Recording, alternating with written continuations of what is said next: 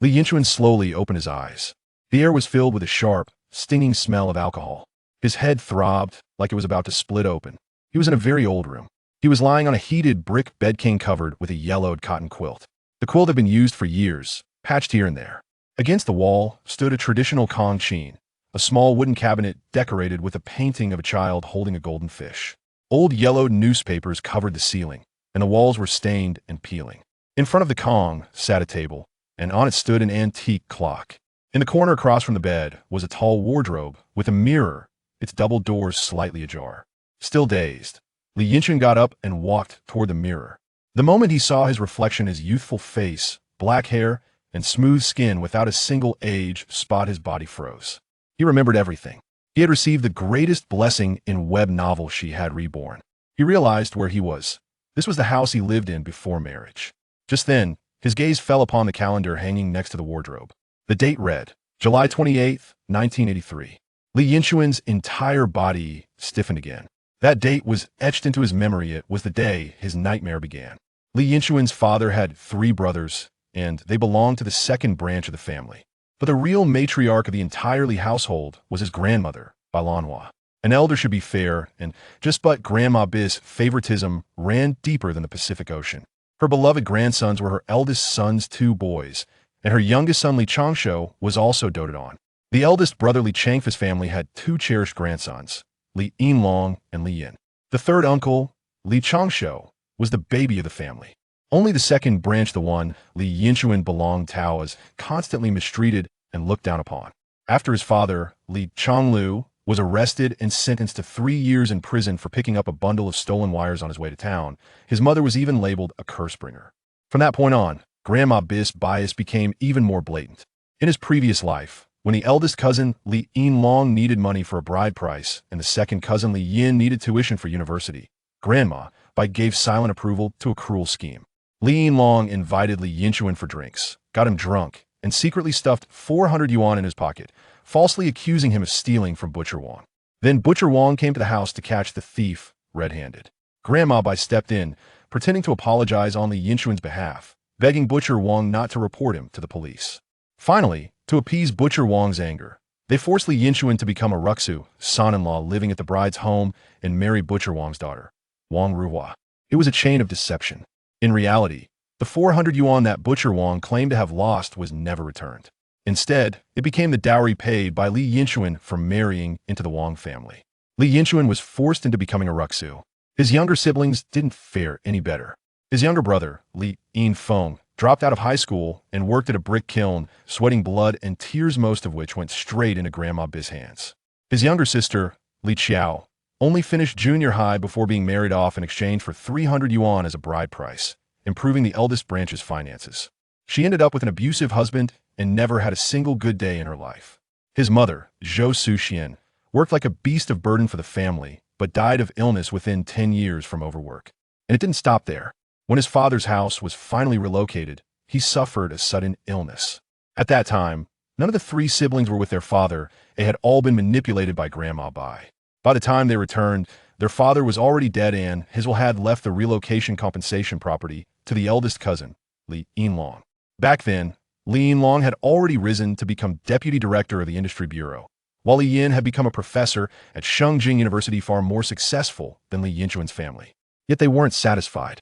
They shamelessly seized what was rightfully theirs and took the largest sum of money their father had ever earned.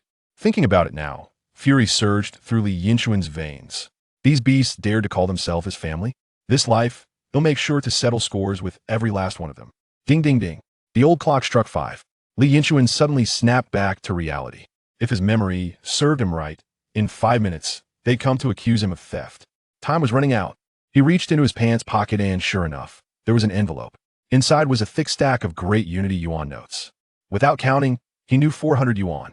Seeing those bills made his heart pound. In his past life, this wad of money ruined his reputation and forced him into a life of humiliation. He took a deep breath, trying to calm himself. Yes, if he simply threw the money away, no evidence would remain. But he refused to do that.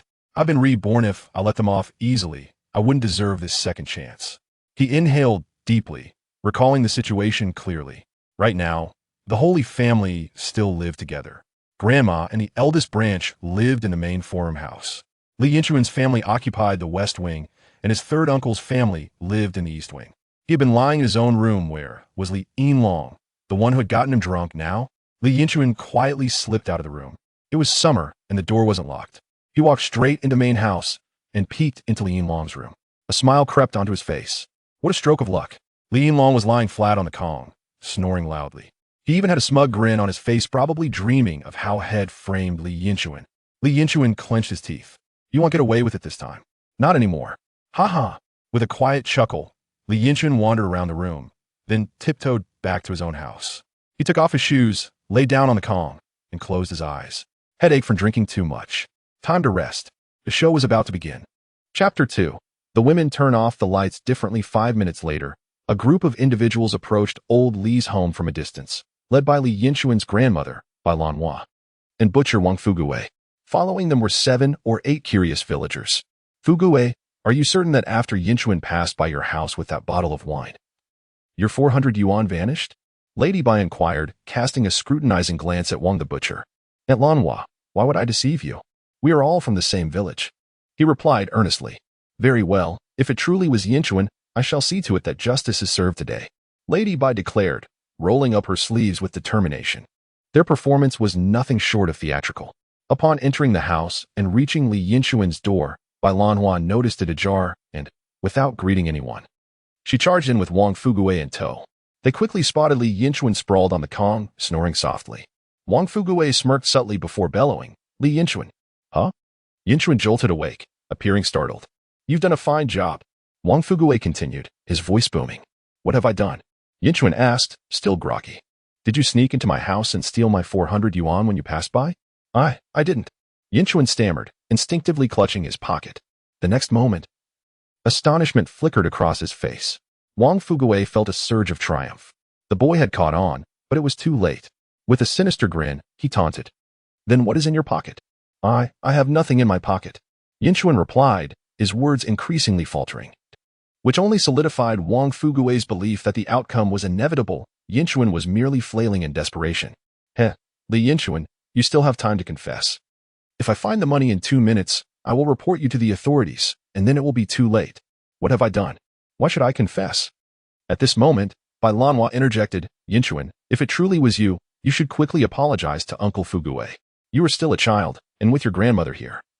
Uncle Fugui won't do anything too harsh. To an outsider, the first impression would undoubtedly be that this elderly lady was genuinely defending her grandson. Li Yinchuan's face flushed crimson as he inhaled deeply, hesitating for a moment before asserting, Grandmother, I did nothing wrong. What should I confess? Then tell me. What is in your pocket? My pocket? Yinchuan paused briefly, then quickly exclaimed, Nothing at all. Lady Bai smirked inwardly. Uncle Fugui suspects that you have his 400 yuan in your pocket. Upon hearing this, Yinchuan's gaze faltered, and he bit his lip, declaring, Impossible. Absolutely not. Wang Fugui chuckled derisively. What if you do? With a defiant posture, Yinchuan responded, Then I will submit to Uncle Fugui's judgment, whether it be punishment or penalty. I will accept it. Wang Fugui's grin widened ominously. Well said. If it truly belongs to you, then prepare yourself to accompany your father to the sewing machine.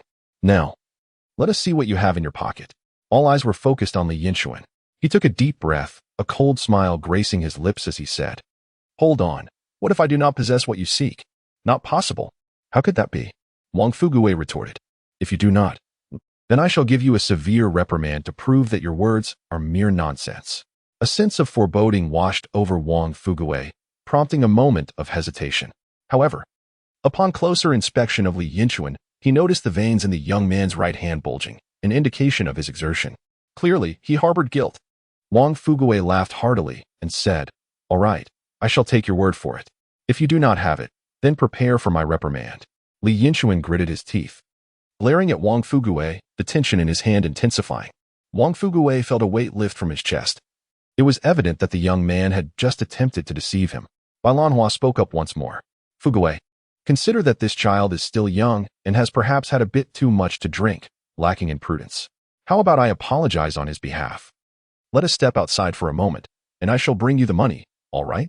We are all neighbors. There is no need for hostility. Wang Fugui cast a sidelong glance at Bai Lanhua, a smile playing on his lips, yet he remained silent. The answer was clear. Li Yinchuan's pocket must be examined. Li Yinchuan glanced at Wang Fuguwei, and in the next moment, his entire demeanor slackened, the tension in his hand dissipating as if he had resigned to his fate. Slowly, he retrieved an envelope from his pocket. The envelope appeared substantial, resembling a stack of money. At that moment, Madame Bai suddenly grasped Wang Fuguwei's arm. "Fuguwei, I implore you, let this matter rest. Do not involve the authorities. Allow Yinchuan to return the money to you. And since Ru Hua has a fondness for Yinchuan, I can arrange for him to marry her. What do you think?" Wang Fuguwei pondered for a moment. "This young man is unworthy of being my son-in-law, due to his unscrupulous behavior. He is usually quite clean in his dealings, but I shall compromise. Let my Yinchuan become your family's son-in-law instead." Wang Fuguwei furrowed his brow, clearly caught in a dilemma. Upon hearing Ru Hua's name, Li Yinchuan's mind conjured her image. Two short, slender brows shaped like inverted verses, unusually large eyes, rosy cheeks, and a wide, vibrant mouth revealing a perfect set of teeth. A ring of delicate fuzz adorned her upper lip. She stood at a height of 5 feet, weighing 150 pounds, a truly peculiar woman. The calm facade of Li Yinchuan shattered in an instant. In his previous life, he had spent 8 years with this woman, marking the beginning of all his tribulations. As a young man filled with vigor, he suffered from a condition of diminished vitality for a full 8 years. He had experienced the symptoms of weakness and impotence long before. It was not that Li Yinchuan was incapable, rather. Each time he mustered the courage to gaze upon Ru Hua's visage, all desire would dissipate. It was truly unbearable. Even in darkness, it proved futile. They say that a woman looks the same in the dark, yet this was clearly not the case. Li Yinchuan, drawing upon his own experiences, responded with undeniable facts. Dismissing the absurdity of the situation, the prickly beard of Hua was truly bothersome. He could no longer afford to linger on these thoughts. Initially, he intended to observe the disgraceful antics of the two individuals a little longer. However, his impatience took over as he eagerly opened the envelope, revealing its contents to Wang Fuguwei and Madame Bai before him. Upon seeing the items within the envelope, both Wang Fuguwei and Bai Lanhua were momentarily taken aback. Chapter 3. A Delightful Strike. The contents of the envelope were unveiled before all, revealing a letter, albeit folded several times to form a substantial size. Gazing at the letter, Wang Fuguwei incredulously inquired, "Impossible. How could it possibly contain a letter?" Li Yinchuan chuckled softly. "Uncle Fuguwei, what else would be inside the envelope but a letter?" Wang Fuguwei felt utterly confused, questioning his presence and what had transpired. Bai Lanhua was equally bewildered. Hadn't her grandson Li Yinlong claimed that he would place the money in Li Yinchuan's pocket? Where, then, was the money? Had it sprouted wings and flown away? Li Yinchuan slowly descended from the bed, put on his shoes, and approached them deliberately. He glanced at the still-dazed Wang Fuguwei, flashed a grin, and a glint of menace flickered in his eyes. "Uncle Fuguwei, since the envelope contains no money, shall we proceed to fulfill our promise?" Wang Fuguwei momentarily failed to comprehend. What promise? He had just stated that if the envelope did not contain what he desired, he would receive a severe punishment, and he was now fully prepared for it. Wang Fuguwei's breath caught in his throat. How could he have forgotten this? Initially, he believed Li Yinchuan was attempting a trick, but now he realized that Li Yinchuan truly had no money. Was this a jest? Would he really allow Li Yinchuan to publicly humiliate him? Wang Fuguwei's eyes darted around, seeking assistance from Bai Lanhua. She quickly grasped the situation. He was asking her to intercede. "Yinchuan, it's all a misunderstanding. Just now, your uncle Fuguwei was upset about losing money and made a reckless bet with you. Surely, you wouldn't truly harm your uncle Fuguwei? Let's let this matter rest. Perhaps he has made an error." "An error?" Li Yinchuan's gaze fixed on Wang Fuguwei, who sheepishly chuckled. "Yes, an error." Li Yinchuan's smile turned icy, and in that moment, Wang Fuguwei felt an unsettling sensation, as though he were a prey cornered by a wolf ready to strike. "Is it an error to falsely accuse me of stealing your money? If I had truly stolen it, I would be facing severe consequences. And now, upon realizing I have not stolen anything, you claim it was a mistake? That makes no sense whatsoever. Wouldn't everyone agree? Uncle Fuguwei, we, the men of Dake Mountain, hold our word as sacred. You are a respectable figure in Baiyun village. Do you intend to be deceitful? Here is the arrangement. If you boldly declare before everyone that I, Wang Fuguwei, am nothing but a scoundrel, then I shall forego the punishment." This ultimatum cornered Wang Fuguwei completely, forcing him to grit his teeth as he replied, "Rest assured, what your uncle Fuguwei has said holds true. I will not be deceitful. Now that is the spirit of a true man. Stand still, and I shall be with you momentarily. Li Yinchuan, while speaking, raised his hand. Wang Fugui inhaled deeply, his eyes widening as he glared fiercely at Li Yinchuan. In that fleeting moment, Li Yinchuan appeared somewhat overwhelmed, retreating a half-step under Wang Fugui's fierce gaze. A sinister smile crept onto Wang Fugui's lips. You little brat, you've been given a taste of respect. I am one of the most formidable figures in Baiyun village. When I am enraged, few dare to approach. Look at you, Li Yinchuan, usually incapable of even a feeble retort. Here I stand. Do you dare to strike? Unexpectedly. In the next moment, Li Yinchuan offered a slight smile, abruptly lifting his arm and taking a step forward, delivering a powerful slap. Crack. Wang Fugui, who thought Li Yinchuan would not dare to hit him, was caught off guard as the slap landed squarely on his face. The force of it was astonishing. Li Yinchuan channeled every ounce of strength he possessed, pouring into that slap all the humiliation he had endured at Wang Fugui's hands in his previous life. Wang Fugui felt an overwhelming force strike his face, spinning him around twice, leaving him disoriented. He tried to steady himself, but ultimately collapsed onto the ground. Darkness clouded his vision, a ringing echoed in his ears, and warmth flooded his nose. Upon touching it, he discovered blood streaming down. Everything appeared slightly askew. The area where Li Yinchuan struck him first felt numb, then a searing pain followed. 5 distinct finger marks were evident on his face, rapidly swelling before the onlookers' astonished eyes. They gasped in disbelief. Who knew that the seemingly quiet and unassuming Li Yinchuan could unleash such ferocity? After a moment of recovery, Wang Fugui spat blood-tinged phlegm. Acutely aware that 2 of his left teeth felt loose, Li Yinchuan examined his palm, which had delivered the slap. It was exhilarating, an unparalleled satisfaction coursing through him. He had longed to slap that old scoundrel for ages, but had never realized that desire. To achieve it so swiftly in this new life was utterly exhilarating. However, a twinge of regret flickered in Li Yinchuan's heart. He thought he should have claimed to deliver 2 slaps instead of just 1. After all, he had only struck the left side of Wang Fugui's face, leaving the right untouched. Such an uneven outcome felt lacking, truly imperfect. Wang Fugui raised his head, glaring at Li Yinchuan with unbridled fury. He had never suffered such a humiliation in his life, and he vowed to seek retribution. Yet, Li Yinchuan, with a cheerful demeanor, responded, Uncle Fugui, I sincerely apologize. I lost control, and now my hand hurts a bit. Wang Fugui was left speechless with rage. However, he realized that in this situation, it was impossible to reclaim his dignity. That slap was a blow he could not recover from. Unexpectedly, at this moment, Li Yinchuan spoke again, with a sly grin. He inquired, by the way, Uncle Fugui, what leads you to believe that the money from your household has fallen into my possession? Do you think this matter concludes here?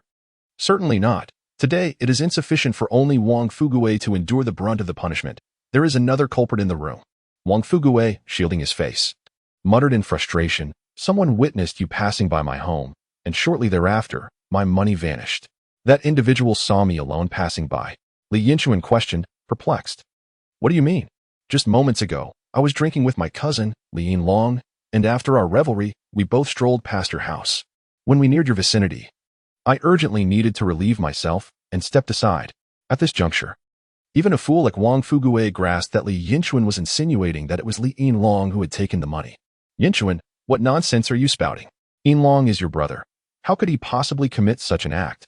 Exclaimed the elderly matriarch, Bai Lanhua, in a fluster. Li Yinchuan cast a cold glance at the old woman, a smirk playing on his lips. Yinlong is indeed my brother, and if he is incapable of such wrongdoing, then... Dear grandmother, what makes you so certain that I could? Bai Lanhua fell silent, momentarily at a loss for words. Wang Fugui, feeling the heat of Li Yinchuan's relentless accusations, found himself with nowhere to vent his fury. After all, it was indeed Li Yinlong who had orchestrated this mischief. And now it had unfolded in such a manner that he could not be absolved. With a furious shout, he demanded, where is Li Yinlong? Of course. He is in his own room, Uncle Fugui. Come, I shall lead you there. Chapter 4. I have horns on my head. Li Yinchuan swiftly guided everyone to Li Yinlong's quarters. In the midst of merriment, Li Yinlong had intoxicated Li Yinchuan and indulged himself as well. Upon returning, he placed the money into Li Yinchuan's pocket, intending to observe the outcome. However, the effects of his inebriation soon overtook him, and he fell into a deep slumber, sleeping soundly. Upon entering the room, Wang Fugui was met with the sight of Li Yinlong sprawled across the bed, snoring blissfully, which ignited a seething anger within him. "You little scoundrel! You promised to frame Li Yinchuan for me, so he would become my son-in-law. I entrusted you with $400, and in return, I received a beating that nearly knocked my teeth out, while you lie here, sound asleep. Am I to spare you today?" Wang Fugui strode purposefully to Li Yinlong, this time without shouting or creating a scene. He reached out and felt Li Yinlong's thigh, and indeed, it confirmed his suspicions. Something heavy was nestled within his pocket. Learning from past mistakes, Wang Fugui was determined not to fall into the same trap again. With a swift motion, he extracted the bulging item from Li Yinlong's pocket, a sealed envelope. Upon opening it, there was no mistaking it. It contained the very $400 that belonged to him. Wang Fugui's eyes widened in disbelief. "It seems this ire must be unleashed upon you today. Brace yourself." The onlookers, including the elderly matriarch Bai, stood in stunned silence. How could Yinlong be so foolish? Was Bai Lanhua's thought. Is Li Yinlong truly so brazenly pocketing stolen money while sound asleep, with such audacity? "Yinlong!" shouted Bai Lanhua, her voice piercing through the air. The commotion jolted Li Yinlong awake, and in his dazed state, he immediately spotted Wang Fugui glaring at him. The young man greeted Wang Fugui with a smile, saying, "Uncle Fugui, you're here. I had a bit to drink earlier and dozed off." The underlying implication was a question. Is everything settled? Upon seeing Li Yinlong's grin, Wang Fugui's annoyance intensified. In a sudden burst of fury, he leaped onto the bed and struck Li Yinlong. Slap, slap, slap. Several heavy blows landed on Li Yinlong's face. "This is for stealing my money. This is for stealing my money," he shouted while delivering the blows. Although Wang Fugui was fully aware that Li Yinlong had not pilfered from him, he thought, "I've already been struck. Why not take it out on you?" "Hey, Uncle Fugui, what are you doing? Is there a misunderstanding? Stop it, please." Li Yinlong's transformation from confusion to pleading vividly illustrated the typical reaction of someone unexpectedly assaulted. Li Yinchuan, observing his brother being mercilessly beaten by Wang Fugui, felt a sense of exhilaration akin to the refreshing relief of biting into a chilled watermelon on a sweltering summer day. "Serves you right for plotting against me. Give him a good thrashing. Don't just hit his face. Aim for his stomach too. Yes, kick there, even lower if possible. Make it so he can't walk properly." Li Yinchuan mentally cheered as he watched the scene unfold. Given her age, Bai Lanhua could not leap onto the bed as quickly. The onlookers merely stood by, arms crossed, unresponsive. It was evident to them that Li Yinlong had stolen money, and Wang Fugui's assault was justified. "Stop!" At that moment, a voice shouted from outside, and a figure rushed in. "Wang Fugui, what are you doing to my son?" It was none other than Li Yinlong's mother, Wang Yuzhen. Earlier that day, she had taken Li Yinchuan's mother and their siblings to the market to facilitate Li Yinlong's scheme, and she had just returned. Upon entering, she found her son being ruthlessly beaten by Wang Fugui, and her heart raced in alarm. Wasn't it agreed that Li Yinchuan would take the blame for the theft? How had it come to this? Wang Yuzhen charged forward, but no one noticed Li Yinchuan stealthily extend a foot, which perfectly obstructed her path. With a yelp, Wang Yuzhen stumbled and fell, colliding headfirst against the edge of the bed. The impact was jarring, the bed frame shook, and her forehead immediately swelled into a sizable bump. Resembling a horn, Li Yinchuan secretly hummed a tune in his mind. "I have horns upon my head, and a tail behind me."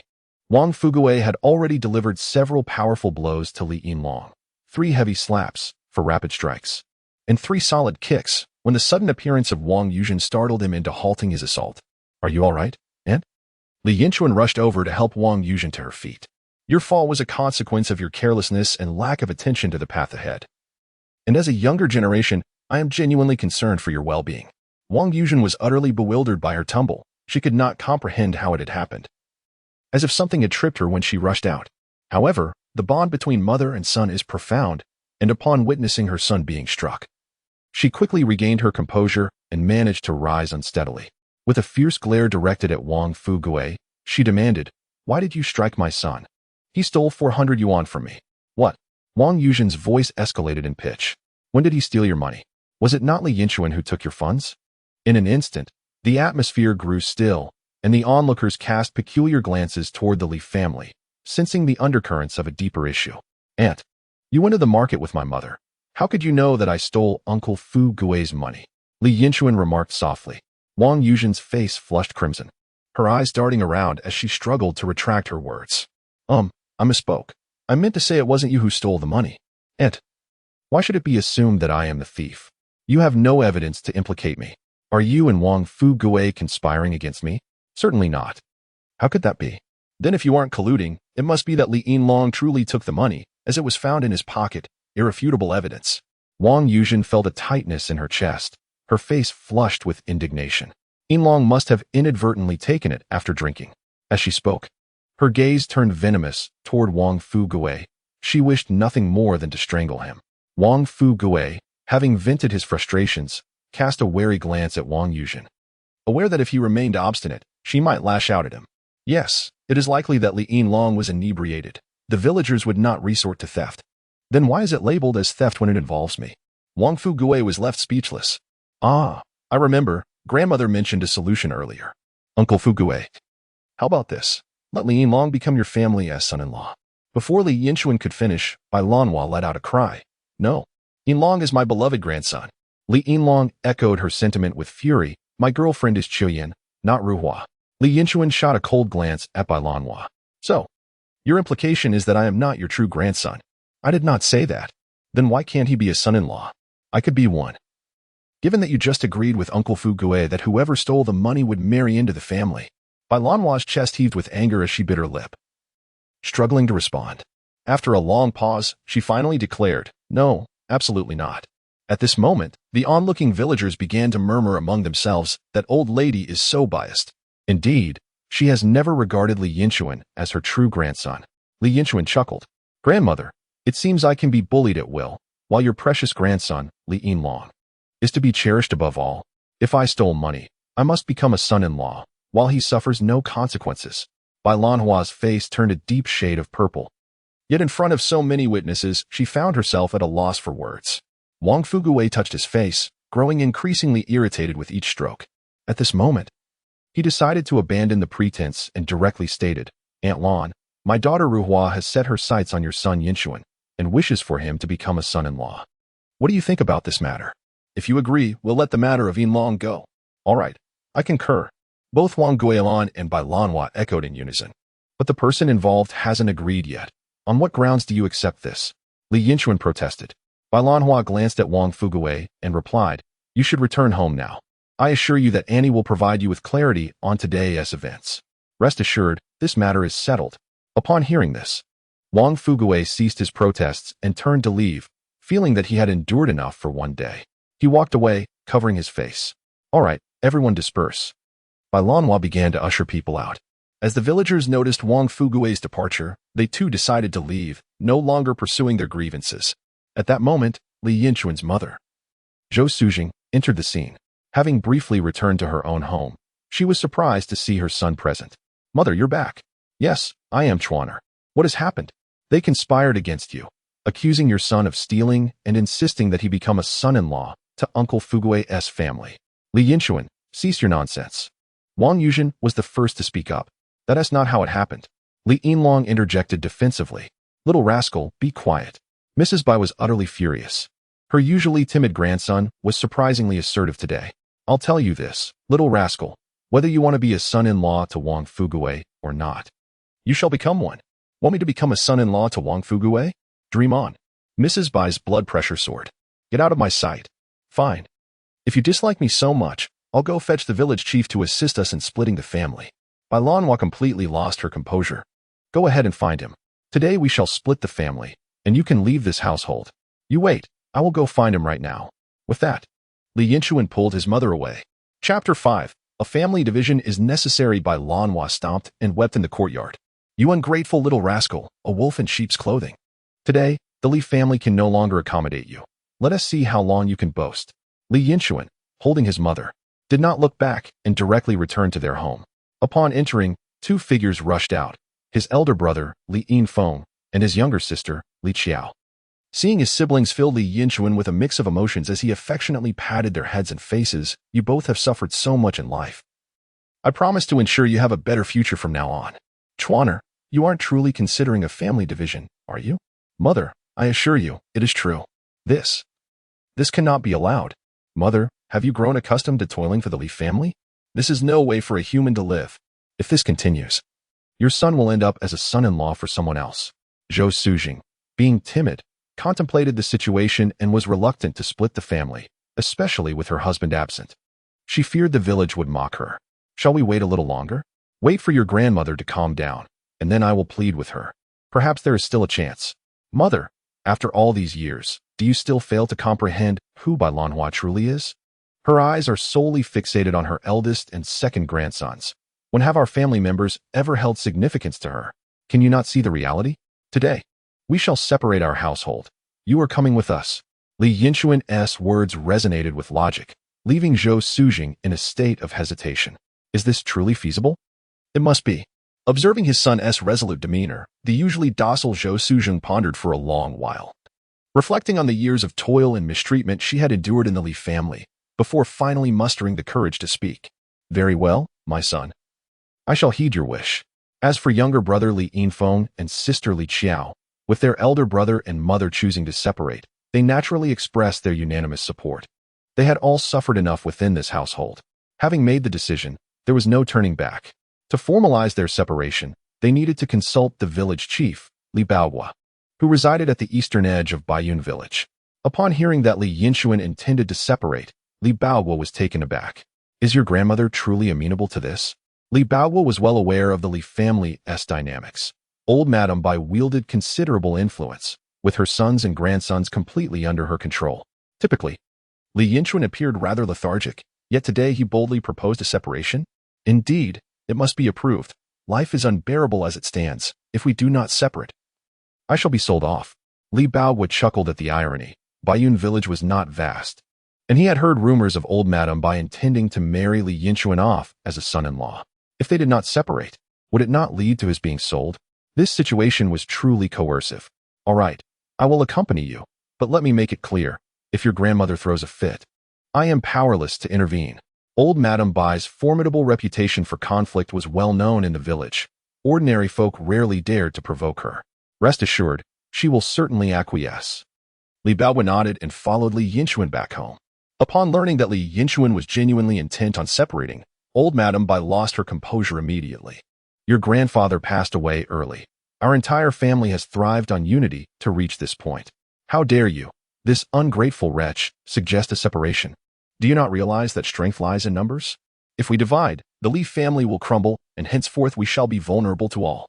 Old Madame Bai's words reflected her true sentiments. She never perceived herself as biased.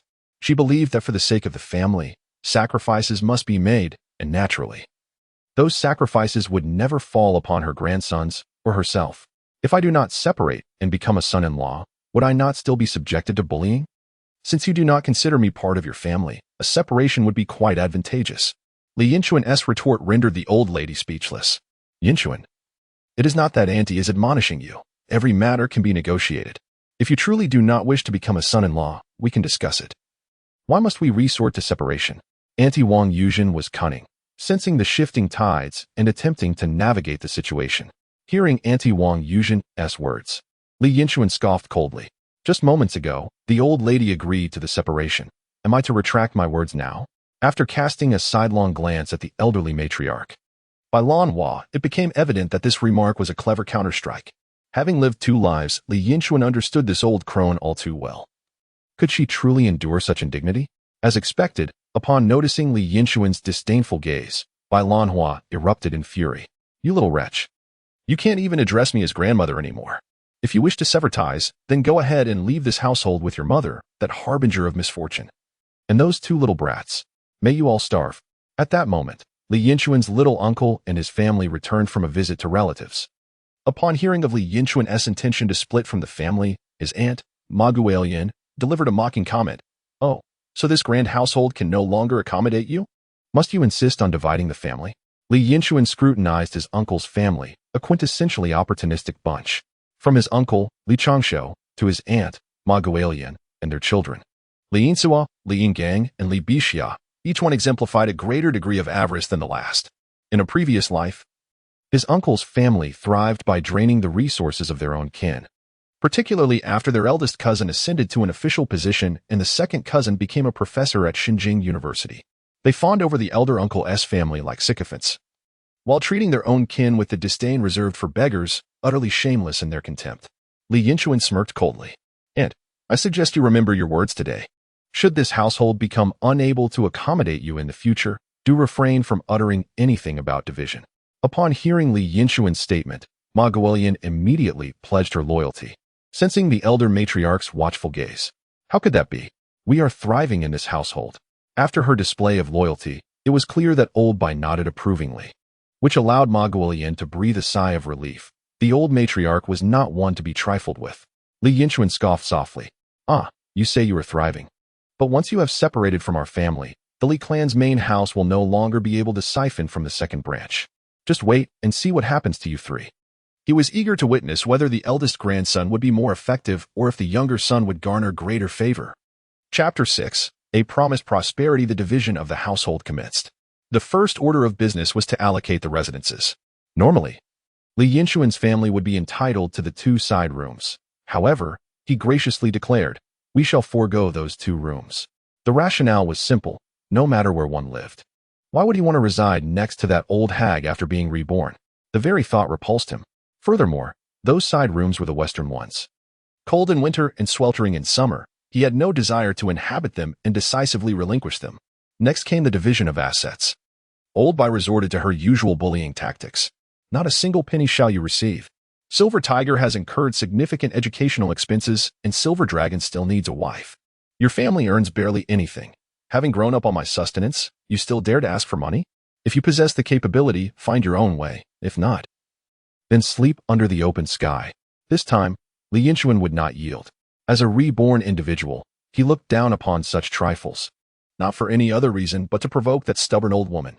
Our family has contributed to this household as well. If you refuse to provide a house and not even a single coin, on what grounds do you deny us? Tell me, what grounds? There are none.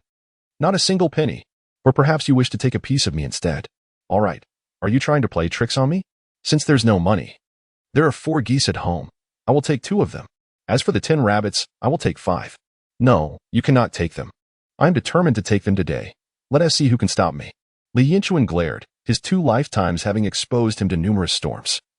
His fury made everyone feel a bit intimidated, and they helplessly allowed him to take away 2 geese and 5 rabbits. After the distribution, a small half bag of cornmeal and a sack of somewhat withered sweet potatoes were allocated. Once these were divided, it was time to allocate land. The Old Li family owned a total of 8 acres, 5 acres at the east end of the village and 3 acres at the west end. At this moment, Mrs. Bai unexpectedly spoke up, offering, "You can have the 2 acres near the mountain at the west end of the village." Upon hearing this, even the village head shook his head. The 5 acres at the east end, close to the river, were incredibly fertile, while the 3 acres at the west end were strewn with stones, severely lacking in quality, which was likely why she was willing to give away 2 acres. In response, Li Yinchuan coldly smiled and said, "The land at the west end is acceptable, but we will take all 3 acres. No way. Why should you get 3 acres? Our family didn't even take a house earlier. Shouldn't the land be divided more equitably? If you disagree, then give us the 2 rooms we currently inhabit. I may not live there, but I will daily fill it with manure and turn it into a latrine. You'll see who ends up suffering from the stench. Turning my house into a dung pit?" Mrs. Bai was instantly enraged. Before she could explode, Aunt Wang Yuzhen next to her interjected, "Mother, don't stoop to his level. Just give it to him." She simultaneously signaled the old lady with her eyes. The 3 acres at the west end were indeed too poor, merely labor without yield. No one wished to toil there, and it would be better to give it to the second family. After contemplating, Mrs. Bai reluctantly agreed, though she frowned as she said, "Fine, take it all, as if acquiring an extra acre will make you prosperous." Li Yinchuan chuckled softly. It indeed may lead to prosperity. Although the 3 acres at the west end were poor, if memory served him right, a road would pass through those 3 acres in 8 years, and the value would not remain as it is now. He hoped they wouldn't regret it in the future. After the division, they needed to move. Fortunately, there was already a place to stay, which is why Li Yinchuan was willing to relinquish the 2 rooms at once. His family had a small house at the east end of the village, built when his parents married. Though small, it was well ventilated. Unfortunately, after a few years of living there, Mrs. Bai compelled them to build 2 additional rooms nearby, claiming it was inconvenient to live so far away. At that time, Zhou Suzheng thought her mother-in-law enjoyed the hustle and bustle, only to later realize it was because Mrs. Bai feared they might hide their savings if they lived too far. And by moving closer, Zhou Suzheng would be unable to slack off, forced to labor for them day in and day out for over a decade. Fortunately, Zhou Sujing was concerned about the house falling into disrepair, so she tidied it up every few months, making it barely habitable. The yard also contained a small garden where she had planted some vegetables. The principal drawback was the smallness of the house. It contained but a single bedroom, making it rather cramped for a family of 4. Unfazed by this, Li Yinchuan borrowed a cart from Li Baohua, loading it with his family's pots, pans, clothing, and 2 large geese along with 5 rabbits, all destined for their new abode. Given that this house was uninhabited most of the time, Zhou Sujing had last come to clean it a month prior, and it was evident that some tidying up was necessary before it could serve as a home. Li Yinchuan took a yoke and bucket and fetched several pails of water, after which the family of 4 embarked on a thorough cleaning. After 2 hours of diligent labor, the house appeared completely transformed and was finally fit for living. Once the cleaning was complete, Zhou Sujing sat in a chair, lost in thought. It was fair to say her life had been fraught with hardship. She had married Li Yinchuan's father, Li Changlu, at the tender age of 18 and bore 3 children, contributing significantly to the Li family. However, her formidable mother-in-law had made the years feel like servitude, as she had tirelessly catered to both the young and the old. The only solace she derived was that, despite their struggles, her husband treated her decently. Yet, fate took a cruel turn 2 years ago when Li Changlu, while scavenging for electrical wires at the market, was wrongfully accused of theft and sentenced to 3 years in prison. From that moment on, her mother-in-law regarded her with disdain, berating her as a harbinger of misfortune. Today, her son's resolute decision to leave that house was a welcome relief, sparing her from daily reproaches. Yet, uncertainty loomed over what lay ahead, leaving her feeling lost. Sensing his mother's bewilderment, Li Yinchuan took her hand and reassured her, "Mom, do not worry. We are capable and resourceful. Our lives will surely be better than being mere servants for the Li family. We will thrive." Zhou Sujing glanced at her son, feeling a mix of familiarity and strangeness. Was this truly her usually docile child? It felt as though he had matured overnight, ready to bear the weight of the family's future. With a touch of reassurance, she replied, "Very well, Mom believes in you. We will indeed lead better lives." Chapter 7. A life no longer subdued. While Li Yinchuan was fervently contemplating their future, Li Qiao's stomach began to rumble. "Brother, I am hungry," she exclaimed.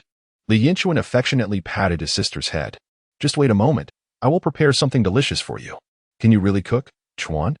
Zhou Sujing's eyes widened in astonishment as she gazed at her son, momentarily feeling as if she hardly recognized him. Today had been filled with surprises. First, her previously meek son had become assertive, and now he claimed to know how to cook. "Of course I can cook, Mom. Just wait and see," Li Yinchuan replied confidently. Having lived alone for a considerable time in his previous life, he had honed his culinary skills. Preparing a meal was certainly within his capabilities. However, he seemed to have overlooked the fact that cooking now required more than merely turning on a gas stove. It involved lighting a fire. As he stood before the long-forgotten stove, he scratched his head, striving to recall the process of igniting it, and clumsily began his endeavor. He first located some kindling, struck a match to ignite it, and placed it into the stove's cavity, then proceeded to add small pieces of wood. As Li Yinchuan watched the visible flames flicker to life, a faint smile graced his lips, for such trifles were indeed no challenge for him. However, in the blink of an eye, he was swiftly met with reality. A piece of damp wood ignited, releasing a plume of black smoke that rushed towards him. Caught unawares, Li Yinchuan was enveloped by the smoke, causing tears to stream down his face, followed by a fit of violent coughing. Cough, cough. Observing her son struggling comically, Zhou Sujing felt her earlier melancholy about moving dissipate entirely. "Son, why not take a break? Let your mother handle it." "Don't worry, Mom. I've got this." Yet as he turned, the contrasting hues of his face, streaked with white and black, only prompted Zhou Sujing to laugh even harder. "All right, my eldest son can indeed cook. I shall look forward to a meal today." Once the stove was ablaze, Li Yinchuan pondered what to prepare. Regrettably, he had no provisions to work with. Upon spotting 2 large geese, he recalled his specialty, braised goose in a cast iron pot. However, knowing his mother's fierce protectiveness over these new household treasures, he surmised that if he dared to slaughter the geese, she would likely retaliate with a knife. Thus, he reluctantly spared them. As he rummaged through the kitchen, he suddenly discovered a basin containing several corn cakes. An idea sparked in his mind. Today's dish was set. He first ventured into the garden to pluck a handful of fresh chives, washed and chopped them into small pieces, then diced the corn cakes as well.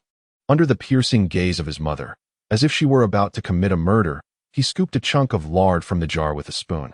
Melting it in the pan, he added minced garlic and ginger, releasing a delightful aroma. Next, he tossed in the corn cakes, seasoning them with salt. Stirring until they were thoroughly coated, and continued to saute until both sides turned golden brown. Finally, he added the chives, plating his first grand dish post-rebirth stir-fried corn cakes. Fresh from the pan. As the fragrant dish wafted through the air, Zhou Suzhen's eyes widened in surprise. Who would have thought my eldest son could indeed cook? Nearby, Li Qiao leaned in. Brother, it smells amazing. Since it's so fragrant, shouldn't we hurry and grab our chopsticks? The family of four gathered around the table, ready to indulge in the versatile corn cakes. Son, your skills are commendable. These corn cakes are both fragrant and crispy. Brother, this is delicious. If it's good, then eat more. In no time, the large plate of stir-fried corn cakes was devoured entirely. Li Qiao, satisfied, patted her belly and chuckled. Mom, I think separating our household is quite wonderful. Her remark prompted Zhou Suzhen to ponder, reminiscing about the strict dining etiquette enforced by Mrs. Bai before their separation, where all the delectable dishes were reserved for Li Yinlong and Li Yinhui. It was nothing like the harmonious meals they enjoyed together now. Perhaps, separation was indeed a blessing. Meanwhile, Li Yifeng seemed to have something on his mind. After a moment of deliberation, he finally spoke up. Mom, in a week, I will be starting school. And the tuition fee is 5 yuan. Given our current situation after the separation, and considering my younger sister is still little, I was thinking perhaps I should forego my studies and join my brother to earn money instead. Upon hearing Li Yinfeng's words, Zhou Suzhen's expression stiffened. After pondering for a moment, she gritted her teeth and said, Yifeng, you are still so young. Why must you venture out to earn money? Rest assured, you need not concern yourself with financial matters. If necessary, your mother will borrow some money in a few days. You must continue your studies. Li Yifeng fell silent. In these times, no family is affluent. Everyone struggles financially. Borrowing money requires a certain audacity, and even then, one might not succeed. The thought of his mother in such a position filled him with unease. But, Mom, my brother also dropped out of high school. Li Yinchuan tapped Li Yinfeng on the head, saying, What are you talking about? I didn't quit high school because of that old hag's prohibitions. Now that the family is divided, you must continue your education. As for money, do not worry. I will take care of it. You will? Indeed. Tomorrow, Yinfeng, accompany your mother to the fields while I earn money. Worry not. It's merely 5 yuan, and I will certainly manage it. Yinfeng, your current task is to study diligently, not only to enter university, but to gain admission to a prestigious one. I find Li Yu's demeanor infuriating. He acts as if he is superior. Your brother will never attend university, but you must strive to excel, outshine Li Yihua, and show everyone that he is, in fact, a failure. Brother, I will definitely secure a better university than Li Yihua. Then put in your utmost effort. By the way, Xiaoer, my expectations for you are the same as your second brother's. Both of you must study hard and gain admission to a university superior to Li Yihua's. To make him furious. All right, brother. The two siblings replied in unison, and the mere mention of infuriating Li Yihua invigorated them. In these times, rural evenings lack entertainment. And with the fall of darkness, everyone simply retires to bed. In the past, as he grew older, he often reminisced about the carefree nights of his childhood spent on the warm Kong, believing it to be a marvelous thing, as if lying on it would instantly usher him into slumber. However, upon lying down today, he discovered it was far from the truth. Just after crossing over, the effects of alcohol dulled his senses, but now he realized the Kong was uncomfortably hard, causing his back to ache. Indeed, memories can be deceptive. Li Yinchuan tossed and turned, unable to sleep, his mind replaying the events of his previous life like a film. In that existence, he married Wang Ruhua, toiling harder than a beast of burden, enduring the wrath of Wang the Butcher for 8 long years. By day, he busied himself incessantly, and by night, he served that corpulent woman, living a life devoid of light. After 8 years, Wang the Butcher faced misfortune and ended up in prison, allowing him to extricate himself from Wang Ruhua. Life must go on, and he could no longer remain in his hometown. So he moved to the provincial capital, working with an older brother from the Black Province, engaging in trade with Russia for several years. Those years were the pinnacle of his previous life. Adorned in gold chains and a wristwatch, draped in a black mink coat, he fancied himself at the zenith of existence.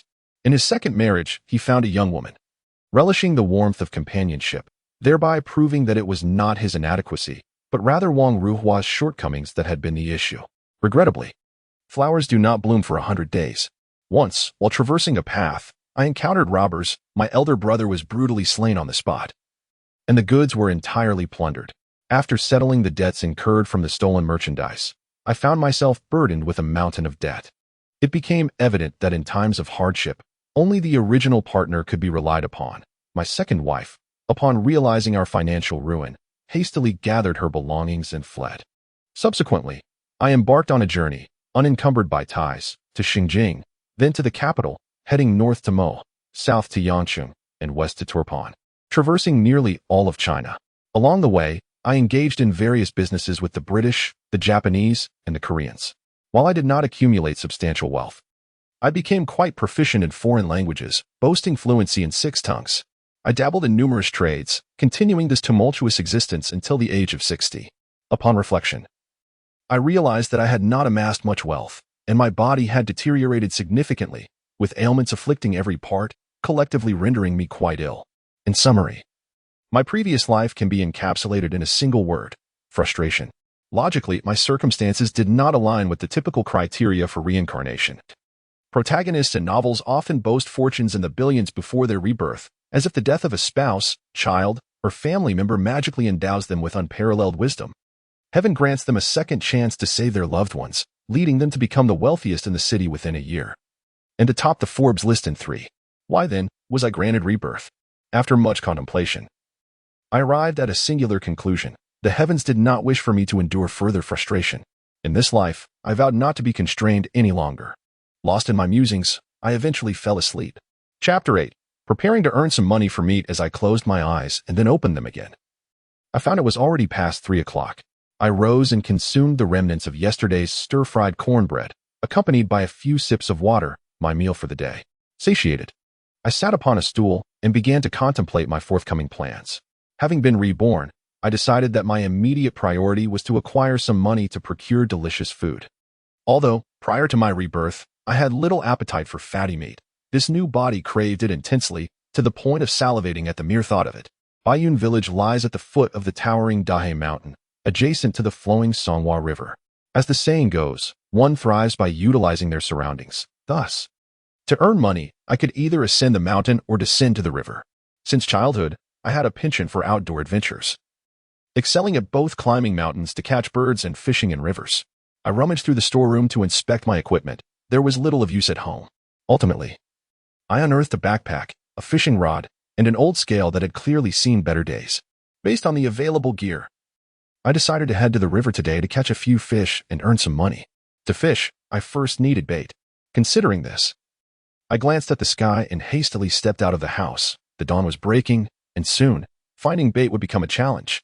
I made my way to a small grove not far from the village.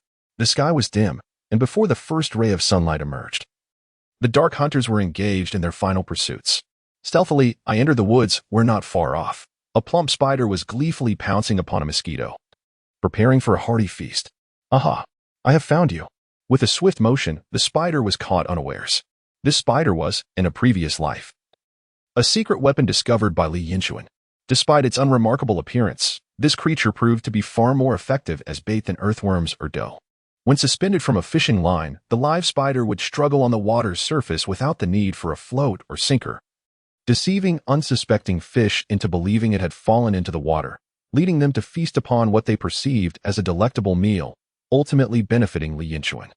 Finding spiders at dawn was not a challenging task. Soon, Li Yinchuan had captured 4 of them, placing them into a small iron box adorned with an instructor's portrait. The original purpose of this box had long been forgotten. After a heavy rain the night before, the river swelled, muddy waters swirling down with branches and soil, widening the normally narrow river. As Li Yinchuan walked and observed, he paused beneath a somewhat darkened poplar tree. This tree had stood for many years, too large for a single person to embrace, and had even been struck by lightning 2 years prior. It was presumed to be doomed. Yet it remarkably sprouted new buds the following year, reminiscent of his own rebirth. Beside the poplar was a river bend, where the water formed swirling eddies, the surface adorned with a frothy white layer and scattered twigs and leaves. Satisfied, Li Yinchuan nodded. This location was indeed ideal for fishing. He retrieved the small iron box from his pocket, selected a lively black spider, secured it to the fishing line, and cast it into the river. What followed was a period of anticipation as the spider floated and sank in the water. For nearly 40 minutes, the current relentlessly carried the unfortunate spider back and forth. Initially, it struggled fiercely, but soon, exhausted, it ceased its resistance, drifting peacefully on the surface. Though no fish had yet taken the bait, Li Yinchuan remained intently focused on the water.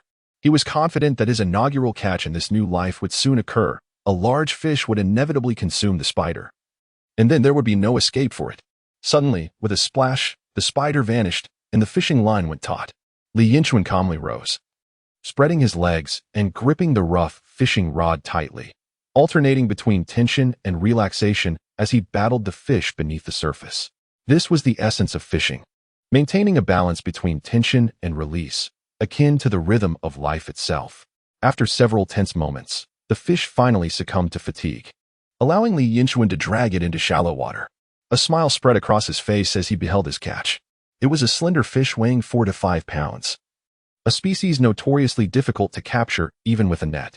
Known scientifically as the salvelinus, this fish, commonly referred to as the slender-scaled salmon, is a renowned cold-water species celebrated for its tender flesh, devoid of intermuscular bones, and exquisite flavor. It is lauded for its health benefits, including preventing blood clots and expediting wound healing, earning it the nickname Golden Brain due to its high nutritional value. This fish is also a prized member of the esteemed Northeast variety of three-flowered five-rods, 18 suns. While in the 1980s, such fish were not as rare as in subsequent years, they could still fetch a good price if sold to the right buyer. Elated, Li Yinchuan fashioned a branch, piercing one end through the fish's gills and securing the other to its tail. The method of binding the fish allows their gills to remain open, enabling them to survive for several hours even when out of water. This unique skill was developed by Li Yinchuan himself. This time, fortune seemed to be on his side. Within a mere 30 minutes, he managed to catch 3 more slender-scaled fish. He replicated his previous technique by tying them to a few branches and placing them into his backpack. As the time approached, Li Yinchuan slung the backpack over his shoulders, ready to exchange his catch for some cash. However, he had no intention of selling the fish casually by the roadside. He sought a more suitable venue for such fine specimens.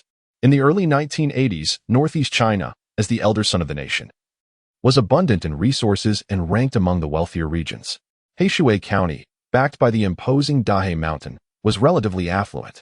At that time, Heishui County boasted several large factories, the most renowned being the Heishui Pharmaceutical Factory, famous for its flagship product, the Yinchuan Yuan.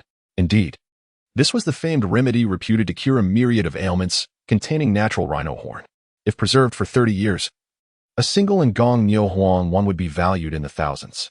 Furthermore, due to historical circumstances, Dahai Mountain had been off-limits for 200 years, resulting in an abundance of rare medicinal materials. Thus, the Heishui Pharmaceutical Factory was indisputably the wealthiest establishment in Heishui County. Li Yinchuan aimed to visit the affiliated hospital of the pharmaceutical factory. As the sun began to exert its heat, he arrived at the hospital. However, a woman in a red armband blocked his way. Dressed in a patched-up outfit amidst a sea of factory uniforms, Li Yinchuan stood out conspicuously. The woman's scrutinizing gaze swept over him, and she began to ponder. Recently, a gang of thieves had been reported in the area, and the factory had issued multiple warnings to be wary of unfamiliar faces. Could this young man be a thief? Hello, comrade. My sister-in-law works at the factory and has just given birth. I brought some fish to nourish her, Li Yinchuan said with a naive smile, his gaze steady and unwavering. The first rule of deception is to remain calm, a valuable lesson Li Yinchuan had gleaned from 2 lifetimes. Any sign of nervousness could turn an innocent matter into something suspicious. Seeing Li Yinchuan's composure, the woman inexplicably believed his words to be true and casually asked, "What is your sister-in-law's name?" Sui Hua, he replied, a common name in the Northeast, as many women bore the name Sui Hua, hence the endearing phrase, Sui Hua is pickling cabbage. The woman waved her hand dismissively. You may enter. With that, Li Yinchuan successfully passed through. He nodded gratefully at the woman and entered the hospital, his objective clear. Slender-scaled fish, being highly nutritious, were particularly suitable for individuals with depleted health, especially those willing to spend a little, namely, postpartum women. Given that this was an affiliated hospital of a pharmaceutical factory, it was not very large, and Li Yinchuan quickly located the obstetrics and gynecology ward. Rather than rushing to promote his catch, he strolled back and forth, surveying potential clients. Li Yinchuan strolled around a few times before identifying several potential clients. Chapter 9. the first bucket of gold in a new life. The method of selection was rather straightforward.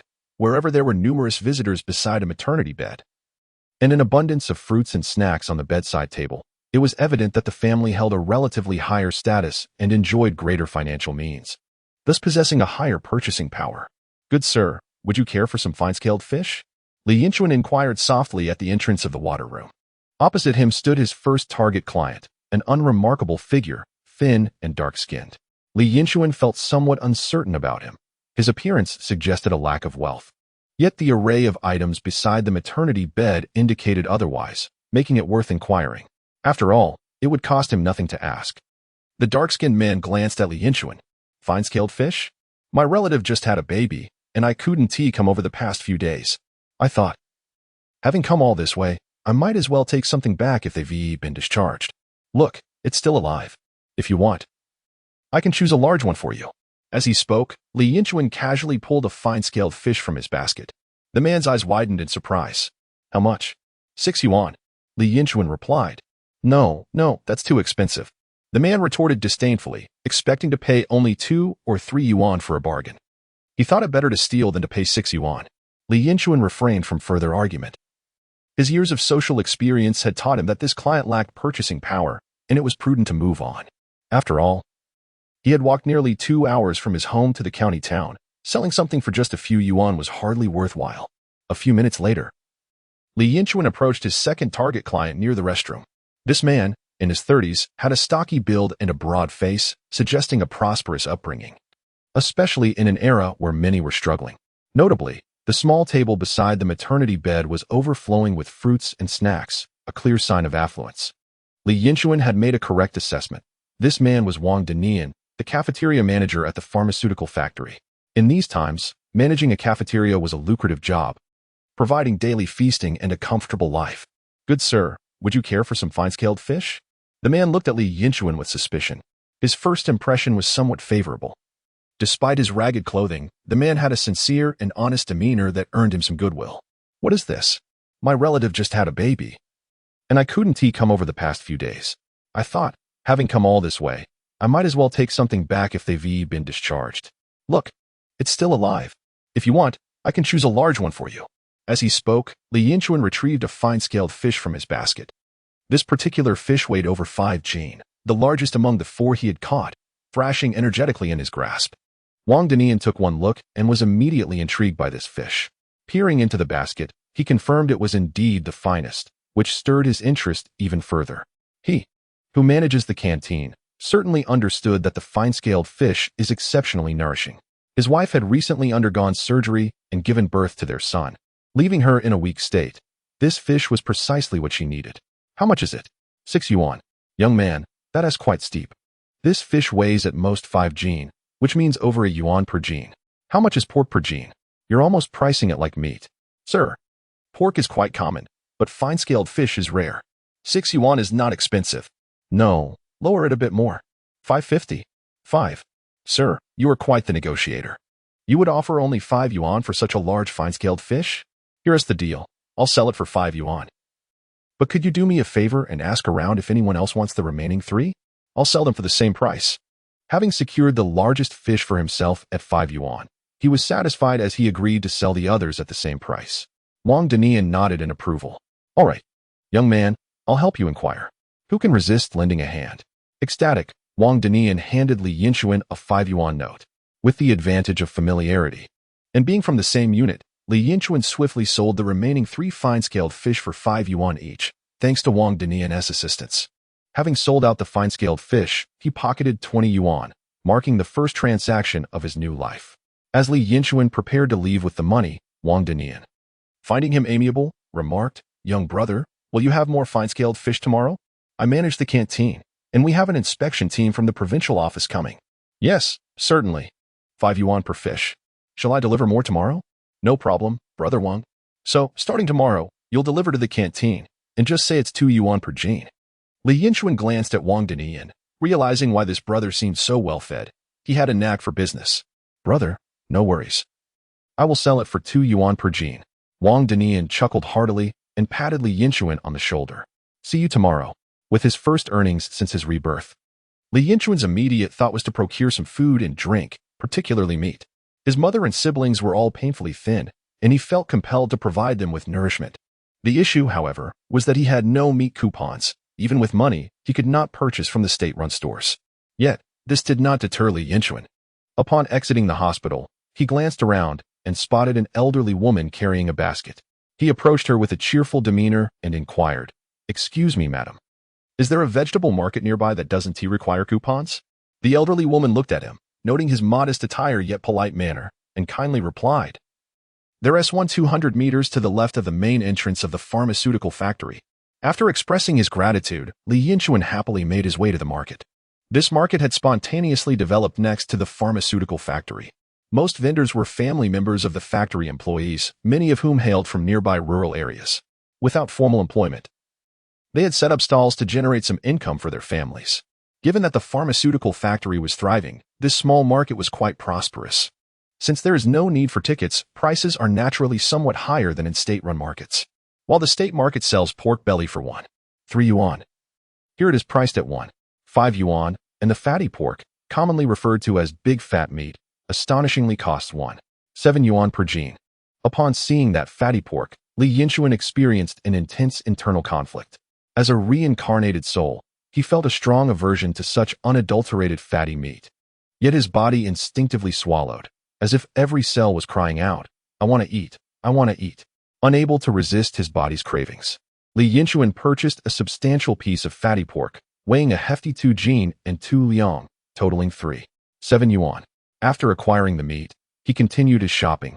As his new home was devoid of supplies, white flour was priced at 0.15 yuan per jin, and he bought 10 jin for 1.5 yuan. Rice cost 0.2 yuan per jin, and he procured 10 jin for 2 yuan. Peanut oil was 0.7 yuan per jin, and he purchased 1 jin for 0.7 yuan. Subsequently, he spent 2.4 yuan on sesame seeds, 5 spice powder, and sugar. One must admit that the prices in 1983 were remarkably low. He spent only 10.3 yuan for all these items. After selling the fine-scaled fish for 20 yuan, he was left with 97 yuan. Just as he intended to head home, Li Yinchuan spotted a shop selling hairpins in a corner. He instantly took a liking to a green dragonfly-shaped hairpin, which would be perfect for his sister.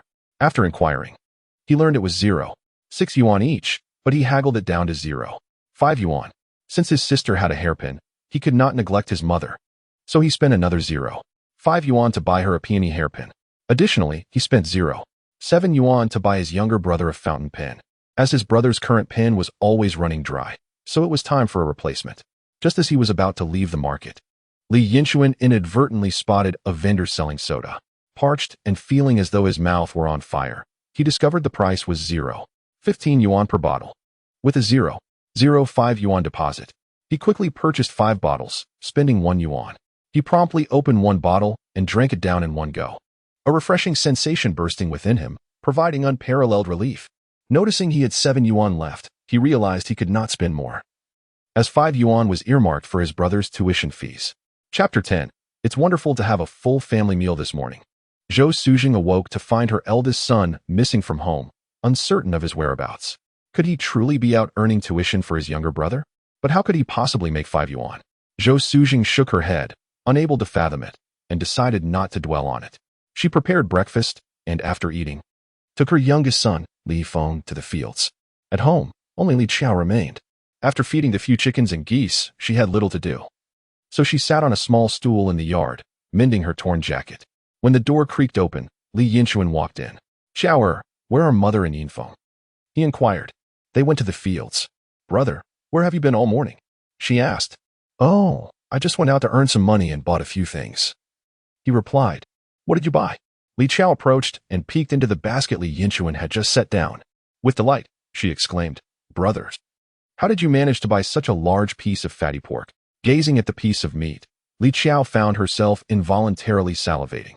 She could hardly recall the last time she had savored meat, nearly succumbing to the urge to take a bite. Her hand instinctively reached out, retrieving the meat. And as she did, her eyes sparkled with delight. What had she discovered? Those few bottles were reminiscent of what she had seen Li Yinhu drink before. Reputed to be exceptionally delicious, commonly referred to as soda. Soda? Oh, she even knew the name. Should I have a taste? Li Qiao's eyes brightened. Yet she shook her head. I shall wait for my second brother and mother to return and enjoy it together. Li Yinchuan affectionately ruffled Li Qiao's hair. Such a good child. Very well, wait here. I shall prepare the meat. Once mother and Yinfeng return, we shall feast together. Ah, Li Qiao responded joyfully. Li Yinchuan carried the purchased items into the kitchen. First, he ignited the fire using kindling, having learned from yesterday's experience. He quickly got it going without a hint of smoke. Then, he scooped some water from the vat, rinsed the rice, and set it to boil for a pot of white rice. Next came the pai si de assistance for the day. In his previous life, Li Yinchuan had traversed the country, acquiring an array of culinary skills. While not quite at the level of a master chef, he could undoubtedly manage a small eatery. Today, he aimed to prepare a beloved dish that had not graced their table in many years.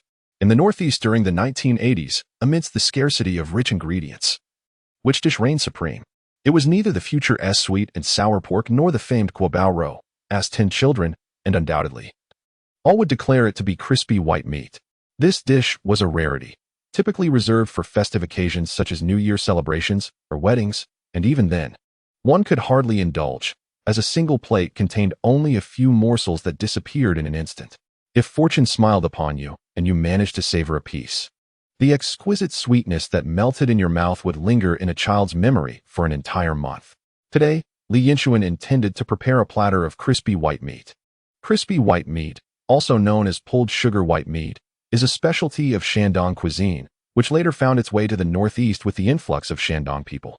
The primary ingredient is the fatty pork belly, prepared using a caramelization technique, resulting in a dish that is crunchy, tender, and sweet, utterly irresistible. Li Yinchuan began by cleaning the pork belly, then slicing it into short strips, about the width of a finger. He mixed an appropriate amount of water with potato starch to create a paste, and heated a generous amount of oil in the wok. If his mother were present, she would surely lament the extravagance. Once the oil reached a temperature of about 60%, he carefully placed the prepared pork strips into the wok, frying them until they floated, then removing them to drain the oil after a second fry. The next step involved the soul of the dish, caramelizing sugar.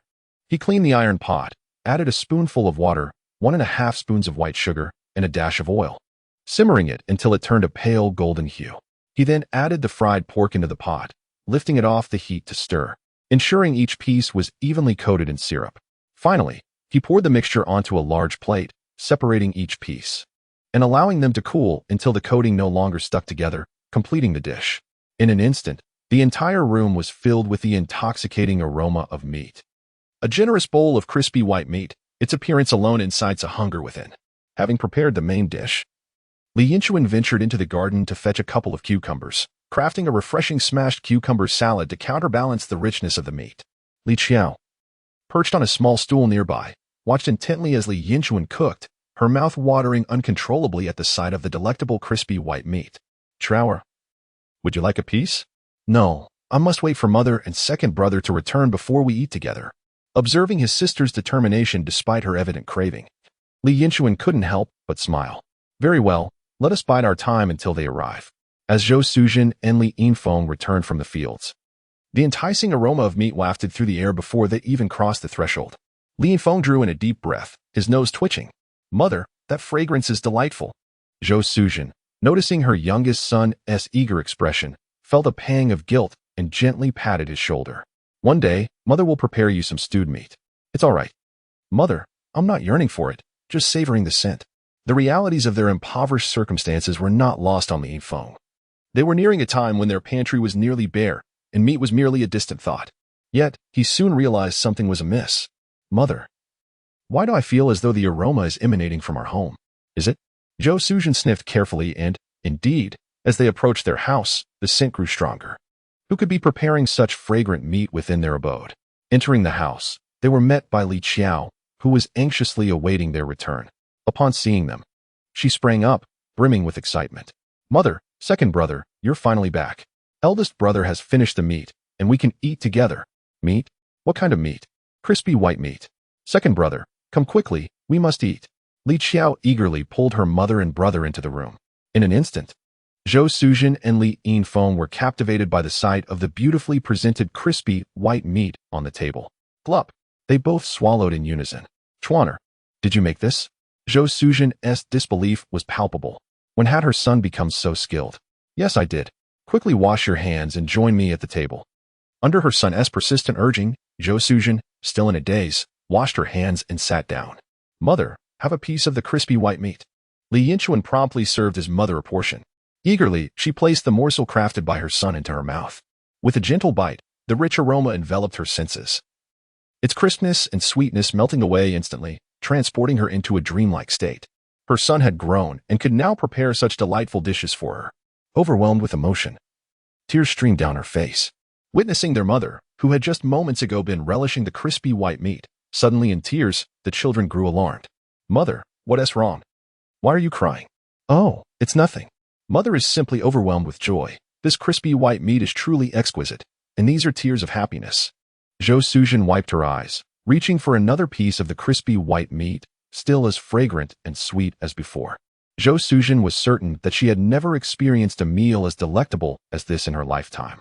As for Li Qiao and Li Yinfeng, they were rendered speechless, transformed into emotionless diners, solely focused on their food. The four of them immersed themselves in their meal, chopsticks flying, and soon enough, a large bowl of succulent white meat, accompanied by a pot of rice, was devoured entirely.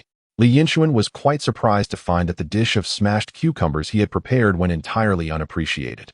After 30 years, consuming meat, especially fatty cuts, could easily become overwhelming. Just a couple of bites could induce a feeling of satiation. Thus, he instinctively prepared a dish to counteract the richness. However, to his astonishment, none of the four present, including his mother and himself, felt any sense of greasiness as they continued to eat. Their stomachs were devoid of any excess oil. How could they possibly feel overwhelmed? Ultimately, it was his mother who led the way in enjoying the smashed cucumbers, with the others following suit until the dish was completely finished. From Li Yinchuan's perspective, his mother seemed intent on leaving them more of the succulent white meat. He resolved to prepare more of that dish next time, deeming the smashed cucumbers entirely superfluous. The four family members lounged lazily, relishing the satisfying sensation of being full. Yinfeng, consider this your tuition of 5 yuan. Li Yinchuan pulled out the remaining 7 yuan from his pocket, leaving 2 for himself, and handed the rest to Li Yinfeng. Thank you, brother. In an instant, Li Yinfeng was overjoyed. Just yesterday, he feared he might have to drop out of school, but his brother's generosity had effortlessly resolved the issue. This was merely a small interlude. Li Yinchuan suddenly remembered the soda they had yet to drink and hurriedly fetched it. Mom, let us drink soda. You love to squander money. Don't open it. I don't care for that. Zhou Suzhen instinctively wished to save a bottle for the children, but to her surprise, Li Yinchuan cheerfully opened all 4 bottles, declaring that they were purchased for enjoyment, not for saving. Zhou Suzhen shot her son a disapproving glance. Since the bottles were opened, they might as well be consumed. Reluctantly, she took a sip. Wow, it's so sweet. Zhou Suzhen couldn't recall the last time she had soda. Was it back when she was still an unmarried girl? The sweetness enveloped her heart, affirming that her eldest son was worth raising. Big brother, the soda is so sweet and delicious. Li Qiao exclaimed, her eyes narrowing in bliss as she drank. Li Yinfeng took a hearty gulp, finding it utterly delightful. In his eagerness, he inadvertently downed an entire bottle in one go. It's so good. Li Yinchuan, somewhat regretful, glanced at the empty bottle, smacking his lips, his expression reflecting lingering desire as he looked at Li Yinfeng. Here, if you love it, have some more. With a look of fondness, Li Yinchuan offered his own soda bottle to him. Li Yinfeng first felt a surge of joy and reached out to take it, only to hesitate, awkwardly scratching his head. Big brother, you drink it. You've barely had any. I've already had a bottle. Well, then let me have another sip. Li Yinfeng continued to extend his hand. Bang! Li Yinfeng's head was playfully tapped by his sister, Li Qiao. Second brother, are you really trying to steal big brother's soda? Mom, look at him. Never mind. Drink up. If you enjoy it, I'll buy it for you every day. With that, Li Yinchuan playfully thrust a soda into his younger brother's hands. Watching his brother sip the drink, while chuckling foolishly filled Li Yinchuan with warmth. This was indeed his family. Observing them satiated and content brought him immense joy. Chapter 11. Li Yinchuan's treasure. As he beheld the radiant smiles of his mother and sister, Li Yinchuan suddenly remembered he had yet to unveil a precious gift. Mom. Shower, take a look at this beautiful item I bought. In an instant, he produced 2 exquisite hairpins. One shaped like a green dragonfly, and the other resembling a peony. Regardless of age, Women possess an innate love for beauty.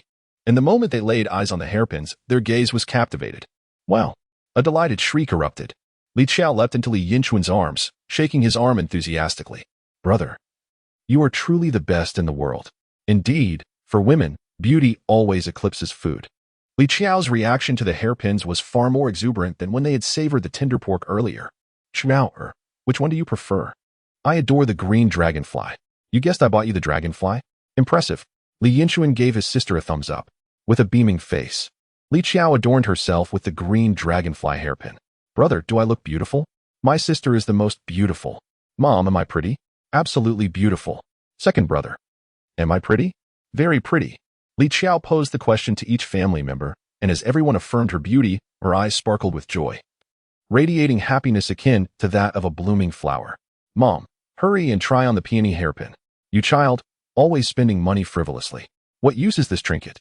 Although Zhou Suzhen muttered complaints, her hands moved swiftly to place the hairpin atop her head. Wow, Mom, you look at least 10 years younger. Mom, you look stunning. A chorus of admiration filled the room. Is it true?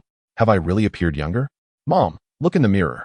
Li Qiao produced her most cherished possession, a small mirror, and presented it to Zhou Suzhen. Mom, don't you think it looks wonderful?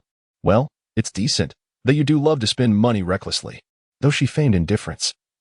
The upward curve of her lips and the sparkle in her eyes revealed her satisfaction and delight.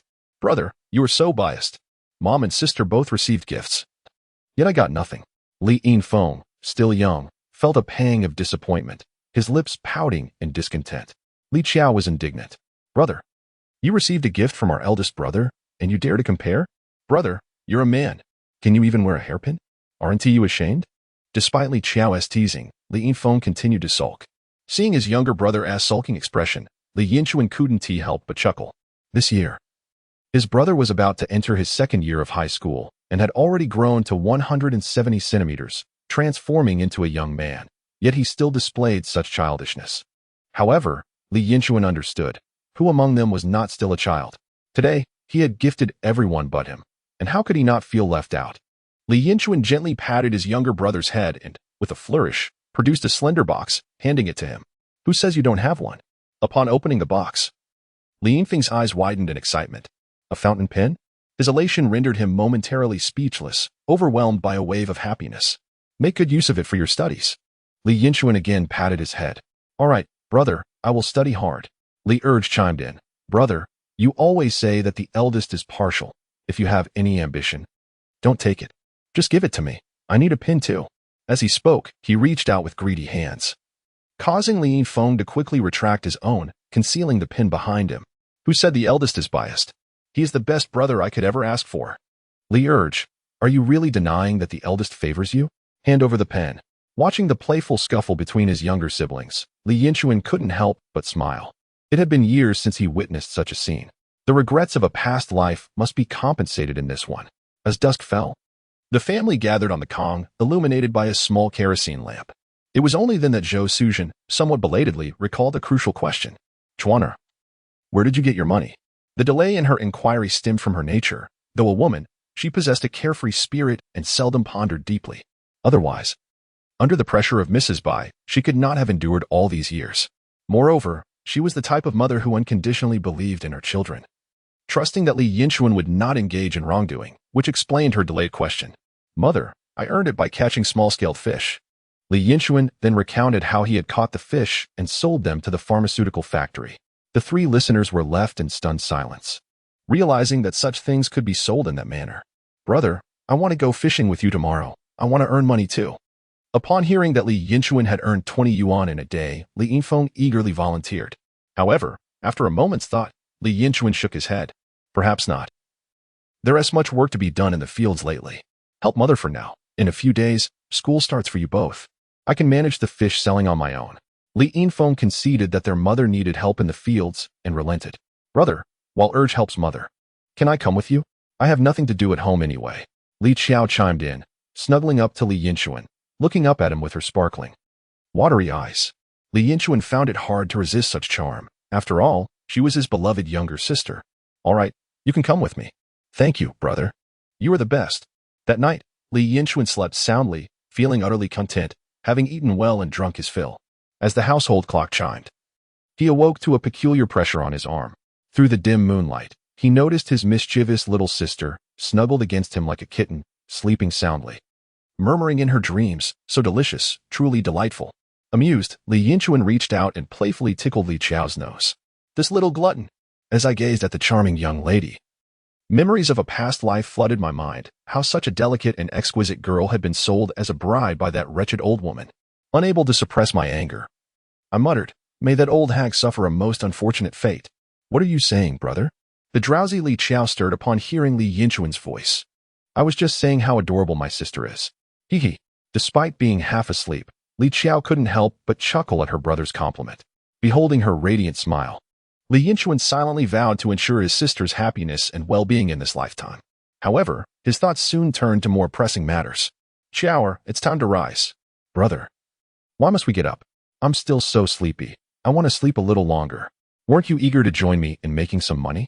The mention of money instantly brightened Li Qiao's eyes, banishing her drowsiness as she sprang up. After a brief wash, the siblings shared a pancake with pickles and sipped some water, then departed, carrying their mother Zhou Suzhen's admonitions with them. Be careful out there, you too. As the siblings stepped outside, the tranquil white cloud village lay still in the early hours of the morning, around 3 a.m.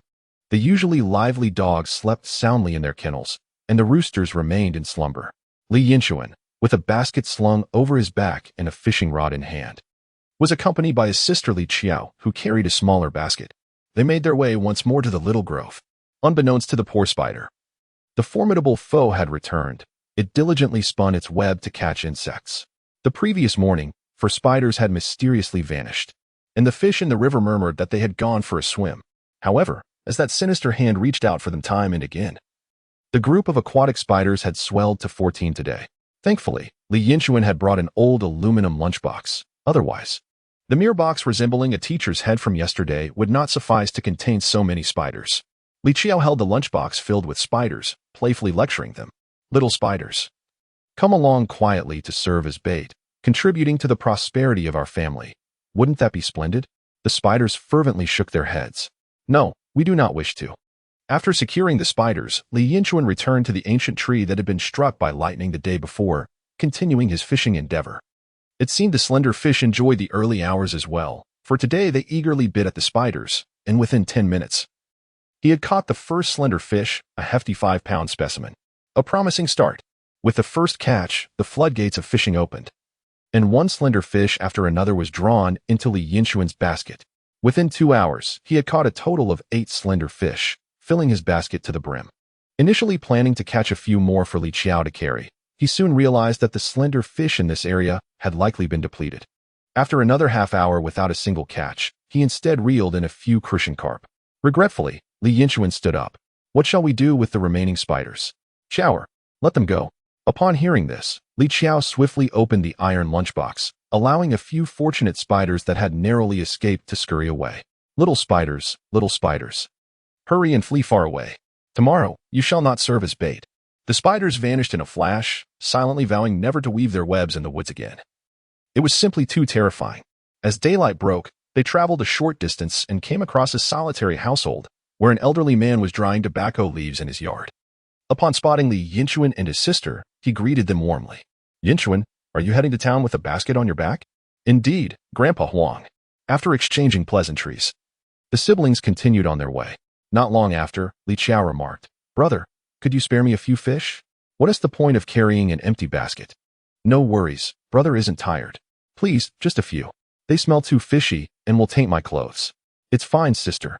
As the brother and sister bickered, Li Yinchuan suddenly noticed a patch of dandelions not far off, and his spirits lifted.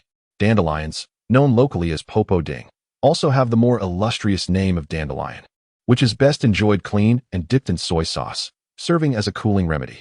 Ever since the start of spring, this once humble wild vegetable, previously fit only for feeding pigs, had inexplicably transformed overnight into a cherished delicacy at dining tables, fetching an astonishing price of 1 yuan per pound at the market just yesterday. This expansive field of dandelions before them signified wealth, and, moreover, it bore no fishy scent, making it perfect for his sister to carry. Qiao, stop arguing. Do you see those dandelions? They're selling for 1 yuan a pound at the county. 1 yuan a pound? In an instant, Li Qiao squealed and dashed forward. While she couldn't assist with fishing, she was quite adept at gathering dandelions, and fortuitously, her basket contained 2 knives she had forgotten to remove before leaving, making this the perfect opportunity for their use. With the Yinchuan on the left and Li Qiao on the right, the 2 siblings began their work. Harvesting dandelions requires skill. The freshly unearthed leaves often cling closely to the ground, and if the cut is too shallow, they may break apart, while a cut that is too deep risks uprooting the tough roots. Thus, a delicate balance of force is essential. Only with the right amount of pressure can the entire plant be extracted. However, this posed no challenge for the Li siblings. With a knife each, they swiftly cleared away the dandelions. After working for a while, Li Yinchuan straightened up to take a break and inadvertently glanced at Li Qiao's neck, startled. "Trower, don't move. Brother, what's wrong? Stay still. I need to examine your neck." Upon closer inspection, he saw 2 red patches on the back of Li Qiao's neck, each harboring a bug the size of a soybean. These 2 insects had evidently gorged themselves on his sister's blood, their bellies swollen. A heavy feeling settled in Li Yinchuan's heart as a long-forgotten name echoed in his mind. Chapter 12. Ingenious Methods for Dealing with Grass Bugs. Li Yinchuan was well aware of the formidable nature of the tick, also known as the grass crawler. These blood-sucking creatures are notoriously vicious, and in a moment of panic, he realized that the tick had bitten his own sister. Li Qiao, upon hearing this, trembled in fear. A tick? In Baiyun village, while not overly abundant, they are infamous for their ferocity. It is said that their bites can be severe and can easily transmit forest encephalitis. Last year, an elderly man from our village perished, reportedly due to a tick bite, she expressed, her voice trembling at the thought. "Brother, please get it off me," she pleaded. "You cannot just pull it off. Once it bites, its mouth is barbed, and if you yank it out, the barbs remain in your flesh, which could spell trouble." "What should we do, brother?" "You must think of something." The mere thought of a creature perched on her neck made Li Qiao feel utterly uneasy. Girls are naturally averse to insects, and the fact that this particular one was clinging to her neck amplified her fear. Li Yinchuan took a deep breath, knowing he must remain calm. He recalled that although ticks are ferocious, they have their own fears, and with the right remedy, they could be dealt with. Suddenly, he remembered that Grandpa Huang was sun-drying tobacco leaves nearby. "Chower, do not be afraid. Wait for me here for 2 minutes, and I shall return promptly. Please hurry back." Her voice trembled with a hint of tears as she wiped her eyes, watching Li Yinchuan dash away. Without a moment's hesitation, he sprinted to Grandpa Huang's house. Thankfully, Grandpa Huang was still in the yard. Gasping for breath, Li Yinchuan asked, "Grandpa Huang, may I tear off a piece of tobacco leaf?" "Child, what troubles you? You seem out of breath." "That thing isn't worth much. Take what you need. It's nothing serious. My sister was bitten by a tick, and I need the tobacco leaves." "Thank you, Grandpa Huang." After tearing off a small piece of leaf and expressing his gratitude, Li Yinchuan hurried back. Seeing her brother return, drenched in sweat with a piece of tobacco leaf in hand, Li Qiao looked on in confusion. "Brother, I was bitten by a tick. What do you need the tobacco leaf for?" "You are unaware, but ticks fear this," Li Yinchuan explained, then struck a match to ignite a small piece of the tobacco leaf, holding it near her neck. Strangely enough, the burning leaf proved effective. The tick that had stubbornly clung to Li Qiao's neck suddenly went limp and fell away, followed by another tick that dropped as well. How could Li Yinchuan let those that dared to bite his sister go unpunished? With a fierce stomp, he crushed both ticks into a gruesome paste. Seeing the lifeless ticks on the ground, Li Qiao clung to her brother's arm in a mix of relief and admiration. "Brother, you are amazing. How do you know everything?" "Such is my duty, for I am your brother," Li Yinchuan replied, a hint of pride in his tone. Sometimes, he wondered if he would become a devoted father to a daughter in the future, considering his protective nature towards his sister. The incident involving the grass louse has come to a conclusion. The 2 siblings swiftly gathered a basket full of dandelions and continued their journey. "Brother, I'm feeling quite parched. The sun in late July is merciless. Even by 8 o'clock, the ground feels as if it were ablaze." After walking for a while, beads of sweat covered their faces, and the thirst became unbearable, especially with the passage of time. "Let us endure a little longer. Once we reach the county town and sell the dandelions and fish, I'll treat you to a sumptuous meal." In this desolate stretch, where there were neither villages nor shops, Li Yinchuan could only paint grand visions to encourage his sister. "Oh, the all-powerful brother has failed to conjure water," Li Qiao lamented, her spirits dampened as they trudged on, sweat pouring down, and thirst intensifying with every step. Just as the siblings were feeling dizzy from the heat, Li Yinchuan's eyes suddenly lit up upon spotting a mountain spring not far away, its waters bubbling forth. Shower. Look, there's spring water. Where? Initially listless, Li Qiao sprang to life at the sight of the spring, rushing over without even removing her basket. Bending down to immerse her face in the cool water, she lingered for a full half-minute before finally lifting her head. Wow, this feels amazing. Brother, you must come and try it. As she spoke, she cupped her hands and took several refreshing sips. I'm coming. Li Yinchuan set his basket in the shade, approached the spring, and used his hands as a vessel to drink deeply of the crystal-clear water. The sensation of the sweet, cool liquid filling his belly was indescribably delightful, each pore seemingly rejoicing in ecstasy. Ah, this is simply marvelous. After quenching his thirst, he dampened his hair with the water, feeling the heat dissipate. He then filled his basket with a bit of spring water, not only quenching his own thirst but also providing some relief for the fish. Having satiated her thirst, Li Qiao glanced at her brother and then back at the spring, a mischievous smile gracing her lips. She cupped her hands, splashed a handful of water onto Li Yinchuan, and giggled, "Here's a little coolness for you." In response to his sister's playful provocation, Li Yinchuan chuckled and retaliated with a splash of his own. Ah! Li Qiao squealed, launching a fierce counterattack. The siblings engaged in a spirited water fight, soaking each other thoroughly, and at last, feeling completely refreshed, they resumed their journey. After another half-hour of walking, they arrived at the entrance of the pharmaceutical factory. Due to the need to discuss commissions with Wang Danian, Li Yinchuan instructed his sister to wait with the basket at the entrance. He entered the factory alone under the auspices of Wang Danian, making his way to the cafeteria to meet him. Master Ma, this is my cousin Li Yinchuan. He is here to sell some fish. Could you help weigh them so I can issue an invoice? Wang Danian greeted Li Yinchuan with great warmth. To an outsider, it might have seemed that Li Yinchuan was indeed his cousin, and he chuckled, acquiescing to the role of a thrifty relative. Under Wang Danian's guidance, the process was seamless, weighing, invoicing, and collecting payment, all completed within 10 minutes. 8 fine-scaled fish weighed a total of 33 pounds, fetching 2 yuan per pound, amounting to a total of 66 yuan. The last 3 crucian carp caught were, in deference to Wang Dajin, exchanged for 4 yuan.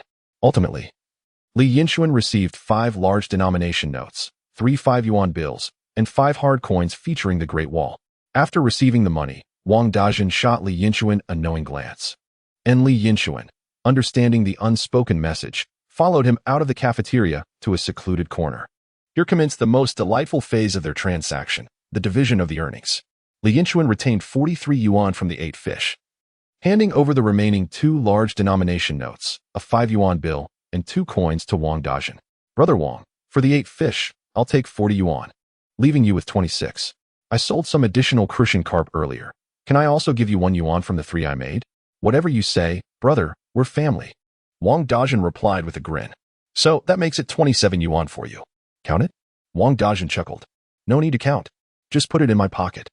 He had already caught a glimpse of the 2 large notes and a 5-yuan bill, confident that Li Yinchuan wouldn't attempt any trickery with the remaining 2 yuan, thus choosing to be forthright. Feeling elated with the 27 yuan, Wang Dajin's spirits lifted. When men are happy, they often indulge in drink or smoke. His work attire boasted 2 pockets. Initially, he reached for his left pocket, and sharp-eyed Li Yinchuan noticed the words ginseng cigarettes. However, after a moment's hesitation, he returned the pack and instead retrieved a box of Hometown Mountain cigarettes from his right pocket, a premium brand in those times.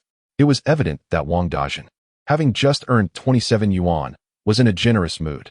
Brother, care for a smoke? Li Yinchuan accepted with a smile, tucking the cigarette behind his ear. He lit Wang Dajin's first before taking a puff for himself, and soon they were enveloped in clouds of smoke. Brother Wang, will we continue delivering the fine-scaled fish tomorrow? Li Yinchuan inquired. Wang Dajin replied with a hint of regret. The provincial inspection team leaves tomorrow. But doesn't our cafeteria usually require fine-scaled fish? The demand isn't usually this high, Wang Dajin explained. What about loach, crucian carp, or carp?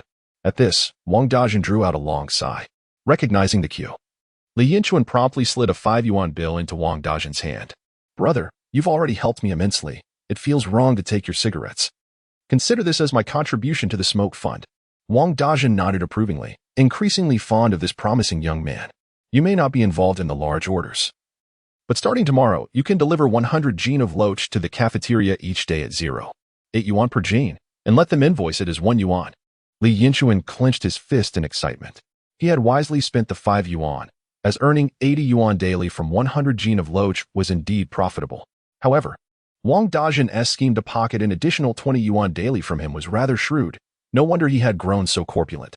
Yet, without such opportunists, Li Yinchuan would struggle to sell loach at such favorable rates. This, indeed, exemplified a mutually beneficial collaboration. Chapter 13. Selling dandelion greens. Two individuals stood together, sharing a cigarette, and finalized their collaboration for the following day, parting ways with mutual satisfaction. Li Yinchuan, carrying a basket on his back, departed from the medicine factory. Upon exiting, he immediately spotted his sister, Li Qiao, idly waiting beneath a large tree.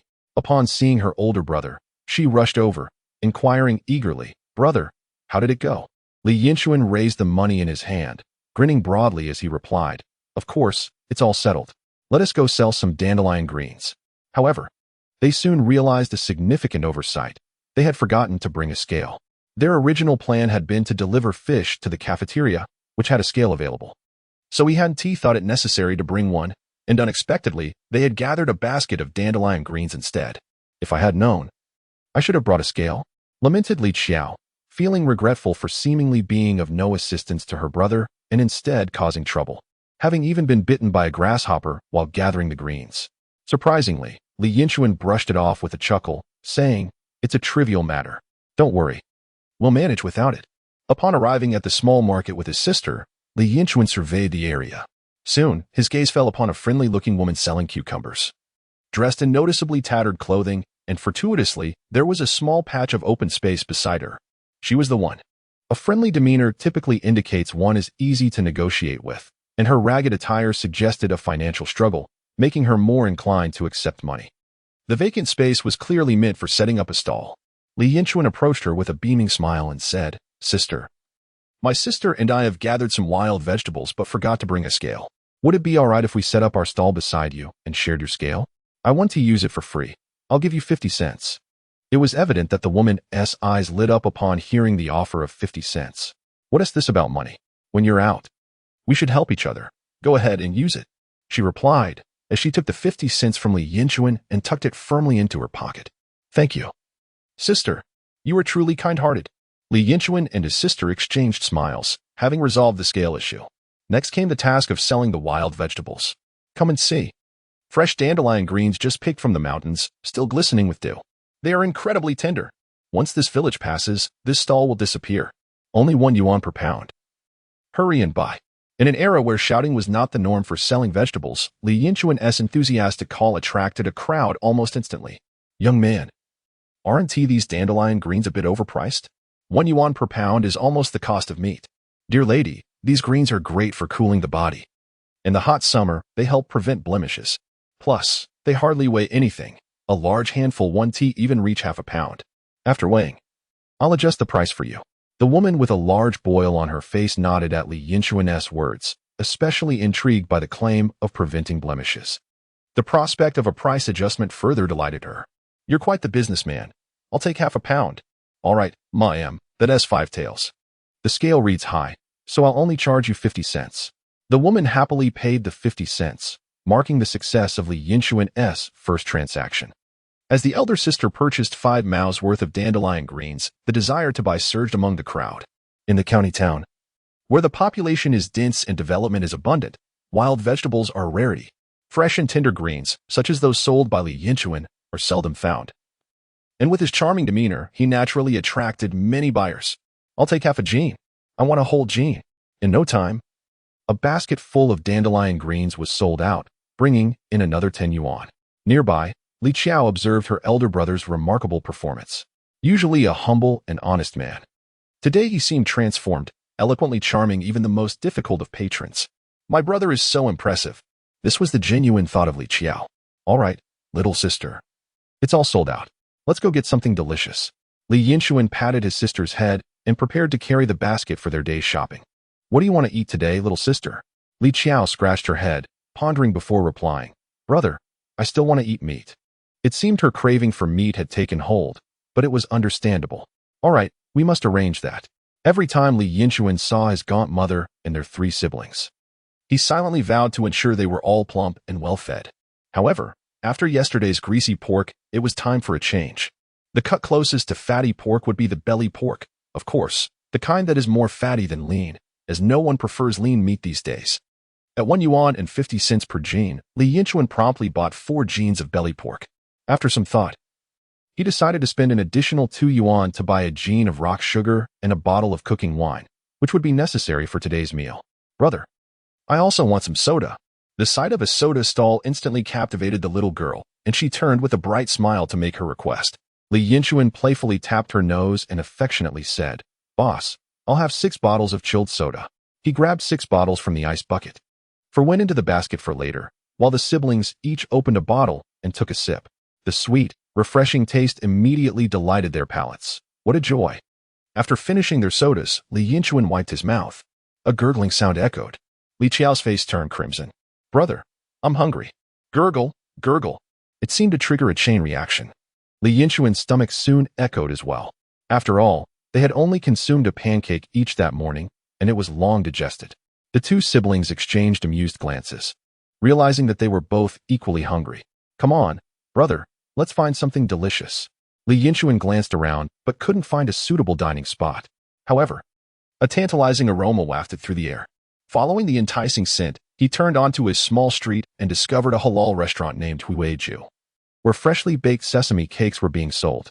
It occurred to Li Yinchuan that he had fond memories of this place. In his previous life, he had particularly enjoyed their sesame cakes and lamb soup. The owner had later prospered from this craft and opened a chain of restaurants. Li Yinchuan immediately decided to dine here. "How much for a sesame cake?" he inquired. 1 mao each. "And the lamb soup?" "A mere 1 yuan for a bowl." "My friend, you have a discerning palate. The combination of sesame cake and mutton soup is indeed a match made in culinary heaven. 10 sesame cakes and 2 bowls of mutton soup, coming right up." The 10 sesame cakes were placed in a small bamboo basket atop the table, their golden surfaces adorned with tiny sesame seeds. Accompanied by the pristine white mutton soup, the aroma was enticing and the visual appeal heightened one's appetite. Nearby, a selection of condiments awaited, allowing one to season to their liking. "Brother, is it truly delicious?" "It smells quite pungent," inquired Li Qiao, who had never before tasted mutton soup. "This dish is exceptionally delectable. After this meal, you will crave another. Allow me to add some seasoning for you to sample.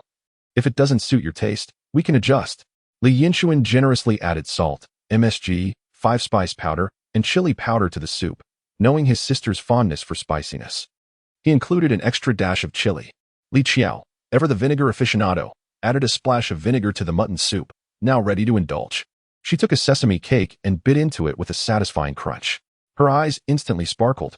"Brother, how fragrant and crispy. This is absolutely delightful. Let me try the mutton soup." She took a hearty sip. "Brother, it is so savory." "Indeed, it is. These days, the sheep are raised on lush grass, making the mutton soup exceptionally aromatic." The sensation of savoring a mouthful of mutton soup followed by a bite of sesame cake was simply sublime. With 10 sesame cakes and 2 bowls of mutton soup consumed, totaling merely 3 yuan, the siblings' bellies were delightfully full, truly satiated. Chapter 14. A life worthy of a deity on the way, thoughts of earning money propelled them forward with vigor. However, on the return journey, the heat of the day and their full bellies began to weigh them down. Especially for Li Qiao, being young and having risen early, she grew increasingly drowsy, feeling as though she might succumb to sleep on the ground at any moment. Li Yinchuan furrowed his brow. This was not a sustainable situation. At that moment, a sudden call broke the air. "Yinchuan?" Turning around, he was instantly filled with joy. It was a timely blessing. Wang Laoqi from the village was approaching with his donkey cart. 2 villagers were already seated in the cart, one being Sister Chiuyue from the south end of the village, and the other Aunt Hohot from the neighboring homestead. "It's hot. Would you like to ride with your sister?" Upon hearing Wang Laoqi's invitation, Li Yinchuan graciously accepted, placing his basket onto the cart and pulling his sister aboard. "Thank you, 7th brother." Wiping the sweat from his brow, he finally felt he could rest. "We are all from the same village. It's merely a favor." Once aboard the donkey cart, freed from the burden of walking, and with the heat bearing down, not long passed before the gentle sway of the cart lulled Li Qiao into slumber, nestled against her brother's arm. Li Yinchuan shook his head. Youth truly brings a sound sleep. With no cover on the basket, Sister Chiuyue's eyes sparkled upon glimpsing the large piece of fatty pork inside. "Yinchuan, have you struck it rich today?" Have you purchased such a large piece of meat? I sold a few fine-scaled fish in the county today and made a bit of money. Can fine-scaled fish fetch such a price? With an envious expression, Sister Chiao began to ponder whether she should send her husband to catch some fine-scaled fish for sale. However, it was 1983, and old beliefs lingered. Speculation and profiteering came with the risk of arrest. Moreover, fine-scaled fish were notoriously difficult to catch, a task beyond the reach of the average person. So she dismissed the thought. How much had they sold for, that they could afford so much meat? And Hohat also wore a look of envy. It wasn't a substantial amount, but I noticed that my mother and younger siblings were too thin and wanted to provide them with some nourishment. Such a dutiful child. The villagers all knew that Mrs. Bai had never been kind to Li Yinchuan's family, and everyone in the household was thinner than the last. They indeed needed to be nourished. After chatting with the two women for a while on the donkey cart, they swayed back to the village. Upon arriving home, Li Qiao had awakened and once again took a small stool to sit at the kitchen door to observe as Li Yinchuan rolled up his sleeves and began. Today, he decided to try a different flavor, preparing braised pork. He cut the 4 pounds of pork belly into strips, soaked them in cold water to remove the blood, then blanched them to set the shape. After cooling, he diced them into square pieces the size of mahjong tiles. In a pot, he added a little oil to saute the fragrant scallions, ginger, garlic, and spices, then added the pork pieces to stir-fry until the fat rendered out, before removing the pork from the pot. Next, he added a bit more oil to the pot, followed by white sugar to caramelize it until it turned a deep reddish brown. He pulled a few sticks of firewood from the stove to reduce the flames, allowing the bubbles of the caramel to shrink.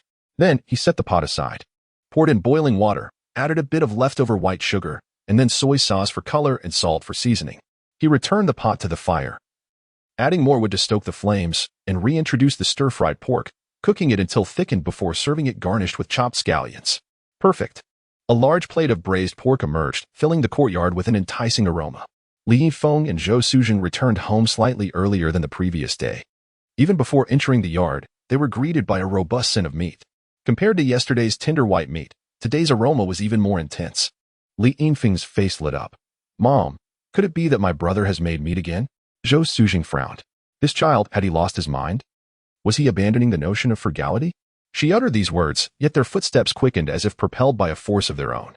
Upon entering, they spotted a vibrant pot of red braised pork in the center of the table, looking particularly succulent. Braised pork? Li Yinfeng's voice brimmed with delight. You child, are you truly disregarding our finances? While reproaching Li Yinchuan, Zhou Suzheng's sparkling eyes betrayed her true feelings. Noticing his mother's expression, Li Yinchuan grinned and said, Mother, if you wish to scold me, do so after we eat. By then, you will have the energy for it. For now, let us enjoy our meal. Zhou Suzheng shot him a disapproving glance. You rascal. Yet, despite her words, her body obediently settled at the table. Li Qiao had already served their rice, and everyone quickly dug in. A piece of braised pork in hand, it melted in the mouth, and with a bite of white rice, the flavor was indescribably delightful. The 4.5 pounds of braised pork once again met the same fate as yesterday, devoured entirely by 4 individuals. Sated, Li Yinfeng leaned back and exclaimed, Brother, our life is so comfortable that not even a deity would trade places with us. As long as you're content, replied Li Yinchuan, but son, let us not be too extravagant. Moderation is key. Eating like this every day can become quite overwhelming. Li Yinchuan cast a glance at his mother, who had yet to wipe the grease from her lips. Just moments ago, she had devoured piece after piece without uttering a word about feeling overwhelmed. Now, after the meal, she claimed it was too much. Wasn't that a tad disingenuous? However, he understood his mother's heart. They had endured hardship for too long. Mother, now that I've made some money, I want you all to enjoy better meals. Just look at how thin Yinfeng and Shower have become. They need nourishment. By the way, here is the money I earned today. Li Yinchuan placed the bills on the table, opting for the larger denominations without producing any change. 3 crisp notes were laid before them, causing Zhou Suzheng to catch her breath in surprise. My son, how did you earn so much? Today's earnings came from selling fish, and I also sold some shepherd's purse. Mom, please keep one of these bills safe for me. The rest I still need. He continued, I dug up the shepherd's purse with my brother. Half of that 10 yuan is mine. Li Qiao chimed in. Yes, half of it is mine too. Zhou Suzheng affectionately ruffled her daughter's hair. Trower is growing up.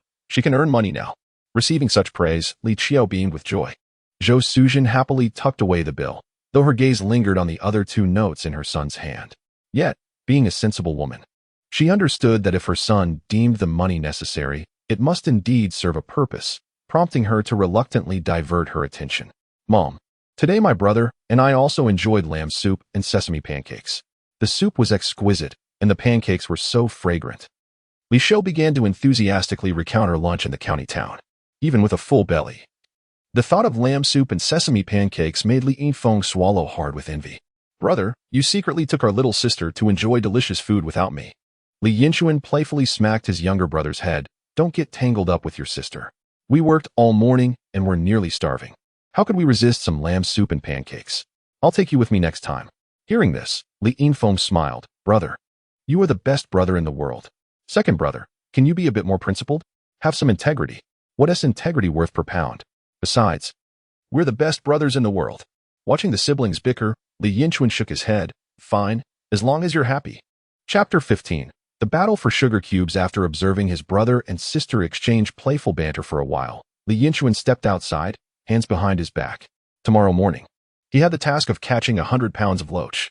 Loach are not large fish, each one is quite light. Just how many would he need for 100 pounds? It was certain that he could not accomplish this alone. He would need to enlist help. However, while he was cooking just now, a candidate for the task had already formed in his mind. Li Yinchuan meandered to a yard beneath a large tree at the west end of the village. From the outside, this home appeared to be in dire straits. The character for fortune affixed to the wooden door was evidently aged and worn. The door itself barely held together, and several of its wooden slats had decayed beyond repair. Peering inside, one could see the remnants of the yard piled against the wall of the house, including a 3-legged stool and a broken trunk. In summary, the state of this home could be described in a single word: dilapidated. Suddenly, a cat dashed out through a crack in the wooden slats in pursuit of a mouse. The startled rodent nearly collided with Li Yinchuan's feet, causing him to jump in surprise. Shaking his head, Li Yinchuan called out, "Ergo, are you home?" A voice quickly responded from within, "I am. Who is it?" As the door swung open, 3 boys emerged in succession, 1 older and 2 younger. The eldest, slightly larger, was shirtless, revealing a physique of dark, sinewy muscle and prominent ribs. He wore a pair of shorts patched with over 20 stitches, the original color nearly indiscernible, and on his feet were cloth shoes, tattered enough to expose his toes. The 2 younger boys were even worse off, dressed similarly but noticeably frielier. Their shorts riddled with additional holes, allowing the breeze to pass through. A glance would reveal the extent of their family's poverty. The eldest boy, 14 years old, bore the surname Chun. Though his given name was forgotten by all, he was commonly referred to as Ergo. His 2 brothers, Gooden and Goshing, were likewise thin and perpetually suffering from runny noses. The trio had lost their parents at a young age and endured a life of hardship. They shared a connection with Li Yinchuan. A few years prior, in a moment of desperation, Ergo had sneaked into Old Bai's place to pilfer some food, only to be discovered by a gaggle of geese that unleashed a furious onslaught upon him. Anyone familiar with rural life knows the ferocity of geese when provoked, often more vicious than dogs. Fortunately, Li Yinchuan was at home at the time and managed to rescue Ergo, refraining from informing Old Bai so as to spare her a tirade, and subsequently slipped Ergo 3 sweet potatoes, recognizing his plight. Since that day, Ergo felt indebted to Li Yinchuan and regarded him with deep respect. At present, the 3 brothers were each gnawing on a roasted sweet potato, their mouths smeared with soot, clearly their only meal. Ergo, do you have anything to do today? If not, could you do me a favor? Brother Yinchuan, what is it you need? Despite his youth, Ergo spoke with a clarity that was part of why Li Yinchuan sought him out. Catch some loach for me, 10 cents a pound. Can you manage to get me 100 pounds? What? 10 cents a pound, and you want 100 pounds of loach? In this present era, unlike the future, the black soil is abundant in resources. Although the days of catching deer and scooping fish have long passed, the mudfish remains plentiful. With a diligent effort, one could easily catch 10 to 8 pounds in a single day. However, the mudfish possesses a certain earthy taste if cooked without oil, rendering it unpalatable. Thus, my companions have little desire to consume it. To my surprise, it now sells for a mere 10 cents per pound. Instantly, the eyes of Ergo sparkled with excitement. In these times, earning a single yuan for a day's labor is considered fortunate. Yet 100 pounds of mudfish could yield a substantial profit, a sum almost astronomical for the 3 of us. None of us have ever possessed such wealth. Yes, let us arrange for it to be delivered to my home by 6 tomorrow morning. At 10 cents per pound, I need 100 pounds. And we'll weigh it then and settle the payment tomorrow night. After pondering for a while, Ergo clenched his teeth and said, Brother Yinchuan, I genuinely wish to earn this money, but your demand is too stringent. It is already afternoon, and 100 pounds of mudfish by tomorrow morning is beyond the capacity of the three of us. We cannot possibly earn this money. Upon hearing this, Li Yinchuan regarded Ergo with newfound respect. This lad demonstrated integrity. Although he was short on cash, he remained level-headed in the face of opportunity and recognized the impossibility of the task. Nevertheless, Li Yinchuan had not anticipated that the three of them could catch 100 pounds of mudfish in one night. Such a quantity was simply unattainable. He placed a comforting hand on Ergo's shoulder. Ergo, let me offer you some advice. Go and gather the village's youngsters. Offer them a little incentive to assist you in catching the mudfish. Ergo's eyes lit up at Li Yinchuan's suggestion. Would it be possible for you to buy some candy for us tomorrow? I could use the candy to hire the children to help me catch mudfish. Li Yinchuan smiled approvingly. Ergo's ingenuity was commendable. Very well, I shall bring back 2 pounds of candy. Excellent. Let us go find people to help us catch them, Brother Yinchuan. Just wait and see. The three brothers thumped their chests in determination. They quickly devoured some roasted sweet potatoes, wiped their mouths, and hastily left their home. Unbeknownst to the adults, dozens of village youths were soon assembled. The children, unaware of the task ahead, sensed that Ergo was up to something significant. Standing confidently atop a 1-meter-high mound, Ergo cleared his throat and proclaimed, Tonight, I need your assistance. He elongated the word assistance for emphasis and was pleased to see the attentive expressions on their faces. We need to catch some mudfish. The atmosphere shifted as the children visibly deflated. Once we finish, I will treat everyone to candy tomorrow night. In an instant, the spirits of all the children were reignited. What a rare treat it is to enjoy candy. Such delights are typically reserved for the new year. To have candy outside of the festive season was something that would excite any child. Ergo nodded. The morale was indeed surging. Finally, emulating gestures he had seen on television, he dramatically waved his arm. Forward. A throng of children surged forward with exuberant cries, ready to battle for the sweet reward that awaited them. Chapter 16. The foot mistaken for a pig's trotter today, the elderly matriarch, by Lan Hua, was in remarkably good spirits. Early in the morning, the magpies were chirping merrily on the branches outside her door. The only discomfort she felt stemmed from the absence of her second son's misfortune, which meant a loss of a robust laborer, the one who usually managed the household chores inside and out. It was curious that despite her eldest daughter-in-law having been married for many years, her skills had shown little improvement. When the second son's unfortunate presence was around, no one seemed to notice, but now that he was gone, the eldest daughter-in-law appeared utterly inept, whether feeding the chickens, sweeping the yard, or cooking. She seemed to falter in every task compared to the second son's misfortune. Very well, as long as that unfortunate soul was absent, the old lady could tolerate it. Her pleasant mood persisted until she encountered Aunt Ho-Hot from next door at the entrance. Goodness! Today, as I returned to the city, guess who I ran into? Your son, Yinchuan. I heard he sold a few fine-scaled fish in the city and then bought a hefty piece of pork belly, weighing about 4 or 5 pounds. What? That little rascal, Li Yinchuan, bought pork belly? 4 or 5 pounds. Upon hearing this news, Bai Lanhua felt a surge of anger, and the veins on her forehead throbbed. Shouldn't he, that family, after being cast out, be subsisting on mere scraps? Shouldn't they be deprived even of porridge? How could they possibly afford meat? The mere thought of that unfortunate soul feasting on meat made her feel unwell all over. Once she entered her home, Bai Lanhua's expression soured. At this moment, her eldest daughter-in-law had prepared a meal and called everyone to the table. With a stern demeanor, Bai Lanhua sat down. It wasn't long before her frustration erupted. Eldest daughter-in-law, are you trying to suffocate me? How much salt did you put in these fried potato shreds? Eldest daughter-in-law, do you even know how to cook? This rice is undercooked. Are you trying to choke me? Eldest daughter-in-law, are you slicing cucumbers or cutting them into sticks? These are nearly as thick as a child's arm. The meal quickly descended into chaos, leaving the eldest daughter-in-law feeling suffocated by anxiety. What on earth was wrong with that old lady today? In the 1980s, life was generally good, except for the lack of nightlife. By 7 p.m., as darkness began to fall, everyone would retire to their beds. Recently, Li Yinchuan had finally readjusted to sleeping on the heated bed, feeling comfortable and no longer restless. He would fall asleep almost instantly, and the next moment, upon closing his eyes, dawn would break. Today was no different. After exchanging a few words with his younger brother, Li Yinlong, he drifted off to slumber. However, this night's sleep was not as peaceful as usual.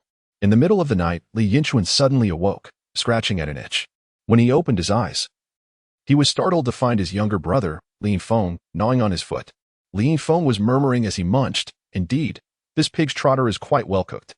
Li Yinchuan was at a loss for words. Apparently, he had grown weary of the tender white meat and braised pork in his dreams, seeking a change of flavor.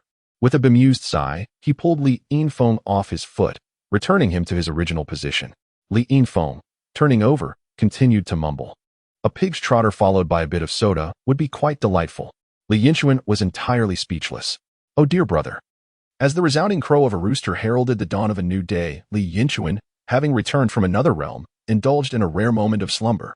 Upon rising, he found himself in the courtyard brushing his teeth when three figures unexpectedly emerged at the gate, startling him. At first glance, he almost mistook them for three water spirits ascending from the depths. These individuals were caked in mud, water dripping from their bodies, and humorously, one of them sported strands of aquatic plants atop his head. Each carried a fertilizer sack on their back. They were none other than the trio of Ergo and his companions. "Brother Chuan, we have brought you 100 pounds of loach, not a bit less," Ergo exclaimed, shaking the three sacks behind him with enthusiasm. Li Yinchuan scratched his head. "Have you been at this all night?" "Yes. We gathered a group of young lads to assist us for several hours, and the three of us worked through the night. How else could we have caught 100 pounds of loach?" Ergo replied, justifying their endeavor. "All right, you have some reason to be proud," Li Yinchuan said, weighing the catch, which tipped the scale at a hefty 110 pounds. "Well then, Brother Chuan, we shall take our leave for now and return this evening to collect our payment." Just as he finished speaking, a loud rumble echoed from Ergo's stomach, triggering a chain reaction. "Gulu gulu, gulu gulu." The stomachs of Go Shin and Go Dan also began to protest. Li Yinchuan placed a hand on his forehead. "You didn't eat anything since I told you to catch loach yesterday, did you?" We've been surviving on roasted sweet potatoes since then," they admitted. "All right. Enough chatter, let us get you fed." Li Yinchuan, well aware of their circumstances, quickly rushed into the kitchen. He rummaged through the cupboards and retrieved several pancakes, along with a bowl of pickled vegetables lovingly prepared by his mother. "Here, my friends, take this to tide you over." "Brother Chuan, that's unnecessary. Don't be polite with me. Eat." "Thank you, Brother Chuan." The three young men, starved, devoured the pancakes with the speed of a whirlwind. After their meal, it was evident to Li Yinchuan that they were still not fully satisfied. "You young rascals are going to leave me broke. You did well today. What would you like for dinner tonight?" "Brother Chuan will treat you, no cost." The young men exchanged glances, and Ergo cautiously spoke up. "Brother Chuan, when I went to the county market last time, I saw some delicious pig head meat. Could you bring us a piece, just a small one?" He gestured with his hand, indicating a size about that of a small fist. "Absolutely, I will ensure you have it tonight." Initially, he had planned to take his sister, Li Qiao, along into the city, but unexpected misfortune struck as she complained of a stomach ache.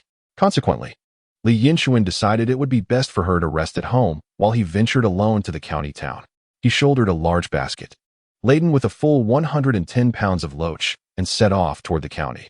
In these times, physical labor was commonplace, and one could manage such a burden. However, in 40 years hence, traversing several miles with a weighty basket would be deemed an impossible feat. The journey was smooth today. In season, Li Yinchuan had thoughtfully brought a towel and a water bottle, stopping at the mountain spring to fill his flask before successfully locating Wang Danian.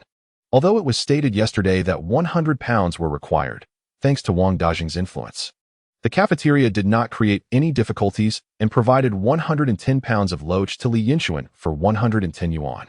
As Li Yinchuan was placing the loach into the cafeteria's water tank, he inadvertently overheard a conversation between Wang Dajing and the head chef in the cafeteria. "Chef Zhang, let's make fried loach with these for lunch today. It will be delectable." "Absolutely, just watch." Li Yinchuan, listening nearby, was intrigued by the phrase delectable. When it came time to divide the money, Li Yinchuan wisely handed Wang Dajing 22 yuan.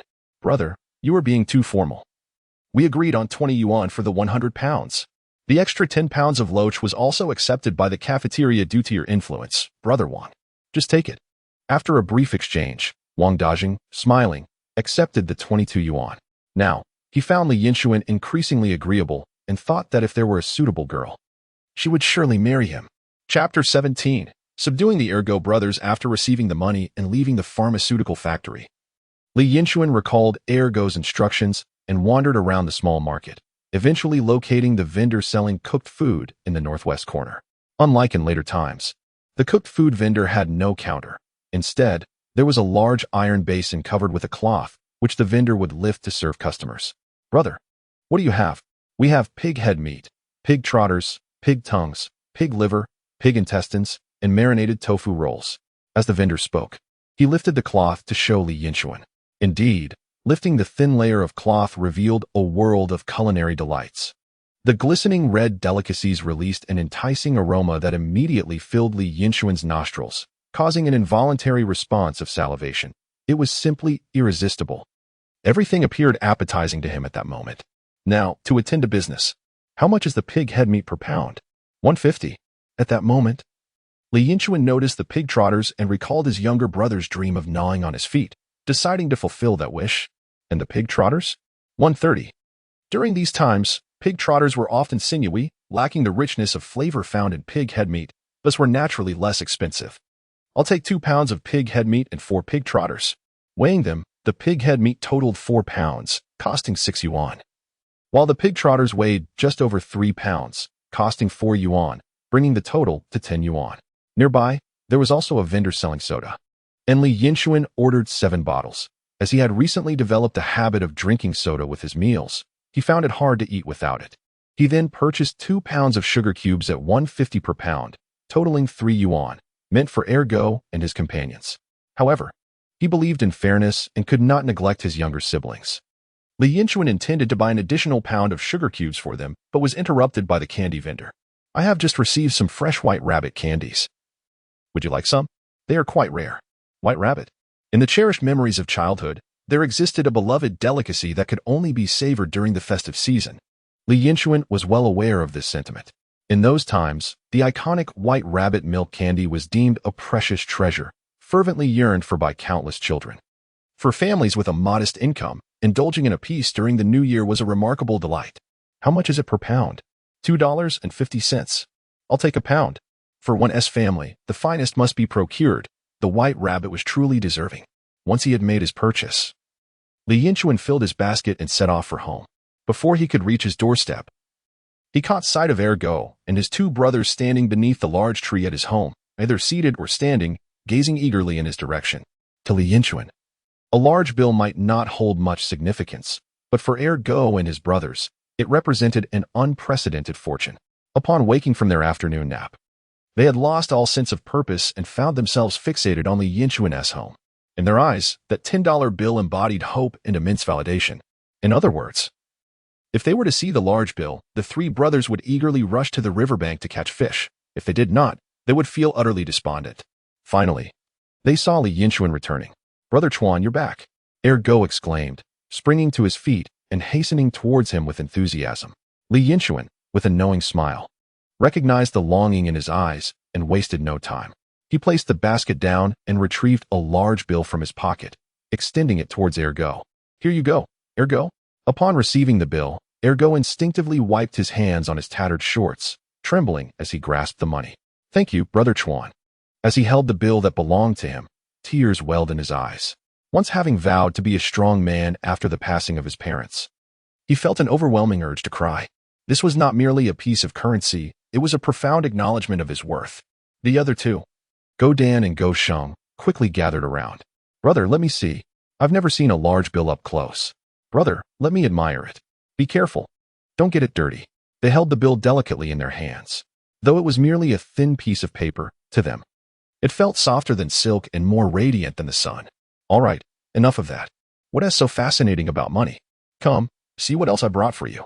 As he spoke, Li Yinchuan retrieved a piece of pig head meat from the basket. Although it was one of the smaller cuts, it still weighed a substantial 1.5 pounds. In the eyes of the 3 children, the glistening pig head meat seemed to beckon them. Gulp. The synchronized sound of their swallowing echoed. "Is this for us?"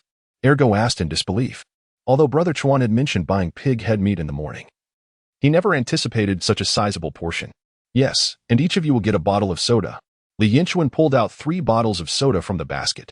The 3 boys' eyes sparkled with excitement. Ergo had only tasted soda once in his life, a year ago when he helped someone carry goods to the county town.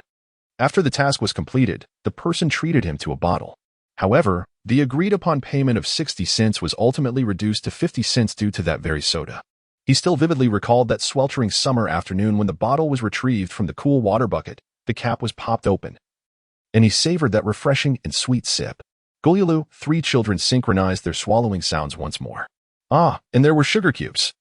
2 pounds of sugar cubes were presented by Li Yinchuan. Gulyalu, the harmonious sound of swallowing echoed again. But Ergo soon realized a dilemma. The hefty piece of pig's head meat, coupled with 3 bottles of soda and 2 pounds of sugar cubes, would surely exceed 5 yuan. He grasped the large unity he had taken back from the 2 brothers. Though reluctant, he did not hesitate to extend his hand again. Chuan, good. How much do all these pig's head meat, sodas, and sugar cubes cost? I shall pay. Li Yinchuan chuckled, gently patting Ergo on the head. He genuinely appreciated this boy's earnestness. What money? This is my treat to you. No. Initially, I only intended for you to help me buy a small piece of pig's head meat, and yet you purchased such a large chunk. I must pay. Oh, and I should cover the cost of the sugar cubes as well. Enough of this nonsense. Just this once, eat and be quick about it. After you finish, hurry off to catch some loaches. I expect to see 100 pounds of loaches by tomorrow morning. Ergo was truly choked with emotion. No one had ever treated them so kindly. Ah, thank you, Chuan Ge. Enough with the thanks. Stick with me, and there will be plenty of opportunities to make money. Ergo pounded his chest with determination. Chuan Ge, from now on, you shall witness my brother's performance. I will not let you down. After we finish the meat, we shall go catch loaches. With gratitude, the 3 brothers departed. Soon, the young boys of Bayun village were treated to a feast of sugar cubes. Ergo produced a pound of sugar and distributed several pieces to everyone who had helped catch loaches the previous night. Tonight we shall continue catching loaches. And tomorrow night we shall share sugar again. Cheers erupted as the Loach for Sugar Brigade set forth once more. Chapter 18. Sweet Dreams after bidding farewell to the 3 brothers. Li Yinchuan entered his home. Upon entering, a smile spread across his face. There sat his younger sister, Li Qiao, perched on a small stool, propping her chin on her hands, seemingly waiting for his return. However, she had dozed off at some point and was now softly snoring with her eyes squinted shut. Li Yinchuan quietly set down his basket and retrieved a piece of the large white rabbit candy he had bought. After unwrapping it, he gently tapped it against his sister's lips. Instinctively, Li Qiao licked her lips, and in the next moment, a miracle occurred. Her little tongue reached out and expertly rolled the white rabbit candy into her mouth, all while keeping her eyes shut. In that instant, Li Yinchuan was taken aback. She was undoubtedly a seasoned foodie. He watched as Li Qiao, without opening her eyes, savored the candy, smacking her lips afterward. So sweet. Suddenly, a realization struck, and with a swift motion, she opened her eyes to see Li Yinchuan.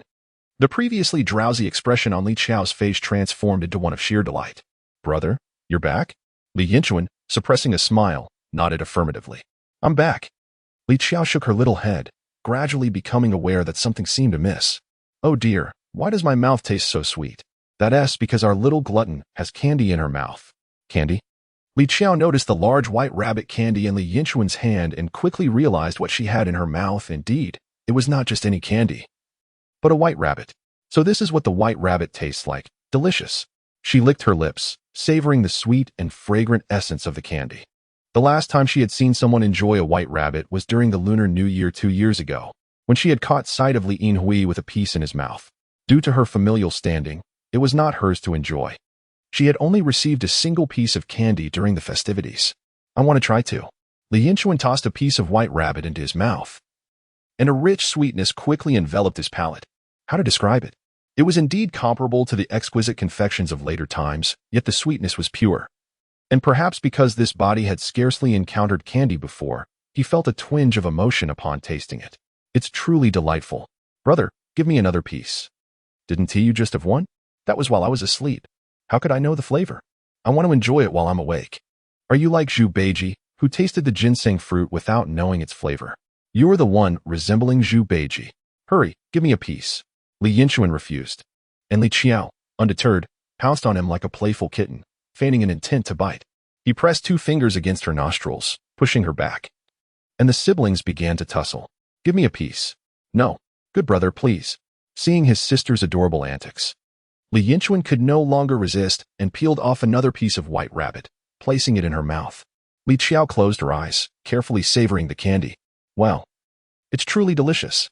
In that moment, she recalled the scene from 2 years prior when she had watched Li Yinlong enjoying a white rabbit.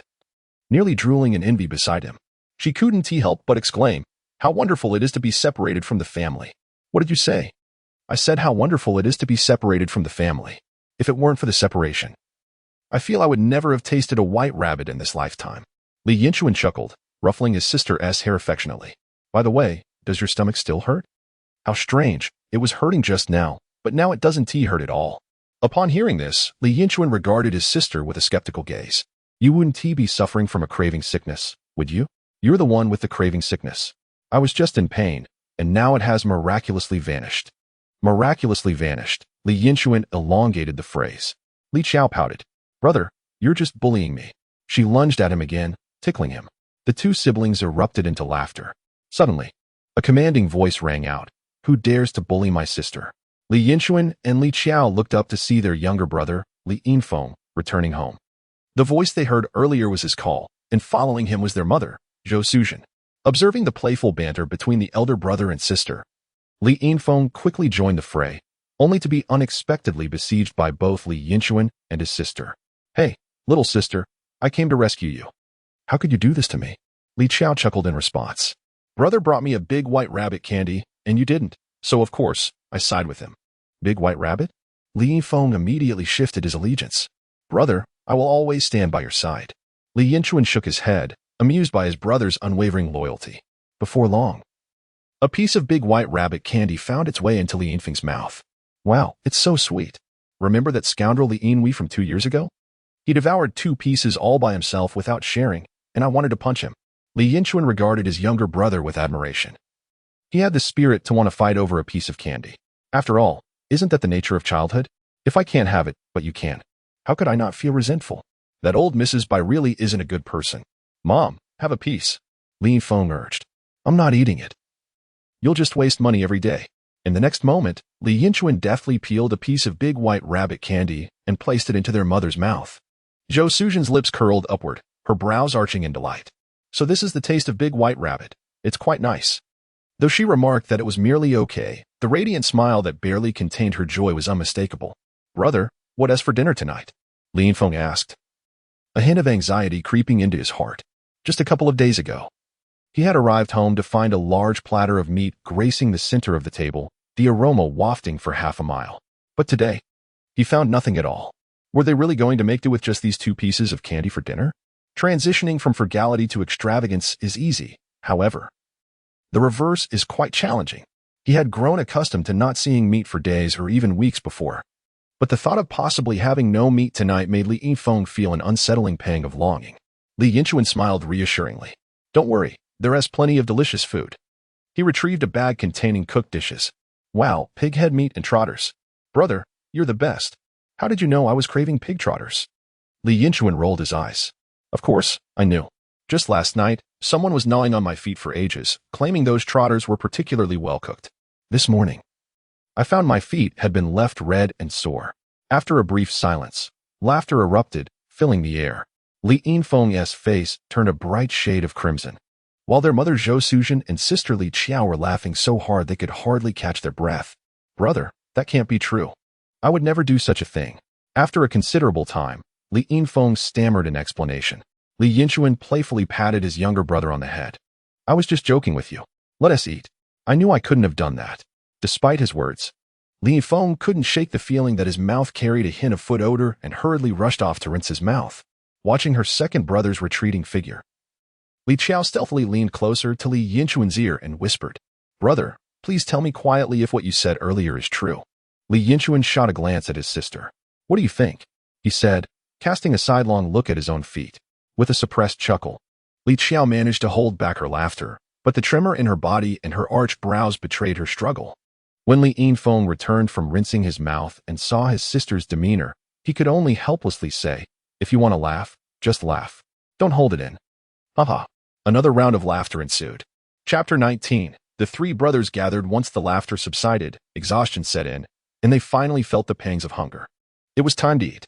With 2.5 pounds of pig head meat and 4 large pig trotters, accompanied by garlic sauce and a pot of rice, They indulged in an extravagant feast. Zhou Suzhen had become somewhat numb to the lavishness and no longer pretended to hold back. Spending extravagantly? Eating sumptuous meals daily? Well, if her son could earn it, they would enjoy it.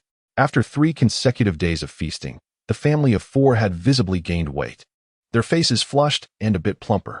It was delightful. Li Yinchuan's ideal was for the whole family to become chubby and rosy-cheeked. By the way, Mom, I earned some money today. You should keep it for now. Saying this, Li Yinchuan handed Zhou Suzhen 5 large bills, startling her so much that she nearly dropped them. 5 large bills. She had never seen such money since marrying into the family. Holding the bills, she examined them repeatedly, her lips quivering as she asked, "Son, did you really earn this much in one day?" "Not only that, I also bought these things, and I saved some for my business." "What did you do today?" "I caught 100 pounds of loach and sold them to the pharmaceutical factory's cafeteria." Zhou Suzhen felt dazed. Last month, she had heard the 7th sister from the Zhang family boast about her earnings at the county machine factory was at 5 yuan for the whole month. Her son had gone out for just one day and earned more than that? Zhou Suzhen's eyes widened in disbelief. Was it true? Had they reached a point where money could be picked up casually? However, she quickly regained her composure. As long as her son earned money legally, the more, the better. "All right, Mom will keep it for you. Just let me know if you need it." After the meal, the family of 4 sat in the courtyard to digest their food. Li Yinchuan squinted his eyes, pondering what to do the next day. Currently, relying on loach alone could yield an income of 100 yuan a day. After deducting the 20 yuan for Wang Pengzi and the 10 yuan for the 2 dog brothers, he was left with a net of 70 yuan. Today, buying soda and pig head meat for the 2 dog brothers was merely a first-day collaboration bonus. Therefore, in normal circumstances, the daily income would be 70 yuan, which was not a small amount in these times. However, the pharmaceutical cafeteria was limited in size, and the demand for loach likely had little room for growth. Moreover, with just 1 delivery per day, he needed to explore what else he could do with the remaining hours. For instance, could he possibly make something of the blood he heard about today? Regardless of what he pursued, he would need manpower. In just a few days, my younger brother will commence his studies. Although my sister does not have school yet, we cannot allow our mother to toil alone in the fields daily, can we? With the recent agricultural rush, it falls upon my sister to assist, yet this leaves us short-handed, and relying solely on myself proves somewhat burdensome. As I pondered this, a voice called out from outside, "Chuan Ge, are you home?" Li Yinchuan rose and peered outside, his face lighting up with unexpected joy.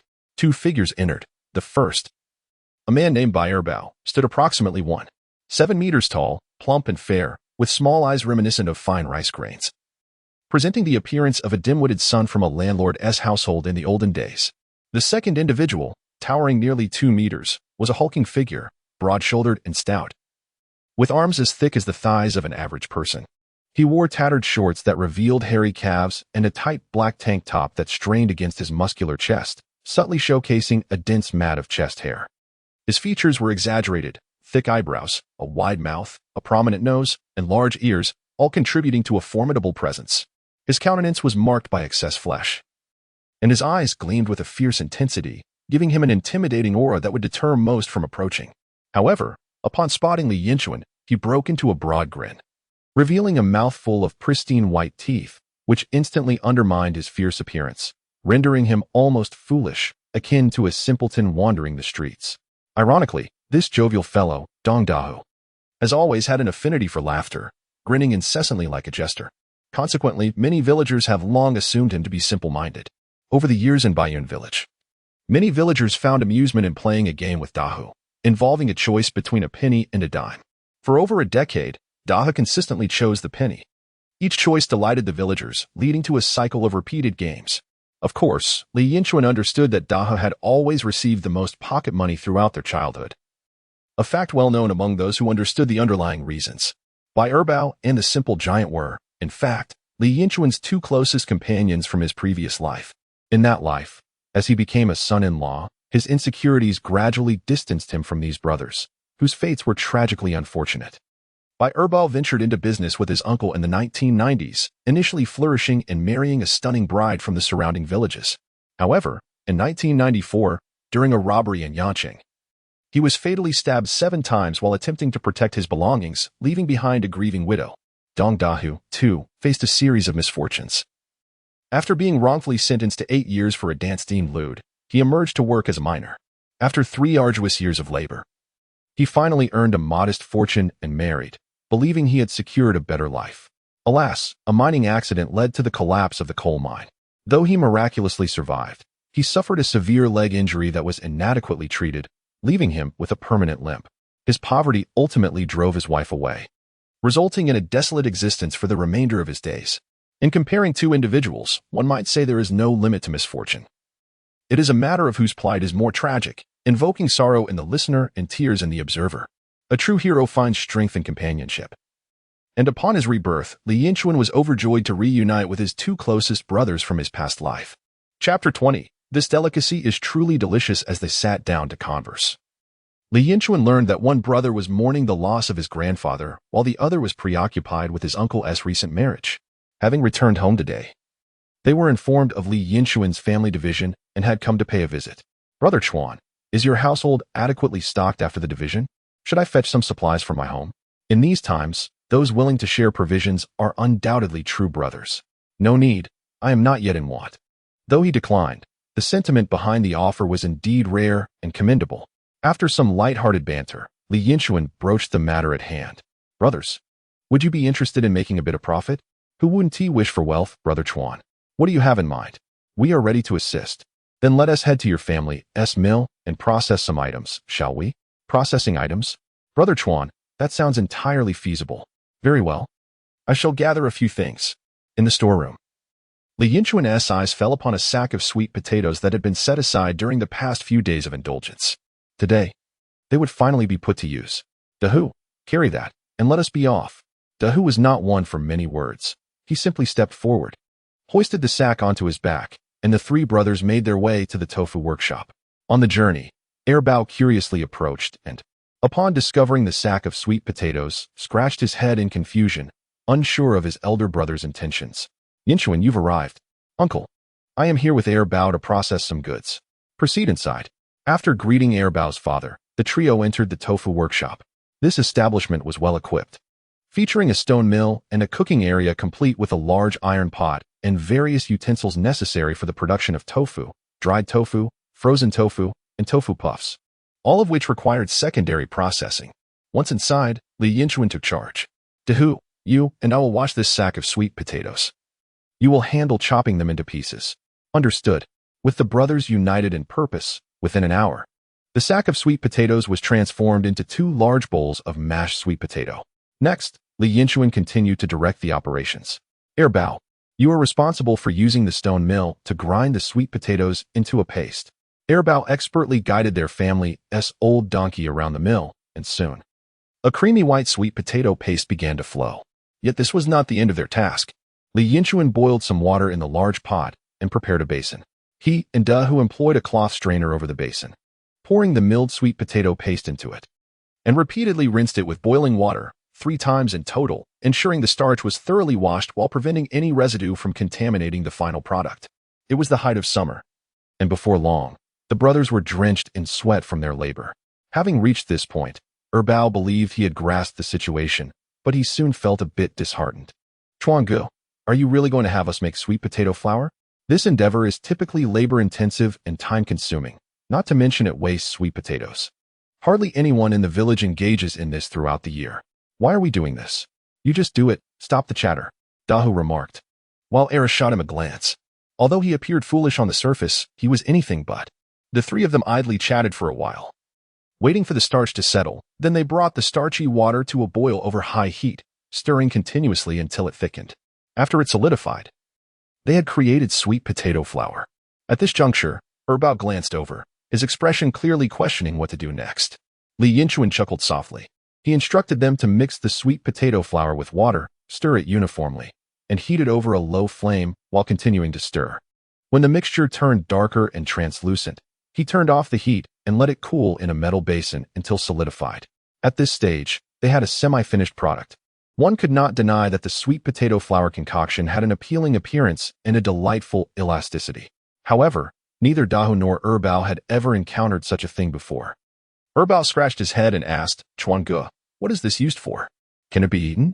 Li Yinchuan smiled faintly. This is quite delicious. It's called mincy. Mincy? Yes, mincy. Today, upon hearing this term, Li Yinchuan was reminded of an incident. The pharmaceutical factory in Deheshan had merged and relocated from various regions, attracting a diverse crowd, many of whom hailed from Dalian. For the people of Dalian, mincy is a supreme delicacy. In his previous life, Li Yinchuan had invested in a mincy shop in Dalian and had earnestly learned the craft from a master, making him capable of preparing authentic mincy, which was now coming in handy. Is this truly delicious? Bao inquired, instinctively scooping a piece with a spoon and tossing it into his mouth. This doesn't have much flavor. You don't eat it like that, Li Yinchuan replied. Bao, go fetch some garlic water and sesame paste. In this era, sesame paste was a rarity in most households. Li Yinchuan brushed a bit of oil in the iron pan, cut the mincy into thick pieces, and fried them until crispy. Then served them topped with garlic water and sesame paste, handing it to Bao. Now, give it another try. Bao, still skeptical, took a spoonful and placed it in his mouth. As he bit down, the texture was incredibly springy, and a delightful flavor filled his mouth. Not bad at all. As a native of Jilin, I've fallen in love with this dish from the very first bite. Li Yinchuan also sampled a piece, and his skills had not waned. The flavor was just right. Both Bao and Dahu enjoyed the dish immensely, with Bao exclaiming in between bites, "This is quite tasty. However, I've never seen this around here. Will it sell? Rest assured, come with me to sell it tomorrow, regardless of whether it sells. You'll earn 5 yuan for your work." 5 yuan a day? Dahu and Bao's eyes widened in disbelief. 5 yuan a day was undoubtedly a handsome wage in these times. However, Bao was also filled with doubt. If this delicacy failed to sell, he would feel too embarrassed to ask Li Yinchuan for money. Well, if it doesn't sell, he would just have to accept it. Since the dish requires on-site preparation to truly savor its flavor, it necessitated the right equipment for selling. A flatbed cart was readily available at Bao's home. Typically, this dish is prepared on an iron plate, but under the current circumstances, they resorted to using a spare iron pot from Bao's household. After a lengthy preparation, they realized they were missing the most essential item, a stove. It was impractical to assemble one at the selling location. Li Yinchuan scratched his head for a while and inadvertently discovered an old gasoline barrel in the yard, covered in dirt and containing some stagnant water. That would do. They emptied the water, cleaned off the dirt and dust, then sawed the barrel in half to create a makeshift stove, using some charcoal they had on hand. As for the sesame paste and garlic water, Bao provided those as his investment in the venture. Chopped scallions and cilantro could easily be plucked from Li Yinchuan's garden, as they were abundant and not hard to come by. Other ingredients were deemed unnecessary. In these times, variety was limited, especially when it came to chili sauce, which they simply did not have. Nevertheless, the authentic flavor of the dish consisted solely of sesame paste, garlic water, scallions, and cilantro. The three of them also gathered some bowls and chopsticks from home. Everything was set, just waiting for the morrow to bring in profits. That evening, Zhou Suzhen gazed at the dish her son had concocted, finding it quite a novelty. "Son, this is something none of us have seen before. Do you think you can sell it tomorrow?" "No worries. This is a favorite among the people from Dalian. There are quite a few from Dalian at the pharmaceutical factory. I'll sell it to them tomorrow. When did you learn to make this?" In anticipation of this question, Li Yinchuan had prepared an answer. "Master Duan taught me." He was over 70, a white-bearded old man known as Master Duan in the village, revered for his vast knowledge and skills. He loved to gather a crowd of children to tell stories, regaling them with tales of his adventures across the south and north, his leg crushed on the railway, his travels to the land of the Russians, his ventures to the southern seas, fighting against the Japanese, and even participating in the Grand Army crossing the Yangtze River. He was a legendary figure in Baiyun village. From a young age, I often visited his home, and we shared a special bond. Unfortunately, the old man left Baiyun village 2 years ago, reportedly to live with his eldest son in the provincial capital. He had given me an address, but in this life, I have long since misplaced it. He knew how to make this? Seeing her son's unwavering confidence, Zhou Suzhen could only suppress her myriad doubts within her heart. Chapter 21. The Path of Cigarettes. The following morning, Li Yinchuan, along with his 2 brothers, pushed the flatbed cart to the county.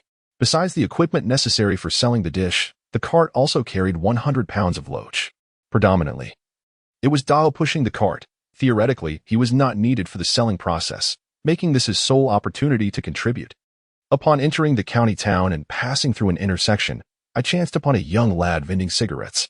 In this day and age, cigarette sales come in 2 varieties, One is the legitimate counter where cigarettes can only be purchased with a cigarette coupon. The other comprises those who have procured cigarettes through unknown channels, clandestinely selling them for a bit of pocket change. Noticing Li Yinchuan's gaze upon him, the young vendor initiated a conversation. "Brother, would you like to buy some cigarettes? What do you have? How much?" Life source for a box is 1 yuan. And ginseng cigarettes are 4 jiao. Are they genuine? What are you talking about? In this era, do you think I would show you a fake? Suddenly, Li Yinchuan realized that in this time, counterfeit cigarettes were virtually non-existent. The flourishing counterfeit cigarette industry across the nation had yet to commence. "Can you lower the price on Life Source?" "Brother, they are selling for 1 yuan in the general store, and you need a coupon for that. Mine doesn't require one. If it weren't for my second uncle who brought back a box while on a business trip and wanted to exchange it for some cash. Where could you find a price like this?" Observing the earnestness of the vendor revealing his hand, Li Yinchuan pondered for a moment and consented. "I'll take a box." He handed over a yuan, and a box of Life Source was placed in his hands. "Brother Chuan, when did you start smoking?" "You're starting off with Life Source." "Give me one." Erbao chimed in cheerfully, the only smoker among the 3 brothers at that moment. Of course, he usually smoked the 9-cent golden gourd, having seldom tried Life Source. In his previous life, Li Yinchuan was indeed a devoted smoker. However, in this life, he had yet to start smoking. Nor did he intend to indulge aimlessly, preferring to keep his lungs pristine. He shot a sidelong glance at Erbao, as if regarding a fool. "Go away. It's better to be prepared. I'll keep the cigarettes for later use." After purchasing the cigarettes, the group continued onward. Upon arriving at the small market near the pharmaceutical factory, Li Yinchuan asked his 2 brothers to wait for him for a moment. He then shouldered a basket and went to deliver loaches to Wang Denian, exchanging 100 jin of loaches for 80 yuan. By the time he returned, it was nearly 11 o'clock, and the market was bustling with people. Finding a corner, they set down their cart, preparing to sell stewed dishes. Just then, an elderly man with a red armband emerged. "What are you doing?" Typically, this market is not strictly regulated. However, there exists an unwritten rule that only family members of the pharmaceutical factory are allowed to sell goods. Today, Li Yinchuan and his companions, being unfamiliar faces, naturally attracted attention. Moreover, the family members of the pharmaceutical factory generally dressed well, while Li Yinchuan and his friends wore patched clothing and shoes, making them stand out even more.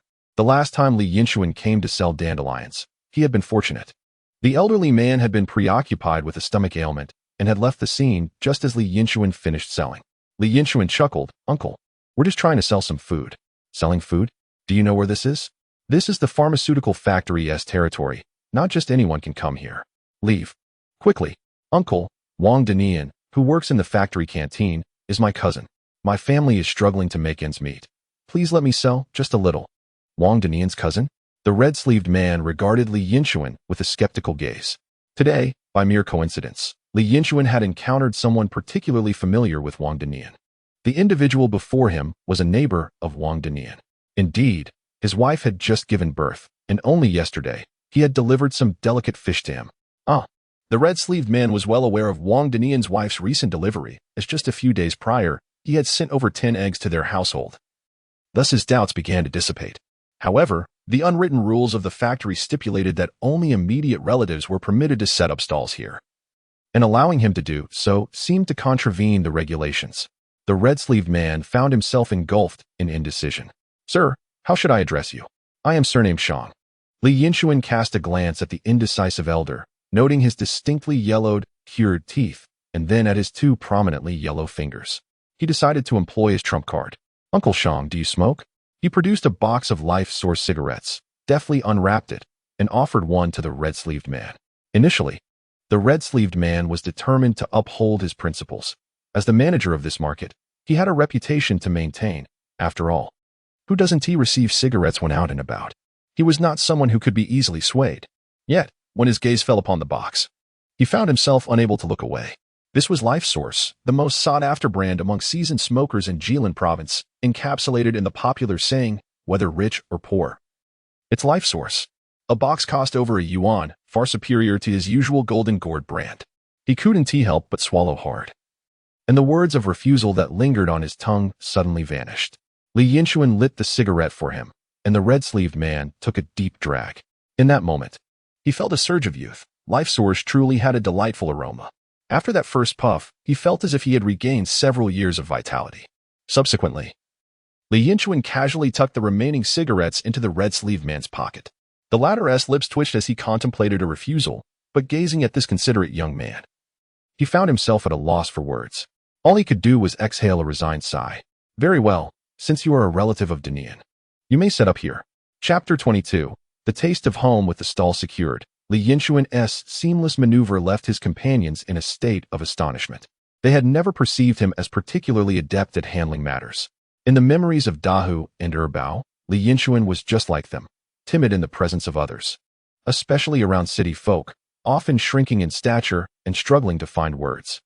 What they did not realize was that the Li Yinchuan standing before them was not the same as the one they had known. Having lived 2 lives, he had encountered far more than they could imagine. Dealing with this elderly man was merely a trivial task. However, Bao felt somewhat bewildered, pondering how Li Yinchuan, who had grown up bare-bottomed alongside them, suddenly had a relative named Wang Danian. Brother Chuan, you really are a relative of Wang Danian. Nonsense. It's merely a business connection. The loach I just carried was delivered to him. Aren't you afraid this uncle will come after us? Originally, I would have been. But having taken my life source, he won't dare. Li Yinchuan replied with a hint of mystery. With a location secured, it was time to earn some money. Li Yinchuan ignited the charcoal, set up the iron pot, and with a spatula in hand, prepared to commence frying the stewed dish. At that moment, he suddenly halted, realizing something was amiss.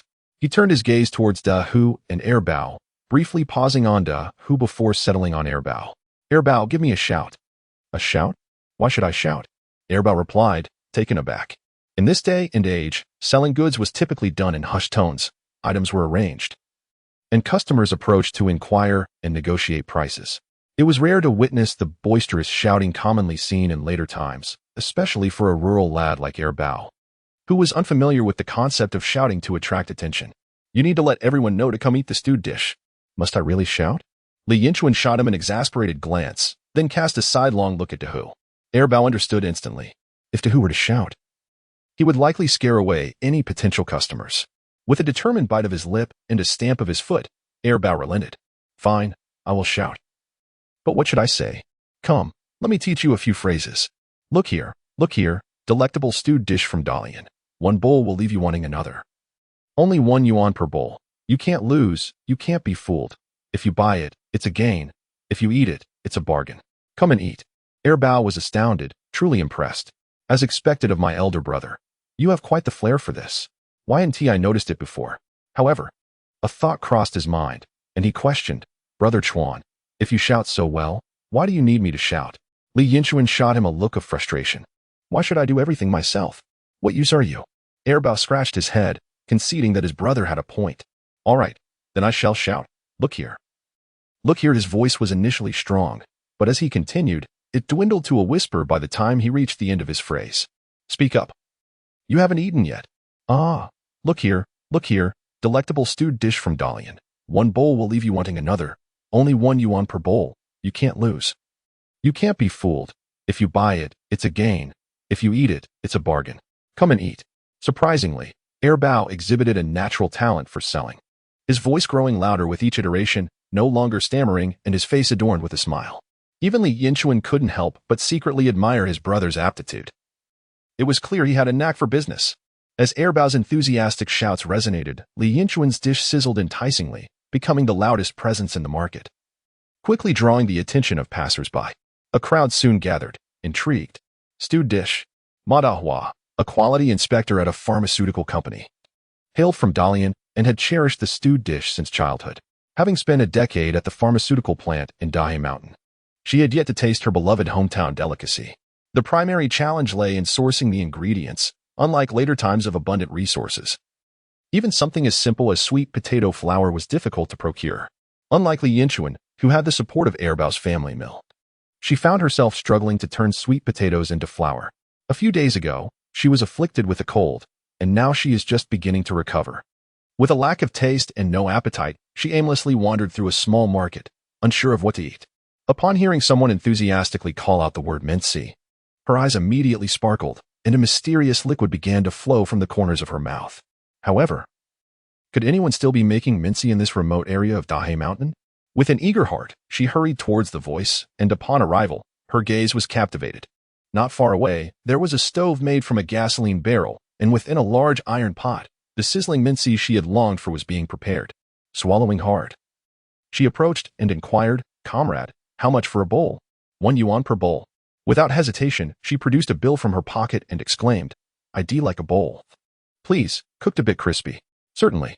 Li Yinchuan promptly served her a bowl, adding a spoonful of sesame sauce, followed by a sprinkle of scallions and cilantro, and finishing it off with a small spoonful of garlic water. Once it was ready, he handed it over, unable to wait even a second. She took a bite with great anticipation. In an instant, the mincy pleasantly bounced against her teeth, and a sweet fragrance exploded in her mouth. The fresh taste of scallions and cilantro, combined with the slight spiciness of the garlic water, created a flavor that was nothing short of what she had yearned for. Tears nearly welled in her eyes. This was the taste of her hometown, rich with the essence of oysters. Instantly, she forgot her earlier malaise and lack of appetite. Completely enchanted by the natural taste of the mincy, she devoured the bowl almost ravenously. After finishing, she patted her belly, clearly still unsatisfied. Her gaze quickly shifted to Li Yinchuan, and she eagerly requested, "1 more bowl."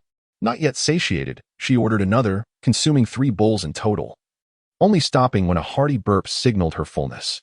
Initially feeling weak and unwell, she now felt invigorated, her body brimming with energy. "This is delightful. It truly is wonderful," she exclaimed while caressing her nearly round belly. "It would be even better if there were some chicken broth in the mincy." "Dear sister, you have quite the appetite. Today was a bit rushed, but come back tomorrow, and there will be chicken broth." "All right. As long as you have chicken broth tomorrow, I will return for more." "Sister, if you find it delicious, please help me spread the word. Rest assured, I will definitely help you promote it." Content. She handed over 3 yuan. On her way back to work, whenever she encountered a fellow Dalian resident, she excitedly shared, "Brothers and sisters, there's a vendor in the small market making mincy. It's authentically delicious. Just 1 yuan a bowl. Hurry and try it." Mincy holds a significant place in the hearts of Dalian people. Without exception, whenever Dalian natives hear of mincy being sold in the market, even if they have just eaten, they dash over to savor a bowl. For them, it embodies the taste of home. Word of mouth spread rapidly. Li Yinchuan's stewed dish stall became a remarkable success, only settling down by the time afternoon work commenced. However, the large bucket of stewed dish he had prepared was nearly empty, leaving him with just a handful of servings available for sale. Observing the remaining portions, which amounted to less than 10, all of which had already been stir-fried, Li Yinchuan contemplated for a moment. He packed 2 servings of the dish along with sesame sauce, chopped scallions, cilantro, and garlic water, then instructed, "Bao, sell the rest of these. I need to head to the factory for some matters, and I'll be back shortly." Bao, brimming with newfound confidence from his recent financial success, enthusiastically replied, "Sure thing, Brother Chuan. You go ahead. Just wait for your return to count the money." Chapter 23. We are going to get rich. Li Yinchuan took the stewed dish to the pharmaceutical hospital. Shortly thereafter, he arrived at the obstetrics ward and located the room of Wang Denian's wife. He was there to express his gratitude to Wang Denian. Although they had just collaborated on a business venture, he felt it was essential to acknowledge the inspiration he had drawn from Wang's words the previous day, along with the fact that he was operating under the name of Wang Denian's cousin today. While he believed that the box of life essence had alleviated any troubles from Hong Shogo, it was still prudent to navigate the situation smoothly without excessive effort. "Little brother, what brings you here?" Wang Denian asked, somewhat surprised to see Li Yinchuan again so soon after he had previously delivered some loaches and even shared his earnings. "Brother Wang, I heard you mention that you're from Dalian. I happened to prepare some stewed dish today, so I brought you some." "Stewed dish?" Wang Denian's face lit up with delight as Li Yinchuan opened the container, revealing the dish he had been yearning for. Before Wang Denian could utter a word, a joyous voice chimed in. "Stewed dish?" It was Jiang Lianhua, Wang Denian's wife, who, being from Dalian as well, was ecstatic at the mention of the dish. For those from Dalian, stewed dish was a culinary treasure. In front of Li Yinchuan, the couple eagerly devoured the dish, sharing it with great enthusiasm until nothing remained. After finishing, Wang Denian felt a twinge of embarrassment. "It's been years since I've indulged in the flavors of my hometown. I simply couldn't stop eating." "Young brother, you are truly thoughtful." "Brother Wang, I need to discuss something with you. Today, while selling stewed dishes at our pharmaceutical market, I encountered Uncle Shang, who manages the area. I mentioned I was your cousin, and that is how I was permitted to set up my stall, Li Yinchuan explained. Wang Danian patted Li Yinchuan on the shoulder and replied, "No worries, I'll have a word with old Shang later. You are indeed my cousin." After expressing his gratitude to Wang Danian, Li Yinchuan exited the hospital and found his two younger brothers just in time to hear that the last bowl of stewed dish had been sold. "Brother, we are going to get rich," Erbao exclaimed excitedly. "Today, we sold 120 bowls of stewed dish, earning us a total of 120 yuan. 2 hours, just 2 hours." And Li Yinchuan and his companions managed to sell a remarkable 120 bowls of stewed noodles, earning a total of 120 yuan. This was in 1983, when even the most well-paid workers in pharmaceutical factories earned barely over 50 yuan per month. Remarkably, Li Yinchuan had earned more than 2 months' salary in less than 2 hours. Such a sum? Indeed, such a considerable amount.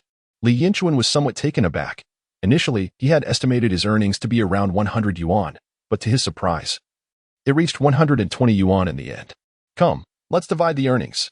He pulled out 2 5 yuan notes, giving one to each person, and after a moment's thought, he took out another 5 yuan for Dao. "Since today is our first day in business, and we had a great start, here is an extra 5 yuan for you." Dahu's smile was so broad it nearly split his face. He had never earned 10 yuan in one go before, and today was his first experience of it. "Thank you, Brother Chuan." Li Yinchuan then took out another 5 yuan note, contemplating before pulling out a larger sum for Erbao. "Here is 5 yuan for you as well, and considering you provided the pot, sesame paste, and garlic water, along with the stone mill for the sweet potato flour, I'll give you an additional 10 yuan. That makes it 20. Erbao's eyes crinkled with delight as he grasped the 20 yuan note in his hand. While distributing the money, Li Yinchuan was also observing the two brothers. In their previous life, they had been his closest allies, and in this life, he could lead them toward prosperity, but it depended on their worthiness. Today, he had earned 120 yuan, and after deducting costs, he still had a minimum profit of 100 yuan. Having given them only 30 yuan, he considered their potential greed. If they felt slighted by their share, they would inevitably drift apart when larger earnings came. Having lived 2 lives, Li Yinchuan trusted his observational skills, and he was pleased to see that both brothers were genuinely happy about their earnings. Neither Dahu nor Erbao harbored any ulterior motives. It appeared he could indeed continue to guide them toward wealth.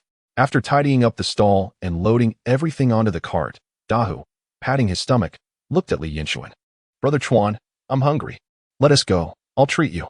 Since the brothers had worked hard to help him earn money, Li Yinchuan, not one to be stingy, insisted on treating them to a good meal. He looked around and found a modestly sized yet clean restaurant called Welcoming Guests, and he led the two brothers inside. Once they received the menu, Li Yinchuan enthusiastically ordered a variety of dishes: braised meat strips, crispy fried pork, red braised pork, stewed pork knuckle, chicken with mushrooms, and a pot of twice-cooked pork, alongside the red braised river carp, ordering whatever looked appetizing. The owner, a bit taken aback, remarked, "Brothers, are you sure you can handle all this? We serve generous portions. There are just 3 of us. It's not too much. My brother can eat quite a bit. Oh, and add 10 more steamed buns." When the dishes finally arrived, Li Yinchuan realized that the servings were far from the small portions typical in later times. The braised meat strips contained a hefty 1.5 jin of meat. The stewed pork knuckle was a whole 2 jin, and the carp weighed over 4 jin. The 10 substantial steamed buns, each weighing nearly a pound, certainly epitomized value. However, could it be too much? Yet, as Li Yinchuan discovered, it was indeed not excessive. His companions displayed remarkable appetites, as in these times, there is little sustenance to be found. The sight of meat never fails to evoke a sense of inadequacy. Although Li Yinchuan had prepared 2 delightful dishes the previous day, by today they had long been digested. Moreover, in this era, whether pork or beef, it is all raised in a standard manner, and the meat is delectably fragrant. A single bite of the braised meat strips makes one yearn for another, creating an insatiable desire. Thus, the 8 hearty dishes rapidly diminished, and before long, Li Yinchuan observed that only 2 buns remained in front of Dahu. He considered ordering more, but Dahu restrained him. "Brother, enough is enough. No more orders." As he urged this, he dipped the large bun into the braised meat sauce, consuming it in 3 bites. He then tore the last bun in half, placing the remaining morsels of meat within, and sealed the bun. Voila! The Dahu-style meat sandwich was born. He held it firmly and took a hearty bite, followed by another, finishing all 10 buns. The 8 dishes on the table had been devoured by the 3 brothers, even the sauce completely soaked up with the buns. Their capacity was truly astonishing. Ah, Brother Chuan, I have never tasted such a delectable meal in my life. Today was absolutely delightful. Dahu contentedly belched, patting his belly, having consumed 5 large buns and approximately half a portion of meat, affirming that following Brother Chuan was indeed the right choice. Chapter 24. A rescue mission. Upon calculating the expenses, the meal had cost a total of 25 yuan, equivalent to half a month's wages for an average worker. However, considering that the 8 dishes were all meat-based and the generous portions, the price was quite reasonable. Li Yinchuan contemplated for a moment before spending an additional 8 yuan for the chef to prepare another serving of the braised pork, braised meat strips, and stewed knuckle, planning to take it home for his mother and younger siblings, who had yet to eat. After settling the bill, the 3 of them sauntered out of the restaurant, satiated and ready for the next task. With a promise of chicken soup for tomorrow's meal, Li Yinchuan headed directly to purchase 2 chickens at 50 cents per pound. The larger chicken weighed 5.5 pounds, while the smaller one weighed 4.5, costing a total of 5 yuan.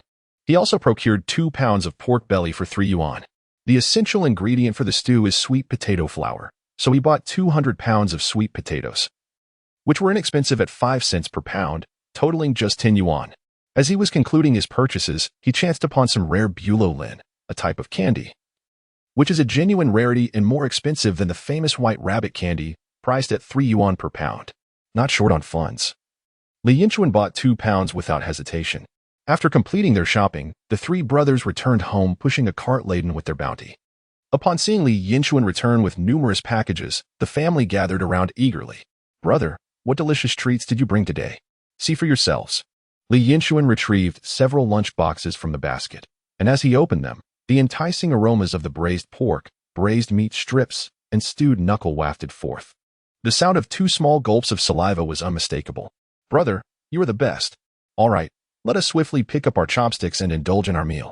However, an unexpected turn of events unfolded during dinner. As they were eating, Li Qiao softly remarked, "Mom, I find this a bit too rich. Could you please prepare some cucumbers with sauce?" Li Yinchuan glanced over and responded, "Sure, it's only been a few days, and you're already feeling the heaviness in your stomach." "All right, I'll get it ready right away," declared Su Jin, rising to the garden to harvest a few cucumbers and some lettuce.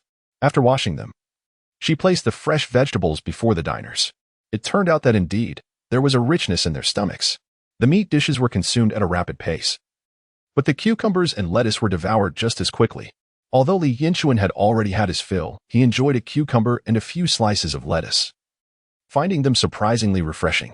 This brought back memories of his past life at the age of 50, when he was in Dalian.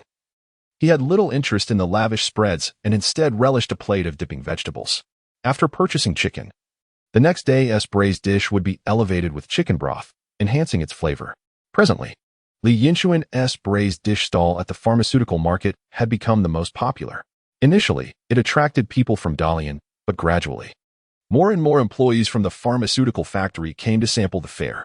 As a classic Dalian treat, the braised dish indeed possessed its own charm, appealing not only to nostalgic locals but also to visitors from other regions who found it delightful. As the days slipped by, the daily income from the loge provided Li Yinchuan with 70 yuan, while the net profit from the braised dish amounted to 50, leading to a daily increase in his wealth of 120 yuan. Of course, Li Yinchuan understood that neither selling loaches nor braised dishes would be a sustainable livelihood. Nonetheless, he believed that his rebirth would not confine him to these endeavors for long. They were merely scenic stops along his path to immense wealth. The day was oppressively hot, with cicadas calling out weakly. Li Yinchuan's business was sluggish today. The heat made consuming braised dishes unappealing, and they clearly did not sell as well as the cold noodles next door. By 4 o'clock in the afternoon, observing the lack of sales, Li Yinchuan, along with Dahu and Airbao, decided to pack up their stall and head home. "Brother, shall we go swimming in the river when we get home?" "Sure. It's too hot today. Let us soak in the river. I'll toss a watermelon in the water to chill while we swim." "That sounds fantastic." The brothers chatted amiably as they made their way home, unaware of the horse-drawn cart approaching from a short distance away. The driver of the cart was a young woman, not yet 20. Her features, a modest nose, relatively small eyes, and an unremarkable mouth, did not stand out, and her skin was not particularly fair. At first glance, none of her features appeared striking. Yet, remarkably, these unassuming traits harmonized to create a pleasing visage. The longer one looked, the the more one found her beauty growing. Her figure was alluring, with ample curves in all the right places, embodying the legendary ideal of proportion. She had her hair styled in a thick braid at the back of her head and wore a white top paired with jeans, exuding an air of confidence. The maiden joyfully sang the widely popular song Military Port at Night by Su Xiaoming while riding in the carriage. The night at the military port was serene. The waves gently rocked the warships, and the young sailors rested their heads upon the surging tides, revealing sweet smiles in their dreams. The sea breeze caressed softly. The waves swayed gently. How arduous the journeys of the sailors were, yet they returned to the embrace of their motherland. The girl sang beautifully, akin to a lark in full song, when suddenly an unexpected event transpired. Out of the nearby thicket burst a wild boar, its rear end oozing blood. This massive creature weighed over 400 pounds, robust and well-fed, with tusks exceeding half a meter in length. It charged past the carriage without a moment's pause, its sharp tusks grazing the horse's front leg. With a swift slash, the horse's leg was cut as if by a blade, and blood gushed forth. The injured horse, startled, arched its neck backward with great force, raising its front hooves in fright, its eyes rolling back in terror, before bolting away in panic. Caught off guard, the maiden desperately grasped the reins, trying to regain control of the horse, but it was already spooked. Her efforts proved futile. As the horse galloped wildly, she could only instinctively let out a piercing scream. Li Yinchuan and his companions first heard the shrill cry, then spotted a horse racing along the main road. The woman in the carriage screaming in a voice that had morphed in terror. The horse was frightened. This was Li Yinchuan's immediate thought. Alarmed, he realized that just 30 meters ahead lay a sharp turn, leading down into a ravine over 20 meters deep. The carriage would be doomed if it plunged down. This was his second thought. Save her, Li Yinchuan shouted in a moment of crisis. The two younger brothers quickly understood his intent. However, with the horse already in full flight, it was unrealistic to rely solely on human strength to stop it. As they stood helpless, Li Yinchuan yelled, "Airbao! Push the cart to intercept it." Airbao immediately grasped his brother's meaning and charged forward with the cart at an angle. Bang! The cart collided with the carriage, sending Li Yinchuan's bowl and chopsticks scattering across the ground, and a gasoline barrel rolled away with a thud. Nevertheless, the speed of the carriage noticeably diminished. Taking a deep breath, Li Yinchuan braced himself. Aware of his limitations, he could not halt the carriage by himself. Yet there was someone who could. At the critical moment, Dong Da stepped forward with determination, sprinting a few steps before grasping the horse's reins with both hands. With all his strength, he yanked to the side, commanding stop. A miracle occurred. The once frenzied horse was brought to a halt by Dong Da's sheer force. His strength was formidable. Had he lived in ancient times, he would surely have been hailed as a legendary warrior. The horse reared on its hind legs, exhaling a plume of white vapor. Yet, no matter how fiercely it struggled, Dong Da remained anchored to the ground like a steadfast nail. Alas, although Dong Da had managed to restrain the galloping steed, the young woman in the cart was not held back by his grip. Due to inertia, she was flung from the cart, hurtling through the air like a large pancake, perilously close to colliding with a towering tree, beneath which lay a threatening branch. Should she strike it, her visage would be irreparably marred. In a heartbeat, a figure darted forth, snatching the airborne maiden into his embrace just in the nick of time. Utilizing the momentum, he spun thrice before gradually coming to a halt. Amidst the whirl, Lin Xingnan caught sight of the man's face, and in that fleeting moment, it was the only visage in her vision. A thought surged within her. The tales of a gallant man appearing on a rainbow to rescue a princess in her hour of need were indeed true. Gazing at the man's countenance, an overwhelming impulse arose within her, a desire to lean in and bestow a kiss, surely a most delightful sensation. As the spin concluded, Li Yinchuan, the one cradling her, noted the pallor of her face, which had lost its earlier vigor, now imbued with a hint of vulnerability. In that instant, he perceived that the young woman in his arms seemed somewhat dazed, perhaps from shock. Moreover, there was an uncanny familiarity about her visage. With the world coming to an end, Lin Xingnan observed the man supporting her, his face flushed like a ripe apple. Conversely, Li Yinchuan found himself increasingly reminded of her. The name teetering on the edge of his memory, elusive yet tantalizing. One blushed, while the other pondered. Time appeared to freeze in that moment, and unbeknownst to them, a full minute slipped by.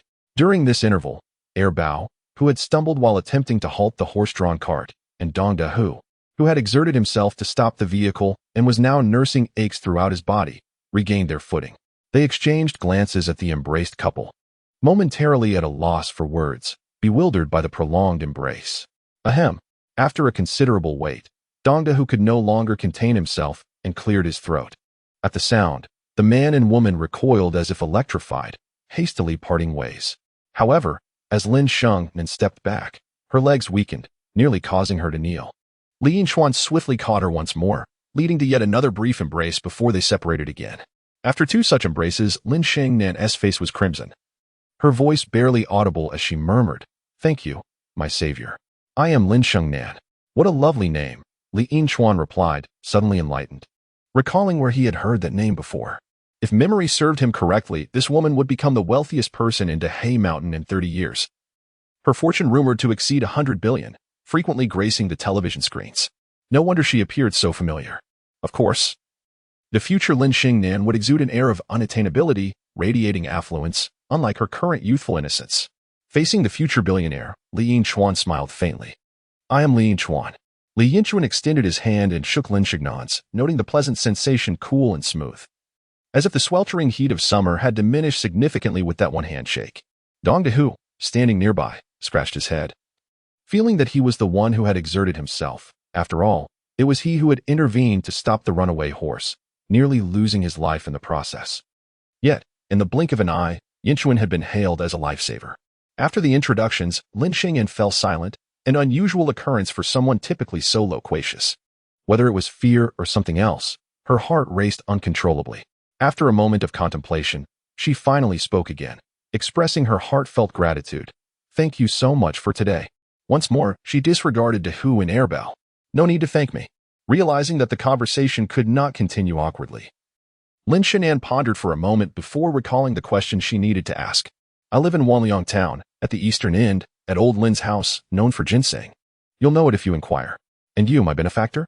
"Qianjin Township, Baiyun Village, Li Yinchuan," the young woman murmured softly, committing the name to memory.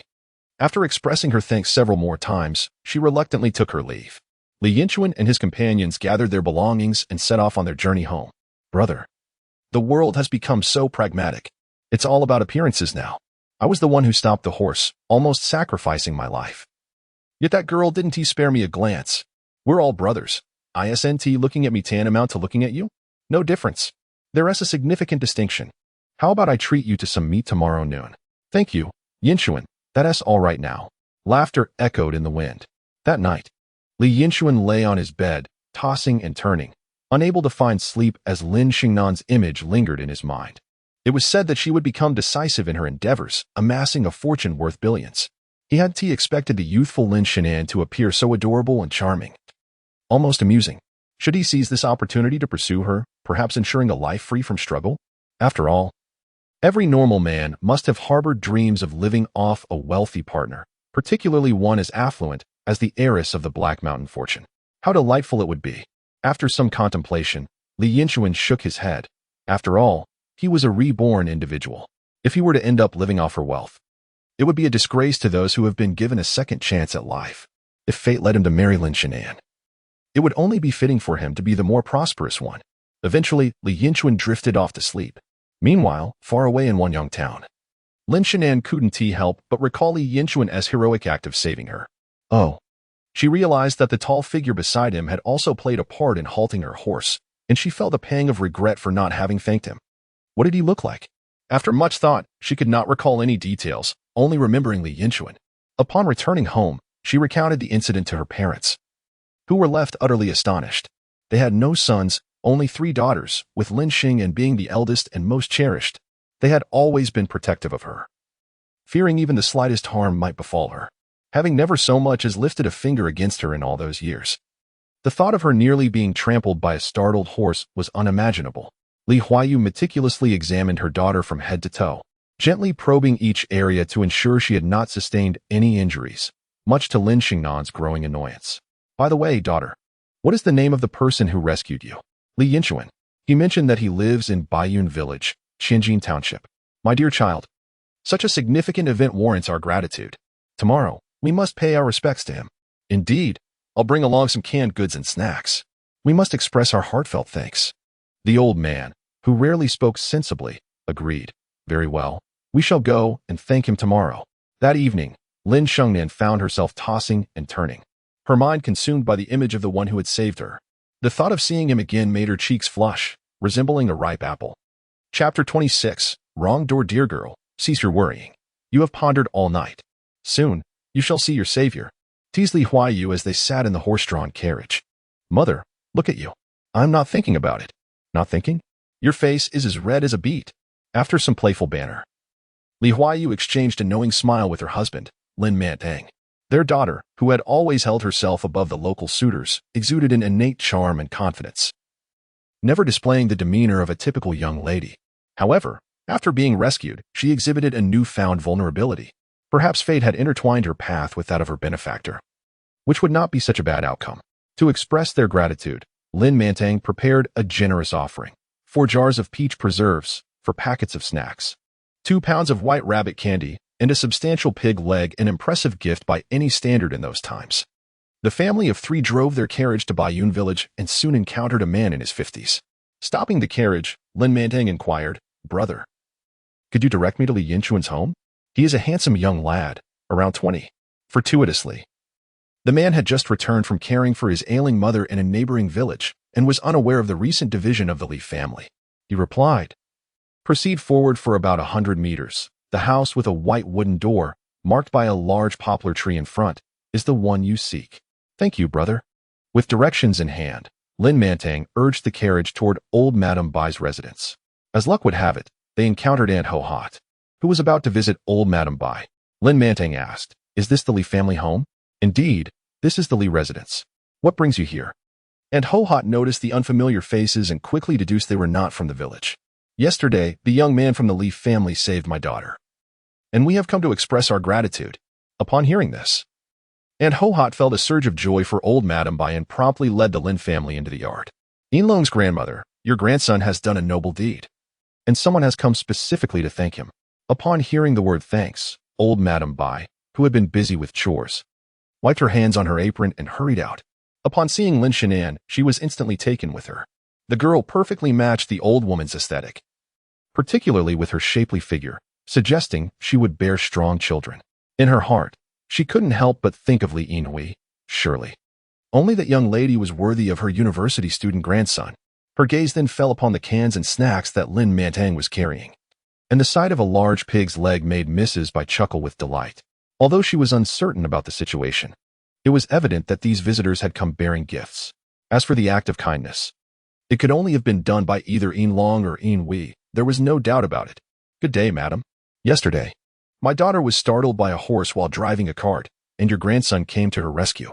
We have come to express our gratitude." Mrs. Bai hurried forward, her face beaming with joy. "My grandson is truly a good person. He always helps others. We often have visitors thanking him. But you've gone overboard with all these gifts." As she spoke, she began to take the cans, snacks, and the large pig's leg from Lin Montang's hands. Today, her aging limbs, which usually lacked strength, seemed invigorated. She could have easily carried 2 more pig-s legs without issue. While accepting the items, Mrs. Bai's mind began to race. This young lady had been rescued by my grandson. Yinlong had been working in the county these past few days, so it must have been Yinhui who had come to her aid. Moreover, the middle-aged man before her seemed strikingly familiar. Where had she seen him before? She ushered the Lin family into the inner room and settled them around the table for a chat. Aunt Ho Hot, having brought them in, turned to head home, feeling it was inappropriate to linger while they had guests. Lin Mantang was the first to speak. "Is your grandson at home today?" "Unfortunately, he is not. He went to visit his second aunt with his mother. This boy performed exceptionally well on the college entrance exam and is likely to attend university. He is quite sentimental and wishes to spend more time with his relatives before heading off to college." A university student, indeed? The elderly couple exchanged glances. In these times, university students were a rarity, with scarcely a few in the entire county each year. A young man who excels in studies and displays kindness, such individuals are hard to find nowadays. "Yes.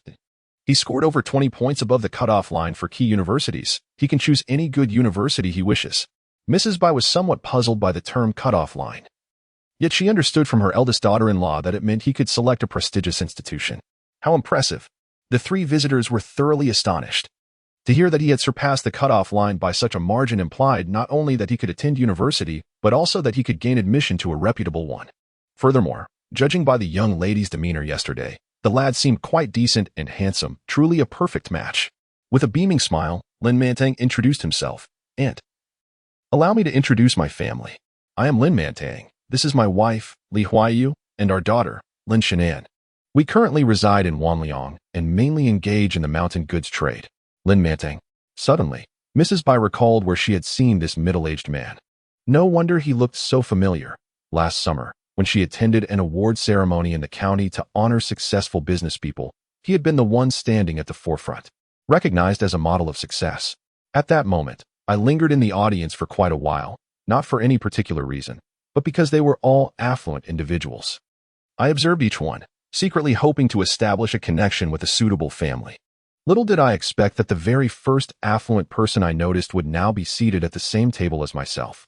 Before me sat this gentleman of wealth, and his daughter, so remarkably beautiful. If she were to marry Li Yinlong, it would surely be an extraordinary fortune. Indeed, if Yinlong could forge such an alliance, would the Li family ever need to worry about money again? In Chapter 27, Mrs. Bai discreetly accepted a token of gratitude, seeking 5-star reviews. With Yinlong's talent complementing the wealth of the Lin family, it would not be long before this entire region would fall under the influence of Mrs. Bai. Contemplating this, Mrs. Bai displayed her most benevolent smile. "Your daughter is quite lovely. She seems to be about the same age as my grandson. Has she found a match yet? Don't even mention it. My daughter is quite discerning.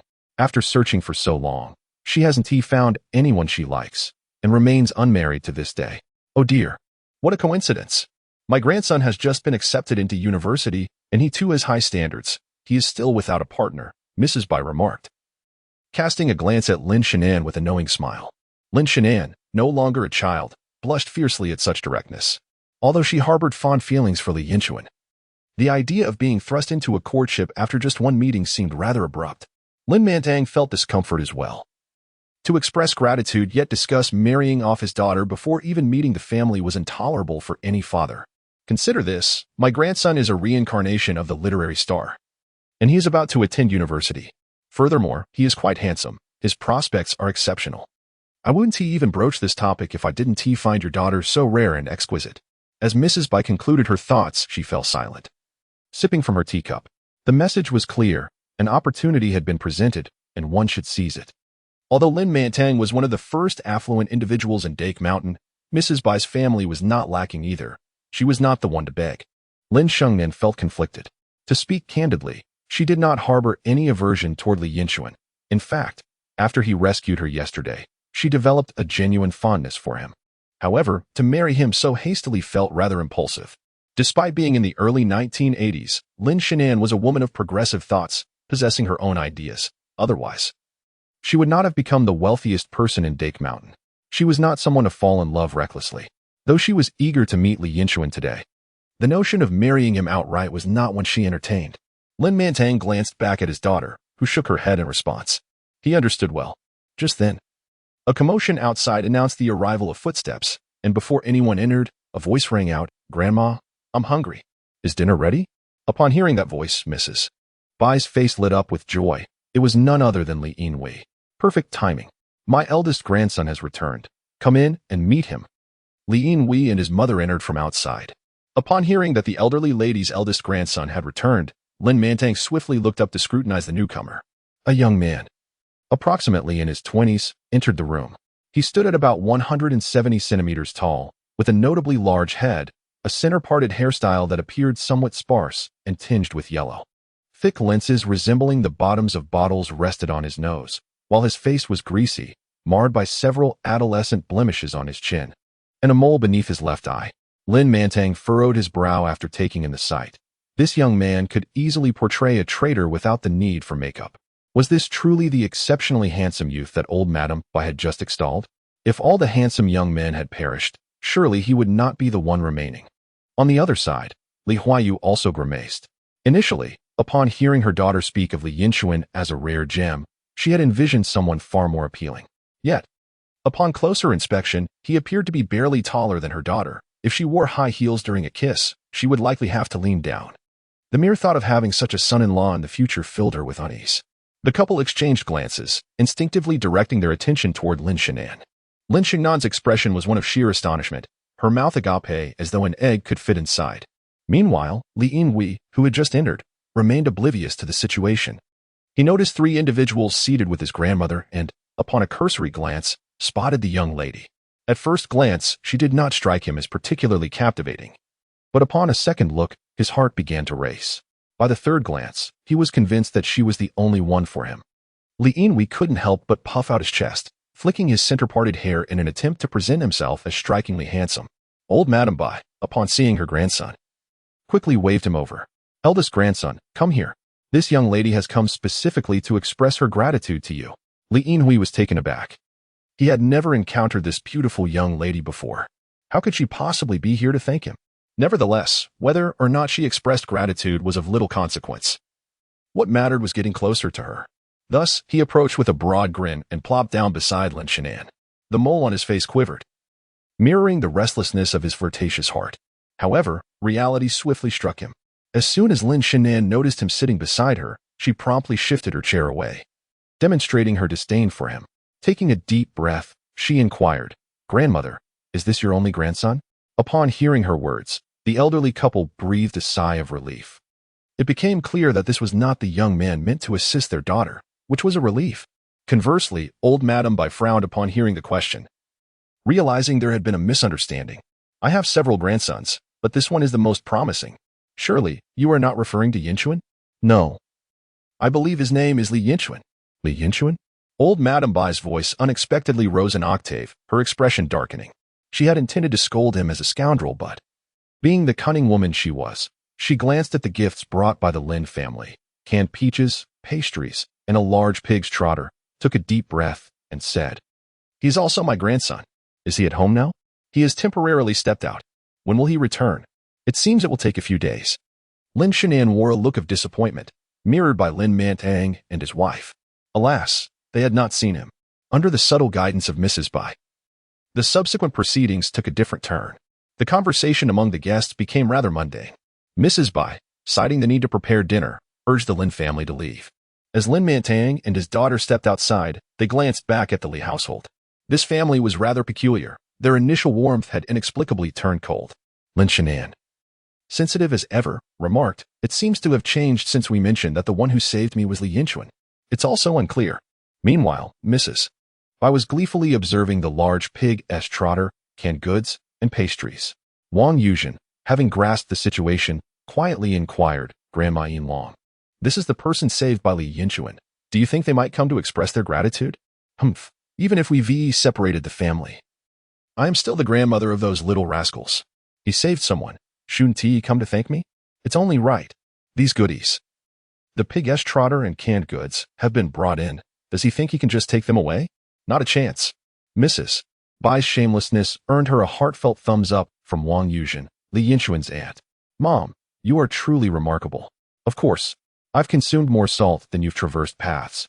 They think they can play games with me? Dream on." Chapter 28. Mrs. Bai's frustration as Lin Montang's family exited the Li residence. They spotted several women chatting beneath a large tree. Among them was Aunt Ho Hot, who had escorted them in earlier. Li Huayu, unable to contain herself, approached them. Aunt Ho Hot was animatedly recounting how Mrs. Bai's grandson had saved someone, bringing a plethora of gifts as a token of gratitude. You should have seen it, canned goods, pastries, and such a massive pig-esque trotter. Even I felt envious. The crowd collectively expressed their admiration. At that moment, Sister Lan Hua noticed the Lin family emerging and remarked, "Look, they've come out, and Mrs. Bai too. They didn't even offer a meal. Doesn't that make us seem unwelcoming here in Baiyin village? If someone brought me canned goods, pastries, and a pig-esque trotter, I would insist they stay for a meal." Just then, Li Huayu approached with a puzzled expression and asked Aunt Ho Hot, "Excuse me, but is Li Yinchuan the grandson of this family?" "Li Yinchuan?" And Ho Hot suddenly realized. "Was it Li Yinchuan who saved your daughter yesterday?" "Yes, but just now, when we mentioned him, their expressions changed dramatically." Before Aunt Ho Hot could elaborate, a card appeared in the distance, revealing none other than the three Li brothers. "Li Yinchuan is coming. If you have questions, you can ask him directly." "What? Didn't his grandmother just say he wouldn't be back for a while?" The onlookers exchanged bemused smiles, leaving Li Huayu in a state of confusion. Meanwhile, Lin Yinchuan spotted Li Yinchuan and hurriedly ran up to him. "Hello. Li Yinchuan smiled upon seeing the rosy-cheeked girl before him. Isn't that Lin Shennan, whom I saved yesterday? Lin Shengnan, what brings you here? Yesterday, you rescued me, and today my parents, in gratitude for your life-saving act, have brought gifts to your home to express their thanks. It's nothing. There's no need for gratitude. It was merely a spontaneous act. Li Yinchuan scratched his head, having no intention of leveraging the favor. As for any thoughts of pursuing something with the woman before him, those were mere fleeting dreams. His primary focus in this new life was to earn money. Matters of the heart could unfold naturally, especially with the future tycoon of Heishui County standing before him. Such pursuits could not be forced. Lin Shennan continued. Your grandmother mentioned that you haven't been back lately. I didn't expect to see you here. You met my grandmother? Li Yinchuan swiftly seized upon the key phrase. Yes, your grandmother.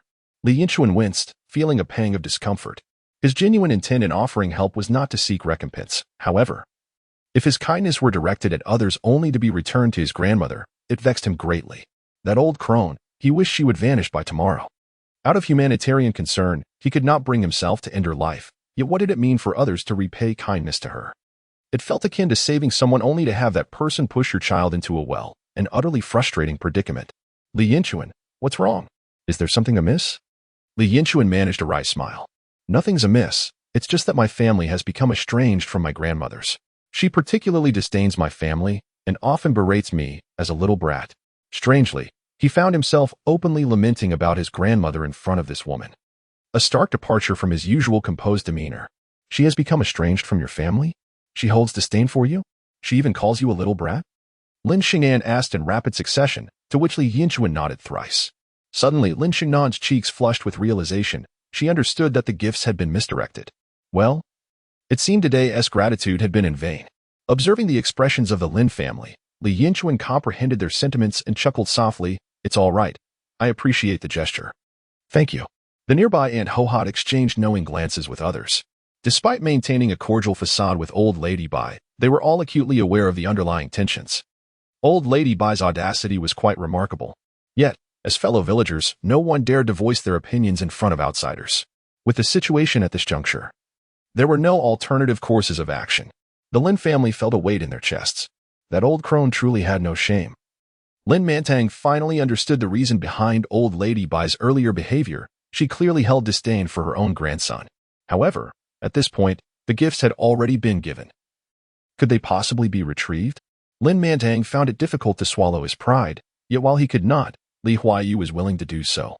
Do not be deceived by her seemingly delicate appearance. Beneath that facade lies a fiery temperament. Her daughter, Lin Shengnan, is a reflection of her. For if one is to inherit a vast family estate, they cannot afford to be timid. With a swift turn, Li Huaiyu strode purposefully to the doorstep of the old Li family, hands on her hips and summoning a deep breath to unleash her wrath. Madam Bai, she exclaimed with a piercing, high-pitched voice that echoed far and wide. Do you not possess any sense of shame? How dare you snatch items meant for the younger generation? Do you even consider yourself a person? Her voice rang out, drawing the attention of households within 100 meters as bewildered neighbors emerged from their homes. What was happening? Why was someone shouting in broad daylight?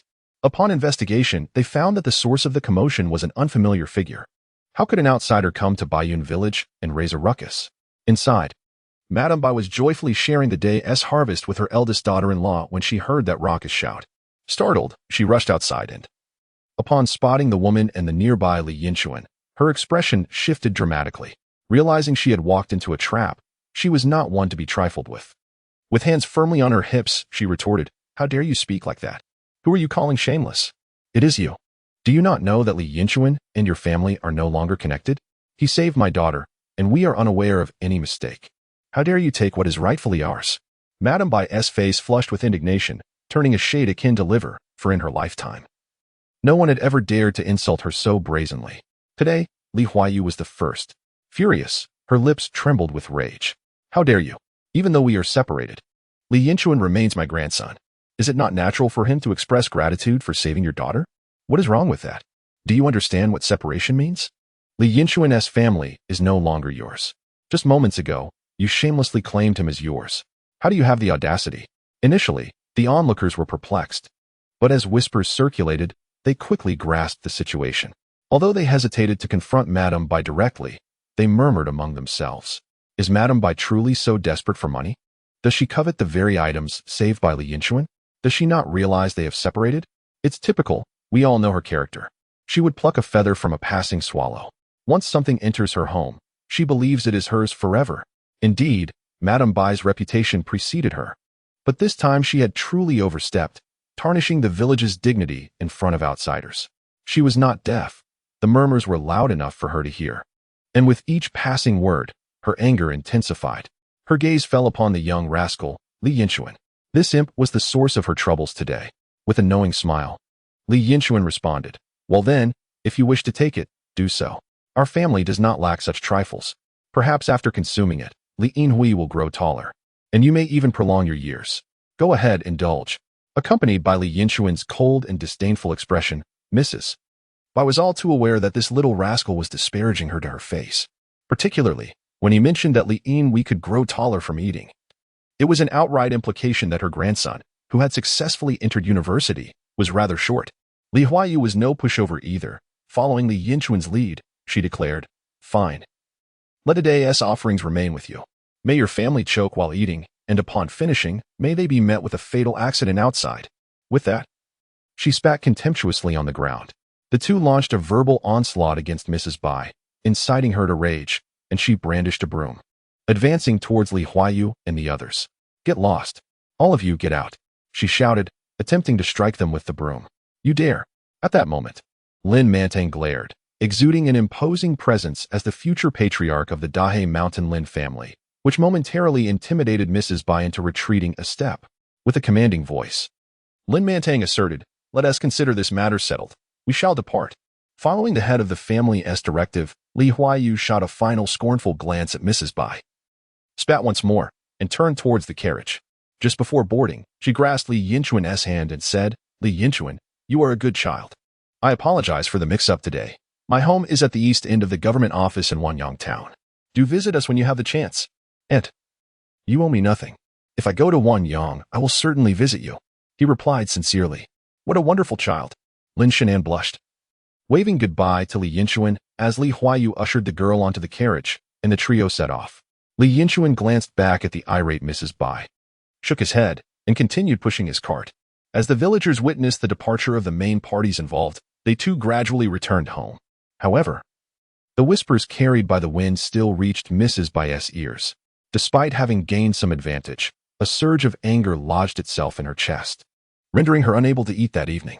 Tossing and turning in bed throughout the night, she was haunted by thoughts of Li Huayu's harsh words, Li Yinchuan's ridicule, and the scornful gazes of the villagers, intensifying her agitation. In the dead of night, she angrily opened a can of peaches and devoured its contents.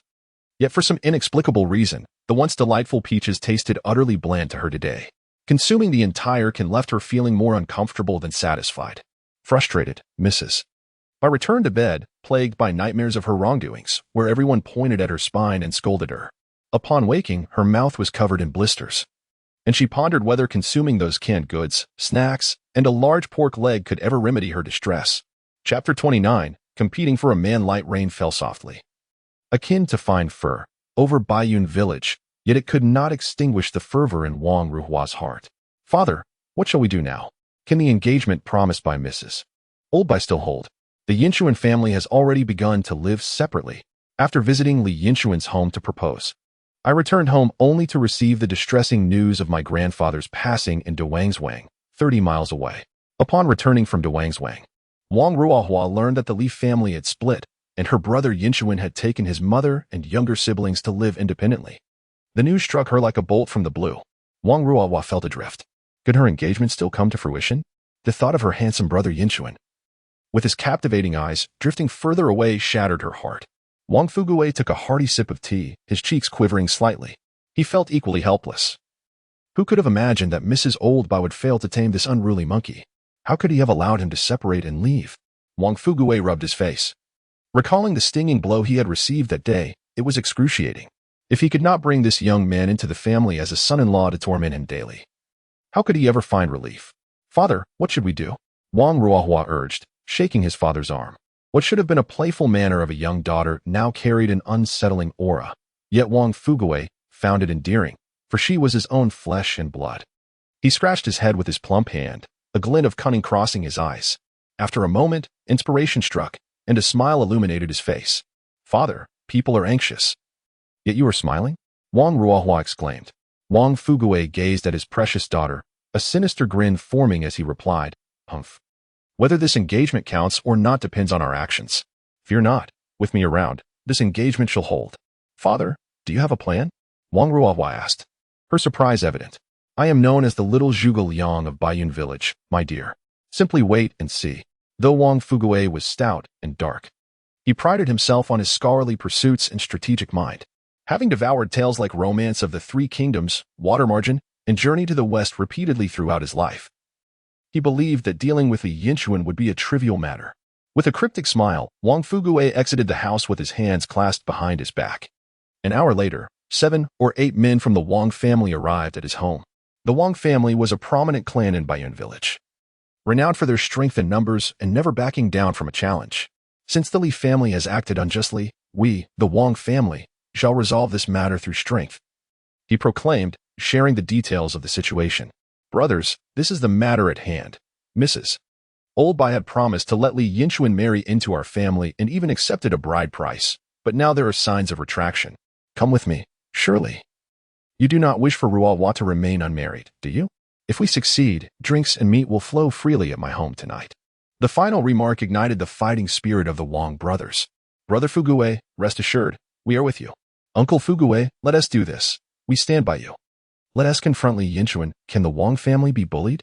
The crowd erupted in enthusiastic support, as Wang Fuguei surveyed the morale of his companions. A triumphant smile spread across his face, and with a grand gesture of his hefty hand, he declared, "Very well, since everyone is in agreement, let us proceed together. I am eager to see if that rascal Li Yinchuan can indeed escape my grasp." Thus, nearly 10 robust men from the Wang family set forth with great enthusiasm.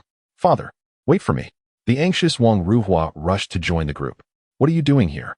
This is a matter for men." "No, this directly concerns my man, and I must accompany you." Wang Fuguei shook his head, realizing he had spoiled his daughter, yet he conceded to her presence, acknowledging her point. In the courtyard, Zhou Suzhen was sewing trousers while her youngest daughter, Li Qiao, chatted with her. Suddenly, a cacophony erupted outside, and upon looking up, they saw a throng of men invading their space. The leader of this unruly assembly was none other than Wang the Butcher, a middle-aged man with a round face and large ears, striding in with his hands clasped behind his back. "What do you want?" the young girl stammered, frightened by the sudden intrusion of so many unfamiliar faces, which could hardly bode well. Zhou Suzhen, upon recognizing Wang the Butcher, instantly understood that the affairs concerning her eldest son were far from resolved. Like a protective hen gathering her chicks, she swiftly pulled her daughter behind her. Facing this formidable group of men, including the fiercely determined Wang Ruohua, Zhou Suzhen inhaled deeply, her complexion paling as she echoed her daughter's inquiry. "What do you want?" "What do we want?" "Yinchuan's mother, you know very well what this is about. There's no need to feign ignorance. We have come to discuss the matter of your son Yinchuan marrying into our family." Wang the Butcher's smile was chilling, as he intended to rely on the might of his brothers today, convinced that the Li family would not dare to resist. Zhou Suzhen took another deep breath, feeling the weight of the men's presence pressing down upon her, instilling a sense of dread. Yet, as a mother, she steeled herself. "Our family has not consented. It was Yinchuan's grandmother who agreed. Now that we are separated, this matter is no longer valid." "Not valid? Let me ask you this. When I presented the betrothal gifts, you had not yet divided your household, had you? At that time, it was my second aunt who was in charge, correct? She accepted the payment. Yet you now claim it is invalid? This reasoning is indefensible. Today, the Wang family has arrived. Whether your Yinchuan likes it or not, he shall marry into our family. Indeed, what Brother Fuguei says is right. Having accepted our betrothal gifts, the decision rests not with you. Do you still wish to renege? Do you dare to default on the debts owed to the Wang family?" The chorus of voices rose in support. Zhou Suzhen's face turned even paler, her lips trembling as she protested. "Are you not robbing me of my son? If you insist on calling it robbery, then today I shall indeed take him. Where is Li Yinchuan? He is not at home. He has gone out." "Not at home? Then we shall wait for his return."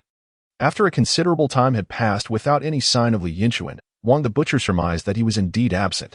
With a wave of his hand, he directed the Wang family members to find places to sit, while those with no seats stood resolutely.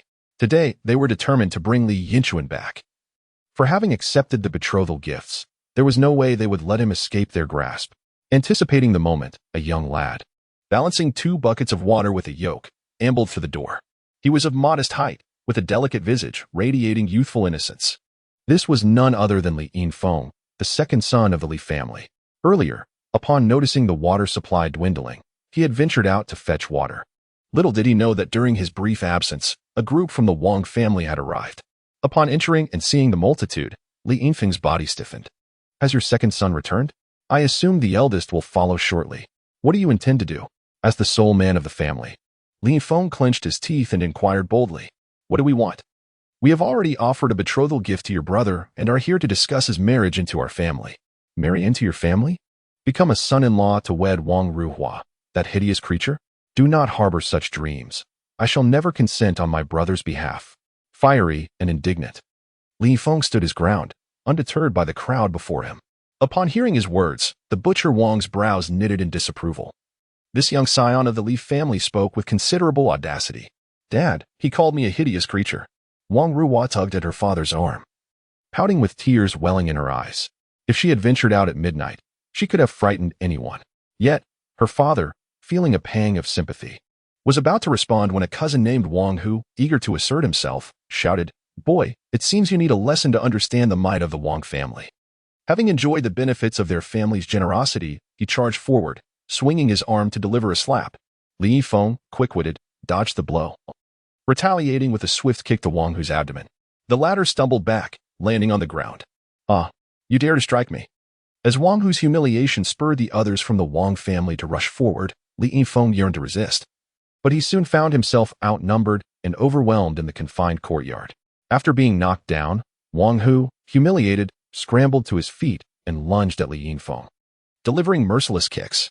Stop, please, I beg you, do not hit him. Seeing her son being assaulted, Zhou Suzhen rushed to intervene, but was unable to restrain the swarm of attackers.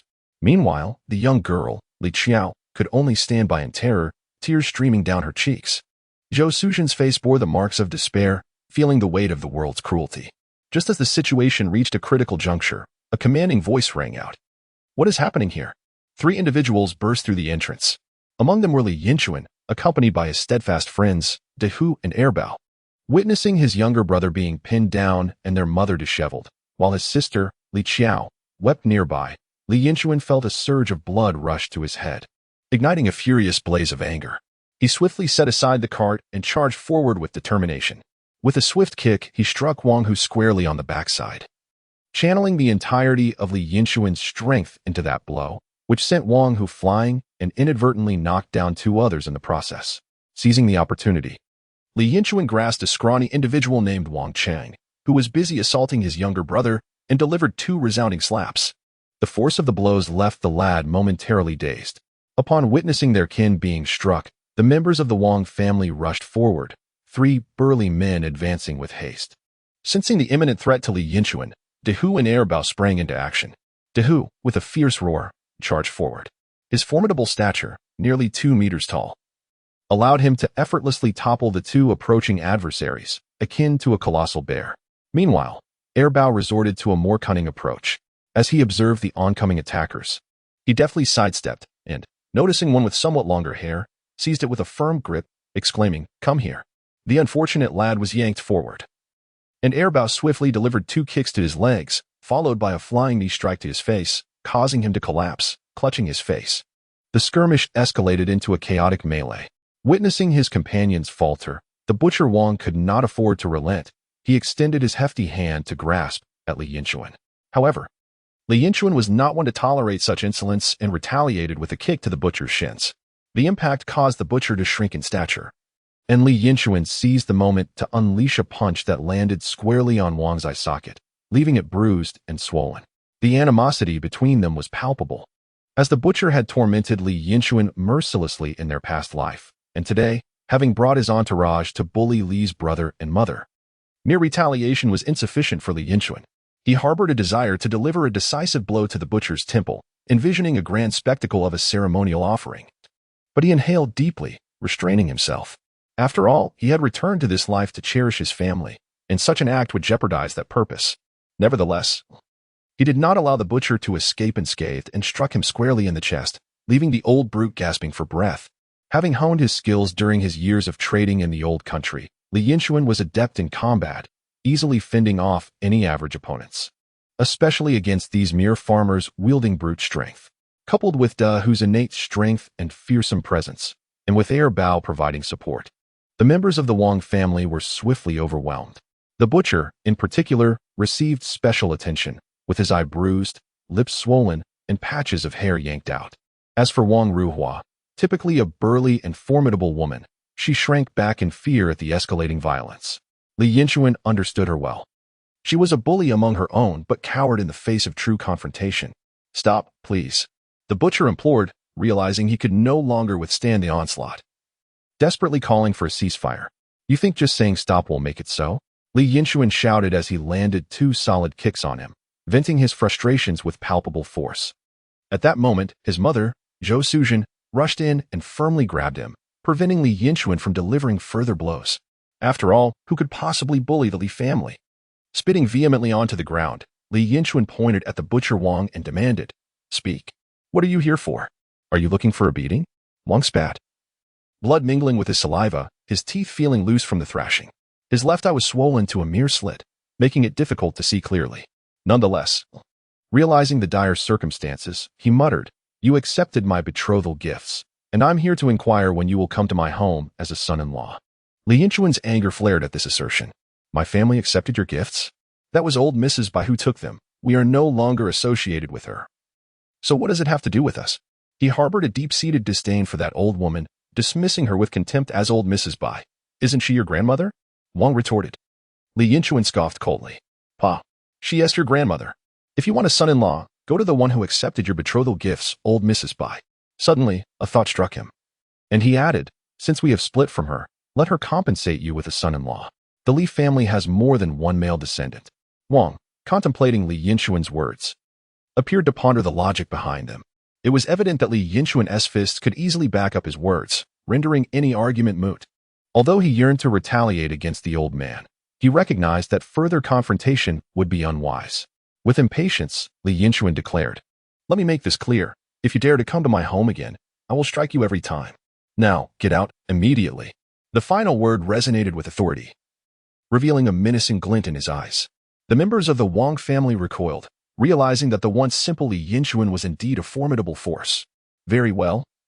I shall seek out old Mrs. Bai." Wang, clutching his jaw, left the courtyard with his kin, simmering with resentment as they headed straight for old Mrs. Bai. Watching them depart, Li Yinchuan spat once more onto the ground, feeling they had gotten off too lightly. However, recalling how old Mrs. Bai had dared to impersonate his family and accept gifts from the Lin family, he anticipated how they would fare in the days to come. Regardless of whether old Mrs. Bai or Wang suffered losses, or if they both faced misfortune, Li Yinchuan found satisfaction in the thought. "Fenger, how are you? Don't scare your mother." At that moment, Zhou Suzhen had already cradled Li Yinfeng, tears streaming down her face.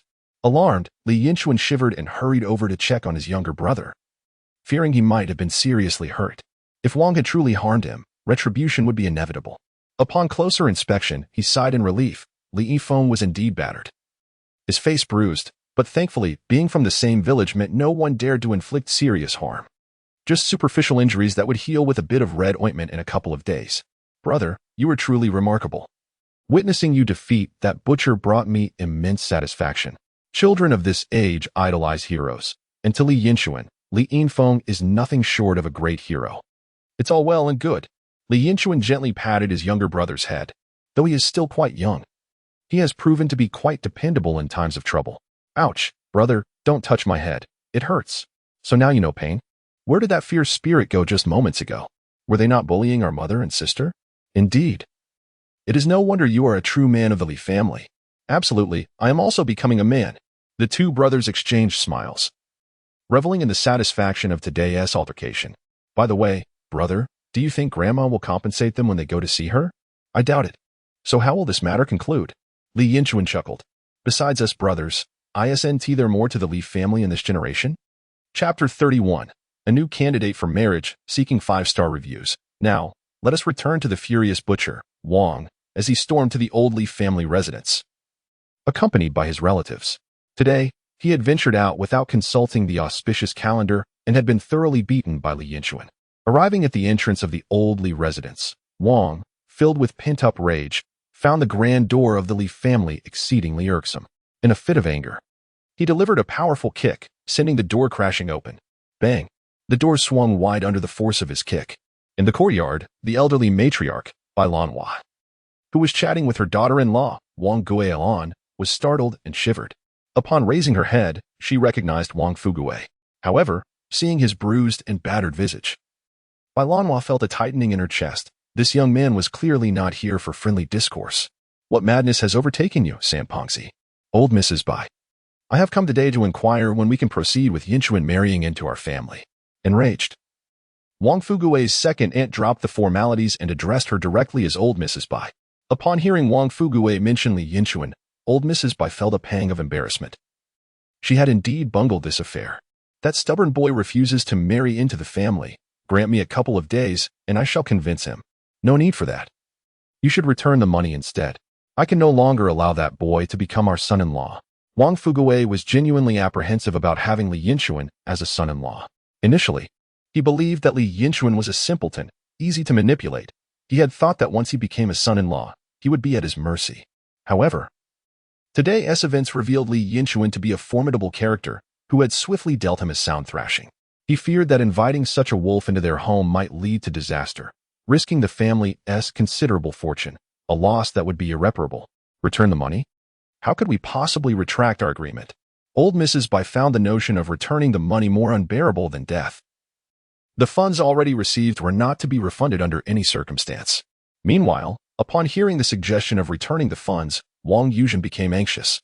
This money was crucial for marrying off her sons and funding their education. There was no way they could afford to give it back. If the money were returned, how could her eldest son marry, and how could her second son attend university? The prospect of their family's happiness would be utterly extinguished.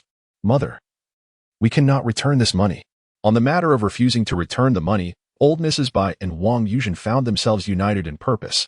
Upon hearing their responses, the butcher Wang widened his eyes, pointing at Mrs. Bai with indignation. No way to retreat? Then tell me, what should I do? Find Li Yinchuan for me? That scoundrel has bruised my face. I cannot possibly allow him to become my son-in-law. Mrs. Bai found herself in a quandary. The matter was no longer solely about Li Yinchuan's disapproval. It seemed Wang Fugui was also having second thoughts. What could be done? At that moment, Wang Yuzhen, a woman of cunning, had an idea. Mother, what if we consider someone else? Who else? Yinlong and Yinhui cannot become son-in-laws either, came the response. But there is also Yinchuan, suggested Wang Yuzhen. Among the current generation of the Li family, the most handsome is undoubtedly Li Yinchuan, followed closely by Li Yinchuan, who is merely 3 months younger and possesses a fair, delicate appearance. However, he is quite the opportunist. In the previous life, after Li Yinchuan became a son-in-law, he mocked him incessantly, treating him as a disgrace to the Li family. Especially after seeing Li Yinhui remain in the provincial capital after university, his envy knew no bounds. Hearing the proposal concerning the Li family, the butcher Wang felt a sense of relief. Just moments ago, he had considered Li Yinchuan alone, forgetting that the Li family had more than one eligible bachelor. It seemed fortuitous that, with just a few stern words, he could have Li Yinchuan presented to him. Of course, this would depend on whether his daughter would consent. He turned to her, asking, "Daughter, what do you think of Li Yinchuan?" Wang Ruohua pondered Li Yinchuan's appearance. Although he lacked the masculine charm of her brother Yinchuan, he was still handsome and refined. She mused that if he were her partner, it might not be unpleasant, especially given his seemingly gentle and easily bullied demeanor. The crux of the matter was that Wang Ruohua was inherently bold and daring, and witnessing Li Yinchuan's violent behavior earlier had genuinely frightened her. The purpose of taking in a son-in-law was to have someone to serve her, not to face the threat of being overpowered. Naturally, her fondness for Li Yinchuan diminished significantly. What she had thought was a gentle and amiable brother had transformed into a ferocious beast in an instant, making it hard for her to harbor any affection. In contrast, Li Yinchuan seemed more manageable. The thought of being with him made her smile at the prospect of having him under her control. "Let my father decide," she declared. Seeing his daughter's approval, the butcher Wang smiled. "Very well, we shall proceed with Li Yinchuan, but this time, Mrs. Bai, you will take the lead in this matter. Correct?" Upon hearing that Li Yinchuan was acceptable, both Mrs. Bai and Wang Yuzhen exhaled in relief. As long as there were no debts to repay, They were willing to proceed. Mrs. Bai assured him, "Rest easy, San Peng. With your second aunt present, this matter is settled." At that moment, family members who had been drawn out by the commotion in the courtyard gathered around, and when Li Yinchuan's uncle, Li Changshu, emerged, he happened to catch the tail end of the conversation. "What matter has been settled?" inquired Ma Guilian, Li Yinchuan's aunt, casually. The elder Mrs. Bai Lanhua shot a glance at Ma Guilian, who had asked the question. "I have resolved to let Yin Sua become a son-in-law to the Wang family." "Mother, what do you mean?" In an instant, Ma Guilian was struck as if by a bolt from the blue. How did it come to pass that Yin Sua would marry into the butcher Wang's household? Wasn't it decided that Li Yinchuan would take that role? "Mother, wasn't it Li Yinchuan who was supposed to be the son-in-law? Yin Sua is your own grandson. If he becomes a son-in-law, what shall we do in our old age? If Yin Sua is to marry into that family, what of Yin Gang? Indeed, our family S. Yinlong and Yin who are eagerly awaiting that financial windfall." Wang Yuzhen interjected. Li Yinlong and Li Yin chimed in as well. "Yes, third aunt, I'm counting on that money for my wedding. Third aunt, my college tuition is a matter of great pride. We cannot afford any delays in securing those funds." Ma Guilian was immediately infuriated. "What do your sons Yinlong and Yin whose financial needs have to do with our family? If you need money, earn it yourselves. We will not have any of our kin wed into another family." Tensions escalated in the courtyard. Chapter 32. A day of wedding ceremonies, seeking 5-star reviews, Li Yinlong and Li Yinwei were resolute. If they prevented Yin Sua from marrying into the Wang family, how would they afford their weddings and college tuition? The distinction between whether it was Li Yinchuan or Li Yin Sua who would become the son-in-law was of little consequence. Faced with her beloved eldest and second grandsons on one side and her son's grandson on the other, the elderly matriarch Bai Lanhua made a swift decision. "Have you turned against me? Today, I declare that Yin Sua shall indeed become a son-in-law. No way, whoever insists my son becomes a son-in-law, I shall fight to the end." As she spoke, Ma Guilian pinched her husband fiercely. Li Yinchuan's uncle, Li Changshu, intended to speak up. Yet he hesitated before the formidable matriarch Bai, who had always been resolute in her ways. Finally, he mustered the courage to call out, "Mother." The old matriarch shot him a piercing glare. "What? Do you wish to rebel as well?" Li Changshu, frightened, recoiled and retreated, silenced. "You coward. Why don't you stand up and say something?" Ma Guilian scolded, pinching Li Changshu's arm once more. Yet no matter how she berated or pinched him, he remained a turtle withdrawing into its shell, too intimidated to speak up in front of his mother. The butcher Wang smiled faintly, sensing the matter was nearly settled. At that moment, Li Yin Sua heard the talk of him becoming a son-in-law and rushed out of the house. Upon spotting Wang Ruhua, he instinctively shrank back, taken aback by her striking appearance. Wang Ruhua, noticing his arrival, shyly smiled at him with a hint of affection. Upon closer inspection, this man appeared quite handsome. Having previously focused on her brother Yinchuan, she now found Yin Sua appealing as well. Just look at his delicate features, so gentle and inviting, and his fair skin, complemented by a tender, rosy neck. To bring him home would surely be a delightful experience. The more she considered it, the more enchanting it seemed. Li Yin so noticed Wang Ruhua smiling at him, particularly drawn to her uniquely shaped eyebrows and her remarkably large eyes. The two cheeks, adorned with alarmingly vivid rouge, and the blood-red lips reminiscent of a gruesome feast, complemented by the tawny tetracycline-stained teeth and a ring of alluring fuzz around the mouth, evoked a shuddering dread within him. The mere thought of sharing a lifetime with such a woman filled him with nausea, and his mind buzzed in turmoil as he struggled to suppress his revulsion, declaring, "Mother, I absolutely refuse to become a son-in-law to the Lao Wang family." Ma Guilian's eyes also reddened. In her previous life, when Li Yinchuan had become a son-in-law, she had fervently supported the elderly matriarch's decision, believing it to be beneficial for all parties involved, providing Li Yinchuan with a wife, securing a spouse for Yinlong, and enabling Yinwei to attend university. It seemed a perfect arrangement. Yet, when the situation turned to her own son, her resistance was formidable. "No, I cannot allow Yinsua to stumble into this pit of fire." "Humph, it must happen," she retorted. "If you insist on Yinsua becoming someone else's son-in-law, we shall sever ties." Ma Guilian suddenly recalled Li Yinchuan's strategy of separation and sought to employ it herself. "Are you also considering a separation? Third son, do you share this sentiment?" The stern gaze of the matriarch, Bai Lanhua, fell upon her third son, Li Changshu, who instinctively recoiled. "No such thing, mother. I have no desire for a separation." Ma Guilian shot a look of disdain at this ineffectual man. Without his agreement, division of the family was impossible. She lamented her poor judgment in marrying such a useless individual. As for Bai Lanhua, she felt a modicum of satisfaction regarding her son's stance. He was indeed a decent man, though his wife left much to be desired. Very well, it is settled then. Yinchuan shall take Li Yinchuan's place as the son-in-law.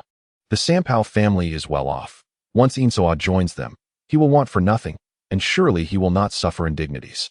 Ma Guolian wished to continue her resistance, but Li Changshu firmly grasped her arm. Their family, driven by materialism, lacked the spirit of perseverance, and with no support, Ma Guolian could only begrudgingly fall silent. Yet, the fiery glances she cast toward the eldest son's family indicated that this matter was far from resolved. At this juncture, Wang Fugui, fearing the protraction of uncertainties, recognized his daughter's lack of beauty and was rather pleased with Li Yinchuan, perceiving him as easily manageable. Second aunt, how about this? Instead of delaying, let us hasten the union. The preparations are nearly complete, so let us have them wed today. Upon hearing this proposal, Bai Lanhua furrowed her brow. Isn't this a bit too hasty? If we proceed with the wedding today, it may seem as though we are merely treating Li Yinchuan as a mere acquisition. Wang Tuhua quickly interjected, not at all. There is no rush whatsoever. Right, my daughter? Wang Ruhua shyly lowered her gaze. I will heed father's wishes. Setting aside her alarming appearance, she embodied the essence of a budding young woman. You see, our side is ready. It is now up to your family. The elderly matriarch, Bai Lanhua, cast a glance at her son and daughter-in-law, then at her grandson, Li Yinchuan. Fearing the long night might bring unforeseen dreams, she felt compelled to act swiftly. Should Li Yinchuan flee in a couple of days, she would have no means to compensate the family across the way. After all, Yinchuan's younger brother was still small. Gritting her teeth, she declared, very well, it is settled. We are but an ordinary family. Simplicity is key. I have already prepared the bride price. So let Yinchuan return with me to wed. Mother, no. I refuse to marry Wang Ruhua. Li Yinchuan, confronted with this calamity, wept bitterly, clinging to the doorframe. Fully aware that venturing to the butcher's home would spell the end of his life as he knew it. Marriage is a significant matter. It cannot be approached so rashly. Ma Guolian made a final stand, attempting to push back against the throng advancing upon her. Unfortunately, the Wang family, numerous and forceful, easily pulled Ma Guolian aside. Together, several of them seized Li Yinchuan and began to drag him away. My son, Ma Guolian cried, desperate to follow. Control your wife. Bai Lanhua pinched her youngest son with considerable force. Li Changshu glanced at his mother, gritted his teeth, and, with a stomping foot, stepped forward to grasp his wife's arm. Enraged, Ma Guolian turned and bit down hard on Li Changshu's arm. Ouch! Blood immediately welled from the wound. What is the meaning of this, you shrew? Eldest, pull her away. Seeing her son in pain, Bai Lanhua's eyes sharpened, instructing Li Changfu and his wife to assist in restraining Ma Guolian. Realizing her plight, Ma Guolian sank to the ground, weeping uncontrollably. Tell your wife to cease her crying. We still have a banquet to attend. You may go. But I refuse to accompany you. Ma Guolian retorted, ready to confront Bai Lanhua with fervor. If you do not attend the banquet today, I shall arrange for Changshu to divorce you. Let us see how you fare then, and how your children Yin Gang and Bixia will manage. Ma Guolian, upon hearing this, glanced at her ineffectual husband, who averted his gaze. She then looked at her two children, who wiped their tears while watching her. With a heavy sigh, Ma Guolian pounded her fist against her thigh in frustration. Chapter 33, Li Yinchuan, your time is too short under the pressure of Bai Lanhua. The Li family reluctantly followed the Wang family to their home. Upon arrival, Wang the butcher issued brief instructions to his wife and relatives. Soon, Granny Wang, responsible for organizing village celebrations, arrived, followed by Chef Ma, who catered weddings in the community. Those with ties to the Wang family also gathered. The double happiness characters were affixed, and the dragon and phoenix candles were set, heralding the commencement of a lively wedding ceremony. However, the proceedings were far from smooth. Li Yinchuan displayed a defiant demeanor, yet the large number of Wang family members prevailed, as two burly men forcibly guided him through the simplified marriage rites. During the toast to the parents, Ma Guolian wept, while Li Changshu's face darkened with anger. The Wang family, indifferent, chose to ignore their distress, regardless of their dissatisfaction. They had successfully reclaimed their prize.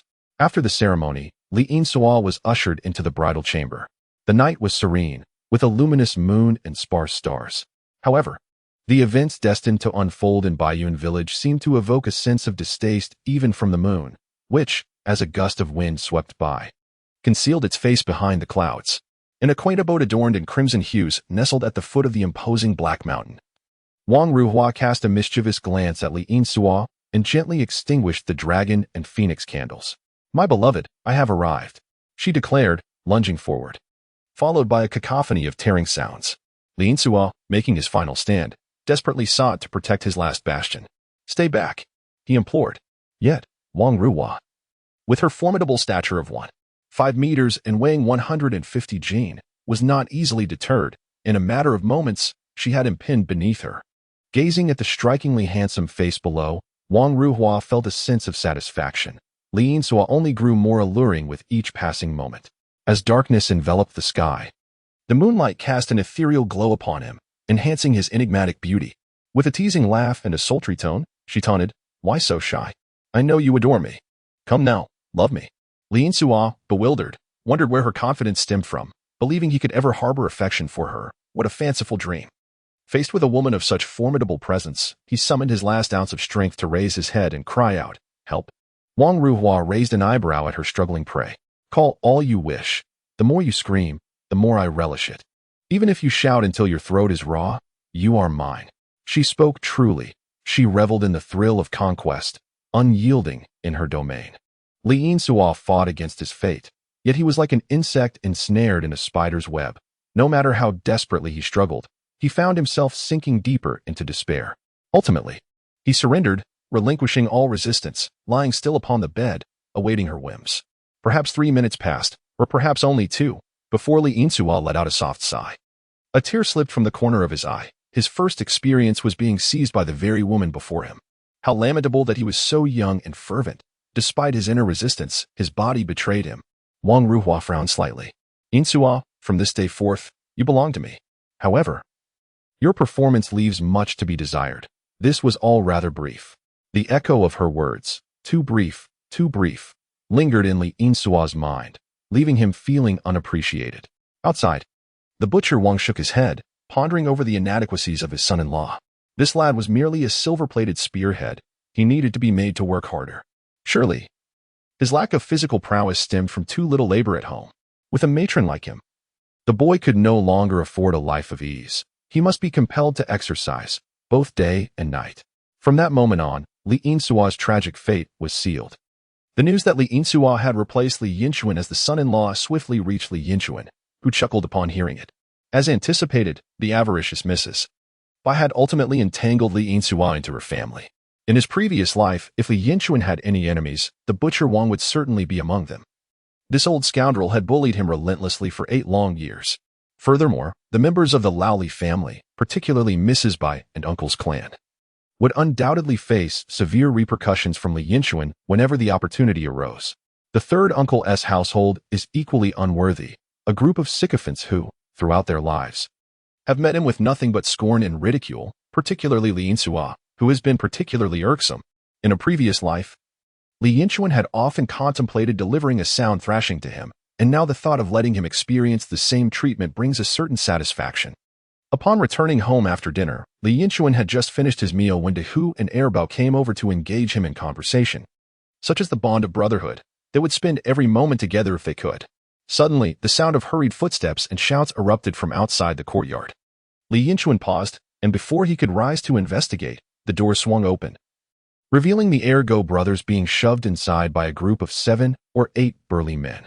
A throng of onlookers had gathered outside. For such is life in the countryside, entertainment is scarce, and peculiar events always attract a crowd. The Ergo brothers bore signs of a recent beating. Ergo had a bruised eye, Goshing's mouth was swollen, and Godin sported a distinct handprint on his face. Leading the charge was a woman, none other than Aunt Hohat, a neighbor from his grandmother's side. The bonds of kinship were palpable. It was evident that the Ergo brothers were now Li Yinchuan's close allies. Observing the scene, Li Yinchuan felt a flicker of displeasure and coldly inquired, "Aunt, what is the meaning of this? Why have you beaten them so severely?" "Humph, these little rascals have stolen the money meant for my son's wedding. Should I not punish them?" The narrative shifts back to noon today, when Aunt Hohat visited Mrs. Bai next door for a chat.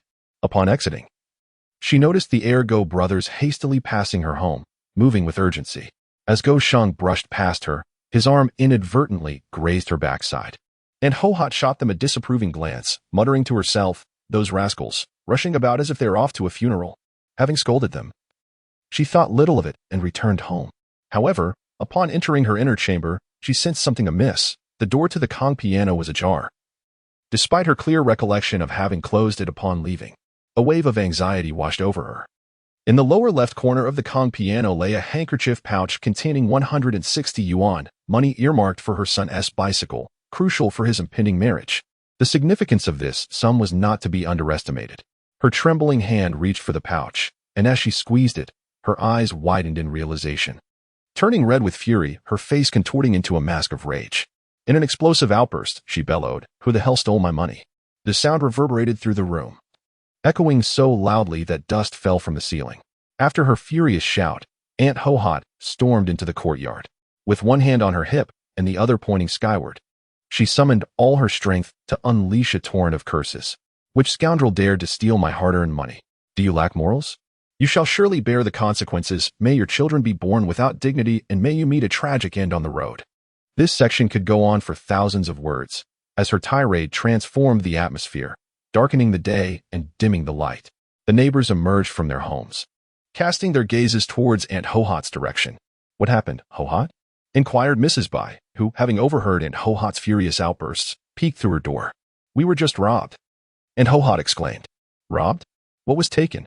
"A sum of 160 yuan, which was meant for my son to buy a bicycle for his bride." 160 yuan? Mrs. Bai gasped, her first instinct being to wish it were her own. Strangely, upon hearing that Aunt Ho-Hot had lost money, she felt a surge of satisfaction. Recently, Aunt Ho-Hot had incessantly boasted about her son marrying a well-off and beautiful bride. Each time she heard these tales, Mrs. Bai's discontent grew. Why should Aunt Ho-Hot be so fortunate in finding such a remarkable daughter-in-law? Mrs. Bai was the epitome of someone who felt discomfort by the prosperity of others. As Aunt Ho-Hot continued to shout in indignation, Mrs. Bai feigned concern, asking, "Such a large sum among neighbors, who could have done this? Think carefully. Did you see anyone entering your home?" This question sparked a realization in Aunt Ho-Hot. She momentarily lowered her finger pointed skyward, placing her hands on her hips as she pondered. Suddenly, a flash of insight struck her. She recalled seeing the three rascals, Ergo and his companions, hastily passing by just moments ago. They had appeared somewhat flustered, and she remembered that the year before, Ergo had pilfered some corn from her yard, only to be caught red-handed. The more she thought about it, the more convinced she became that it was indeed Ergo and his friends who had stolen her money. "I know it was those three rascals, Ergo and his crew. I saw them rushing past my house just as I left yours." Mrs. Bai chuckled. "Those little scamps 1T escaped this time. Last year, Ergo stole a chicken from my place, and I caught him in the act. A dog cannot change its nature. It must surely be them." "Indeed, Aunt Ho-Hot, it is most likely them," chimed in others from the crowd. "In our village, aside from those three brothers, no one else steals." The onlookers eagerly recounted the misdeeds of Ergo and his brothers, thereby further solidifying Aunt Ho-Hot's conviction. The more she reminisced about her encounter with the three brothers, their demeanor and hurried steps convinced her that they were the culprits. "How dare they bully me? Do they think my home is unguarded? Just wait, you little rascals." Chapter 34. This is my stolen money. Aunt Ho-Hot's husband was away, attending a wedding celebration in a neighboring village. However, she had no trouble finding allies. Her family resided in the same village, with 7 brothers to support her. Known for their prowess in disputes, Aunt Ho-Hot had never feared anyone. With fury etched on her face, she made her way to her eldest brother's house, while Mrs. Bai, unable to resist the allure of the unfolding drama, followed closely behind. Her greatest pleasure in life was to witness such commotion. Without it, she would find it impossible to sleep at night. And Ho-Hot's brothers all lived in the same alley. "Elder brother, second brother, fourth brother, I have been bullied. You must stand up for me." With a series of cries, several robust men from Sister Ho-Hot's family emerged with formidable resolve, marching directly towards Ergo's home. Who in the village would dare to pilfer from their household? Today, they would ensure he understood why the flowers bloomed so red. Hearing of the commotion, more and more villagers joined the throng. At that moment, the 3 brothers of Ergo were at home, joyfully counting their earnings. A lunchbox was neatly filled with stacks of bills, representing all their recent earnings aside from their latest expenses. Ergo was busy counting, while Go Sheng and Go Dan sat on their small stools, resting their chins on their hands, watching their brother tally the money. "Brother, how much is it?" 160 yuan. "So much?"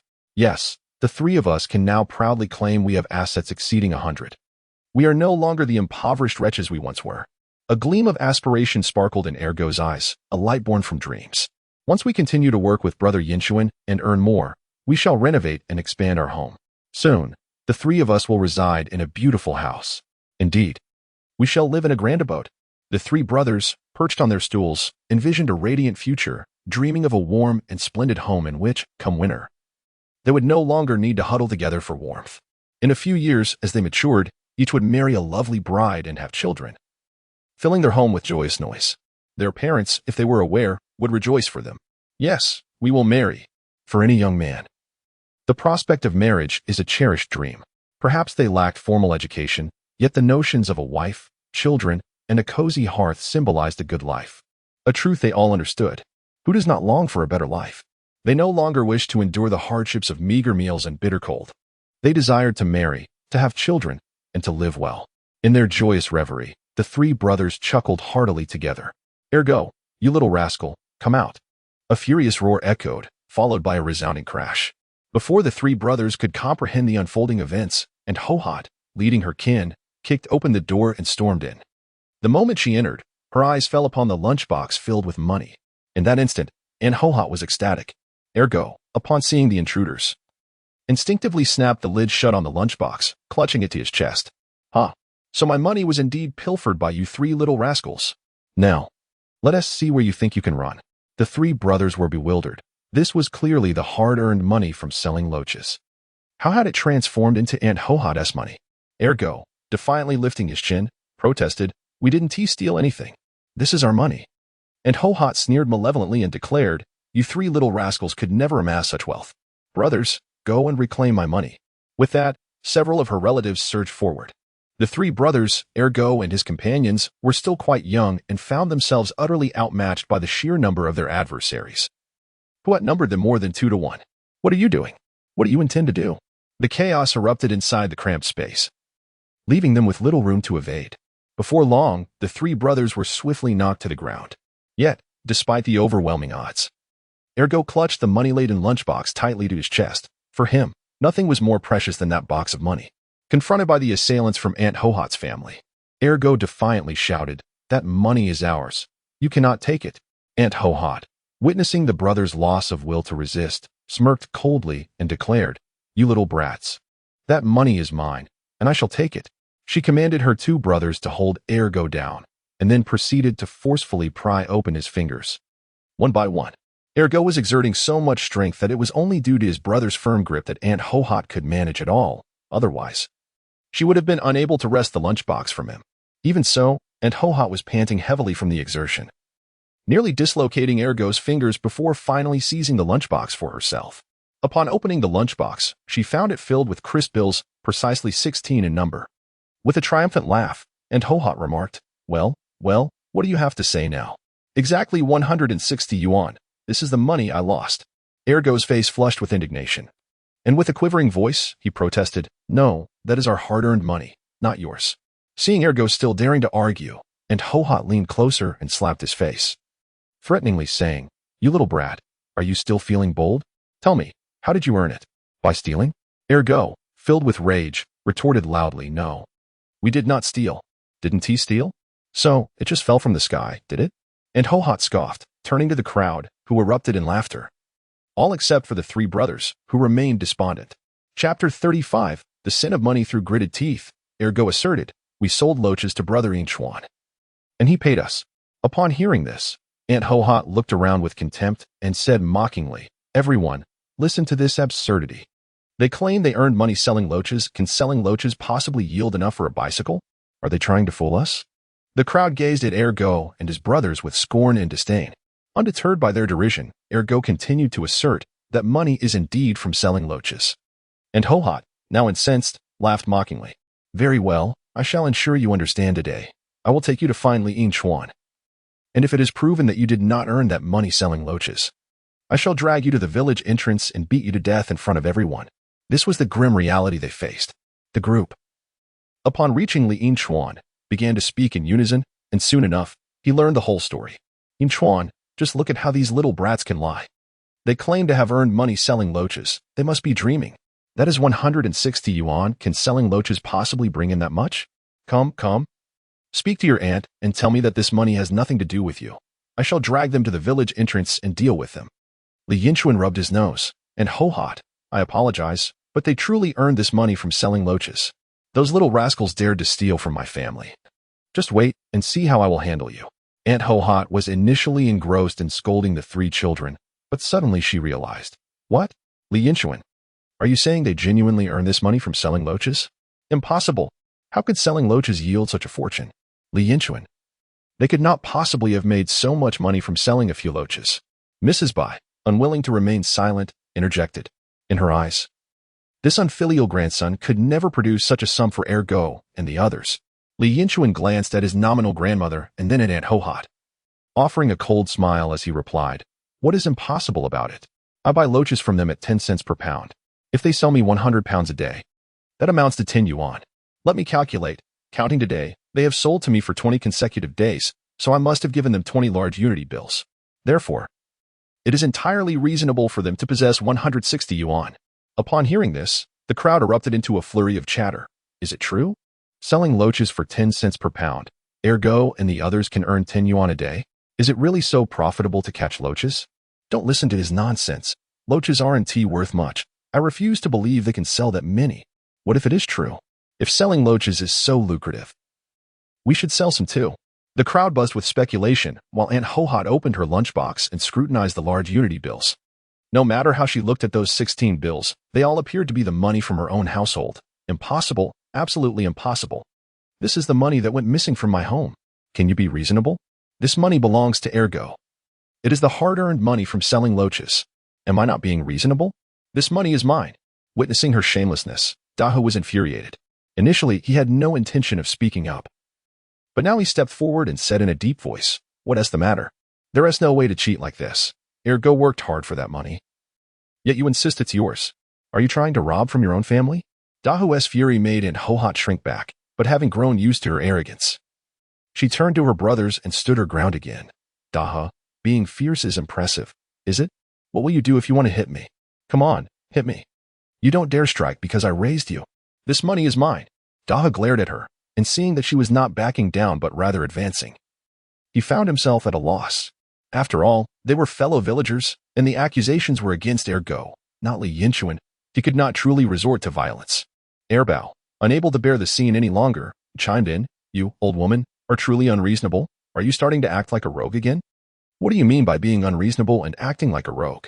We have our reasons. If this person could steal once, why can't they steal a second time? Li Yinchuan shook his head, realizing that this woman would not shed tears until faced with the grave consequences. He approached her directly. And Ho-hot, may I take a look at the money? And Ho-hot's immediate reaction was one of refusal, having lost her money once already. She was adamant about not allowing a second loss. However, after a moment of contemplation and reassured by the presence of others, she confidently handed the lunchbox to Li Yinchuan, believing he would not dare to rob her in front of witnesses. Upon receiving the lunchbox, Li Yinchuan pondered for a moment before extracting a bill, taking a slight whiff of it before smiling and declaring, all right, the truth is revealed. This is indeed Ergo and his companion's money. What? Li Yinchuan, do you speak nonsense with your eyes wide open? How can you tell this is their money? Do you have any proof? Li Yinchuan smiled faintly and replied, proof? Is it not something that can be conjured at will? Where is the evidence? With a subtle grin, he continued, Aunt Ho-hot, take a moment to smell this bill. Does it possess any distinctive aroma? As he held the bill to her nose, Aunt Ho-hot caught a whiff of a strong fishy scent. This is the smell of fish? Indeed, it is the scent of fish. Ergo and his friends catch loach daily, and they carry the odor with them. This bill is replete with that fishy aroma. Surely, your family's money cannot also smell of fish, therefore, it is evidently theirs. Aunt Ho-hot recoiled as if struck by an electric shock, her face etched with disbelief. Is this truly their money? Yes, it is. Aunt Ho-hot, appearing somewhat dazed, questioned. If this is their money, then where is mine? Li Yinchuan's expression turned stern, and he replied firmly, Aunt Ho-hot, I do not know where your money is gone. I only know this belongs to my younger brothers. Yet you insist it is your lost money, even rallying so many to assault my 3 younger brothers. You owe me an explanation. An explanation? What sort of explanation? At this moment, a flash of inspiration struck Aunt Ho-hot. Ah, perhaps this money is indeed mine. It bears the fishy scent, true, but maybe they touched it after stealing from me, thus transferring the odor. Yes, that must be the case, don't you think? Turning to her brothers, she called out, confident in her reasoning. After all, we are family. They surely wouldn't lie? Indeed, that is a possibility. Perhaps these lads touched the money after handling the loach. A bit of smell is quite normal. Yes, these boys have a penchant for petty theft. The money must surely be theirs. Ergo tried to steal chickens from my home last winter. I caught him in the act. Luckily, I shouted, and he fled. In an instant, the crowd erupted in chatter, predominantly casting aspersions on Ergo and his companions. The situation began to shift unfavorably. Chapter 36. The truth revealed at that moment, an unexpected voice called from outside, "Mom, come quickly and see my new bicycle." Everyone turned to see two figures approaching on bicycles, and Hohat's son, Jangwo, was riding, with his fiancée, Yinchuan, perched behind him. "Jangwo, what brings you here?" "I just returned home and passed by. Hearing Mom's voice, I stopped by to see, and lo and behold, it is indeed you." And Hohat suddenly realized, her lips trembling as she spoke, "Did you just mention your newly purchased bicycle?" "Indeed, my new bicycle." Aunt Hohat felt a tightness in her chest as she glanced at the three brothers, Ergo, who were glaring at him with animosity, and then at Li Yinchuan, who wore a bemused smile. Taking a deep breath, she asked, "Why didn't you inform me when you had the money?" "My uncle from Chuanmei's side works at the county's large department store, and a fresh batch of goods just arrived. If I don't buy it now, it will be gone. I hurried home to get the money, but since I saw you weren't home, I directly went to the canteen to retrieve it." The air fell into a profound silence as the truth emerged, and Hohat had wrongfully accused the three brothers. "Release them at once." The three brothers were set free. Ergo swiftly stepped forward, snatching the lunchbox and clutching it tightly against his chest, nearly losing the money. Although Aunt Hohat now understood her fault, she continued to defend herself. "How could I have known it wasn't them? They happened to pass by my house when I lost the money. Last year, they even stole sweet potatoes from our home, and they had previously stolen chickens from your grandmother's house. They are always up to no good. So it's natural to suspect them when something goes wrong.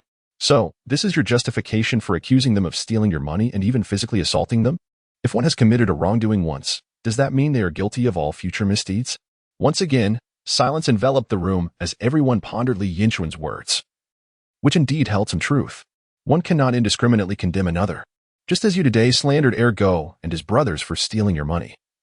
And now you are in the wrong. Should it not follow that your words from now on will be viewed with suspicion?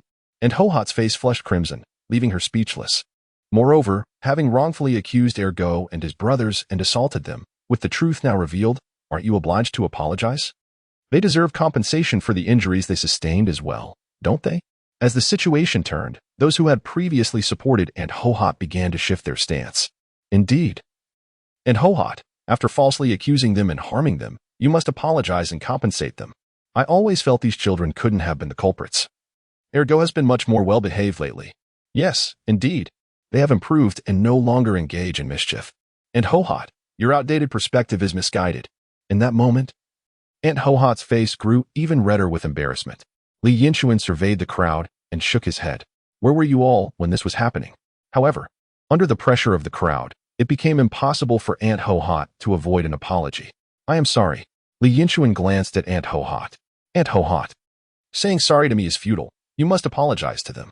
They have neither provoked you nor harmed you, yet you barged in and assaulted them, falsely accusing them of theft." Finally, with a mix of shame and reluctance, Aunt Hohat turned to the three brothers and said, I apologize. For Ergo and his brothers, this moment was historic. Since the death of their parents years ago, they had faced disdain from others merely for striving to survive. All the misdeeds were blamed on them, and every wrongdoing was attributed to their character. For the first time, they were not met with insults or violence. Instead, someone offered them an apology. In that moment, the three brothers stood tall, their spines straightened with newfound dignity. They instinctively turned their gazes toward Li Yinchuan, for it was thanks to this benevolent elder brother that they had begun to earn a living. It was because of Li Yinchuan's support that they had someone to stand by them when they faced injustice. The three brothers silently vowed that henceforth, their elder brother's affairs would be their own, pledging to follow him for a lifetime.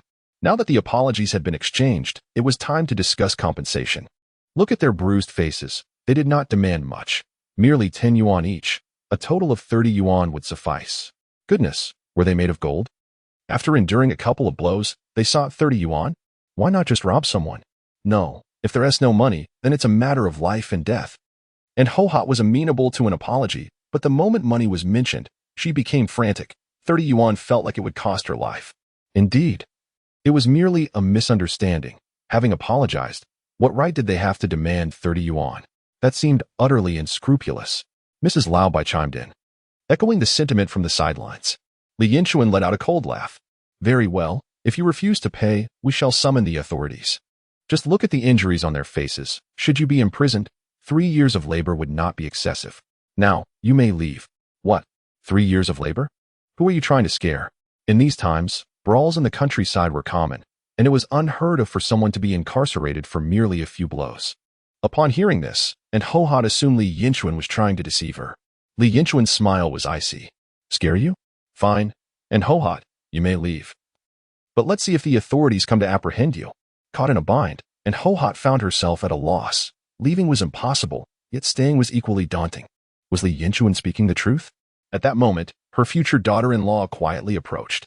As a temporary worker at the county court, she possessed some legal knowledge and whispered a timely warning. Andy, he speaks the truth. If you do not compensate for the injuries, the police will indeed arrest you. Her voice was soft, yet it delivered a profound impact. Really? Aunt Ho-Hot's face paled in terror, her heart racing. Surely, her daughter-in-law would not deceive her. If she refused to pay, she would end up imprisoned. In that instant, fear consumed her entirely. Li Yinchuan cast a surprised glance at the future daughter-in-law and smiled. Well, someone knowledgeable about the law is indeed a relief. Let us settle on 30 yuan. For Aunt Ho-Hot, parting with 30 yuan felt more painful than losing a piece of herself, yet the circumstances dictated her submission. There was no alternative but to pay. She attempted one last plea. Yinchuan, you've known me since childhood. Could you possibly reduce the amount? Reduce it? How lightly did you strike when you assaulted Ergo and the others? There was no point in useless talk. 30 yuan was the minimum, not a single cent less. Li Yinchuan had never held a fondness for Aunt Ho-Hot.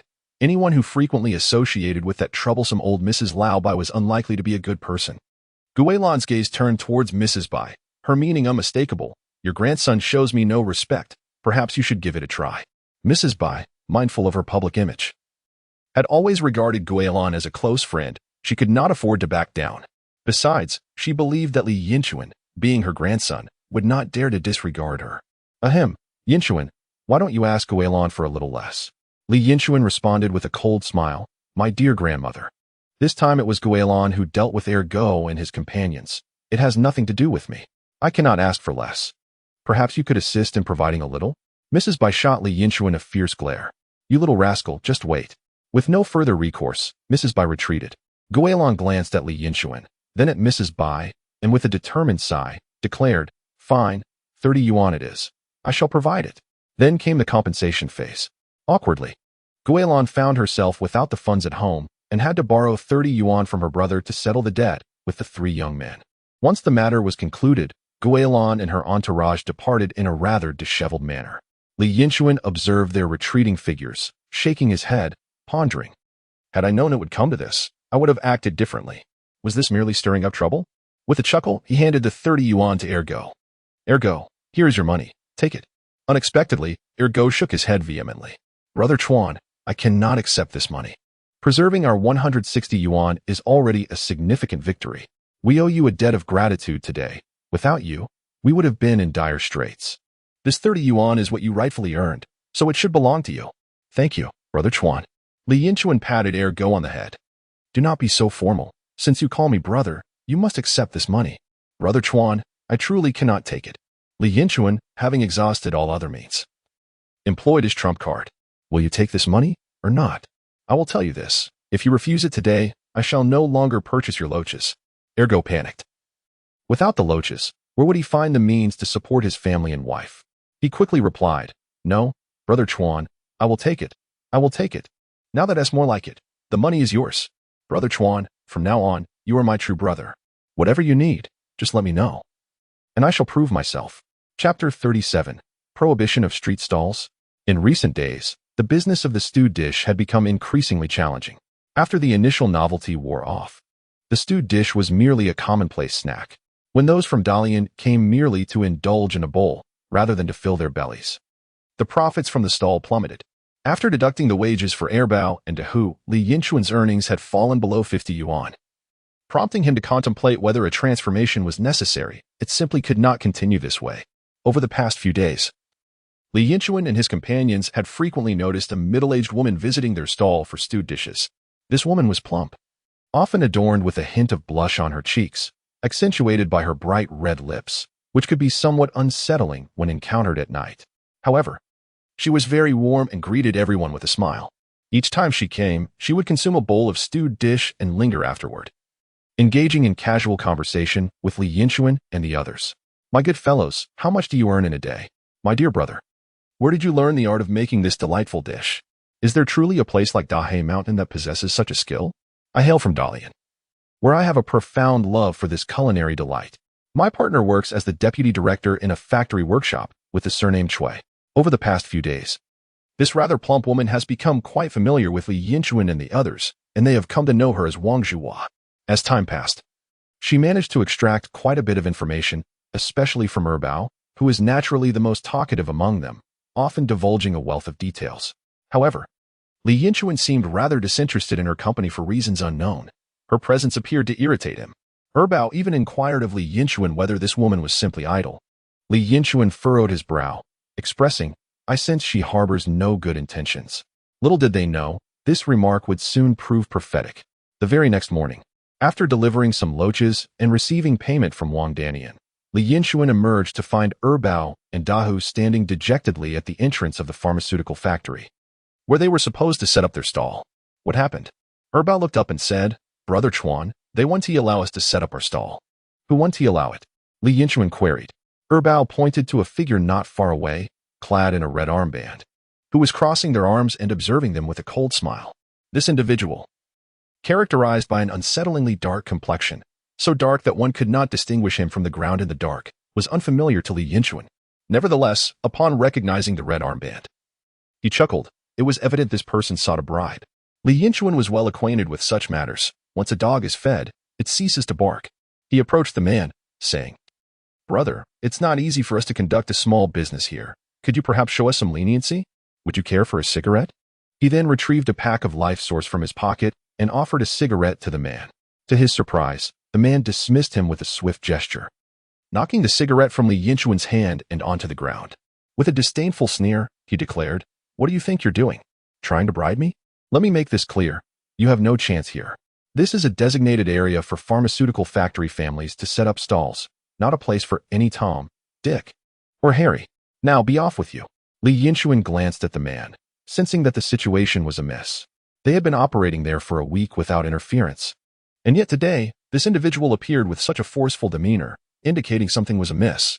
Choosing not to confront the man directly, as this was his territory, he instructed Erbao and Dahu to move their cart aside and turn to enter the factory, realizing he needed assistance. He made his way to the cafeteria and sought out Wang Danian.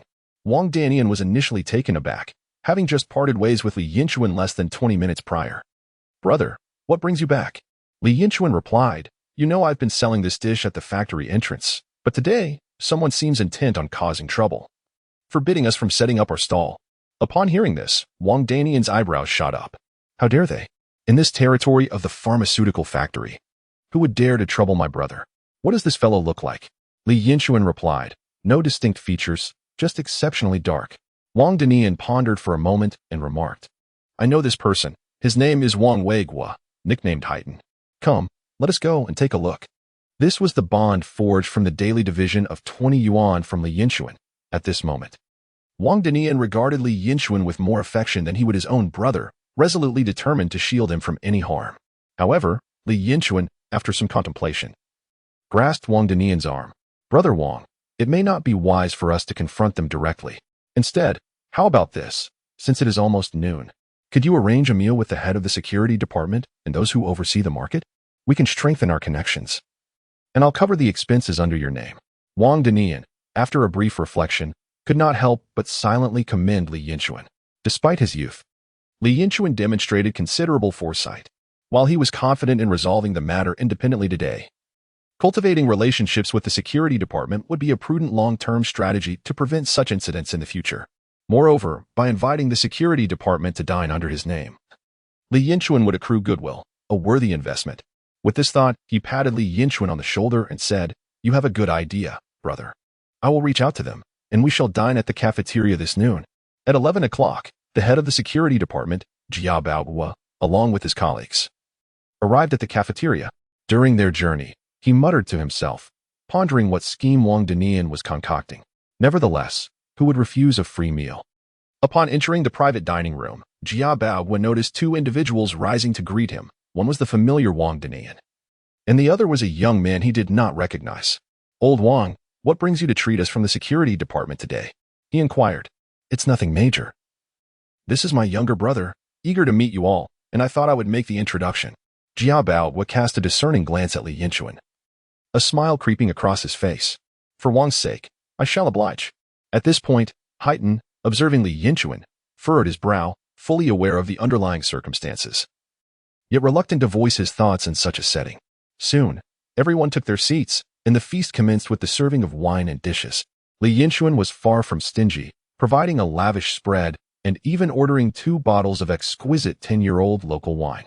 Throughout the meal, he refrained from mentioning the issue of being barred from setting up a stall, instead rising frequently to toast the members of the security department with infectious enthusiasm. His demeanor was particularly gracious, lowering his cup slightly more than the others during toasts. He encouraged everyone to indulge, and midway through, he insisted on adding 2 hearty dishes to ensure a satisfying feast. Jia Baohua raised his glass, draping an arm around Li Yinchuan's shoulder, and with a belch, declared, "Brother, from now on we are family. In this realm of the pharmaceutical factory, my word carries weight. Should you require anything, just seek me out." "Thank you, elder brother. I'll drink to that. You may drink as you please." This is the essence of Chinese drinking culture, where camaraderie among men is effortlessly fostered over shared libations.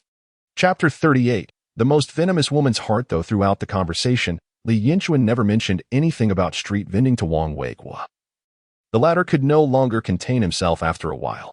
When the section chief had spoken, it would be unbecoming for him to maintain his pretense. As Li Yinchuan raised his glass in a toast, he quietly confided, "Brother, I assure you, it was not my intention. Last night, my neighbor, Deputy Director Cui Jia, approached me and told me that you were not to set up your stall. I only came to chase you off today. Rest assured, after this meal, you are my brother. You may continue to vend as you wish. Should you encounter any difficulties from others in the market, simply inform me, and I will support you." "Cui? I do not know anyone by that surname," Li Yinchuan murmured, chuckling as he rubbed his head. Suddenly, he recalled that the chubby woman who had been frequenting his vicinity had mentioned her husband was named Cui. "Ah, so that is where it stems from. It is indeed said that the heart of the most venomous woman is truly fearsome. Just wait, this matter is far from over." As the meal progressed, everyone was in high spirits. Li Yinchuan also became acquainted with the personnel from the pharmaceutical factory's security department, ensuring that he would have influence in minor matters there in the future. After the meal, Li Yinchuan, slightly intoxicated, exited the factory. Erbao and De, who had been squatting under a tree the entire morning and afternoon, having only managed a hasty meal. To their surprise, their elder brother emerged with a flushed face from the drinking session. Erbao hurried forward and inquired, "Brother Chuan, did you manage to settle things?" Li Yinchuan chuckled. "If I took action, how could it not be resolved? No worries, we can continue vending. Did you find out who was behind this malicious scheme against us?" "Who else could it be? It is that chubby woman who engages you in conversation as if you were her own sister." Erbao was taken aback. "No way. I never pegged her for such a person." "Way? In a couple of days, she'll likely sell you out, and you'll be counting the money for her." Erbao remained in shock. What does that woman intend to accomplish? Who knows? One thing is certain, she has no good intentions. As they spoke, they arrived at their usual vending spot. In the next moment, Li Yinchuan understood why that chubby woman had sought to drive them away. Right in their former spot, someone was indeed selling stewed dishes. The bowls and basins appeared strikingly similar, and even a gasoline drum was used as a stove. If one were not paying attention, they might have believed it was them selling the stewed dishes. And standing there selling the stewed dishes was none other than that chubby woman, Wang Zhuhua. Everyone understood. She had driven them away to sell her own stewed dishes. One must admit, while this woman appeared foolish, she was shrewder than a monkey. "Well done, sister." Li Yinchuan crossed his arms defiantly in front of Wang Zhuhua's stall, declaring, "I have seen shamelessness, but never such audacity." Upon seeing Li Yinchuan approach, Wang Zhuhua's eyes momentarily flickered with alarm, for she knew she was in the wrong, especially in the presence of three men, particularly Da, who with his imposing physique. She could not help but feel intimidated. However, she soon regained her composure, for the man who had just assisted in clearing the dishes had approached. He was none other than her partner, Cui Jia, the deputy director of the pharmaceutical factory's third workshop. Wang Zhuhua looked at Li Yinchuan and smiled broadly, saying, "Brother, there's no harm in making money together. It's not as if you alone can make these steamed buns. I can do it too. There's nothing wrong with wanting to earn a little cash." Li Yinchuan regarded the woman before him, her repugnant demeanor eliciting a cold smile from him. While there was nothing wrong with the desire to earn money, her methods were rather despicable. Did she not fear the repercussions of her actions? At that moment, Cui Jia stepped forward, a man of short stature with a round face, perhaps emboldened by years of commanding authority in the workshop. Showing no fear in the face of Li Yinchuan and his companions. "What do you intend to do? Are you threatening the employees of the pharmaceutical factory on their own turf? All around here are my good brothers." Li Yinchuan glanced at the man's face, convinced that a single punch would send him sprawling to the ground. Yet, he was right. This was indeed the factory's territory, and resorting to violence was out of the question. Taking a deep breath, Li Yinchuan reminded himself that a gentleman speaks rather than strikes, and decided to bide his time. "I wouldn't dare," he scoffed coldly, choosing not to waste any more words with them. Spotting an empty space nearby, he led to Hu and Erba to set up a stall to sell steamed buns. Due to their late start and the fact that Wang Zhuhua was selling her own buns nearby, Li Yinchuan earned less than 20 yuan that day. Aside from the 5 yuan he shared with each of his brothers. "Brother Chuan, how about we really take those two down tonight?" Bao suggested. "No way. If we beat them, everyone will know it was us. Let us wait a bit." Li Yinchuan, having lived 2 lives, understood well when to be impulsive and when to remain low-key. The next morning, they began selling steamed buns early, and initially, their sales surpassed those of Wang Zhuhua. After all, Li Yinchuan's skills in frying the buns were exceptional, particularly the crispy layer, which received praise from all who tasted it. As the crowd around Li Yinchuan grew, Bao provocatively raised his chin towards Wang Zhuhua, feeling betrayed by her. Despite having believed they shared a good relationship, she had seemingly turned against him. And Bao was not one to forget such grievances. Meanwhile, Wang Zhuhua stood with her hands on her hips, fuming at the situation. Yet, she was a fierce character. After contemplating for a moment, she raised her voice. "Look here, everyone. To show our appreciation to the fine folks at the pharmaceutical factory, we are reducing the price of our steamed buns by a dime for today only. Each bowl is now just 90 cents, so come and eat quickly." With her shout, it was undeniable that many who had initially intended to dine with Li Yinchuan were drawn over to her stall, swayed by the lower price. As the throngs of customers surged, Wang Zhuhua positioned herself triumphantly between Li Yinchuan and her stall, hands on her hips, exclaiming, "Oh my, I'm exhausted. How could there be so many customers?" Bao, infuriated, rolled his eyes. Quietly, he muttered to Li Yinchuan, "Brother, we must not indulge her whims. We too should reduce our prices." Li Yinchuan furrowed his brow. "If she lowers her price by a dime, we must do the same. If everyone continues to lower their prices, in the end, we will all earn nothing. It is simply unnecessary. What shall we do then? Continuing like this is not a solution. Let me think. There must be a way. Such a small fry, can we not handle her?" Chapter 39. 2 great strategies throughout the day. Due to Wang Zhuhua's price reduction, aside from the $5 given to each of his brothers, Li Yinchuan barely earned $20. Moreover, when it came time to close up, the plump woman flaunted her success once more. "Big brother, thank you. You have shown me a path to wealth." Looking at her face, Li Yinchuan felt an overwhelming impulse to punch her. That night, lying in bed, Li Yinchuan pondered his strategy. Admittedly, the tactic of lowering prices is indeed quite unscrupulous. It has been a ruthless strategy in any era. Who could forget the fierce market competition between Kuai and its rivals, which eventually devolved into a shameful battle of price cuts and coupons, throwing money at each other until one side capitulated? However, considering that the 3 of them had to push their cart from Baiyun village to the county every day, while their competitors operated right at their doorstep, they were inherently at a disadvantage in this price war. Furthermore, since Li Yinchuan's business selling mincy was modest, he could not afford to continuously throw money at the problem. Thus, engaging in a price war seemed futile.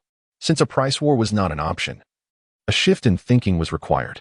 Others might struggle to find a solution, but he was different. He was a reborn man, standing on the shoulders of giants. "I shall not lower my price, but I can enhance the quality." Winning through quality is the ultimate strategy in any age. There was little Li Yinchuan could improve upon in the minci itself, but he could certainly introduce some variety. Presently, the minci was quite simplistic, merely a bowl of the dish. In contrast, the more advanced variations in later times included combinations of three elements: minci, meatballs, and tofu skin. After all, the minci itself lacks significant flavor. Apart from the people of Dalian, most are not accustomed to eating it plain. Therefore, businesses that solely sell minci generally fare poorly compared to those offering the combination of minci, meatballs, and tofu skin. Having devised his plan, he set it into motion. The next day, Li Yinchuan's stall featured minci, meatballs, and tofu skin. The results were immediate.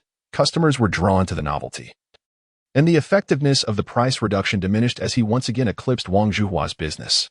"Big sister, since your side appears so leisurely, why not come over here and lend us a hand?" Seeing Wang Zhuhua's desolate stall, her bow deliberately provoked her, and her frustration was evident as she gritted her teeth. However, Wang Zhuhua was no pushover. With determination in her eyes, she thought, "I may not have other skills, but I can certainly follow suit. If you offer meatballs and tofu skin, then we shall do the same."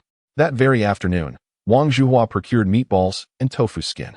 Now, both sides were back at the starting line once again. "Brother, this woman truly lacks any sense of shame. Whatever we attempt, she mirrors our actions. What shall we do now?" Upon witnessing the remarkable technique recently unveiled by Chuan, it was promptly imitated by our opponents, much to Bao's chagrin. Some things simply cannot be replicated.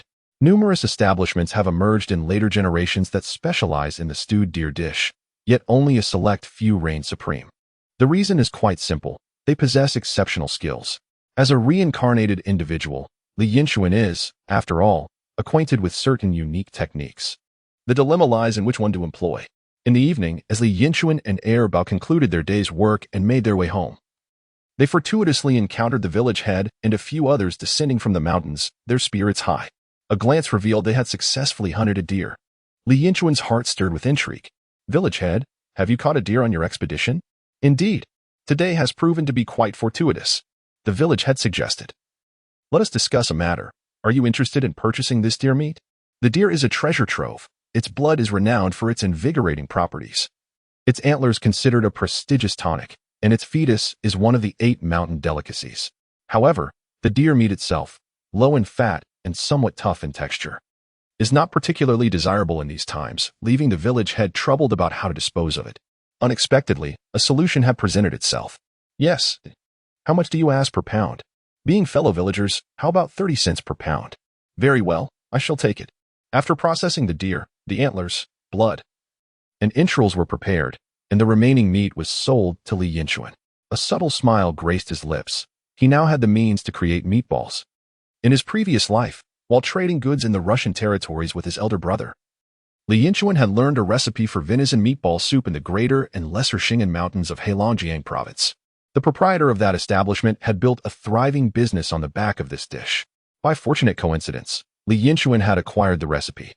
The method was not overly complicated. Chop the deer meat finely, then blend it with a specific ratio of hazel mushrooms, round mushrooms, elm mushrooms, and black fungus in a bowl. The resulting meatballs were exquisitely delicious, and Li Yinchuan was confident that once this secret weapon was unleashed, no other establishment in Heishui County could rival his culinary creation. With the meatballs settled, it was time to delve into the matter of tofu skin.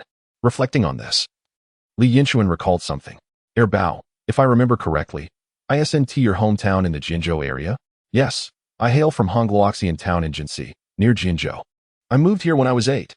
"Oh, I've heard that Jinzhou tofu skin is the finest in the world. Did your father master that technique?"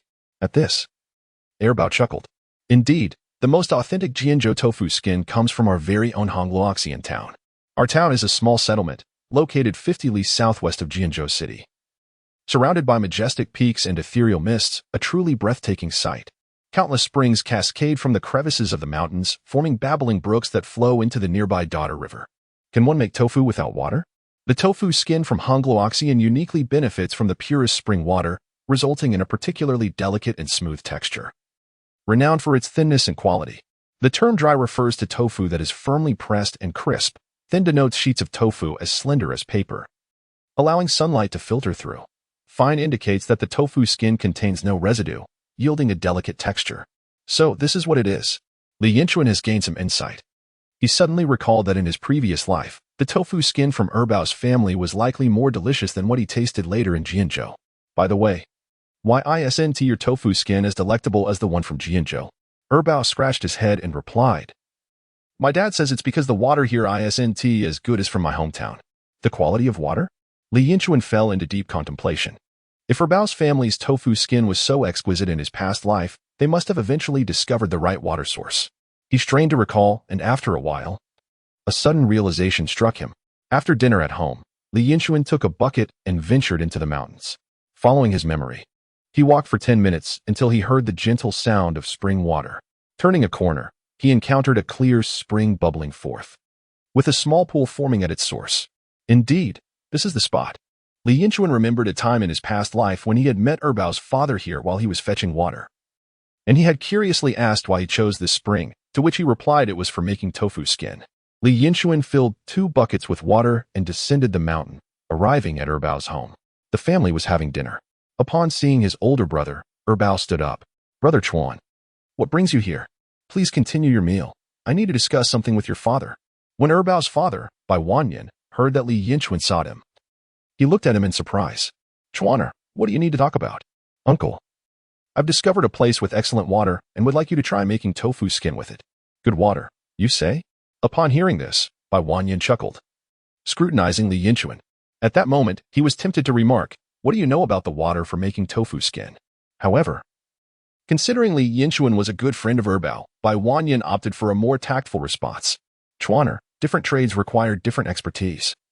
Perhaps you should not concern yourself with the water for making tofu skin. Uncle, just consider it a favor I'm asking. Will you not give it a try? I've brought the water, and I am counting on it to turn the tide. Erbao chimed in. Dad, just give it a shot. The old man, feeling out of options, relented. Fine, we shall try it. Having finished their meal, they proceeded to the tofu workshop. 2 hours later, Bai Wanyan was filled with exuberance. This is the water I have been searching for all these years. It is perfect. The tofu skin produced is even better than that of Jianzhou. Now, with both meatballs and tofu skin at hand, Li Yinchuan chuckled to himself. Now, I wonder what you will use to compete with me? Chapter 40, Mrs. Bai's plans for a graduation banquet. Li Chui, a female worker at the county textile factory, was taking a break in the afternoon. Together with her friend Xiaohua, they sauntered outside. Their home was in close proximity to the small market near the pharmaceutical factory, and with only women around, they leisurely wandered into the market. After a while, both felt a bit hungry and stumbled upon a vendor selling steamed buns. Sister Hua, have you ever tried the steamed buns?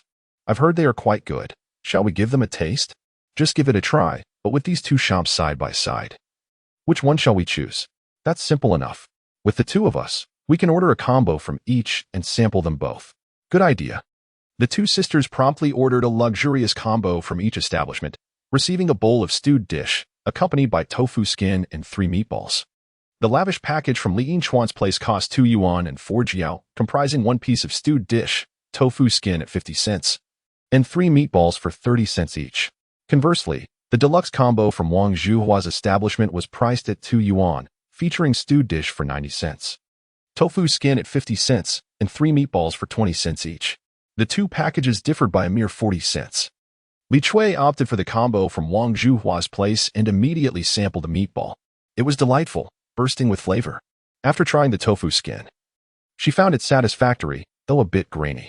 A bite of the stewed dish brought her comfort. Wow, this is delicious, her friend Xiaohua exclaimed as she savored her food.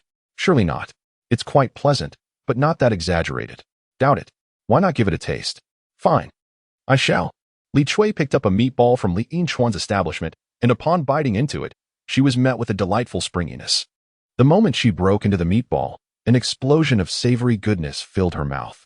In that instant, she felt a surge of emotion, a profound appreciation for the exquisite culinary experience, almost prompting tears of joy.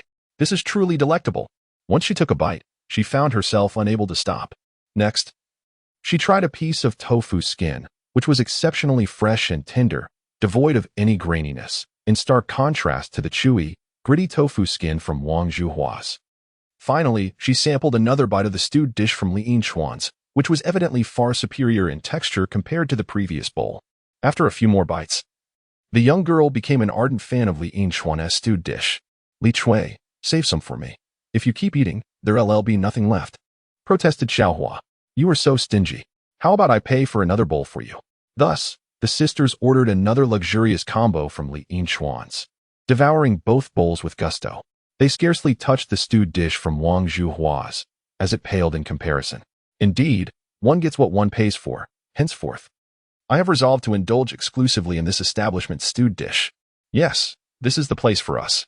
After their comparison, the two young ladies unhesitatingly abandoned Wang Zhuhua's stewed dish, completely siding with Li Yinchuan. Moreover, they not only favored Li Yinchuan's place themselves, but also enthusiastically promoted it at home and work. Have you heard? A new stewed dish shop has opened next to the pharmaceutical factory. It's run by 3 men, and the cashier is a particularly handsome young man. The stewed dish is absolutely delicious. The meatballs are heavenly, and the stewed dish is wonderfully springy. The tofu skin is both crisp and tender, with no graininess whatsoever, simply delightful. Word of mouth spread rapidly, and soon the entire county was aware that a handsome young man had opened a stall selling delectable steamed dishes. The food was simply exquisite, attracting not only those near the pharmaceutical factory, but food enthusiasts from all corners of the county. Delicious, utterly delightful. I want another bowl. Boss, give me 2 bowls. Save one for me. I'll return shortly. Is it sold out? What a pity. I'll come early to queue tomorrow. In no time, Li Yinchuan's steamed dishes became a sensational hit in Dehian, with throngs of people flocking to indulge in the culinary feast. To them, it was a banquet for gourmets. In future times, Li Yinchuan would undoubtedly be a renowned figure in the realm of street food. Li Yinchuan's business flourished tremendously. At just 1 yuan per bowl, he could sell 300 bowls a day, and with added tofu skins and meatballs, his gross profit approached 600 yuan, yielding a net profit of around 400 yuan, equivalent to the daily earnings of 2.5 bicycles. Not one to be complacent.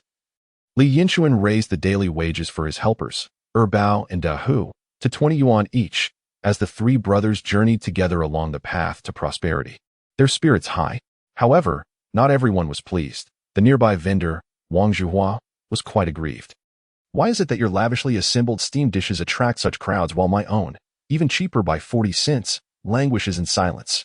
Each day, she could only stand with her hands on her hips, glaring enviously at Li Yinchuan's stall. Wang Zhuhua, a determined entrepreneur, decided it was time to take action. Without hesitation, she approached Li Yinchuan's stall. Big brother, I'll have a lavish steamed dish combo. She was resolute in her desire to learn, intending to pinpoint any shortcomings in her own offerings. Li Yinchuan glanced at her, chuckled, and served her a bowl. Go ahead and learn.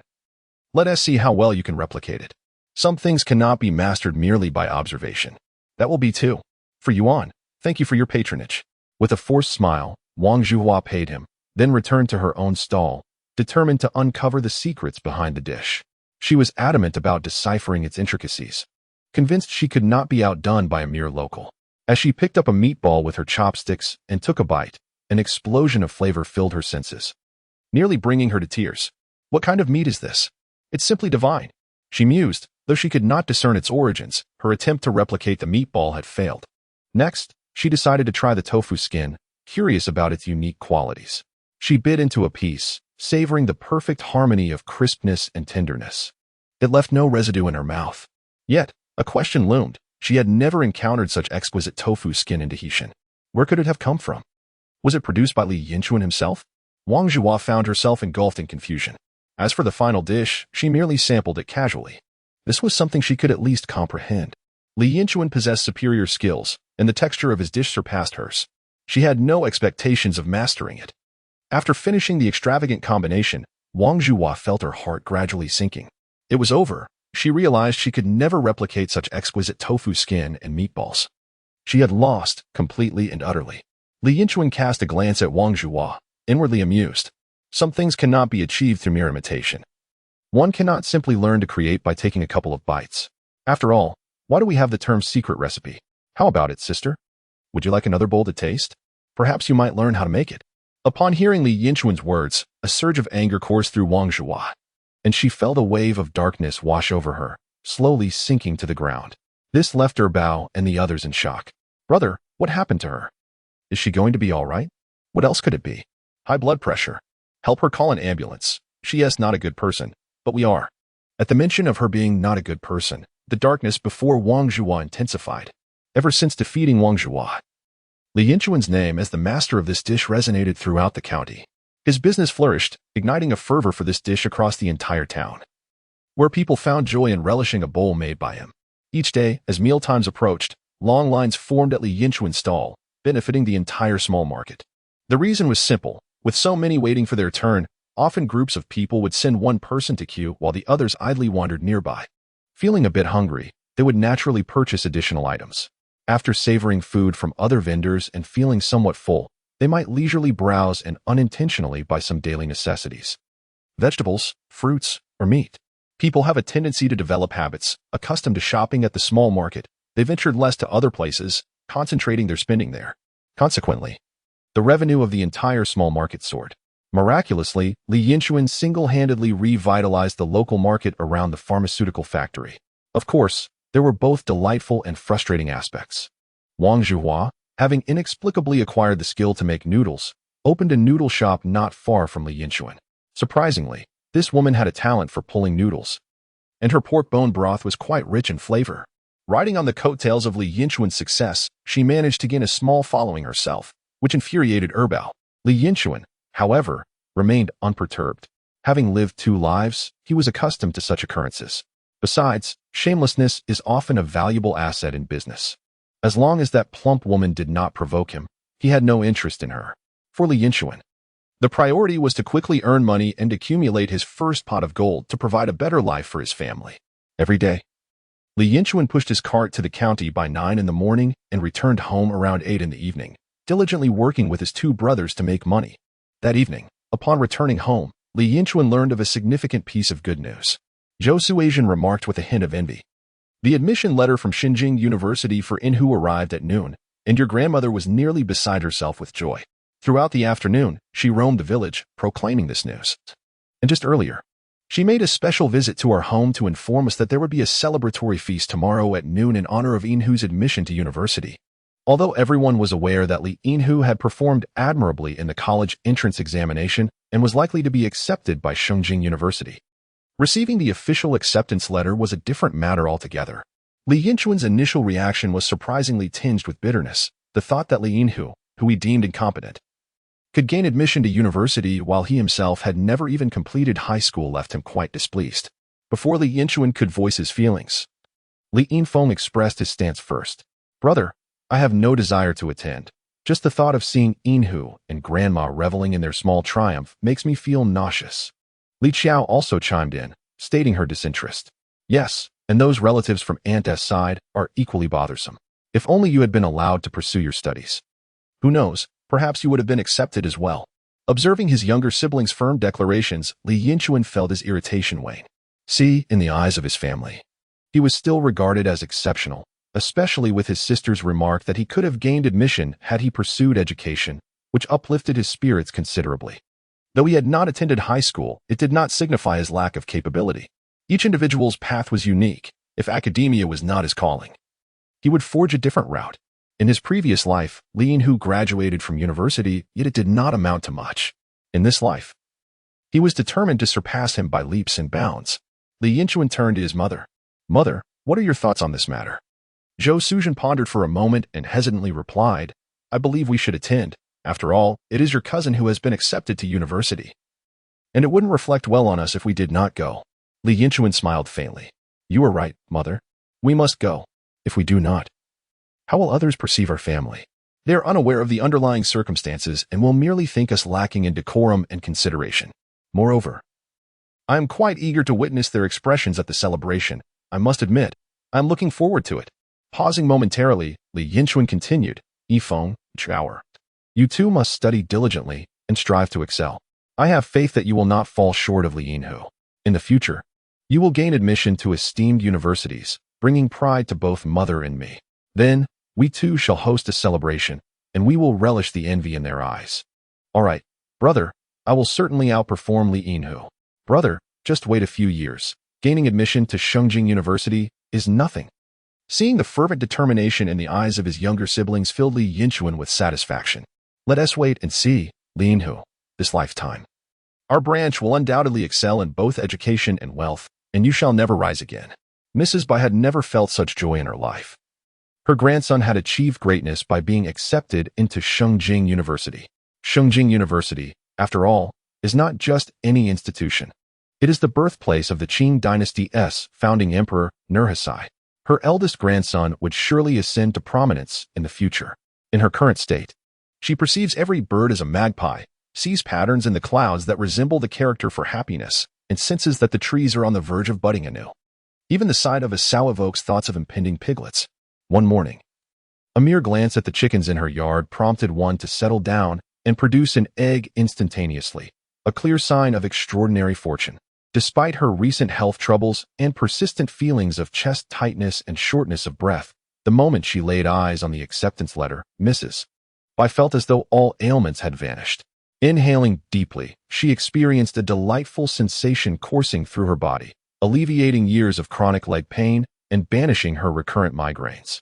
She walked with vigor, spoke with enthusiasm, and her arms swung energetically as she strolled, her posture straightened, and her chest thrust forward as if to ensure that everyone could perceive her elation.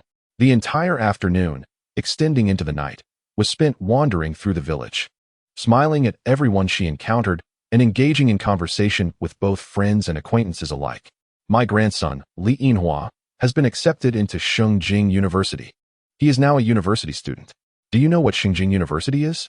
It is the prestigious institution located in Shengjing, attended only by those of great promise. Once Yinhua graduates, he will surely become a respected official. Her laughter carried a hint of pride, and her speech was tinged with a subtle disdain. In Mrs. Bai's eyes, the villagers, apart from her own family, were all simple folk, living lives inferior to hers. Just look, who else in the village has a university student? Attending university in ancient times would have been akin to passing the imperial examination. As for whom the child resembles, it is obvious, it must be his grandmother. Would her grandson have achieved such success without her keen intellect? Of course, her son and daughter-in-law contributed a minuscule fraction of effort. The old lady was not one to covet accolades. Mrs. Bai, your family's ancestral grave must be sending forth auspicious smoke. How enviable. Mrs. Bai, how did you come to have such a remarkable grandson? My own grandson is only in the 2nd grade and struggles to count. Throughout the afternoon, Mrs. Bai reveled in the accolades showered upon her, becoming increasingly eloquent and animated in her discourse. Remarkably, her chronic leg pain had dissipated, and with every step, she felt invigorated. After surveying her village with a sense of fulfillment, Mrs. Bai returned home to her eldest daughter-in-law, Wang Yuzhen. Having been somewhat stern towards Yuzhen in recent weeks, Mrs. Bai unexpectedly offered her praise. Yuzhen, you've worked hard. You've raised a fine son. Yuzhen, adept at flattery, quickly replied, Mother, it is your guidance that has been paramount. Without your presence at home, could Yinhua have excelled so remarkably? Mrs. Bai regarded her daughter-in-law with satisfaction. Such words were pleasing and indicated she was indeed a good daughter-in-law. By the way, have you visited the 2nd son's family? Of course. Tomorrow.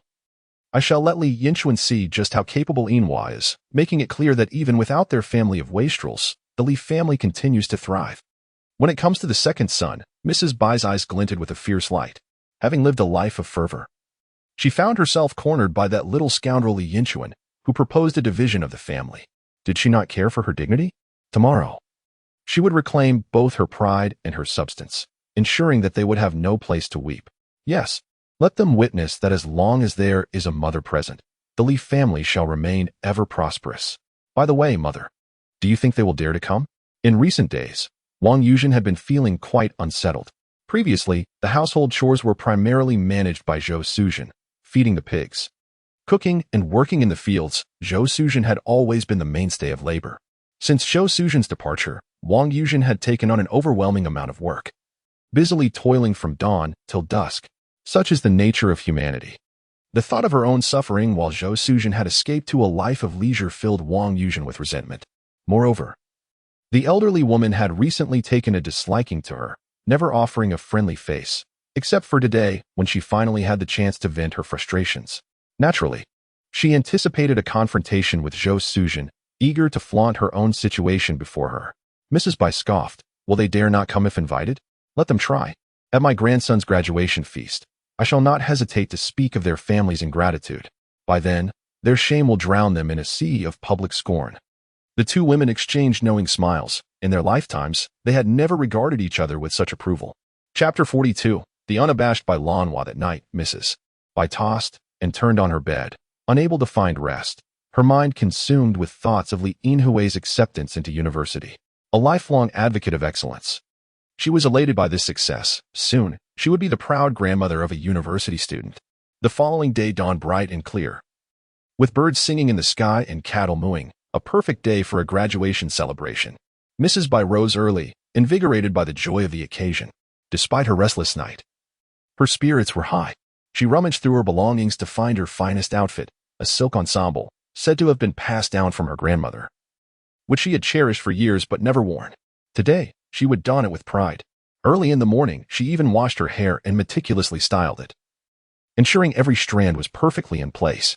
As a finishing touch, she adorned herself with a red silk flower. Gazing into the mirror, she marveled at her reflection truly. She appeared to be the epitome of a university student's grandmother. With her head held high, Mrs. Bai stepped out of her home, determined to showcase her elegance to all. Although her words and actions had often alienated her from others, today, the village was abuzz with attendees at Li Yinhui's graduation feast. After all, families that could produce a university student were held in high regard. In these times, there existed a somewhat superstitious belief that dining with a family whose child had been accepted into university could bestow good fortune upon one's own offspring, thereby leading to academic success. Thus, a throng of visitors arrived early, eager to partake in the celebration, hoping to share in the auspiciousness of the day. Contemplating brings a sweet sensation to the heart. In this day and age, rural celebrations rarely take place in urban restaurants. Instead, they are held directly in one's own courtyard. The conditions are rather rudimentary, as no household possesses an abundance of tables and chairs. Typically, tables are assembled by gathering dining tables from neighboring homes, along with the accompanying cookware, which must be returned after the meal.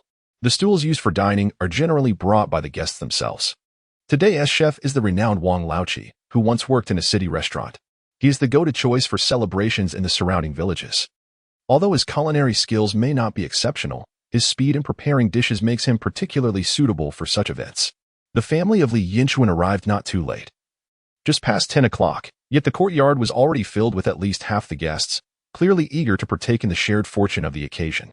Upon seeing the Li family, Aunt Wang Yuzhen welcomed them with apparent warmth. "Ah, the family of the second son has arrived," she exclaimed. Zhou Sujing, noticing the smile directed at her, quickly returned the gesture and replied, "We're here." Wang Yuzhen took Zhou Sujing's hand and led her inside, creating the impression of a close relationship to any outsider. They arrived at a table adorned with red paper, designated for the collection of monetary gifts. In these impoverished rural areas, it is common for guests to contribute modest sums, often just a few yuan, with some particularly destitute individuals offering as little as 1 yuan. Naturally, close relatives tend to give more, but 5 yuan is generally considered adequate. However, Zhou Sujing, mindful of the significance of Li Yinhui's university admission, decided to generously contribute 10 yuan. To her surprise, upon seeing the amount, Wang Yuzhen's expression darkened, shifting from sunny to overcast in an instant. "Oh, the family of the second son, we are truly one family, unlike outsiders. I've heard that your family Yinchuan has recently earned a substantial income. And Yinhui's admission to university is a source of pride for the Li family. Is 10 yuan really all you can offer? Doesn't that seem a bit lacking?" Zhou Sujing glanced at Wang Yuzhen, sensing the awkwardness of the moment. Nearby villagers began to murmur, some siding with Wang Yuzhen, criticizing Zhou Sujing for being stingy. After all, she was her sister-in-law, and how could she only give 10 yuan for such an honorable occasion? Conversely, others supported Zhou Sujing, arguing that 10 yuan was not a meager sum, it equated to a month's income in their household. Li Yinchuan, overhearing the conversation, found it amusing. It appeared they wished to exploit his family's earnings, treating him as if he were a mere source of wealth. Was 10 yuan truly insufficient for a graduation banquet? How absurd. With a cold smile, he interjected, "Aunt, you've miscalculated. We have already separated. My family, the old Li family, is distinct from yours. His achievements do not reflect glory upon my family. If you believe 10 yuan is too much, we can certainly consider reclaiming 5 of it." His words rendered Wang Yuzhen's face ashen, and she shot a fierce glare at Li Yinchuan. "How can you speak like that? Although we have separated, we still share a lineage with the old Li family. How dare we, auntie? We certainly do not belong to your family." Wang Yuzhen glared fiercely at Li Yinchuan and turned away, swaying as she walked. Observing Auntie S' retreating figure, Li Yinlong smirked and remarked, "What an audacious face." Claiming kinship with us, the siblings exchanged amused glances. In a fit of anger, Wang Yuzhen sought out old Mrs. Bai to vent her frustrations, exclaiming, "Mother, that insufferable little brat has the audacity to say that our family and theirs are not part of the same old Li clan. And to make matters worse, at Yinhui's graduation banquet, they only gifted 10 yuan. Can you believe it? That little rascal has made so much money yet can't spare a bit more, truly stingy." Old Mrs. Bai's temper flared at this. That wretched little brat. I suspect he is envious of Yinhui. I can only imagine he spent last night tossing and turning with jealousy. Alongside those other little rascals who are far inferior to Yinhui, they will never set foot in a university. The room quickly filled with expletives, and under normal circumstances, they could curse all day.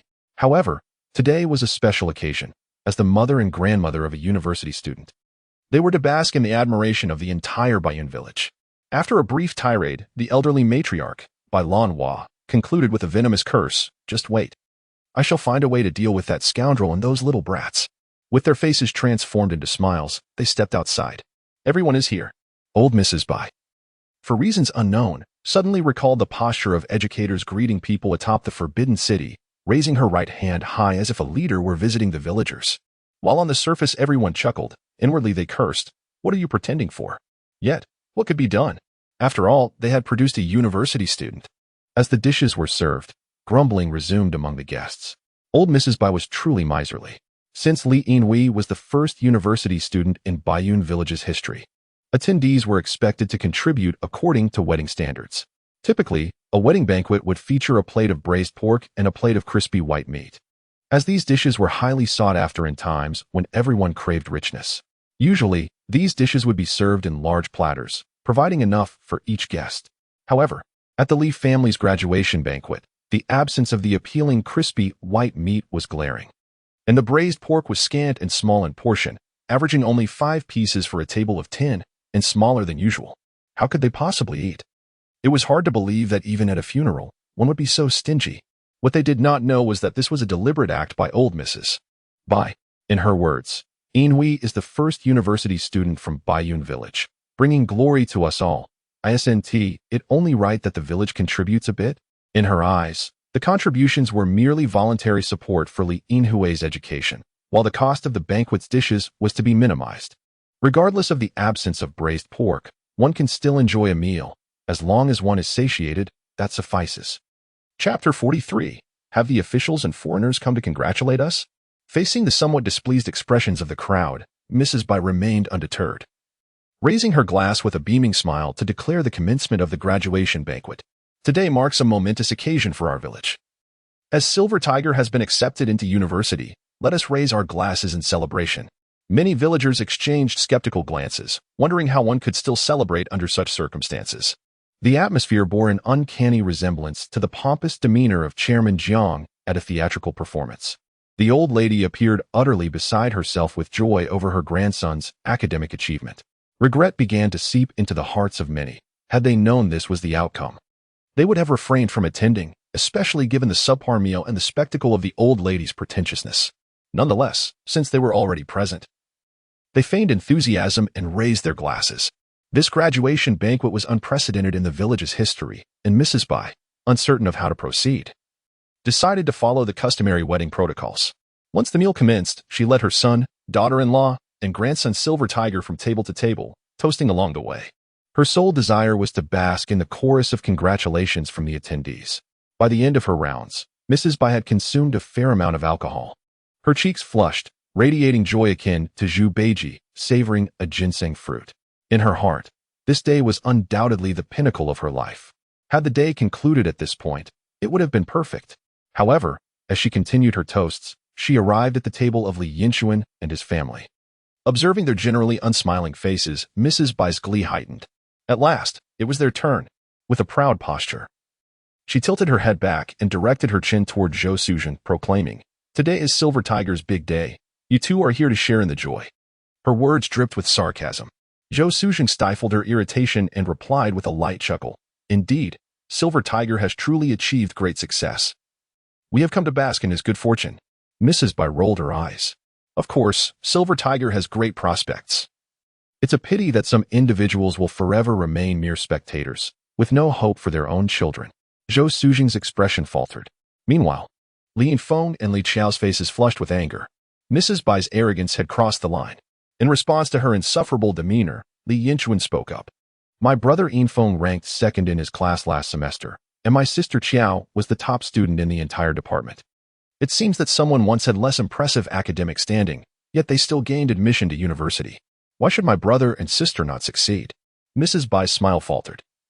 She had never taken an interest in the academic progress of the children from the second family and was taken aback by their commendable achievements. However, she was not one to concede easily in a verbal sparring match, and with a disdainful glance, she retorted, "That's hard to say, especially for girls. If they struggle in high school, even if they're top students now, they may end up at the bottom in the future. Is that so?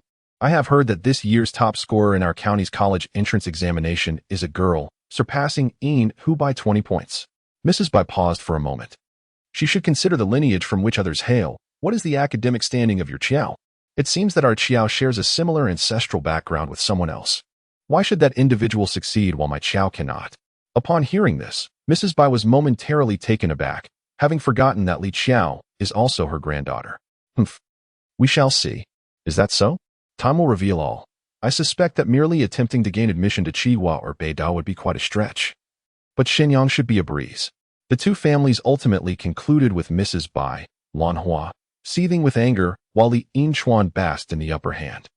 Li Yinchuan turned to glance at his younger brother and sister, discreetly signaling a victory gesture. Li Yinfeng and Li Qiao exchanged knowing glances and smiled.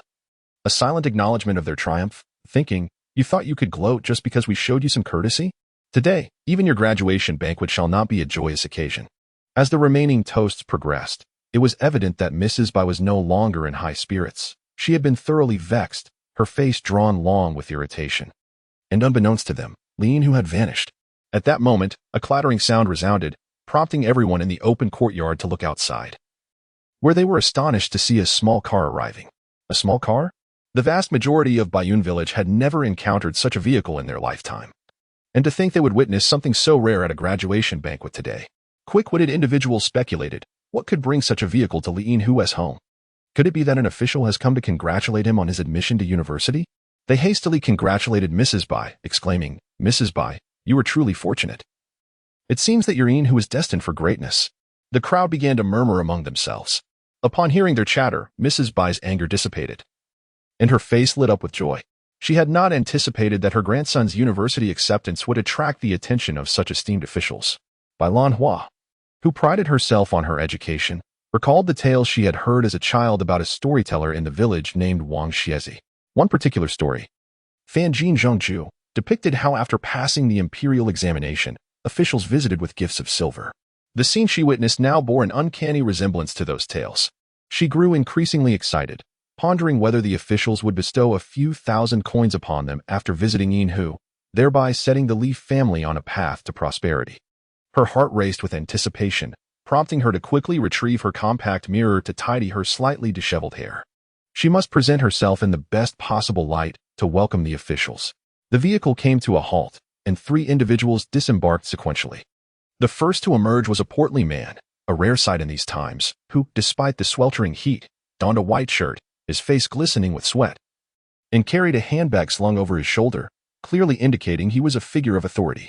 However, shortly after, 2 individuals emerged, revealing that the previous leader likely held the lowest rank, as he descended from the co-pilot's seat.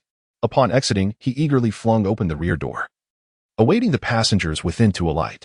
Such a high-ranking official reduced to a subordinate indicated the arrival of remarkable individuals. Those in the know understood the significance, and everyone awaited the spectacle with bated breath.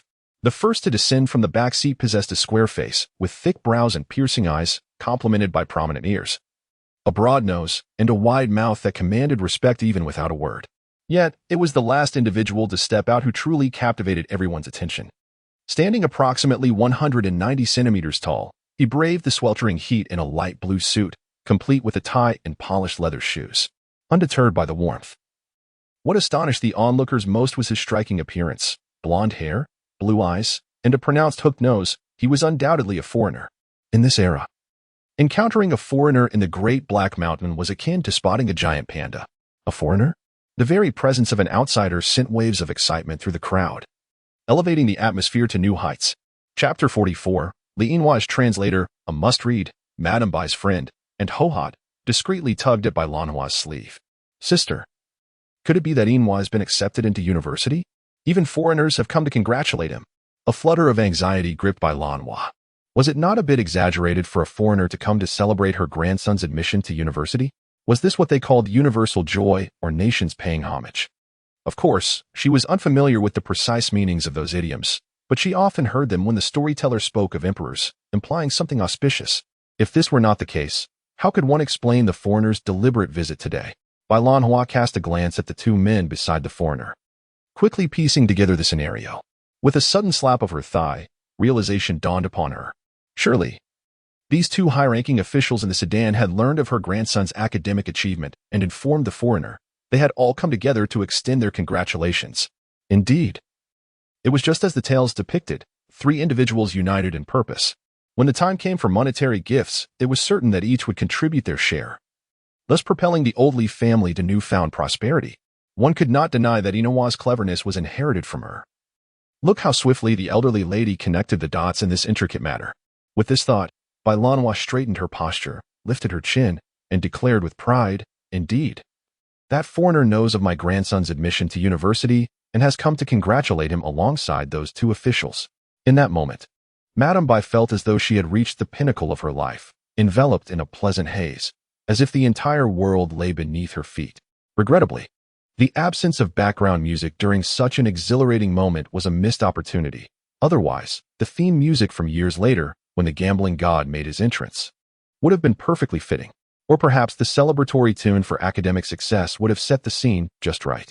Meanwhile, the village chief, Li Baohua, upon witnessing the individuals emerging from the car, was momentarily taken aback, prompting him to jog over in haste. Three individuals emerged from a sedan, two of whom Li Baohua recognized. Specifically, he was familiar with the first to disembark, the portly man of lower rank named Wang Gui, who served as the deputy township head. Their interactions had been frequent in the past.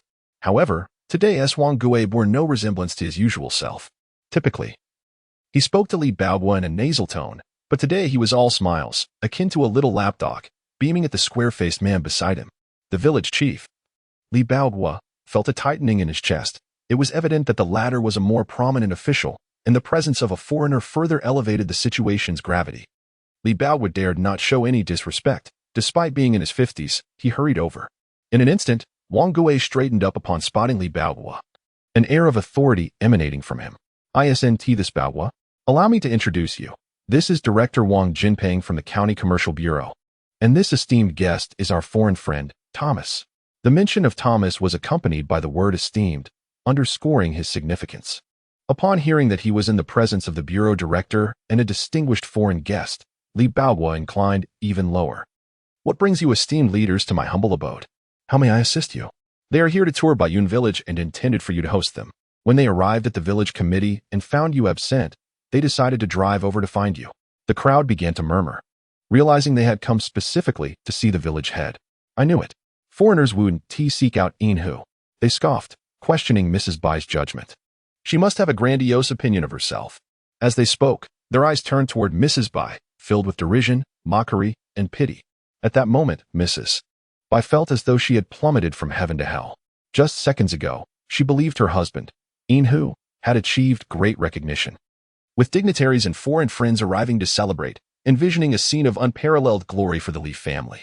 Now, they were merely an inconsequential backdrop for the officials, providing a trivial location for their meeting with the village head. As for Yinhu, who was he? The officials and the foreign gentlemen did not recognize him. Amidst the ridicule from the villagers, Mrs. Bai felt a surge of frustration welling up within her chest. Her vision darkened, and her throat felt parched. She hastily sipped some water to regain her composure, but her face remained flushed with indignation. Wang Jinping was in a foul mood today. The night before, he had received a call from his superiors, assigning him an honorable task. A foreign friend named Thomas was scheduled to arrive at Dake Mountain today, reportedly with familial ties to Baiyun village. He was to accompany him on a tour, with a hint that Thomas's family was affluent, and if pleased, he might consider investing in Dake Mountain. Upon receiving this news, Wang Jinping had nearly fainted from delight. In this era, During the early days of the reform and opening up policy, provinces like Guangdong and Fujian benefited immensely due to their numerous overseas Chinese. With the onset of reform, attracting investment became remarkably convenient, as returning to one's hometown for investment felt as effortless as eating and drinking.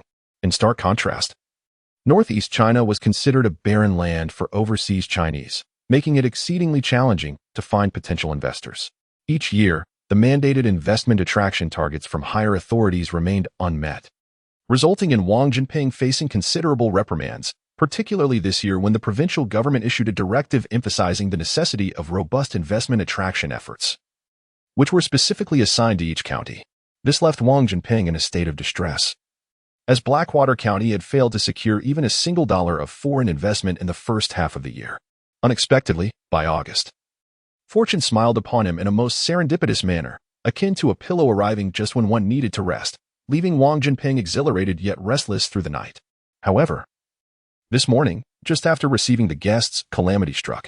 The translation assistant assigned to Thomas, a young man named Xiao Guan, had suffered from acute gastroenteritis due to a poor meal the previous night and was hospitalized for intravenous treatment, leaving Thomas without a translator.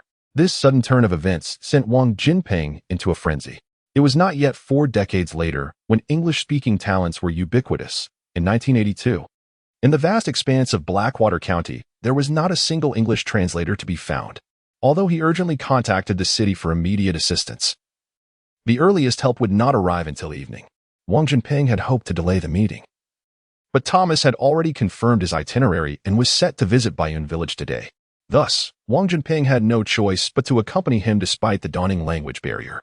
Throughout their journey, Wang Jinping exerted every effort to communicate with Thomas using gestures, even resorting to a notebook to illustrate his thoughts through drawings, attempting to bridge the gap between their hearts. The outcome was uncertain. He heard Thomas utter the word and countless times, feeling as though they had shared much, yet simultaneously sensing a lack of clarity in their exchanges.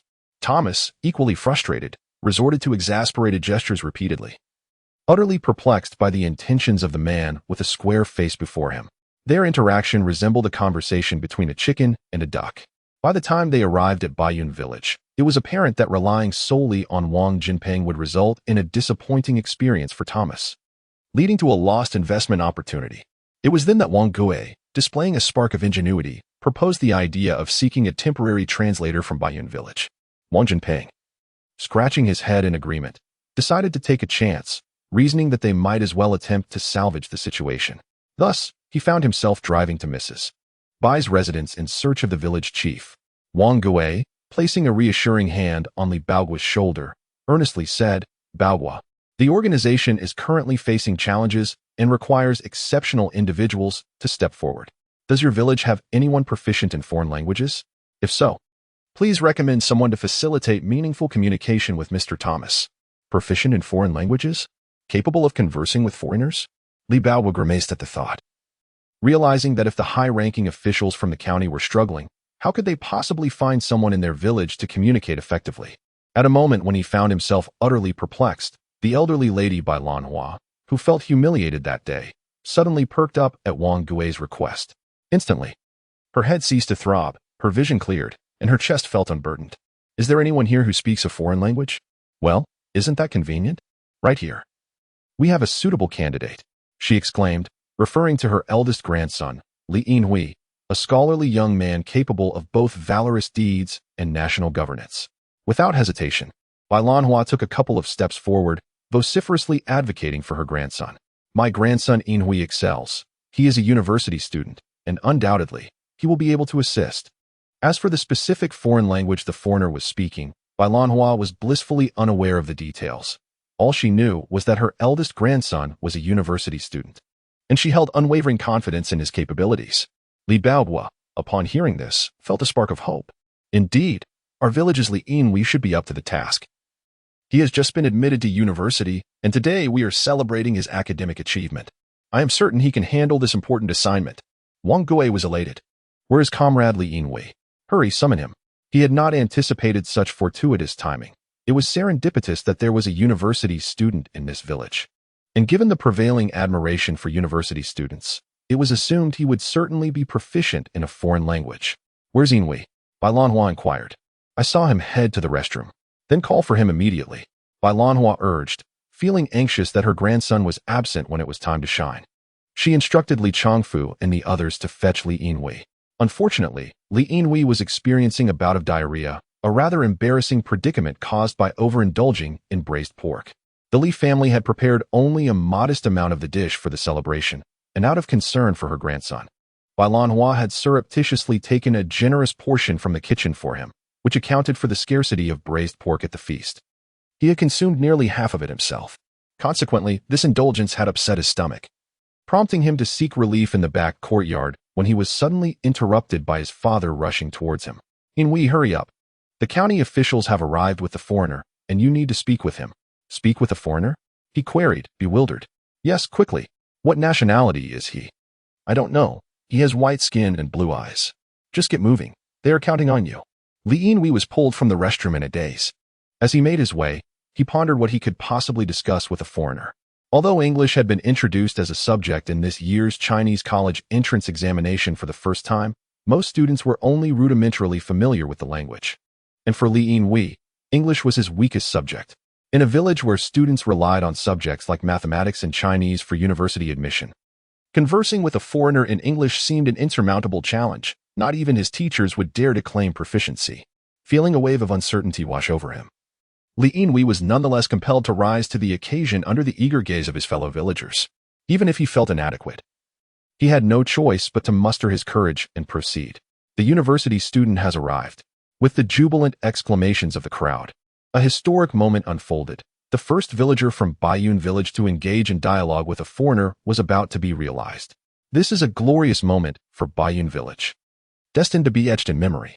With Li Yinhui's fluent remark, the conversation commenced. Thomas exclaimed, Mrs. Bai, witnessing her grandson's remarkable performance, proudly remarked to those nearby, Look at my grandson. Isn't he impressive? He can converse in a foreign language. Truly a university student. He is indeed exceptional, able to engage with foreigners. Mrs. Bai's grandson is indeed knowledgeable. No wonder Yinhui is a university student. He possesses a wealth of knowledge, even foreign languages. The praises poured in, and both Mrs. Bai and Li Yinhui's parents appeared as if they had indulged in a couple of drinks, their spirits lifted. The onlookers were exhilarated, albeit unaware of the conversation's meaning, with no one to elucidate it. This book has swiftly reached 100,000 words. Rinshun has diligently poured his efforts into writing. Yet regrettably, the book's reception has been dismal, attracting alarmingly few readers. Rinshun's hair has turned gray from worry. The book's rating is astonishingly low, currently at only 61 points. Dear brothers and sisters, could you lend a hand to Rinshun? Please, exercise your generous fingers and bestow a 5-star rating. And while you're at it, add it to your bookshelf to support this novice. Let us elevate Rinshun's book's rating so it may gain visibility among more friends. This encouragement would provide Rinshun with the motivation to continue writing and produce even better works. Rinshun expresses his gratitude here. Chapter 45.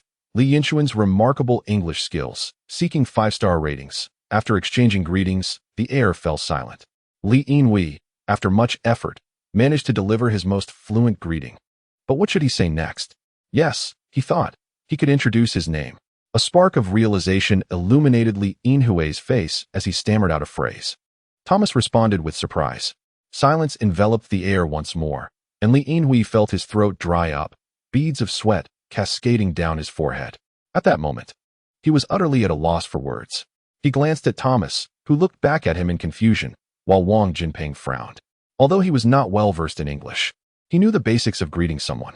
Why had this university student spoken only a couple of phrases and then fallen silent? Speak up.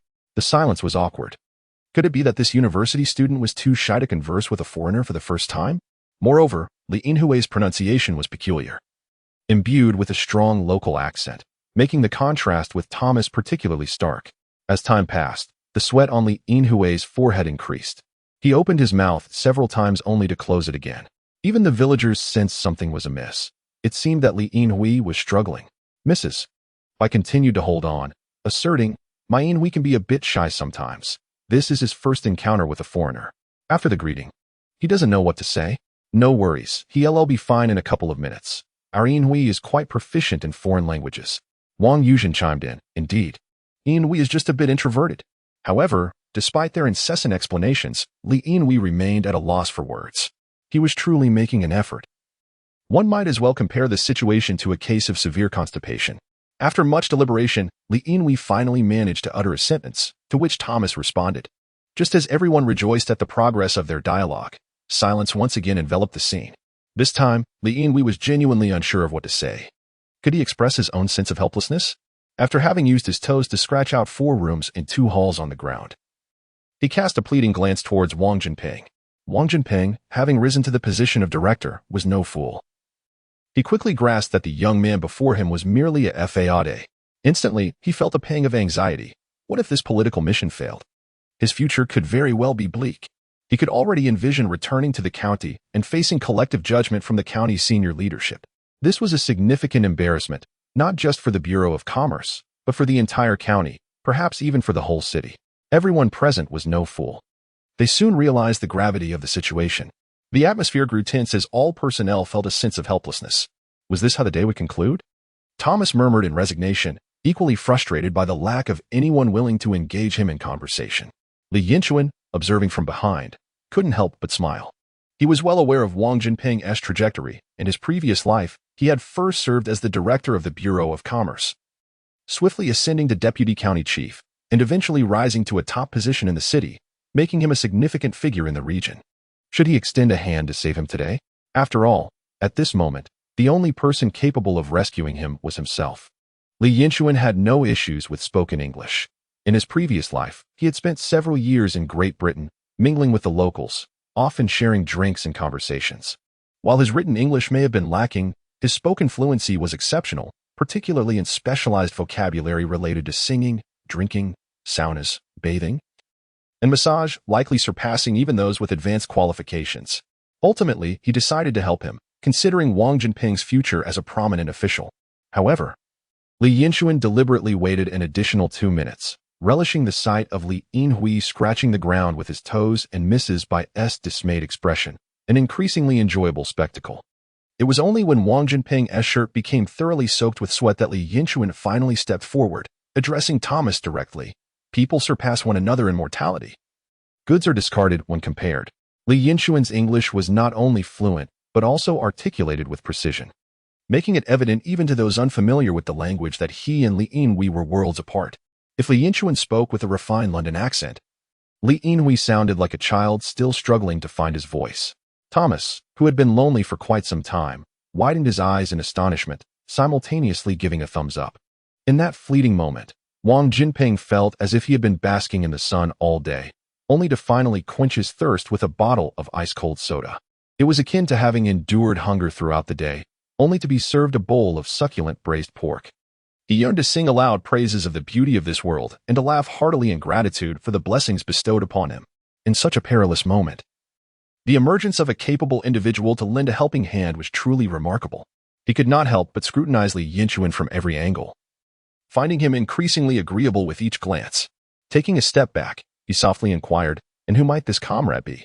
The village head, Li Baoguo, promptly introduced. "This is Li Yinchuan. He will be accompanying the foreign guests for conversation, and it is naturally my responsibility to report the situation."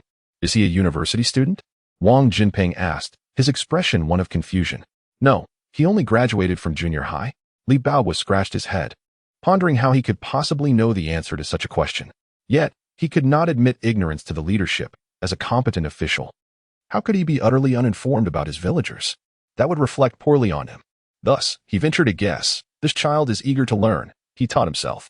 After uttering this, he silently commended his own cleverness, feeling quite proud of being an exemplary cadre capable of such a response. Very good. In this day and age, to be able to speak such fluent English through self-study is commendable indeed, Wang Jinping exclaimed, repeating his praise thrice, thoroughly satisfied. Li Baoguo, showing potential, had even guessed that Li Yinchuan's language skills were self-taught, although he could not have known that it was from a previous life. When Mrs. Old by witnessed Li Yinchuan conversing fluently in English with the foreigners, her mouth fell agape in disbelief. How could it be that this junior high school graduate spoke better than her grandson, who had gained admission to university? She could hardly fathom such a phenomenon. The elderly woman, Bai Lanhua, pinched her thigh sharply, wincing in pain. Was this truly real? Not only her, but Wang Yuzhen and her husband were equally astonished. glancing between Li Yinhui and Li Yinchuan, as the unfolding situation completely surpassed their comprehension. Meanwhile, Li Yinhui's face turned crimson. He felt as if everyone in the courtyard was silently mocking him. You are inferior to Li Yinchuan. He is the superior one. Unable to endure the humiliation any longer, he covered his face and retreated indoors, feeling utterly ashamed. Zhou Sujing, along with Li Yinfeng and Li Qiao, also wore expressions of shock. When did your brother learn to speak a foreign language? I have no idea. He never mentioned it to me. The three of them stood in bewilderment. Chapter 46, Rare Treasures and Beasts. With Li Yinchuan present, matters began to progress smoothly, transforming into a seamless affair. Thomas was now free to express himself without reservation. To be honest, even if Li Yinhui possessed fluent speaking skills, he would still pale in comparison to Li Yinchuan. Li Yinchuan, having lived 2 lives, spent many years in business during his previous existence, excelling particularly in the art of hospitality, especially when it came to receiving foreign guests, a task that was mere child's play for him, far beyond the capabilities of Li Yinhui, who had only graduated high school and lacked worldly experience. Li Yinchuan first inquired about the name of Thomas's grandmother, then consulted the village elders. To his surprise, the elderly villagers were indeed familiar with Thomas's grandmother. It turned out that she had once been a prominent landowner in the village, but after the tumultuous events of 1945, fearing repercussions from the authorities, her family fled the area, leading many to believe they had perished amidst the chaos, while in reality, they had relocated abroad. The row of houses belonging to the village chief was originally the ancestral home of Thomas's grandmother. As Li Yinchuan accompanied Thomas on his explorations, Thomas, who had learned about Baiyun village through his grandmother's tales, found himself stepping from the realm of stories into reality. He beheld the century-old poplar tree at the village entrance, the ancient well spoken of by his grandmother, the stone lions at her doorstep, and countless other elements from her narratives. It was as if he were traversing decades, experiencing the enchanting time and space of his grandmother's youth. Moreover, what delighted Thomas most was that the man beside him could comprehend everything he wished to convey. Unlike previous translators, Li Yinchuan enabled him to engage in conversation with unprecedented enthusiasm. This was a first since his arrival on this remarkable land. During their dialogue, Li Yinchuan learned about the journey of Thomas's family after leaving the Black Mountain, stirring a sense of nostalgia within him. Over 30 years ago, their departure had not been smooth sailing. They initially moved to Southeast Asia, then Italy, and ultimately found their way to Liverpool in Great Britain, where they finally established roots. Thomas's grandmother married a local man, who became his grandfather, blending Eastern and Western cultures, and their family had thrived over the years. One could not help but acknowledge their fortunate circumstances. In this day and age, returning from abroad is celebrated as a patriotic overseas Chinese, while those who remained in the country during those tumultuous 10 years endured unimaginable hardships, with survival itself uncertain. Thus, striving in life is crucial. But choices hold even greater importance. Thanks to Li Yinchuan's prior experiences with the British, he had acquired a knack for conversing with a British man, typically starting with discussions about the weather, followed by football, especially since he was conversing with a Liverpool native. As their conversation progressed, Li Yinchuan mentioned his admiration for his favorite football star. I am particularly fond of Dalglish. I believe this year, under his leadership, Liverpool has a chance at the treble. In this era, Liverpool reigns supreme, akin to the future dynasties of Real Madrid and Barcelona. Dominating European football, at least 9.5 out of 10 Liverpudlians are devoted fans, much like how, in the late 1990s, 9 out of 10 Dalian residents were supporters of Wanda. Engaging a Liverpool fan in football conversation is always a safe bet. Judging by Thomas's reaction, Li Yinchuan's intuition proved remarkably accurate, as joy illuminated Thomas's face. Oh my goodness! I never expected to find someone in the distant East who shares my admiration for Dalglish. I must tell you, if given the opportunity, you simply must witness Mr. Dalglish's matches in Liverpool. On the pitch, he is unstoppable. No one can withstand his prowess. He is truly the king of Liverpool. By the way, allow me a moment of modest pride. Mr. Dalglish lives right next door to me, and he is a wonderful person. Wow, Thomas, you are incredibly fortunate, exclaimed Li Yinchuan, his excitement perfectly conveying his envy for Thomas's good fortune to encounter a kindred spirit in a foreign land. Thomas enthusiastically added, but that is not all. Kevin Keegan is my grandmother's neighbor, and Rush is my current girlfriend's cousin. At this, Li Yinchuan felt genuine envy. To have connections with 3 legendary football stars from Liverpool is indeed remarkable luck. However, As an old saying in China goes, birds of a feather flock together. To be associated with three Liverpool legends surely indicates that Thomas's family must be quite affluent. Thomas, you truly are a lucky one. As Thomas and Li Yinchuan continued their engaging conversation, they appeared as if they were brothers separated at birth, sharing an almost palpable bond.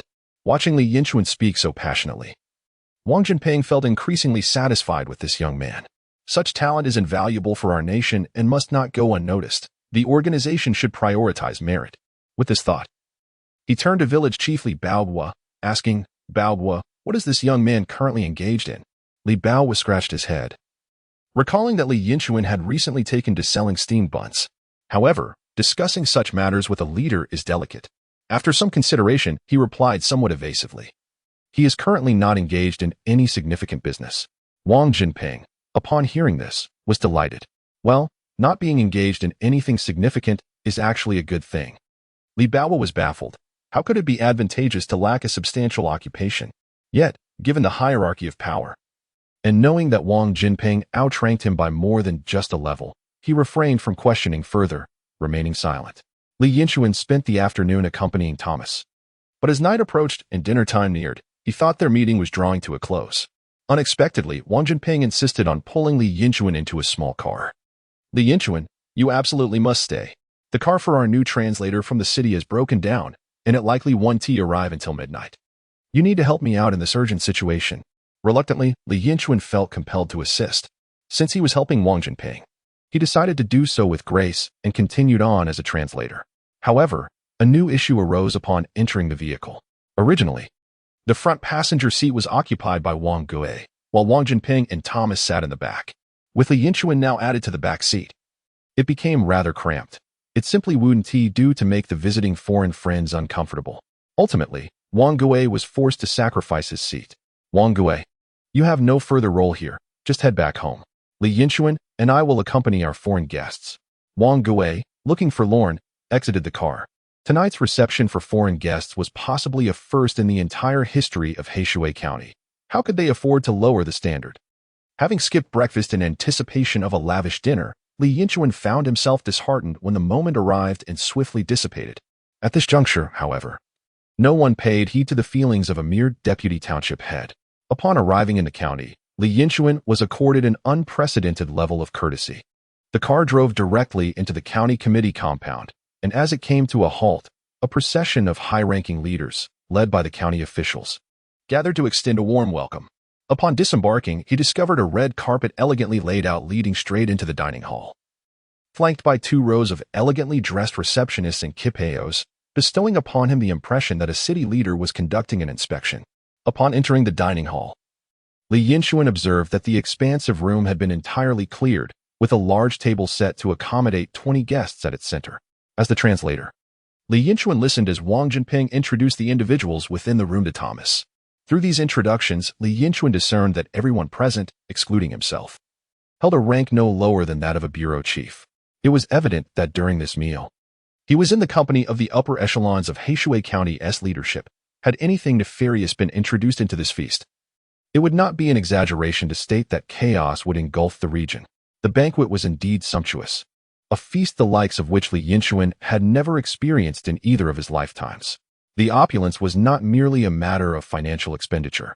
Many of these delicacies were simply unattainable in later years.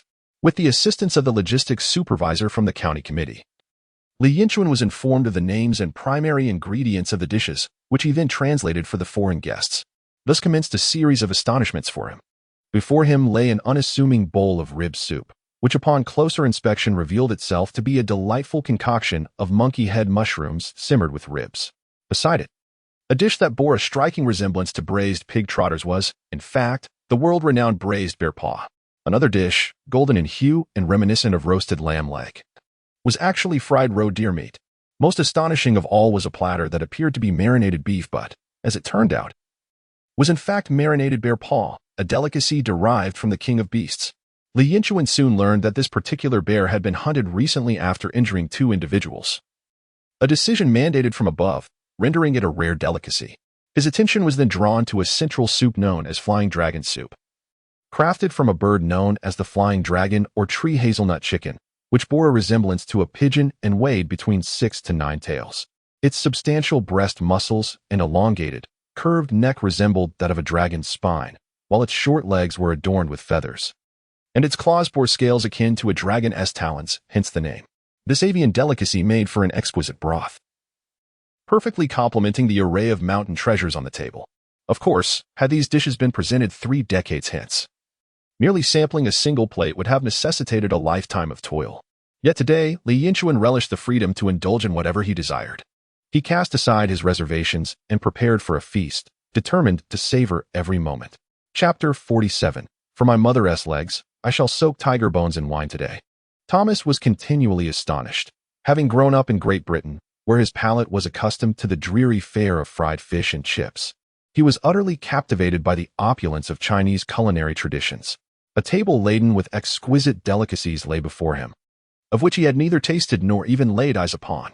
The dishes were indeed splendid, and the wine was equally remarkable. Instead of the national liquor, they indulged in a locally produced spirit, reputed to be a 20-year-old concoction infused with ginseng, deer antler, and gastrodia. In his previous life, Li Yinchuan had heard that esteemed government officials preferred local specialty spirits over renowned brands, and today he experienced this firsthand. As a seasoned connoisseur, Li Yinchuan took a sip and instantly fell in love with this drink. It had a rich aroma of sorghum, intertwined with the herbal notes of ginseng, deer antler, and gastrodia, creating a singularly fragrant experience in his mouth. As he swallowed, it went down smoothly, leaving no harshness in his throat. After savoring the liquor, his palate felt pristine, utterly devoid of residue. What was even more astounding was the continuous wave of rich aroma from the moment it touched his lips until it was swallowed. Each sip brought an unending cascade of flavor. And even after finishing, a subtle sweetness lingered, truly a testament to its depth. It was indeed a fine wine, worthy of praise even from someone like Li Yinchuan, who had sampled countless prestigious vintages. Wine must be savored, and the dishes must be relished even more. Today, Li Yinchuan indulged heartily in this meal, only pausing for translation duties for Thomas. After all, he felt a significant disparity in status compared to the others at the table, leaving him with little to contribute to the conversation. Missing this opportunity meant he might never again taste many of these dishes, and the chef's skills were undeniably exceptional, crafting authentically delightful cuisine. The bear paw was delightfully tender, the dragon soup exquisite, and the venison aromatic. The only slight disappointment was the sauced pig trotters, which tasted somewhat dry and paled in comparison to beef jerky. Yet, considering its famed reputation, it somehow acquired a unique charm. Thomas, who usually indulged in the mundane fare of fried fish and chips, was ecstatic to be presented with such a table of culinary treasures. Surprisingly, it was the most unassuming staple that drew his enthusiastic acclaim. Known as nian huaxiu, a specialty from northeast China, it is made from glutinous rice and various types of millet, soaked, fermented, and ground into a sticky dough. After drying, it is formed into small rounds, pressed into flat cakes, and filled with sweet red bean paste or sesame mixed with salt. Observing Thomas' delight, Li Yinchuan scratched his head. Having grown accustomed to nian huaxiu, he found nothing particularly remarkable about today's offering. Perhaps, as the saying goes, each to their own. Nonetheless, it mattered little as long as Thomas enjoyed it. Today, Thomas was in high spirits, not only excelling in English translation but also showing knowledge of football, enjoying delectable dishes, and witnessing the scenic beauty of his grandmother's homeland. In his exuberance, he patted his chest and pledged to invest 10 million in developing the ginseng industry in Hessian. Upon hearing this astronomical figure, Li Yinchuan promptly translated it. In the next moment, the entire table of leaders erupted in exuberance. Thomas was no longer merely a foreign friend. He had become the embodiment of fortune. Glasses were raised frequently, and soon everyone realized that their foreign guest had quite a remarkable tolerance for alcohol. After consuming more than half a bottle, he remained unaffected, allowing everyone to indulge freely. The evening culminated in a lively celebration, with Thomas eventually sliding beneath the table, while the leaders raised their glasses in jubilant unison. Jean Peng. Splendid work. You deserve the primary credit today, exclaimed the county magistrate, his cheeks flushed with merriment as he patted Wang Jinping on the shoulder. His sincerity resonated deeply with Wang Jinping, who, feeling invigorated, was eager to pass on this sense of excitement. Comrade, well done, he remarked, his own face aglow, as he patted Li Yinchuan on the shoulder, acknowledging his excellent performance. Comrade, do you face any challenges at home? Any personal requests, feel free to voice them. Your English is impressive. Why not consider joining our commercial bureau? You could spend your days in the office, and when needed, serve as a translator. Rest assured, I can offer you a deputy position. If you agree, you can start tomorrow. Wang Jinping extended this olive branch, viewing Li Yinchuan as a true talent. In these times, the bureaucratic structure was not as rigid as in later years. Bringing Li Yinchuan into the commercial bureau was merely a matter of his word. Moreover, due to Li Yinchuan's remarkable performance today, no one could contest this decision. Transforming from an unemployed youth in the countryside to securing a stable position in the county's commercial bureau was akin to a humble chicken becoming a phoenix. In his previous life, Li Yinchuan would have eagerly accepted such an opportunity. However, having been reborn, he pondered for a moment before shaking his head. Director Wang, I truly appreciate your kindness, but I am not suited for confinement in an office. Having lived 2 lives, Li Yinchuan knew well his own disposition. A career in politics was not his calling. Competing with cunning old foxes was far from appealing, and in this second chance at life, he found greater satisfaction in earning a little money on his own terms. Upon hearing Li Yinchuan's rejection, Wang Jinping let out a sigh. He genuinely admired this capable individual. Is there anything I can assist you with? You have rendered me a tremendous service today, and it would be remiss of you not to express any requests. Having once held a significant position in the city, Wang Jinping was well aware of the principles of reward for merit. Today, Li Yinchuan's contributions were not merely commendable, they were life-saving. Without him, the situation could have been dire. After careful consideration, Li Yinchuan finally spoke. Director, I do have a request. When my mother was pregnant with me, she fell ill in the cold and has since suffered from leg pain. I have heard that tiger bone infused in liquor is particularly effective for this ailment. Given that we had a feast of large claws today, might there be any leftover tiger bones? I would like to take some home for her medicinal brew. Wang Jinping could not help but gaze deeply at Li Yinchuan. A person endowed with capability and filial piety invariably garners admiration, regardless of the circumstances. Initially, Li Yinchuan's absence from the business bureau was deemed inconsequential by Wang Jinping. However, Wang Jinping has now come to view the potential for a beneficial acquaintance with this young man, believing that Li Yinchuan could achieve remarkable success in the future. This matter is easily resolved. There is no need to consult the canteen, as I have provisions at home. Come with me to retrieve them. Thank you, Director Wang. It is but a trifling matter. Chapter 48. Cultivating friendship with Wang Jinping. As the banquet concluded, Wang Jinping ushered Li Yinchuan out. Wang Jinping's residence was merely a 5-minute walk from the county government. His home, though unremarkable, consisted of 3 spacious tiled rooms, with the only distinction being a slightly larger courtyard.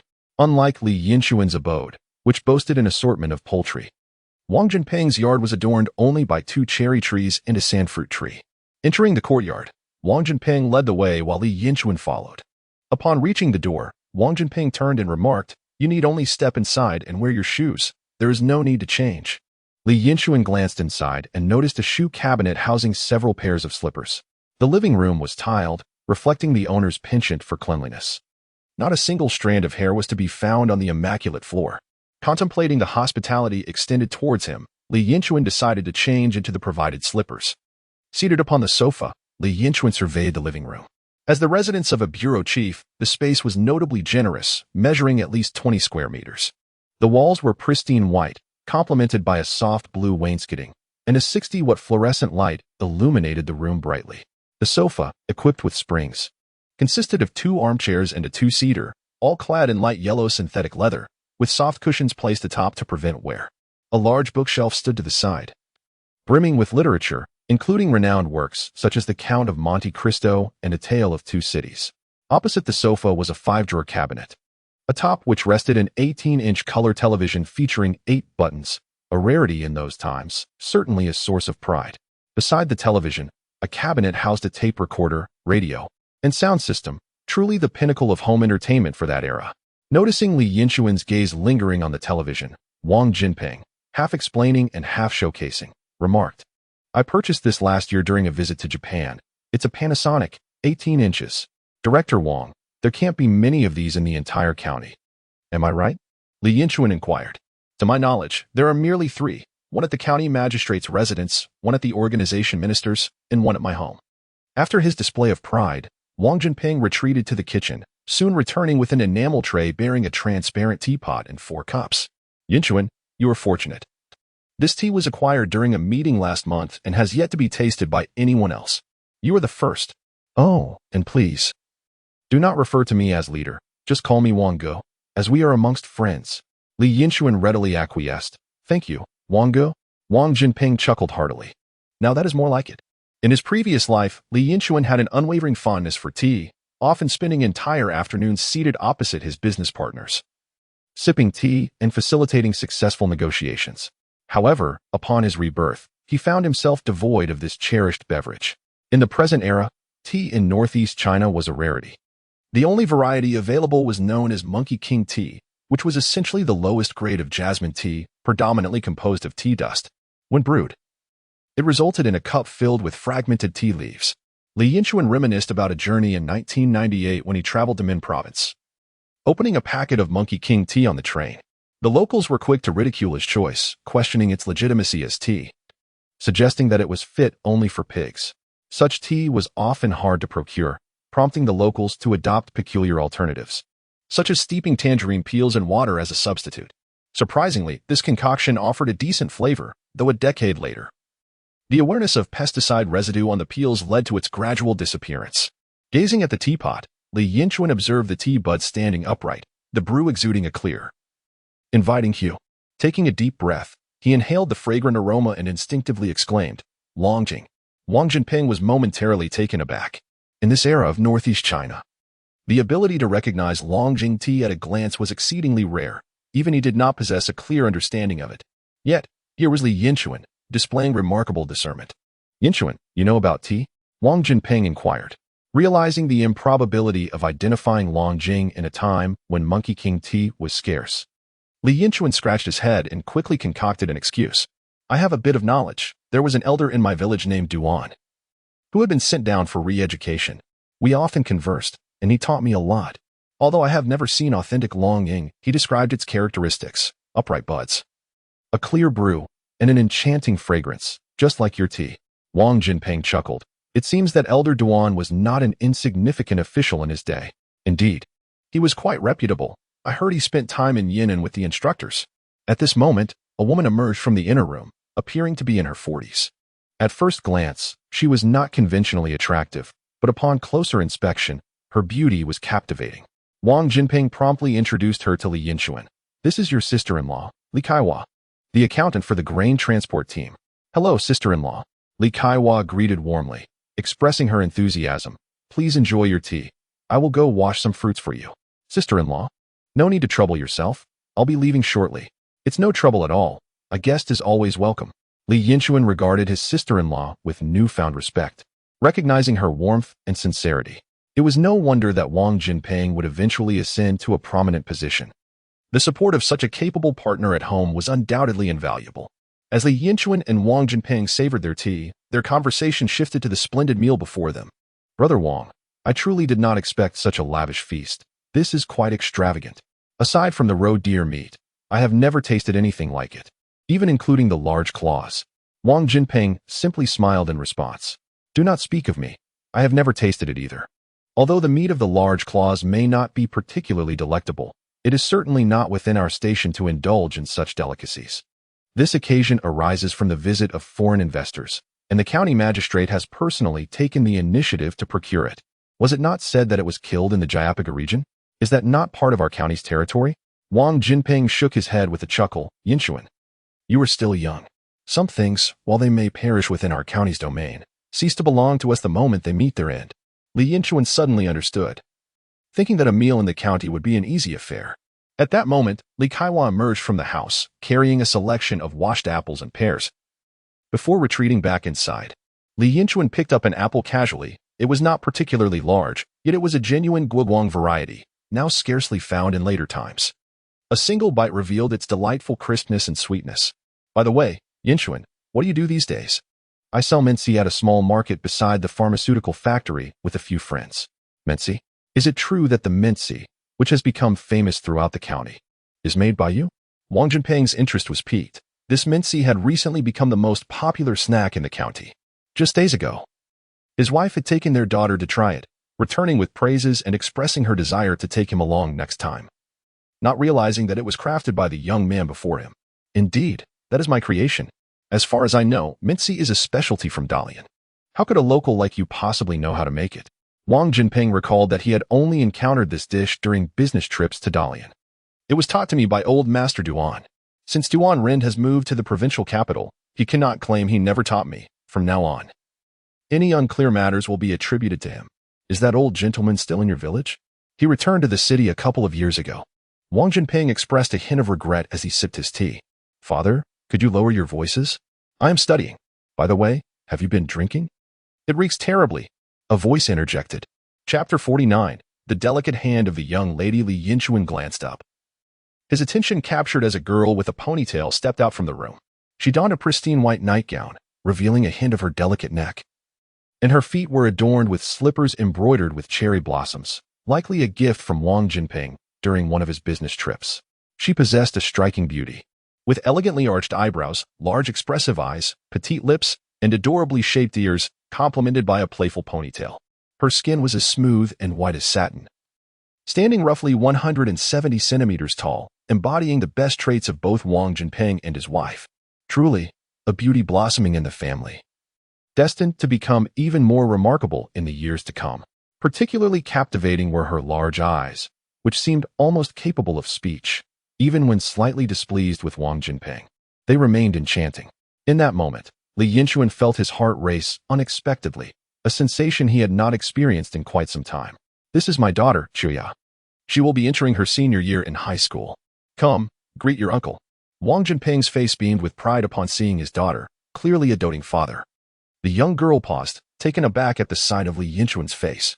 Typically, visitors to the home are primarily close friends of Wang Jinping, who, as a director, entertains companions of similar status, generally over the age of 35. It was her first encounter with someone so youthful. Although Li Yinchuan's attire was somewhat unrefined, he exuded a unique aura cultivated through 2 lifetimes.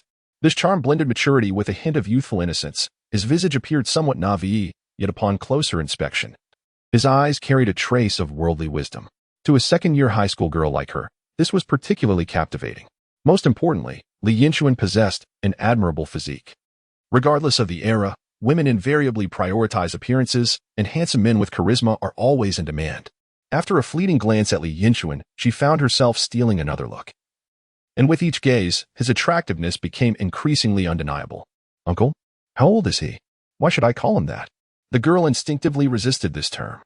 How could such an attractive young man possibly be an uncle? Only scruffy men deserve that title. The reality was that if Li Yinchuan were attending school, he would be in the same cohort as Li Yinwei, both preparing for university entrance exams this year, making them only a year apart in age. Li Yinchuan stood, flashed a broad smile revealing 8 gleaming white teeth, and extended his hand, saying, "Little sister, you are quite right. Let us not dwell on age.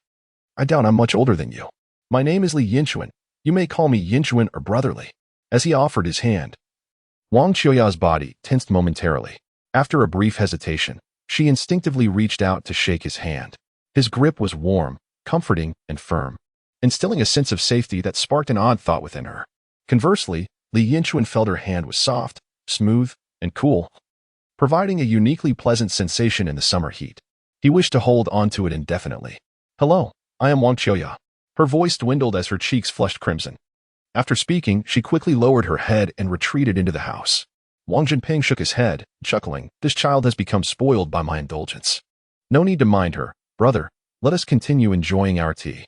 Li Kaiwa cast a glance towards the inner room, and then at Li Yinchuan, her expression thoughtful. After some conversation, the hour grew late, and with a trek of several miles through the mountains ahead, Li Yinchuan broached the main topic of his visit, to acquire tiger bones for brewing wine. To his surprise, Wang Jinping proved to be quite generous. Initially intending to take just a piece of tiger bone, Li Yinchuan was presented with a large jar, approximately 10 liters in volume, filled with a well-prepared medicinal liquor. This concoction not only included tiger bones, but also precious herbs such as gastrodia, ginseng, and deer antler. Effectively sparing Li Yinchuan from any further effort, he could simply take it home and partake. "Brotherly, this is simply too much. Don't worry, Yinchuan. We have plenty at home. Take it and make good use of it. If you find it insufficient, feel free to come back. Now that we've made acquaintance today, do visit more often."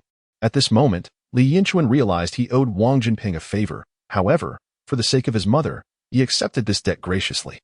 The jar was cumbersome to carry, and Wang Jinping had generously provided him with a bag, allowing him to conveniently transport the medicinal wine. Since he had already incurred the obligation, the bag was of little consequence. With the bag slung over his shoulder, Li Yinchuan departed from Wang Jinping's residence. The night in the vast Black Mountain of August was not as stifling as the day. As Li Yinchuan trekked homeward with the jar, a gentle breeze caressed his face. Turning back to glance in the direction of the county town, he recalled the soft, cool hand he had touched earlier. Unable to resist, he raised his hand to his nose, catching a faint hint of fragrance, a delightful aroma that made him smile and shake his head in amusement. Upon arriving home, he discovered it was already 11 p.m. Expecting his family to be fast asleep, he was surprised to find 3 figures seated in the courtyard, awaiting his return. Li Yinchuan chuckled to himself, wondering what the occasion was. Were they planning to interrogate him? "Brother, what was up with your English today?" His second brother, Li Yinlong, was the first to inquire, having restrained his curiosity all day. "I learned it myself," Li Yinchuan replied. "And how did you achieve that?" "I just memorized the English dictionary, recited texts, and after enough repetition, it stuck." "Memorizing the dictionary? Really?" "Indeed, it's remarkably effective," Li Yinchuan assured him, revealing that many proficient English speakers in the future had excelled through similar methods, although their spoken fluency might not stem from the same source. "Brother, what did you do in the county?" His sister, Li Chio, then questioned. "I accompanied the foreign guest, Thomas, and the county leaders for dinner and drinks." "The county leaders?" "Yes, apart from myself, everyone else at dinner was at least a department head." This revelation sparked a sense of admiration among his family. For villagers of that era, the deputy township head Wang Gui was considered a significant official, and county director Wang Jinping was esteemed as a person of great authority. They could hardly believe that Li Yinchuan had encountered so many dignitaries that evening. "What do you have behind your back?" his mother, Zhou Suzhen, asked. "Mother, I brought back some tiger bone wine from Director Wang's house. It's excellent for treating leg pain. You should have some." Upon hearing her son's thoughtful gesture, Zhou Suzhen was nearly moved to tears, realizing her son had matured. "All right, it's quite late now.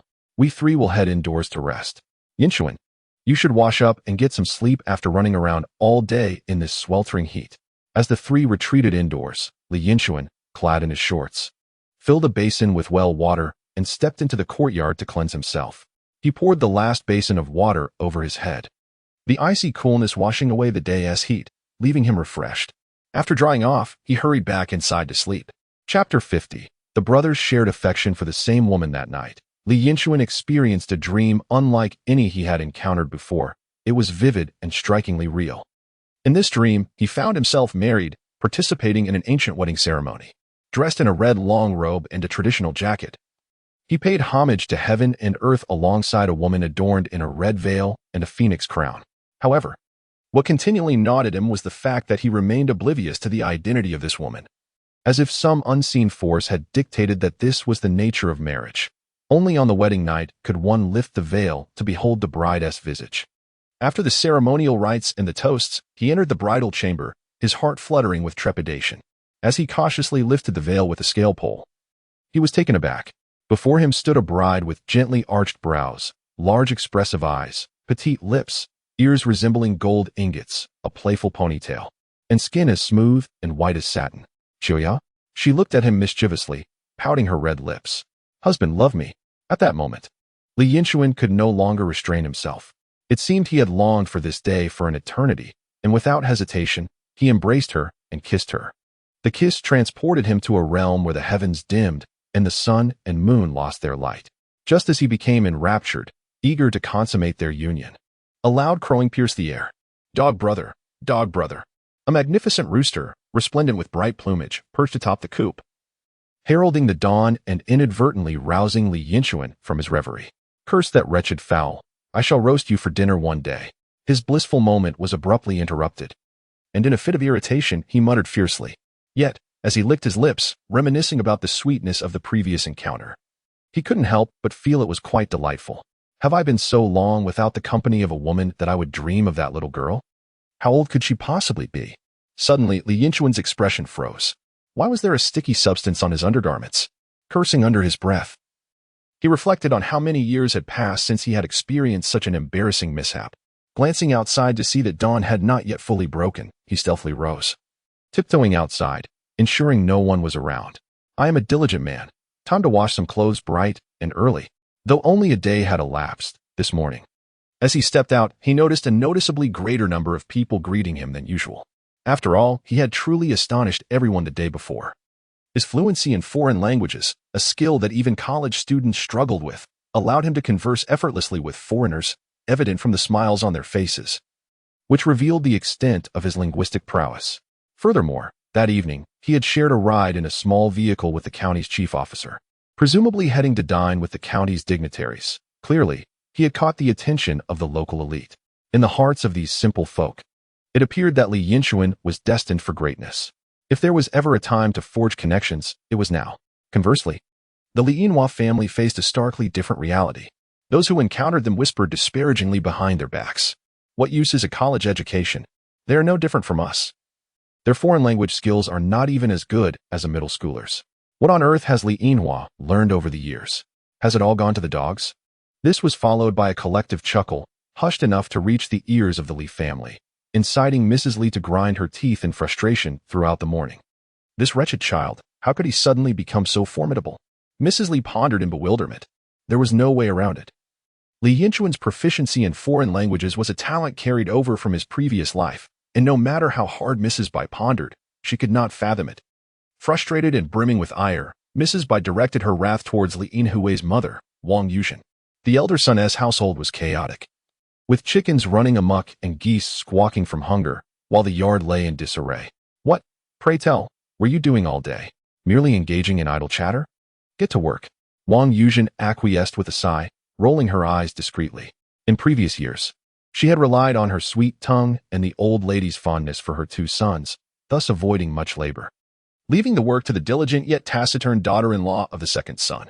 However, after the second son's family had separated, the old lady's attention shifted to her, constantly imposing work upon her, which only fueled Wang Yuzhen's resentment. Life was becoming increasingly burdensome. Li Yinhui, feeling too ashamed to remain in the village, found himself utterly disheartened. What was supposed to be a glorious holiday had been ruined by Li Yinchuan. He concocted an excuse to visit his elder brother, Li Yinlong, in the county, requesting 20 yuan from home before heading there, resolved to linger in the county until school resumed. Upon seeing his younger brother Li Yinhui arrive, Li Yinlong was quite pleased. Little brother, you should stay put in the county. There is nothing of interest back home among those country folk. I'll show you around, and if you grow bored, you can always visit your sister-in-law. She is a lovely person. Thus, Li Yinhui settled in the county, soon encountering his future sister-in-law, Duan Xiaoyan, who worked as a librarian. Duan Xiaoyan was a former classmate of Li Yinlong from middle school, and they had been together for nearly 5 years. It had been almost 2 years since Li Yinhui last visited Li Yinlong's home. Time had transformed Duan Xiaoyan. 2 years prior, she sported a long, dark braid and appeared somewhat rustic. Now, having entered the workforce, she exuded a fashionable aura, donning a pale pink top paired with a white skirt, her face adorned with light makeup. In stark contrast to the rough skin of rural women, Duan Xiaoyan's complexion was smooth and radiant, her appearance captivating. While her facial features might be considered ordinary, her expressive eyes, combined with her elegant attire and makeup, left Li Yinhui utterly mesmerized. Moreover, Duan Xiaoyan was not only charming, but also hailed from a well-to-do family. In his previous life, Li Yinlong had ascended from a mere fertilizer factory worker to a position of authority, largely due to marrying Duan Xiaoyan, whose father was the current chief prosecutor at the county's procuratorate, a position of genuine power. In that moment, Li Yinhui felt a twinge of envy. How did Li Yinlong merit such a remarkable woman? Why was she not destined for him? Li Yinhui, why not spend some time conversing with your sister-in-law? You are well-versed, and she speaks of literary works that I cannot comprehend. I have matters to attend to at work. You two carry on, being brothers. Li Yinlong thought little of it, and entrusted his future wife to Li Yinhui. Thus, Duan Xiaoyan and Li Yinhui began to chat idly together. To their astonishment, as they conversed, they discovered an abundance of shared interests and common ground. The two individuals initially engaged in a discussion about domestic matters, delving into the works of Lin Yutong, Zhou Zuoren, and A.I. Qing. As their conversation unfolded, they seamlessly transitioned to international literature, conversing about Dumas, Dickens, Freud, Henry, and Haruki Murakami. Li Yinhui and Duan Xiaoyan shared many literary insights that resonated with one another, and Duan Xiaoyan, who had often felt misunderstood, finally discovered someone who comprehended her. Their dialogue grew increasingly lively and engaging. Duan Xiuyan, embodying the essence of a petite bourgeois woman, found herself drawn to Li Yinhui. Lamenting that they had not met sooner, Duan Xiuyan's satisfaction with Li Yinhui was moderate, while it was undeniable that he treated her with utmost kindness. He was often timid and lacked the intellectual breadth she desired.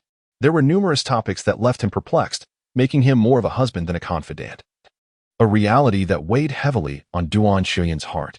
Unexpectedly, she found Li Yinhui, her brother-in-law, to be exceptionally admirable. Possessing a literary acumen that far surpassed that of his elder sibling, and being a university student only heightened her appreciation of him. In this small county town, Li Yinhui was equally astounded to encounter such a remarkable woman as his sister-in-law. Her beauty eclipsed that of his underdeveloped peers, and her vast knowledge made conversations with her immensely enjoyable. The only lamentation was that she was his brother's wife.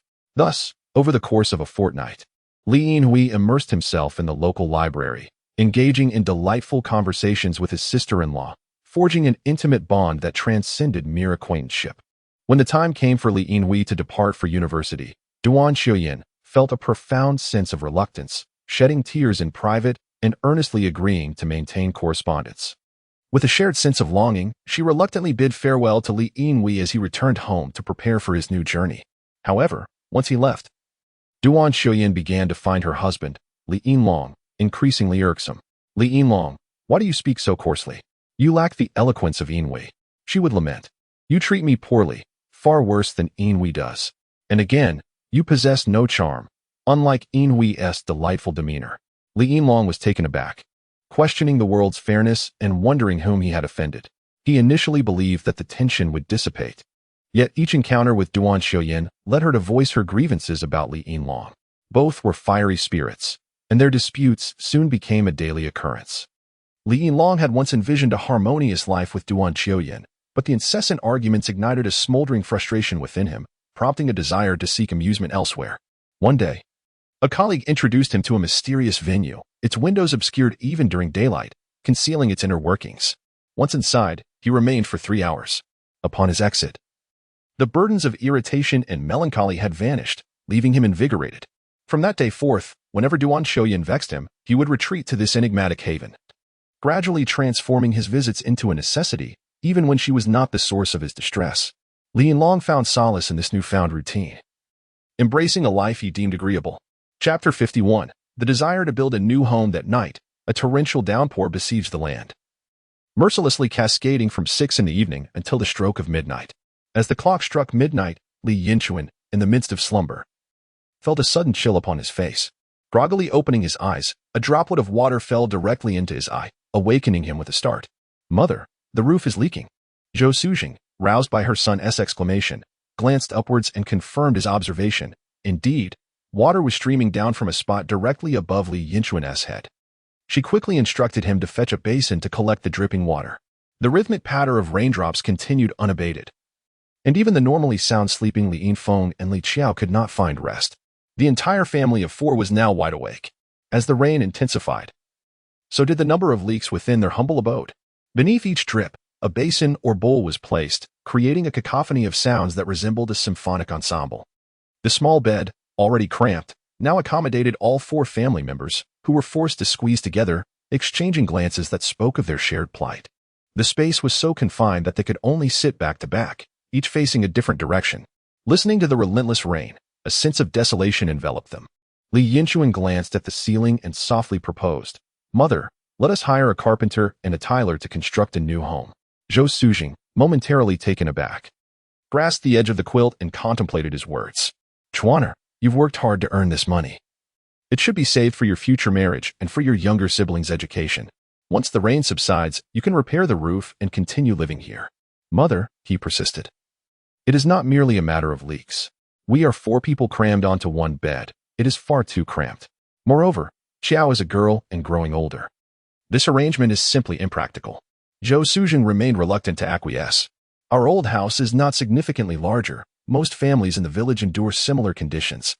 We can endure this for a little while longer. It was evident that she was hesitant to part with their modest savings. Observing his mother's stubbornness, Li Yinchuan poked his younger siblings, who quickly understood and rushed to intercede. Mother, second brother snores so loudly at night that I can hardly sleep. I find myself dozing off during class. Li Qiao chimed in. Mother, I cannot sleep soundly either.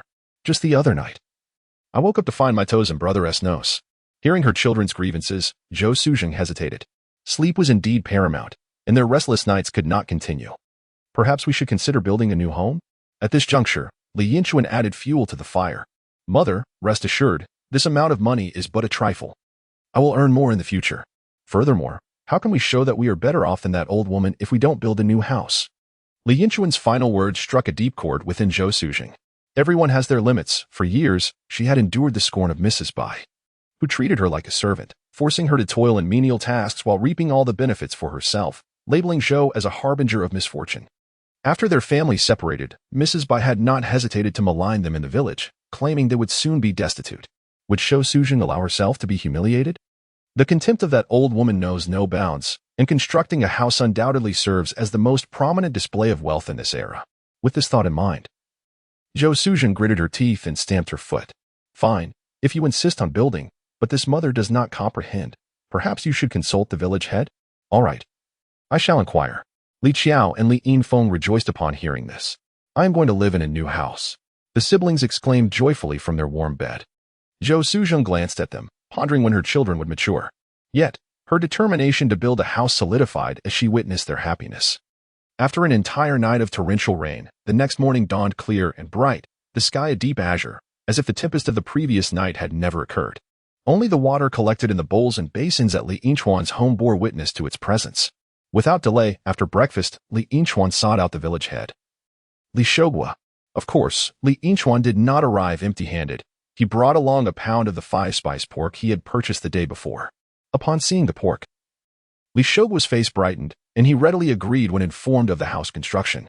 Finding workers for the house? Absolutely. Leave it to me. Village head. This is my first time building a house. How much should I pay for labor? Li Shogua chuckled and replied, We are all from the same village. And it's your own home. What need is there for payment? Just ensure everyone is well fed after a day's work. Li Yinchuan readily accepted this offer. No problem. I assure you there will be meat at every meal, and rice will be plentiful.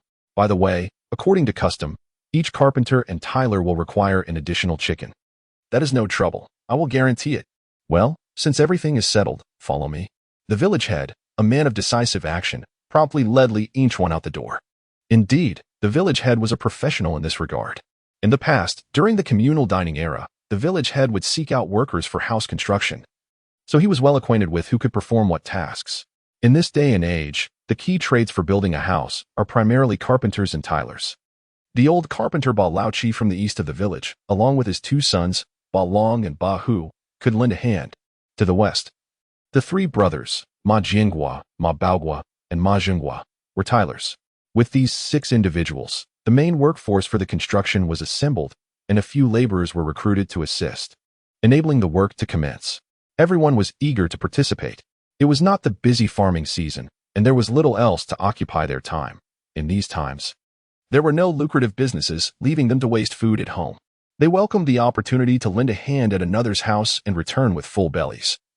A prospect that delighted everyone, especially since the village head had informed them that there would be meat and ample rice at every meal for those helping to build Li Yinchuan's house, an arrangement that even the village head would not trade for anything else. According to Li Yinchuan's plan, they would not dismantle the half-room they were currently residing in, intending to use it as a storeroom in the future. With ample space in their yard, they would construct 3 large tiled rooms in the center of the courtyard, using red bricks without the need for rammed earth. With courtyards both in front and behind, surrounded by walls. Just as they were about to break ground, the village head suddenly remembered that they were still missing one crucial figure, the feng shui master. In the village of Baiyun, under the guidance of the village chief, Li Yinchuan brought a chicken to the distant Wangzhuang, seeking the expertise of the renowned geomancer, Master Wang Daxian.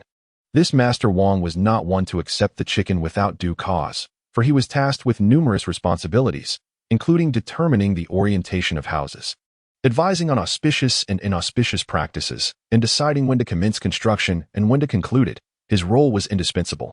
At approximately 50 years of age, Master Wang possessed a refined countenance, adorned with a few strands of long beard beneath his chin. Once dressed in his ceremonial attire, he exuded an air of ethereal wisdom. With great ceremony, he brandished a bagua mirror, circling the house several times, observing the heavens and the earth, and muttering incantations with a flourish.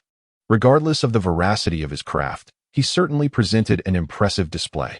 Ultimately, he concluded that constructing a house in the center of the property would pose no issues. However, the locust tree to the west must be felled, for it was deemed a tree of spirits, detrimental to the women of the household. Zhou Suzhen and Li Qiao exchanged fearful glances, realizing that their recent discomfort stemmed from the presence of the locust tree. Li Yinchuan, shaking his head nearby, mused that one should neither fully trust nor completely dismiss such matters, and thus acquiesced to the suggestion of cutting it down. As for the timing of the construction, Master Wang calculated that the day after tomorrow would be propitious, a suitable day for breaking ground. With everything settled, they prepared to fell the locust tree and await the auspicious day to commence building. News of the plan spread swiftly through the village, and within a morning, the entirety of Baiyun had learned of it. Have you heard? Li Yinchuan's family is building a house. Really? I heard they're constructing 3 spacious rooms. Has Li Yinchuan struck it rich since splitting from the family? Indeed. It is said he earns hundreds daily. How else could he afford such a grand house? Zhou Suzhen is indeed fortunate. Long before lunch, Mrs. Bai had caught wind of the news. And Ho-Hot, with a face full of envy, remarked to Mrs. Bai, Sister Bai, your second son-as child is making quite a name for himself, preparing to build a grand house. Not that they expect you to live there, right? Upon hearing such cutting words, Mrs. Bai nearly succumbed to rage. I wouldn't dream of going to their house, much less living in a new one. Bah. She returned home, fuming. Upon entering, she found her eldest daughter-in-law, Wang Yuzhen, leisurely snacking on sunflower seeds, which only fueled her ire. What about the eldest family? How can you be so idle every day, with time to munch on seeds? Haven't you any work to do? Have you fed the geese? The chickens? Have you done the laundry? Swept the yard? Are you trying to wear me out? Her frustration mounted as she pointed an accusatory finger at Wang Yuzhen, spittle flying, landing on her face. Wang Yuzhen, taken aback, felt a wave of unjust grievance wash over her. Just then, her daughter, Li Xiao, returned from outside. It was the second day of the lunar month, and the child was on summer break, returning from play in the sweltering heat, covered in sweat. Without hesitation, she approached the water tank and scooped up a ladle of water, drinking deeply. After finishing his meal, he turned to his mother and complained, Mom, I'm hungry. Why isn't dinner ready yet? This afternoon, Sister Chunlan from next door said she would take us to the countryside. Wang Yuzhen had 2 sons and a daughter. And unlike the elderly matriarch by Lan Hua, who favored her eldest son Li Yinlong and second son Li Yinhui, she cherished this little girl as her own cherished companion. On ordinary days, she would hastily prepare meals for the girl. However, today, for some inexplicable reason, the girl seemed to irk her. All you think about is playing. Have you even finished your summer homework? You never help me with anything, and I'm exhausted every day. You just stand there watching, not studying diligently. At this rate, you certainly won't get into college. Without any skills, and with your looks, how will you find a partner? You'll end up marrying a lonely old bachelor and suffer for a lifetime. Mom, how can you say that? Li Xiao's face turned pale with anger. This was a transmission of frustration. No one in the family was in good spirits. Meanwhile, Mrs. Bai and Wang Yuzhen were too angry to speak. On the other side, Li Yinchuan was about to start building a house. Today marks the official launch. Dear brothers and sisters, please help by adding this to your bookshelf. Click for updates. And a 5-star review would be even better. This is crucial for a new book to be seen by more people. Thank you, everyone.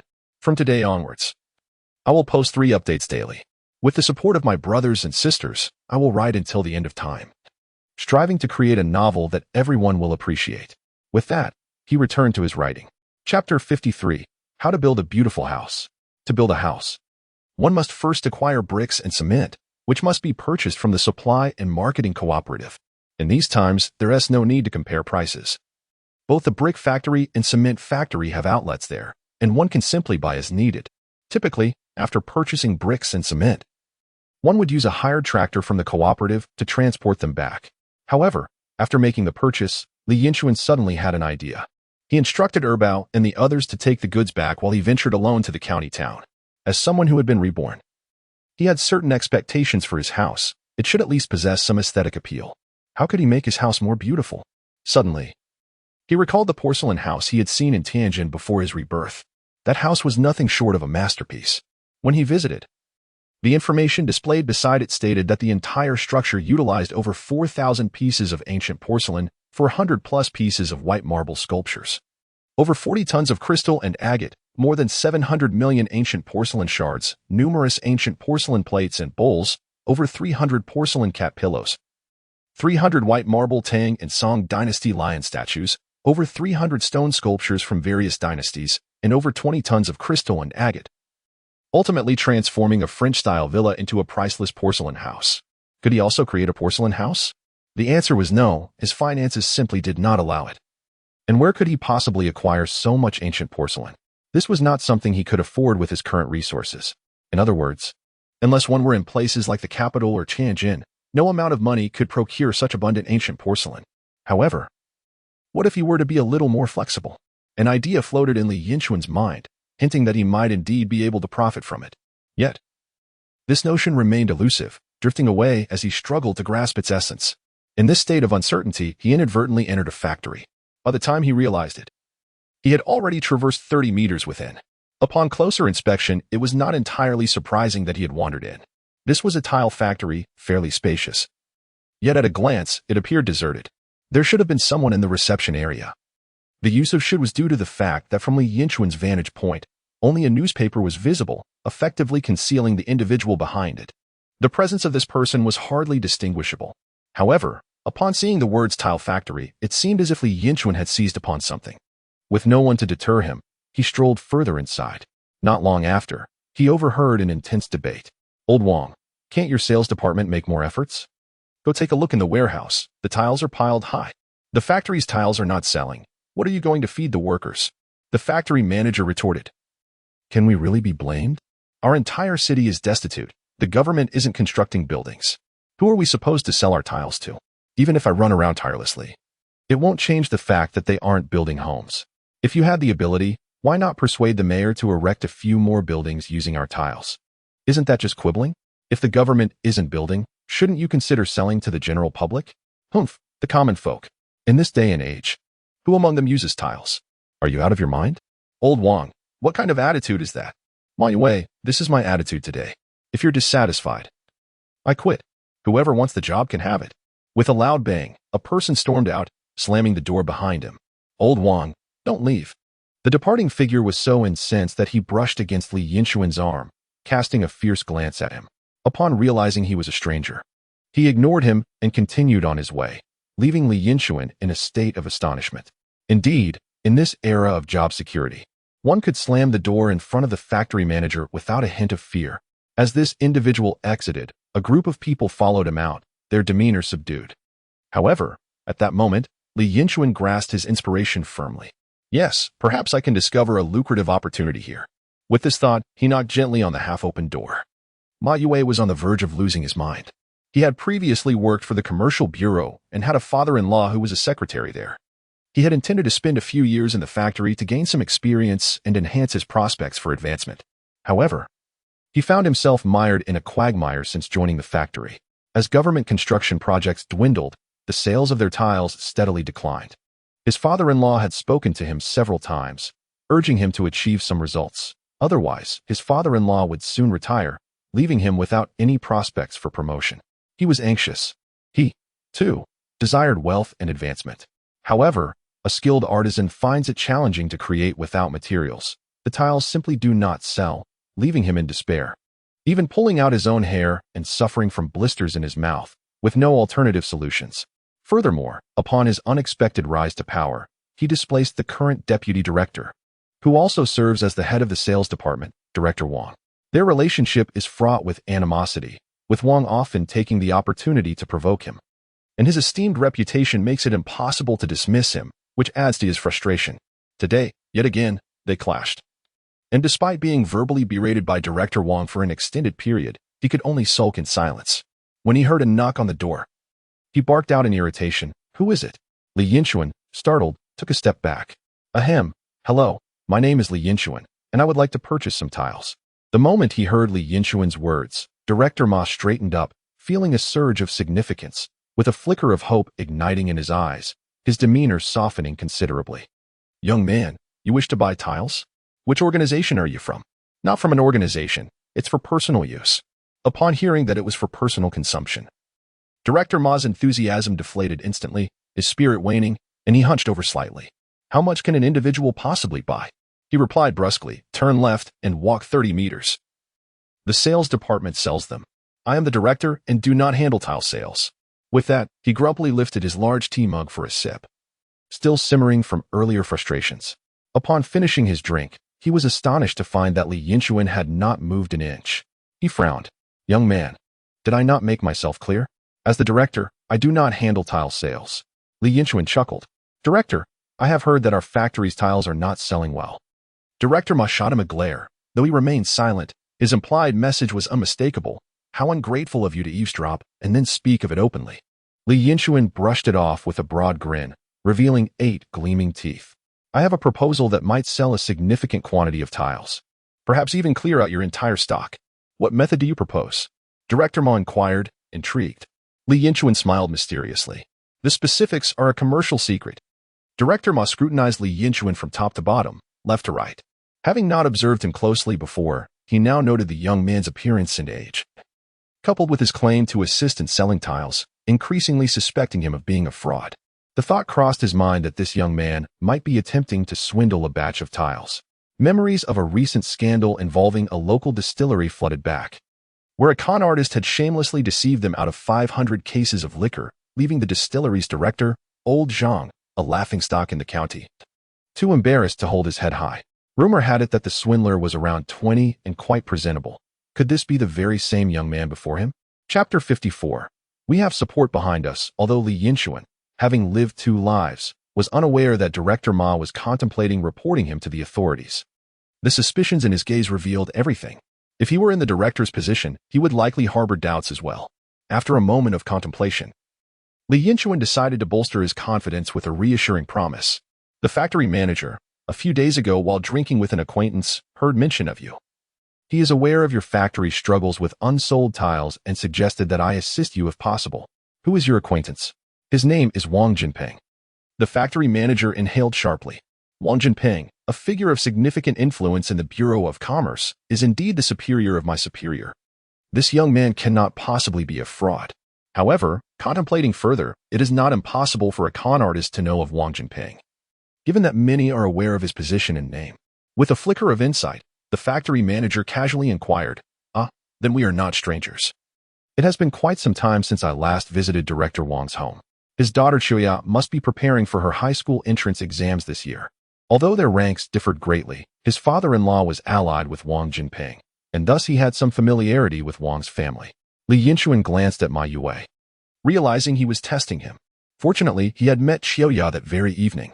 Otherwise, he might have been exposed.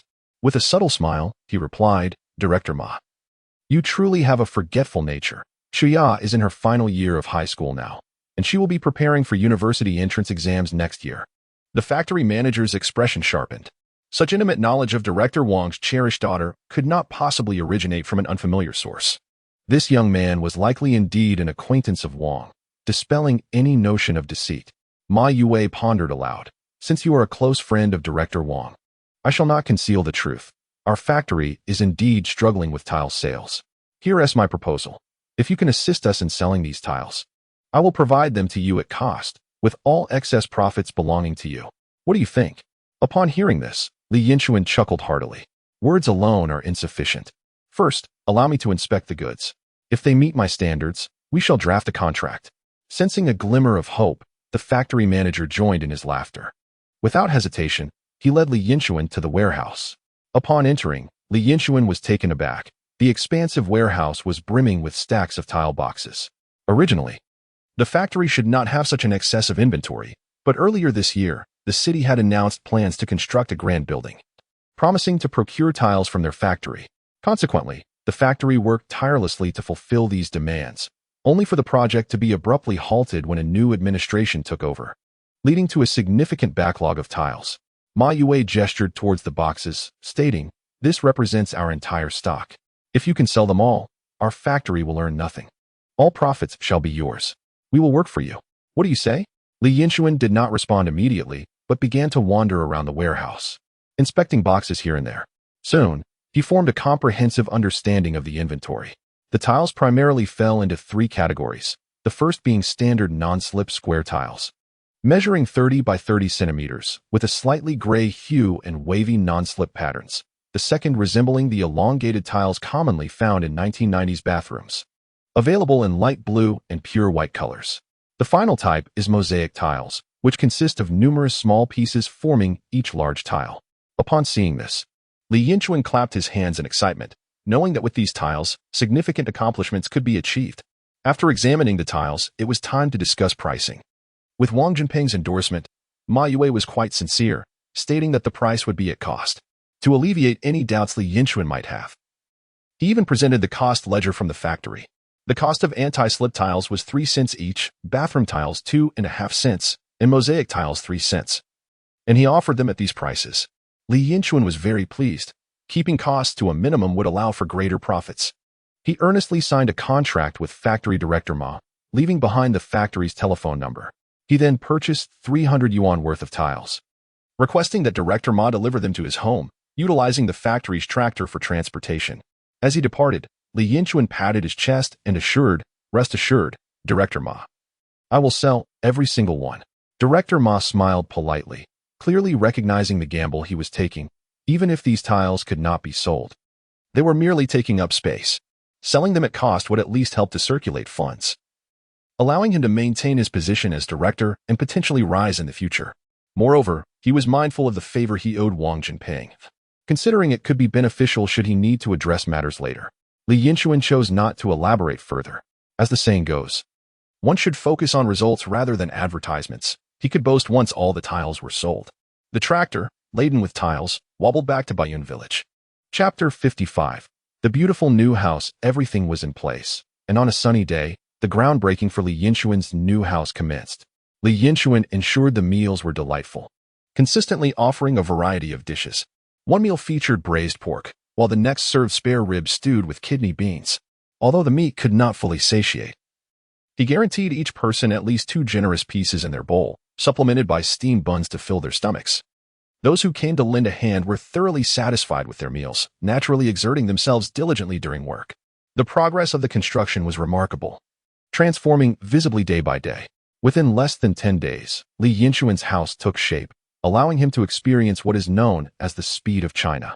The house comprised 3 spacious tiled rooms, with red brick walls that still bore a somewhat bare appearance, resembling the typical new constructions of the era. However, this was Li Yinchuan's house, and he was determined to make it distinctive. Having purchased the tiles, it was the perfect opportunity to put them to use. Li Yinchuan gathered several tile setters and assigned them the new task of tiling the house. While the process of tiling might seem straightforward, Li Yinchuan, having been reborn, was poised to introduce something unique. Whether he could earn a modest profit this time rested on these walls. He meticulously explained the tiling process to the tile setters. The exterior of the house is adorned at its base with a layer of azure bathroom tiles, transitioning into a splendid mosaic of blue and white.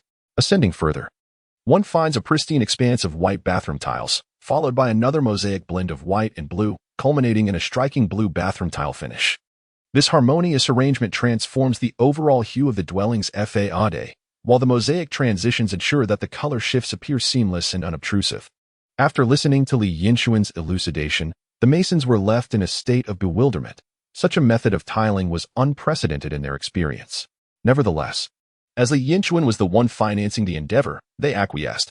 With collective effort, they completed the tiling of the 3 houses in the span of a single afternoon. An additional hour was spent laying the floor tiles indoors, all before the sun dipped below the horizon. While the work appeared unremarkable in progress, upon completion, the setting sun cast a golden light upon the blue and white exterior, creating a dazzling spectacle akin to sunlight dancing upon ocean waves. Although the outcome fell short of Li Yinchuan's vision of a porcelain abode, it stood in stark contrast to the humble red brick walls of the era, resembling a palace in its beauty. Afterward, the 3 brothers sat together, admiring Li Yinchuan's new home. "What do you think? The effect of my house is rather impressive, isn't it?" Li Yinchuan inquired. "Brother Chuan, how does your mind work? I truly wish to peer inside and see how you conceived of this," came the enthusiastic reply. "Do you think we could establish a construction team for such work and turn a profit?" "Absolutely, it's quite feasible," exclaimed Dahu. "Dahu, whose business in braised meat dishes had advanced to the point where Bao could manage it independently, found his own role diminishing. With a poor reputation, he was deemed unapproachable by customers, and his clumsiness in cooking left him primarily as a porter. Each day, he felt a pang of embarrassment accepting Li Yinchuan's financial support. Li Yinchuan glanced at him and chuckled. This endeavor is merely a small-scale venture.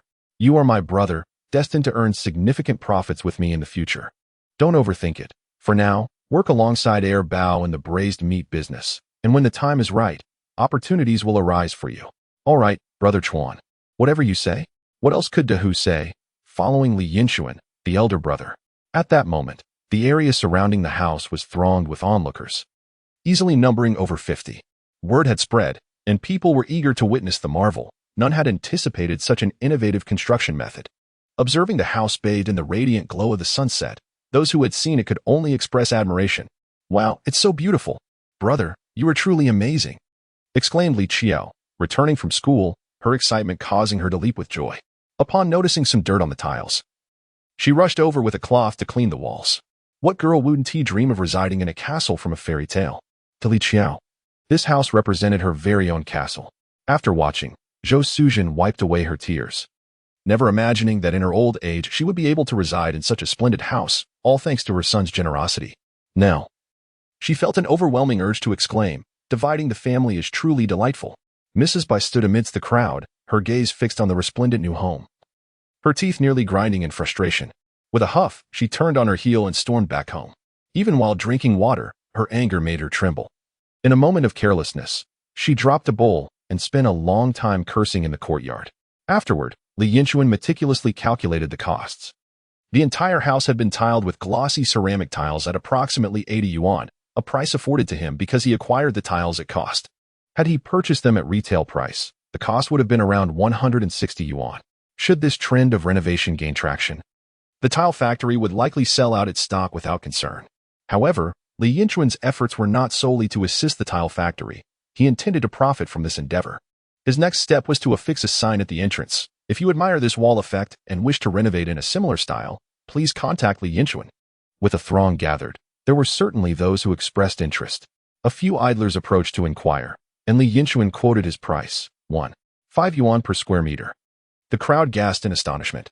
The wall area of a typical three-room house like Li Yinchuan's was approximately 200 square meters, totaling 300 yuan, which was equivalent to the price of 2 bicycles. So expensive. This was the collective reaction after everyone inquired about the price, shaking their heads as they departed. Despite the flurry of inquiries, none expressed a desire to purchase. This news swiftly reached Mrs. Bai through the wives of the elder families. Upon hearing it, her anger transformed into delight, and she chuckled. This little rascal must be out of his mind, charging 5 yuan per square meter. Mark my words. Not a single person in Daikishan will choose him for this. Her words rang true. This ambitious young man seemed to be aiming too high. At this rate, she mused, his street food stall would not last long, and eventually, he would have to return to farming, falling further behind her sons, Yinlong and Yinwei. Can he possibly measure up to my eldest and second grandsons? Yinlong serves the state, and Yinwei is a university student. In every regard, they surpass him by leagues. He resembles a grasshopper in autumn, unable to leap for long. Mrs. Bai and her family eagerly anticipated the unfolding of Li Yinchuan's folly. Meanwhile, Zhou Suzhen felt disheartened, realizing that her son's business venture was being met with disdain. During dinner that evening, she observed Li Yinchuan, who seemed hesitant to speak. My son, if you have something to say, do not hold back. Speak freely with your mother. Mother, is the price perhaps too steep? You noticed that no one in the village showed interest after asking around. Why not take your mother's advice and lower the price? Glancing at his mother, Li Yinchuan chuckled softly. Rest assured, my dear mother, your son is quite capable in his endeavors. There's no need for a price reduction. It is late, and everyone should rest for the night. We shall discuss matters tomorrow. You need not worry. I have a secret strategy that will undoubtedly ensure our business flourishes beyond measure. Dear son, what strategy might that be?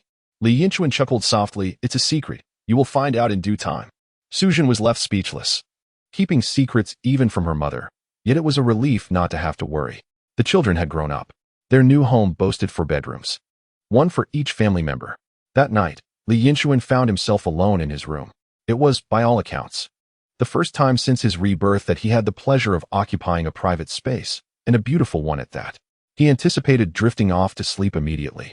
But to his dismay, he lay restlessly on the bed, unable to find slumber. The emptiness around him felt overwhelming, evoking a sense of profound loneliness. Eventually, he decided to play a little before attempting to sleep again. He turned on the old radio, and a familiar voice filled the air. It was the renowned storyteller, Master AI Li Yinchuan, whose disciples were all exceptionally talented, with the third disciple, the renowned Kunlun hero Xing Ying, being particularly impressive. Upon hearing the voice, Li Yinchuan recognized it as that of the esteemed Tin Tianfeng. In his previous life, he had cherished listening to storytelling performances, enjoying tales such as The Three Heroes and Five Gallants, The Legend of the Sui and Tang dynasties, and the biography of Yu Fei. By the time he reached 50, he had even created a flash drive filled with hundreds of these performances to listen to on his phone. Particularly, The Three Heroes and Five Gallants held a special place in his heart. During the years he spent as a son-in-law at Old Wang's home, burdened with despair, it was this very tale that helped divert his attention and sustain him through those challenging times. Without it, he might not have endured. A wave of nostalgia washed over Li Yinchuan as he reflected on those years. Suddenly, he heard soft footsteps approaching from the adjacent room, stopping at his door, followed by a hushed voice. "Brother, are you asleep? Little brother, what are you doing?" "Brother, I cannot sleep." Li Yinfeng tiptoed in, clutching his bedding. "It feels too empty lying alone. I thought I might come and sleep with you." Seeing his brother with his bedding, Li Yinchuan smiled. "Perfect, I cannot sleep either. Let's rest together." Li Yinfeng climbed onto the bed, and the two brothers lay side by side. To their surprise, within minutes, they heard their sister Li Qiao's voice from outside. "Brother, are you asleep?" "Qiao, what is it?" "Brother, I feel a bit scared sleeping alone. May I come and sleep with you?" Li Yinfeng burst into laughter at this. Hearing him, Li Qiao's eyes widened. "Second brother, what are you doing in elder brother's room? I see now, you're afraid to sleep alone, aren't you?" Li Yinfeng's face turned crimson. "I am not. I am a man. I just wanted to chat with elder brother. I do not believe you. You are scared." "I am not scared." The two siblings playfully bantered, while Li Yinchuan shook his head, amused. "Please keep your voices down. Don't disturb your mother's sleep. If you want to come over and sleep, hurry up and lie down. If you don't settle down, I'll send you back." The two children ceased their chatter, and Li Qiao climbed onto the Kong with her bedding. Li Yinchuan lay flat on the Kong, and Li Qiao nestled close to him. "Brother, our big house is truly wonderful." Li Yinchuan reached out to ruffle his sister's hair. "As long as you enjoy it. Now, it's getting late, and you have school tomorrow, so it's best to sleep early." Strangely enough, just moments ago, they were tossing and turning, unable to fall asleep. Yet now, crammed together on one Kong. Within half a minute, all three siblings had drifted off into slumber. Moonlight poured in, and the restless Li Yinfeng scuttled to Li Yinchuan's feet, instinctively seizing his brother's foot while mumbling, "Pork trotters are delightful. They smell so good."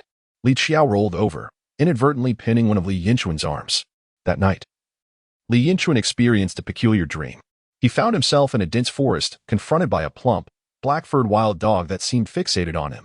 In an alarming turn, the dog seized one of his feet, while his arm became ensnared by a branch. As the dog's saliva dripped down his foot, panic surged within him. Taking a deep breath, Li Yinchuan summoned all his strength, forcefully shaking off the branches that bound him. With a desperate kick, he sent the wild dog flying with a loud thud, achieving his freedom. Li Qiao, lost in a deep sleep, was suddenly tossed to the side by the force of Li Yinchuan's arm, and upon opening her eyes, she found her face pressed against the king's instrument. Drowsy, she quickly succumbed to sleep once more. With a thud, Li Yinfeng was hurled against the wall, remarkably remaining undisturbed. At last, Li Yinchuan was free from constraints and could sleep soundly. Unbeknownst to them, in another room, Zhou Sujing had spent the entire night tossing and turning, unable to find comfort. "Do I have a strange affliction? Unable to sleep in a good house." Zhou Sujing was engulfed in confusion. As the first rays of morning sunlight illuminated the room, Li Yinchuan awoke. He stretched luxuriously, sitting up, reveling in the comfort of his sleep. Instinctively, he glanced around, only to be taken aback the next moment. What was happening? In the vast expanse of the Kong, he lay solitary in the center, while his sister Li Qiao was nearly nestled into the instrument, and his brother Yifeng was half sitting against the window, his face slightly flushed and appearing somewhat swollen. Li Yinchuan approached cautiously to examine, and indeed, his brother's face bore a faint imprint of a foot. What could have transpired? Li Yinchuan surmised a troubling possibility. He inspected his own feet, which were perfectly fine, clean and unblemished. As long as his feet were unharmed, all was well.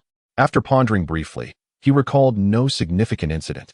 And since Li Yinlong was still sleeping soundly, he reassured himself that everything was likely fine. Li Yinchuan rose from his slumber and, standing in the courtyard, refreshed himself. As he brushed his teeth, he gazed at his new home basking in the morning sun, increasingly delighted. Although it could not compare to the porcelain houses of Tianjin.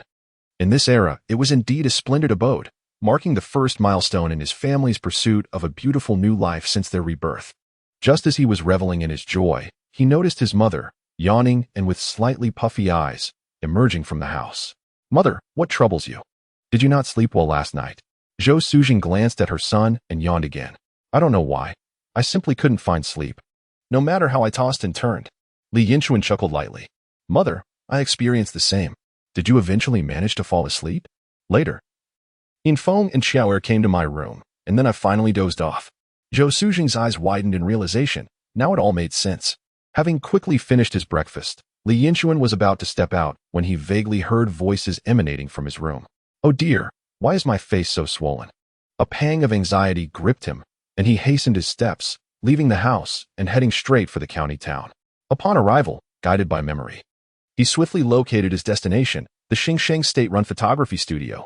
Unlike future times, this era boasted only one photography studio in the vast Heishui County, and it was state-owned. The studio was a quaint two-story building, adorned with a sign proclaiming Xingsheng state-run photography studio. In the display window, large, colorful wedding gown photographs and smaller black and white ones caught the eye. In the lower left corner, a handwritten advertisement proclaimed the availability of new-style wedding gowns and tuxedos specifically for capturing wedding memories. As Li Yinchuan arrived a bit early, there were few patrons in the studio. Seated near the entrance was a slender man in work attire, sporting black-rimmed glasses, sipping from a large mug while perusing a newspaper. "Hello, comrade," Li Yinchuan greeted cheerfully. The slender man glanced up, peering at Li Yinchuan over his glasses, but, unfamiliar with him, returned to his newspaper. "Hello, comrade." Undeterred, Li Yinchuan continued to engage him with a smile.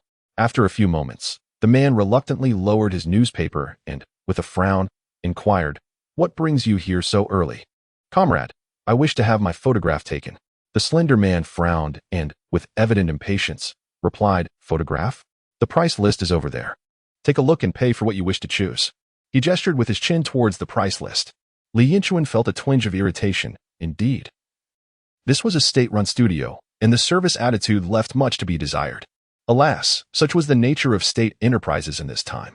In fact, in state-run restaurants, it was not uncommon to find a sign reading, "Please do not assault customers."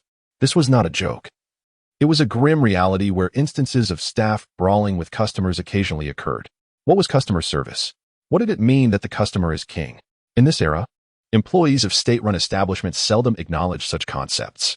Taking a deep breath, Li Yinchuan resolved to remain calm. Turning to the modest price list, which was merely a piece of cardboard propped up, he noted the prices: colored 4-inch photos for 10 yuan, black and white 4-inch photos for 5 yuan, 1-inch ID photos for 4 yuan, and 2-inch ID photos for 5 yuan. The selection was limited and the prices exorbitant. Li Yinchuan glanced at the price list and then at the thin, dark man who was once again picking up his newspaper. After a moment's contemplation, he retrieved a box of Life Source cigarettes he had just purchased from his pocket. He tore open the packaging, took one out, and, with a smile, offered it to the man. "Comrade, would you like a smoke?" To his surprise, the unexpected occurred. "I don't smoke," the thin man replied sharply, as if Li Yinchuan owed him money. This marked the first failure of Li Yinchuan's attempts to share his cigarettes since his rebirth. Taking a deep breath to steady his emotions, he spoke softly. "Comrade, may I inquire if you provide home service?" "Home service?" The thin man tossed the newspaper onto the table, glancing at Li Yinchuan with a sneer. "You're from the countryside, aren't you? What kind of joke is this? If you want a photo, come here. The camera is too expensive to risk damage. You're so naive. Could I pay extra?" "Extra? Who do you think you're looking down on? This is a state-run establishment. Don't try to corrupt us with your capitalist ways. Get out of here if you're not taking pictures." He waved his hand dismissively, appearing intent on ignoring Li Yinchuan once more as he picked up the newspaper again. Li Yinchuan felt a surge of anger, his teeth clenched in frustration. He surveyed his surroundings, contemplating how he might retaliate and plan his escape. Chapter 57. A minute's change at that moment. The door swung open, and a man stepped inside. The thin man cast a quick glance, and in an instant, his demeanor transformed. He sprang from his chair, swiftly placing the newspaper back on the table. The disdain that had previously colored his expression was replaced by an eager smile, revealing 8 yellowed teeth. With hands at his sides and a slight bow, he respectfully addressed the newcomer. "Leader, you've arrived." Witnessing the sycophantic behavior of the man, Li Yinchuan seethed with indignation. It was evident that he adjusted his attitude based on social standing. He resolved to discover the identity of this privileged individual and why he was treated with such deference, while others faced disdain. Today, he would not merely take a photo. He would cause a commotion at the photo studio. If he could not have his pictures taken, neither would anyone else. Casting an angry sidelong glance, Li Yinchuan was taken aback. To his astonishment, he recognized the man, none other than Wang Jinping, who had donned his banner the previous day. A spark of inspiration ignited within him. Having successfully borrowed authority once, he decided to replicate the tactic. Wang Jinping nodded in acknowledgement. "Old Bai, have my daughter's photos been developed?" "Leader, they've been ready for some time. I was just about to deliver them when I saw you had come in person," the thin man replied, immediately retrieving a clearly pre-prepared envelope from beside the table and presenting it with both hands. As Wang Jinping accepted the envelope, he casually remarked, "I'm a bit rushed. I have a meeting shortly. Good morning, Brother Wang." A voice resonated. And it was only then that Wang Jinping noticed the presence of another individual in the room. Upon closer inspection, he couldn't help but chuckle. "Isn't this my old friend from Yinchuan? You've come to take photos too?" "Indeed, Wang Gu. I just wanted to snap a few pictures." "All right. I'm quite busy at the moment. Let's catch up another day." "Old Bai, this is my little brother. Please take good care of him." "Rest assured, leader. I shall ensure that I capture this esteemed young man splendidly."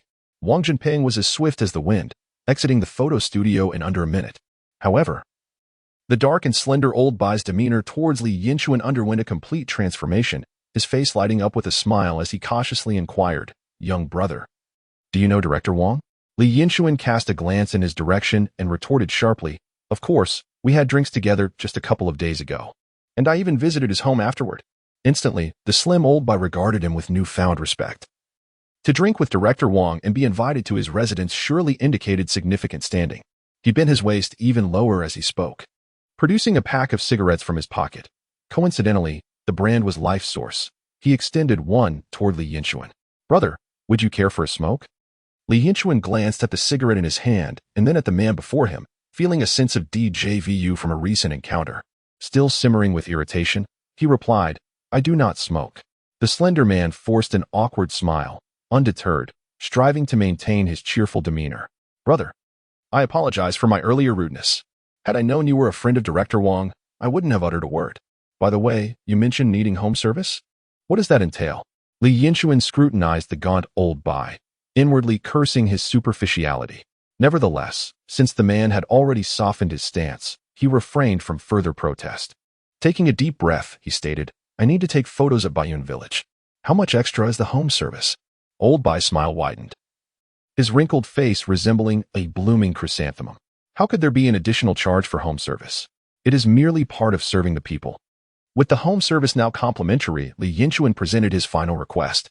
"I have one more stipulation. Will the photos be displayed in the showcase? And could you also arrange for a similar handwritten advertisement beside them?" "Not a problem. Those are trivial matters. What will it cost to display them in the showcase along with the handwritten ad?" "Once again, I assure you that serving the people requires no payment. To suggest otherwise would be to belittle me." "Very well. Thank you, my friend." Thus, what initially appeared to be an insurmountable task was effortlessly accomplished, all due to Wang Jinping's fleeting minute and a single remark. Reflecting on the situation, Li Yinchuan perceived old Bai as rather unscrupulous. However, considering his own position as a beneficiary of power, he could not deny the allure of such authority. It must be said that although the slender man from the photo studio lacked admirable character, once his attitude shifted, his service and skills proved commendable. In the morning, Li Yinchuan sought out his companion, and that very morning, he arrived at Li Yinchuan's residence, camera in hand. After capturing the photographs, he intended to leave but was persuaded by Li Yinchuan to stay until sunset, as he claimed the evening light was even more exquisite. This commitment left Li Yinchuan feeling somewhat embarrassed, leading him to question whether this enthusiastic, slender man was indeed the same individual he had met earlier that day.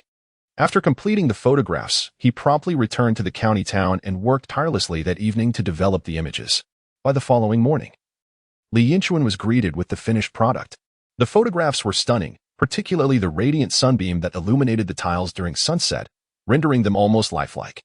Once the images were printed and enlarged to 8 inches, they were displayed in the window, accompanied by a handwritten advertisement that read, "If you admire this tile design, please contact Li Yinchuan's family in Baiyun Village, Qianjin Township."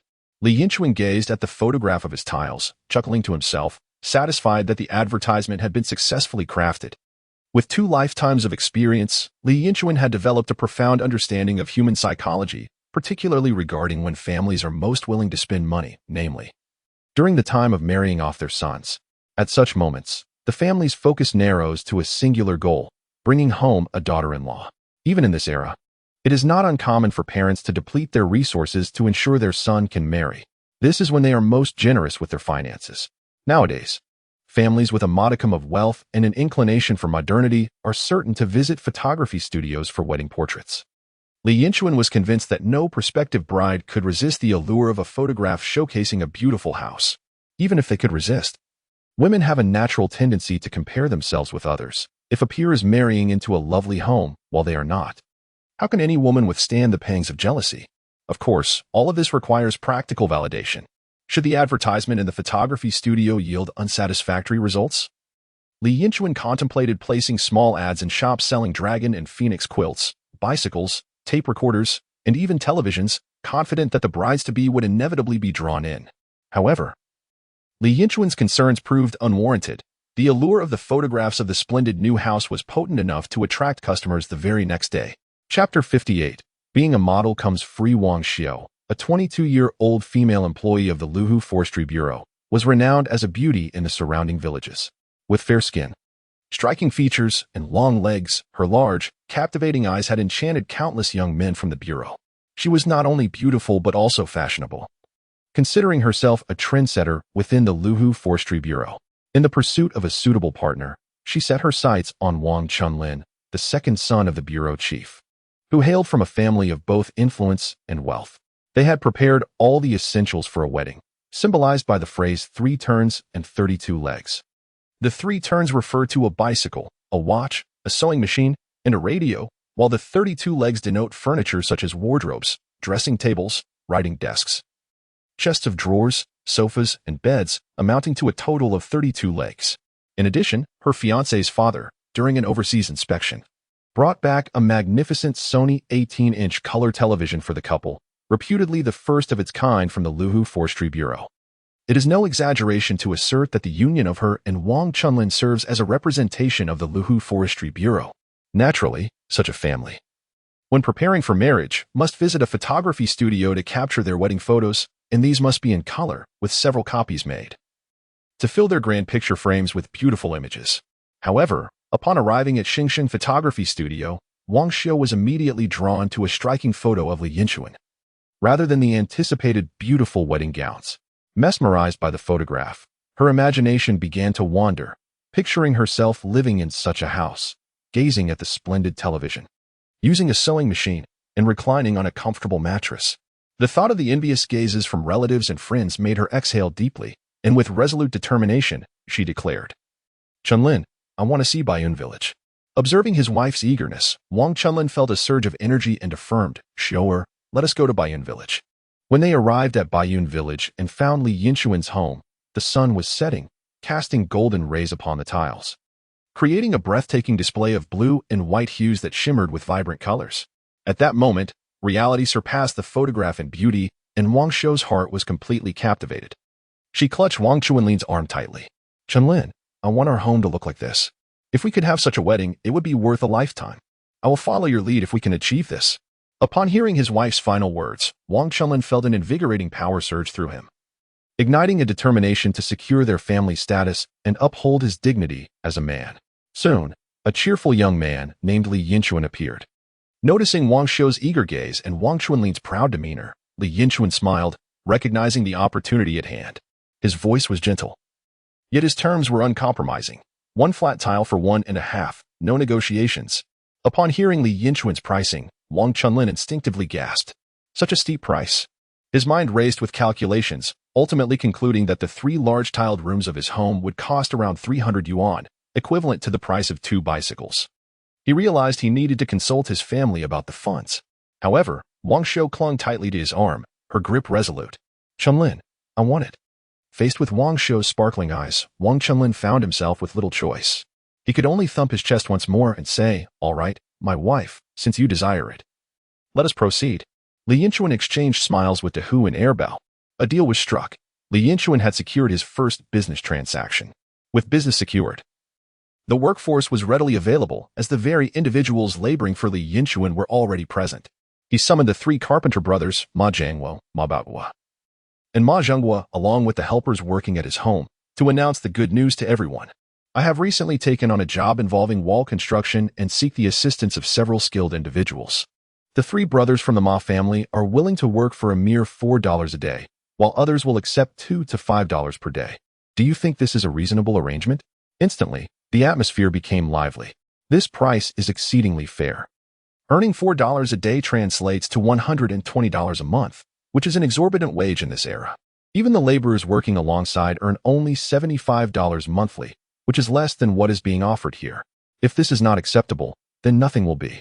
Yinchuan, my 3 brothers have no objections. The eldest of the Ma brothers promptly expressed his family's agreement. Although the other 2 brothers remained silent, they firmly positioned themselves behind their elder, demonstrating their support. Indeed, we are also on board. Yinchuan brothers, we shall work with you. The remaining individuals echoed their enthusiasm. The air was charged with determination. These men possessed strength but lacked a platform to earn. Li Yinchuan chuckled, sensing the morale was high. Without hesitation, he decided to further ignite their enthusiasm by sweetening the deal. I have not yet finished. For every completed house, each bricklayer will receive an additional $2, while others will earn an extra $1.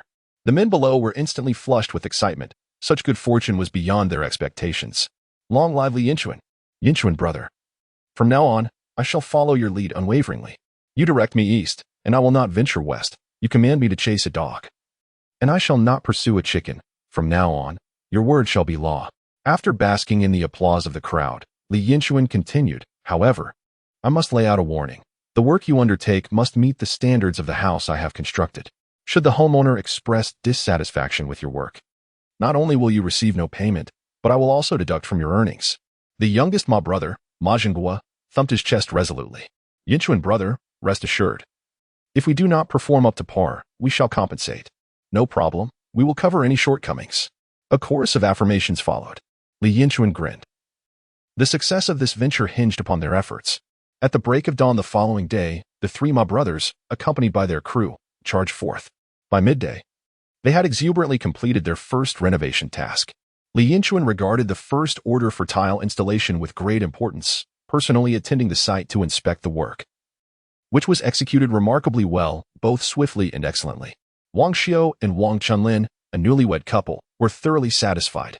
Coincidentally, Wang Xiu was scheduled to have her wedding photos taken that day, and the esteemed photographer, Old Bai from Shengsheng Photography Studio, had come to her home for the occasion. Such treatment was rare, but given the influence of the director of the Luhe Forestry Bureau, Old Bai's service was exemplary. Wang Xiu even requested Old Bai to capture a series of wedding photos against the backdrop of her newly constructed courtyard wall. Given Wang Xiu's engagement to the second son of the director of the Luhe Forestry Bureau, her beauty was undeniable, and Old Bai's photography was impressive. As Li Yinchuan gazed at Wang Xiu's photographs, an idea sparked within him. Comrade Wang Xiu, may we discuss a matter? Would it be possible to place a photograph of you alongside the promotional image of my home at Shengsheng Photography Studio? Wang Xiu was elated upon hearing the news. This woman had always relished the spotlight since her youth. The thought of her exquisite wedding photos prominently displayed in the window of the Shengsheng Photography Studio, admired by all the women in Heishui County, filled her with profound joy. All right, no problem. What about the cost? How much will it be? We will cover it, Wang Xiu declared grandly, for to her, the opportunity to be in the limelight far outweighed any financial considerations. Li Yinchuan was momentarily taken aback by Wang Xiu's response. He had intended to inquire about the fee for her modeling services, yet she was offering him money instead. A wave of emotion washed over him. How genuine. How remarkably sincere.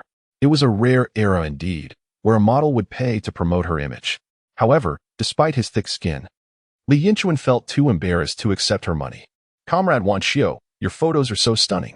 Having them displayed in the Xingxing photography studio is the greatest assistance to my tile business. How could I possibly ask you for money? In fact, I wanted to tell you that I will waive the fees. Wang Xiu beamed at this. Thank you, Master Li. You are truly generous. You have given me such a wonderful opportunity to shine, and you haven't even charged me. Li Yinchuan scratched his head, pondering whether to explore a business model where models would pay for their services.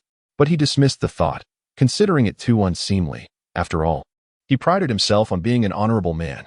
Nearby, the soon-to-be groom, Wang Chenlin, exhaled in relief. He had feared he would need to ask his father for funds, but thankfully, Li Yinchuan had proven to be quite fair-minded. Thus, the wedding photos of the daughter-in-law of the Forestry Bureau chief appeared in the window of the Xingxing photography studio without any cost, serving as an impromptu advertisement for Li Yinchuan's tile business. With these two advertisements, Li Yinchuan's tile business rapidly gained traction among the brides-to-be of Heishui County. Have you heard? The daughter-in-law of the Lua Forestry Bureau chief has tiled the exterior walls of her home, and it looks absolutely stunning. Really? How beautiful is it? You can see it right in the window of the Xingxing photography studio. If you don't believe me, go take a look. I've seen it. It truly is gorgeous. I want the same treatment as the daughter-in-law of the Lua Forestry Bureau chief. I also want to tile the exterior of my house. A phrase began to circulate among the brides-to-be of Heishui County. Darling, I want to tile the exterior walls of our new home, or I want to marry you. Correspondingly, a saying emerged among the grooms-to-be. No problem, my dear, whatever you say. Of course, when the young men uttered these words, they often did so with tears in their eyes. This phrase symbolized the loss of two bicycles. It was hard not to cry. A wave of demand for exterior wall tiling began to sweep through the county's unmarried young women. The following evening, 3 clients arrived at Li Yinchuan's home, one from Xianrenkyo, another from the Songhe Forestry Bureau, and yet another from Choshui Township.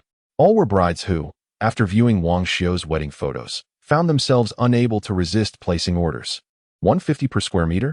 No problem, but it must be done quickly. They were eager for Li Yinchuan to commence work that very night. The current dilemma has transformed into whether everyone should tackle the task individually. Given the formidable prowess of this team, it is certain they could complete one household in half a day. However, the 3 clients reside in 3 separate villages, each distanced from the others, and the roads are quite perilous. Thus, they can manage to address only one household in a day. Observing the situation, the eldest of the Ma family spoke up. Yinchuan, here is the plan. We 3 will each lead a team, and tomorrow we shall commence our work. Let a team? Is that feasible? Queried one. Are there enough laborers? Yinchuan, we will handle the meticulous tasks ourselves, while the more rudimentary work can be assigned to the laborers. As for the labor shortage, we may lack masons. But do we lack laborers? Our village may be deficient in many things, but not in manpower. Rest assured, we will gather everyone tonight and be ready to work by tomorrow. The 3 brothers of the Ma family had never felt such exuberance in their lives, and in that moment, they believed prosperity was within their grasp. Chapter 59. From paupers to sought-after individuals. Soon, Li Yinchuan witnessed the enthusiastic response from the villagers, spurred on by the promise of financial gain. By nearly 9 p.m., when the rural populace would typically be fast asleep, the Ma brothers led the charge. Knocking fervently on doors, the entire Bayun village erupted into chaos. A man, bleary-eyed, opened his door. What brings you here, Brother Ma? Come with us to tile the exterior walls for someone. It pays 5 yuan a day. If you finish a house, there's an extra reward of 1 yuan. The man's eyes widened in disbelief. His drowsiness vanished, replaced by exhilaration. Such a generous offer. I'm in. Excellent. Then come with me. As the Ma brothers advanced, more and more men gathered behind them. Within an hour, over 20 eager individuals stood before Li Yinchuan, precisely 21 in total, forming a team of 7. The eldest of the Ma family stepped forward. We have 3 teams, each comprising 7 men, all assembled. Li Yinchuan chuckled. Splendid. Everyone work hard tomorrow. I assure you, I will not shortchange you. By this time, it was already 10 o'clock at night, yet each of the 20 men brimmed with energy. During the farming off-season, they had an abundance of vigor, and as long as there was money to be earned, their enthusiasm was inexhaustible. A fiery determination burned in each of their eyes. That night, many households found it difficult to sleep, as thoughts of potentially earning substantial money the following day kept them wide awake. Before dawn, the 3 teams of men departed from Bayun village, filled with fervor, ready to tile the exterior walls. The once ubiquitous idlers in the village had vanished, and the greetings exchanged among villagers had transformed. Has your seventh brother joined Li Yinchuan's project team? He has. He left early this morning. Did your sixth brother join? Of course. It's at least 2. 5 yuan a day. I heard the Ma brothers earn at least 4 yuan a day. It seems their third brother, Ma Zhenghua, is still single. Perhaps we could introduce your sister Chuyer to him? I think that's a splendid idea. With the men of the household venturing out to earn a living, the women at home found renewed vigor and light in their eyes. Life always holds a glimmer of hope, enabling individuals to thrive. The following day, the 3 construction teams collectively earned 800 yuan. That evening, the teams returned triumphantly. At 8 p.m., over 20 men gathered at the doorstep of Li Yinchuan's home, eager to engage in their most cherished activity, distributing wages. Not only were they present, but a multitude of villagers surrounded them, all keen to witness this momentous occasion, as it marked the first time such a large-scale construction team had been established in Baiyun village. Li Yinchuan, a man who relished summarizing his experiences, reflected on the previous day's work. While everything else had gone smoothly, one aspect was considerably lacking. The distribution of wages was conducted in silence, which did little to uplift morale. Thus, today, Li Yinchuan resolved to conduct a grand display of financial transparency, distributing wages publicly to instill a sense of prosperity among the villagers, young and old, demonstrating that following him, Li Yinchuan would lead to great wealth. To enhance the formality of the occasion, Li Yinchuan even prepared a small notebook, reminiscent of leaders on television. As he distributed each payment, he announced the recipient's name loudly. Ma Zhengwo, 6 yuan. Ma Zhengwo strode forward, his presence almost accompanied by an imaginary theme song, proudly accepting a 5 yuan note and a 1 yuan note from Li Yinchuan. The crowd erupted in applause, their eager gazes fixed upon him in that moment. Ma Zhengwo resembled a triumphant hero, the brightest star of Baiyun village. At that moment, the nearly 6-foot-tall man felt a twinge in his eyes. Earning 6 yuan in a day was a dream he had never envisioned, yet today, Li Yinchuan helped him realize it. Ma Zhenghua, 6 yuan. Ma Baoguo, 6 yuan. Wang Lalu, 3. 5 yuan. As each individual received their payment, the atmosphere reached a crescendo. This was genuine money. Even as laborers, earning 3. 5 yuan in a day meant that if work were consistent, one could earn over 100 yuan in a month, an amount akin to the monthly wages of 2 laborers in the city. They could hardly fathom that such a day of earning had arrived, bringing smiles even in their dreams. Those who received money were elated, while those who did not were consumed with envy, their eyes burning with jealousy. Some, unable to contain their bitterness, remarked, "This good fortune will only last a day. What is there to boast about? It feels like an awards ceremony, truly a display of ignorance, a bunch of rustic simpletons." One voice chimed in, "My brother earned 3. 5 yuan today, unlike some who earn nothing and can only stew in envy." Laughter erupted from the crowd. Such individuals are ubiquitous, unable to bear witnessing others' success, instantly dividing the crowd into 2 factions, one celebrating their earnings and the other pouring cold water on the festivities. Yet, those who earned felt uncertain. No one knew if such a lucrative opportunity would arise again tomorrow. Regardless, even if it was only for a day, they had indeed earned 3. 5 yuan, hadn't they? Unexpectedly, after distributing the money, Li Yinchuan spoke again, offering everyone a reassuring promise. "I also have good news to announce. Today, 5 more families have requested tile work for their exterior walls.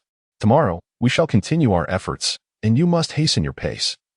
A single team cannot solely attend to one household each day. The crowd erupted into a lively chatter. This fortune not only extended into tomorrow, but Li Yinchuan also believed that they could work even more swiftly. What does this imply?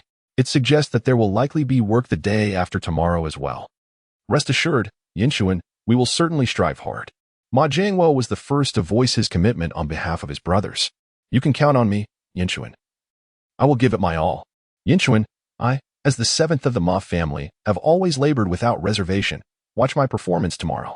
The remaining individuals also fervently expressed their enthusiasm.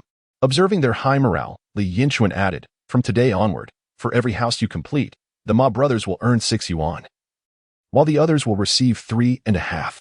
The more you work, the more you earn." The crowd erupted into exuberance. Initially, they had thought this was a one-time deal, something to be envied briefly, but it now appeared to be a potential long-term opportunity. What's more, the daily payment of 6 yuan was no longer the limit. With the new incentive for hard work, if neighboring teams were ready to work, they could potentially complete 2 jobs in a day. This would allow the Ma brothers to earn 12 yuan daily, while ordinary laborers might earn 7 yuan. They were truly thriving. The construction crew was genuinely prospering, especially the Ma brothers, who previously relied on their skills as tilers to barely make ends meet. Now found themselves in a different position. As the team leaders, they stood to gain the most. Indeed, the Ma family was flourishing, while Ma Laodao was already married. Ma Er and Ma San remained single. Should someone introduce their daughters to them? Soon, some enterprising older women and young brides began to surround Ma Er and Ma San. Baoguo, you're not getting any younger. Let me help you find a match. My cousin from my aunt's side is exceptionally beautiful, ample in figure, and well-suited for childbearing. What do you think? How about meeting her soon? Zhenghua, I've always thought highly of you. My neighbor's daughter, Xiaozue, would be a good fit. Are you interested? If so, I can introduce you. The sisters-in-law and mothers buzzed around the Ma brothers. Ma Zhenghua felt a surge of excitement, his hands trembling slightly. He received 18 marriage proposals that evening, something he had never even dared to dream of before. Now, after merely working a day for Li Yinchuan, he had transformed into a coveted bachelor. He had harbored feelings for the girl next door, but she had shown no interest, and her mother always scrutinized him closely. Today, however, she had come over to flirt with him, and her mother was nudging her closer. It was too late, now that Ma Zhenghua had gained some stature.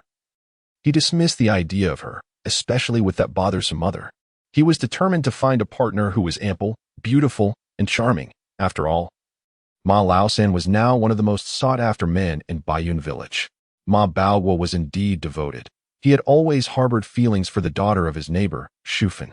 Shufan reciprocated his affections, yet her mother, concerned about their financial circumstances, had consistently opposed their union for several years. To his surprise, this evening, Shufan's mother approached him, whispering, Baoguo, I know you like Shufan. If you think it's feasible, consider finding a matchmaker in a couple of days to propose. Let us aim to formalize your relationship with Shufan this year. Beside him, his beloved gazed at him with longing, biting her lip. Thank you, Auntie. Ma Baoguo was nearly overwhelmed with joy. A dream he had cherished for years was finally within reach, and no one could hinder his union with Shufan any longer. Ma Jiangwo, the eldest son of the Ma family, typically earned meager wages. His wife, Ping Liwa, often quarreled with him, criticizing him daily. However, upon returning home that evening, Ping Liwa greeted him with a smile. Dear, you must be tired. I've prepared chicken stew with mushrooms. Please eat. After their meal, she warmly prepared footbath water for him. And following that, she offered to massage his shoulders. Eventually, she drew near, allowing him to experience the intimate joys that had been absent for far too long, nearly overwhelming Ma Jiangwo with delight. This was life. This was the essence of living. On this day, all who had labored alongside the factory crew were treated like heroes. Those without wives were introduced to countless potential partners, while those with wives found their status at home significantly elevated, each becoming the decision-makers in their households. In a swift moment, the members of Li Yinchuan's engineering team transformed into the most sought-after figures in Baiyun village. Each resolved to work diligently under Li Yinchuan, acknowledging that all their fortunes stemmed from his efforts. Chapter 60. The new fashion of marriage. Li Yinchuan remained oblivious to Mrs. Bai, who lurked in a corner, her eyes blazing with resentment as she watched him distribute money to his workers. Had they not split from the family, all of Li Yinchuan's earnings would have belonged to her. Clutching her chest, she felt a heaviness. When had this ailment begun? She pondered, realizing it had started when this young rascal separated from the family. Since then, she had experienced countless bouts of anger, all stemming from him. How could this young rascal be so ostentatious? One moment he was earning money from selling braised dishes, the next he was building grand houses.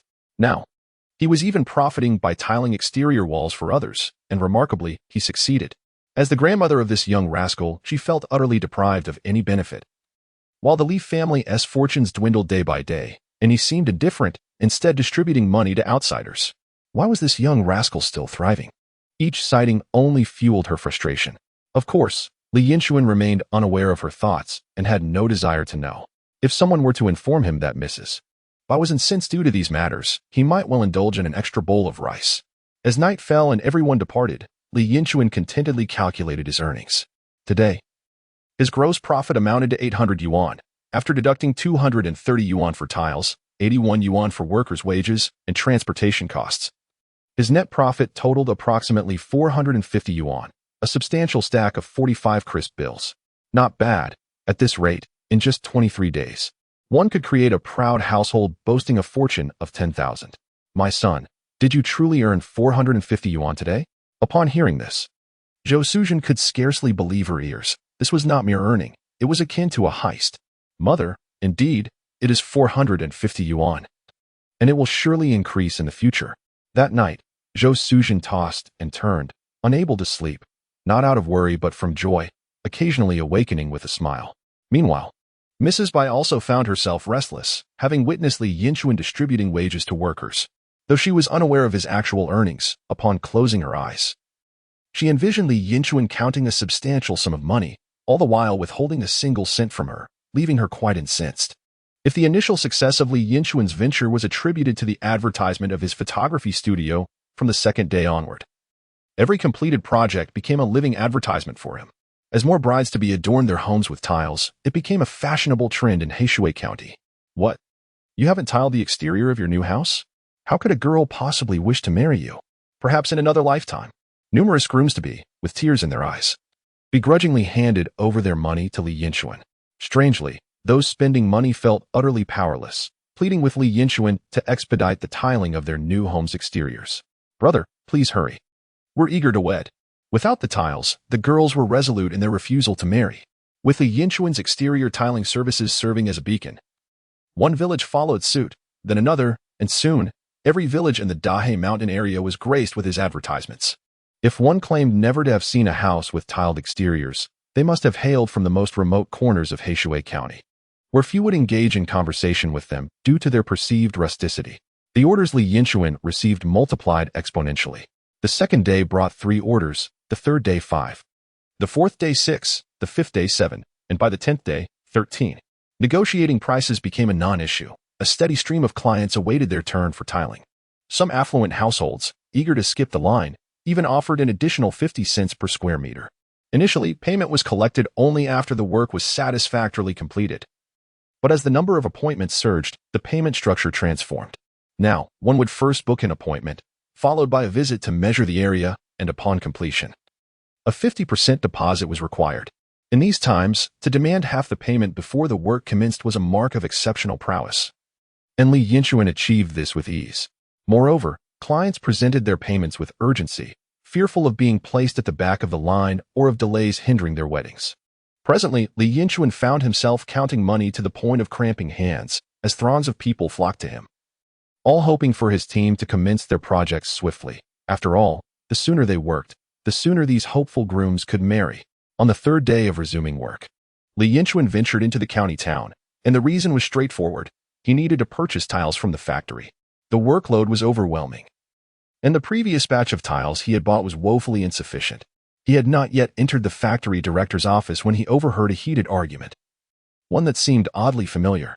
Old Wang, can your sales department make an effort to promote our products? If the tiles in the factory remain unsold, how will our workers feed their families? Director, can we really be blamed for this? We are genuinely trying our best, running around every day. But if the government isn't constructing buildings, who will buy our tiles? Section Chief Wang, what kind of attitude is that? Ma Yue, let me speak plainly. This is my attitude. If you are dissatisfied, I can simply resign and let whoever wants to take over do so. In that moment, Li Yinchuan felt a pang of sympathy for Director Ma, who found himself in a dire situation, constantly complaining to the sales department, yet receiving little response. The similar scenes unfolded once more, with the sales section chief storming out. However, this time, Li Yinchuan quickly sidestepped, ensuring he was not in the way. As the remaining individuals in the room streamed out, Li Yinchuan approached. He gently knocked on the half-open door. Inside, Ma Yue was sulking with his large teacup in hand. Over the past month, he had argued with the sales section chief 18 times, his tongue nearly worn out, yet not a single tile had been sold. He was beginning to wonder about the purpose of the sales department altogether. Now, dreams of promotion and wealth seemed utterly out of reach for Ma Yue. His thoughts were consumed by the potential bankruptcy of the tile factory and whether he would face liquidation, given his father-in-law's influence. Would he have a chance to return to the commercial bureau as a mere clerk? The answer was somewhat daunting, as the responsibility for the closure of a factory was not trivial. Would he end up returning home to sell sweet potatoes instead? The mere thought of it left him feeling suffocated. Upon hearing a knock at the door, Ma Yue, feeling irritable, barked, "Who is it?" Li Yinchuan chuckled softly. "Director Ma. It has been a few days since we last met. Why do you seem so irritable? Anger can lead to illness." Ma Yue looked up, recognizing the young man before him. He suddenly recalled that this was the individual who had visited a few days prior, claiming to be a friend of Director Wang. That day, they had even signed a contract for a batch of tiles. Was it possible that he was dissatisfied with the outdated designs and had come to return them? Feeling a twinge of anxiety, Ma Yue took a sip of water, carefully choosing his words. Ah, it's you.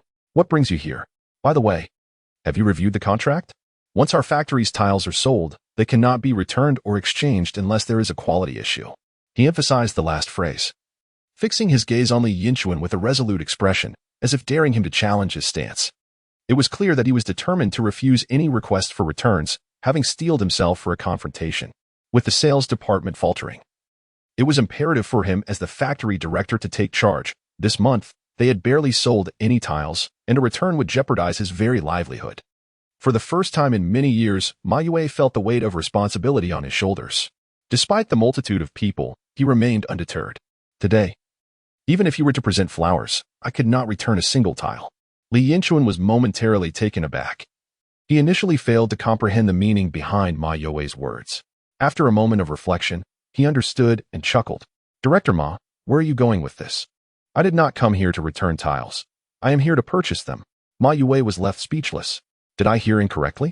You are not here to return tiles, but to buy them? The scene was surreal, far exceeding Ma Yue's expectations. Rest assured, Director Ma, you heard correctly. I am indeed here to buy tiles. I would like to order 100,000 bathroom tiles and 50,000 mosaic tiles. As per our previous contract, let us calculate the bathroom tiles at 2.5 cents each and the mosaic tiles at 3 cents. That totals to 4,000 yuan. Director Ma, this contract is in black and white. You cannot raise the price. Upon hearing Li Yinchuan's words, Ma Yue was utterly bewildered, hardly able to believe his ears. 4,000 yuan worth of tiles? What could you possibly need with so many tiles? In these times, a worker's monthly wage barely reached 50 yuan. 4,000 yuan equated to the monthly wages of 80 individuals. While this amount was trivial for institutional procurement, for an individual, it was a significant transaction. No matter how hard he tried to imagine, Ma Yue could not fathom where these tiles would be used. Of course, they would be used for a house. Ma Yue's heart raced. He was genuinely buying tiles and planning to spend 4,000 yuan at once. He never anticipated that the largest transaction for the tile factory this year would be one he himself facilitated. Trembling slightly, he inquired, how shall we settle this? I will pay in cash. Li Yinchuan replied, as he reached into his military bag and pulled out 4 bundles of cash, each containing 100 notes, amounting to a total of 4,000 yuan. In these times, a household with 10,000 yuan was a rare breed. 4,000 yuan was a significant sum, perhaps more than an ordinary person would see in their lifetime. As he gazed at the 4 bundles, Ma Yue's eyes sparkled with astonishment. Looking at Li Yinchuan, he perceived him as a figure radiating golden light, akin to a deity of wealth. The expression in Ma Yue's eyes shifted. They were now filled with warmth and affection. If possible, he would have liked to bow down before him in gratitude. The frown that had previously marred Ma Yue's brow unfurled, and a sincere smile graced his lips, turning upwards at a 60-degree angle. Young man, you truly are impressive. Having traveled so far, you must be tired. Please, have a seat and rest. Are you thirsty? Quickly, have some water. Li Yinchuan was rendered speechless by the abrupt change in demeanor. It's all right, Director Ma. I am neither thirsty nor tired. Ma Yue, seeking conversation, remarked. Not thirsty or tired is good. By the way, I remember your name is Su Yinchuan, correct? Li Yinchuan placed a hand on his forehead. Realizing the absurdity of the situation, it seemed that the gentleman before him had not even remembered his name, indicating how little weight he placed on this transaction. Su Yinchuan was a name destined to become synonymous with the future grandmaster of Chinese chess. I apologize, my name is Yinchuan, but my surname is Li. Indeed. My name is Li Yinchuan. I misspoke. I should be reprimanded. Brother Yinchuan, may I inquire how you managed to sell such a vast quantity of tiles? As he spoke, Li Yinchuan glanced at the contract. Ma Yue, perceptive as ever, quickly grasped Li Yinchuan's intent. Rest assured, Brother Yinchuan, everything will adhere to the contract. The tile prices will not increase.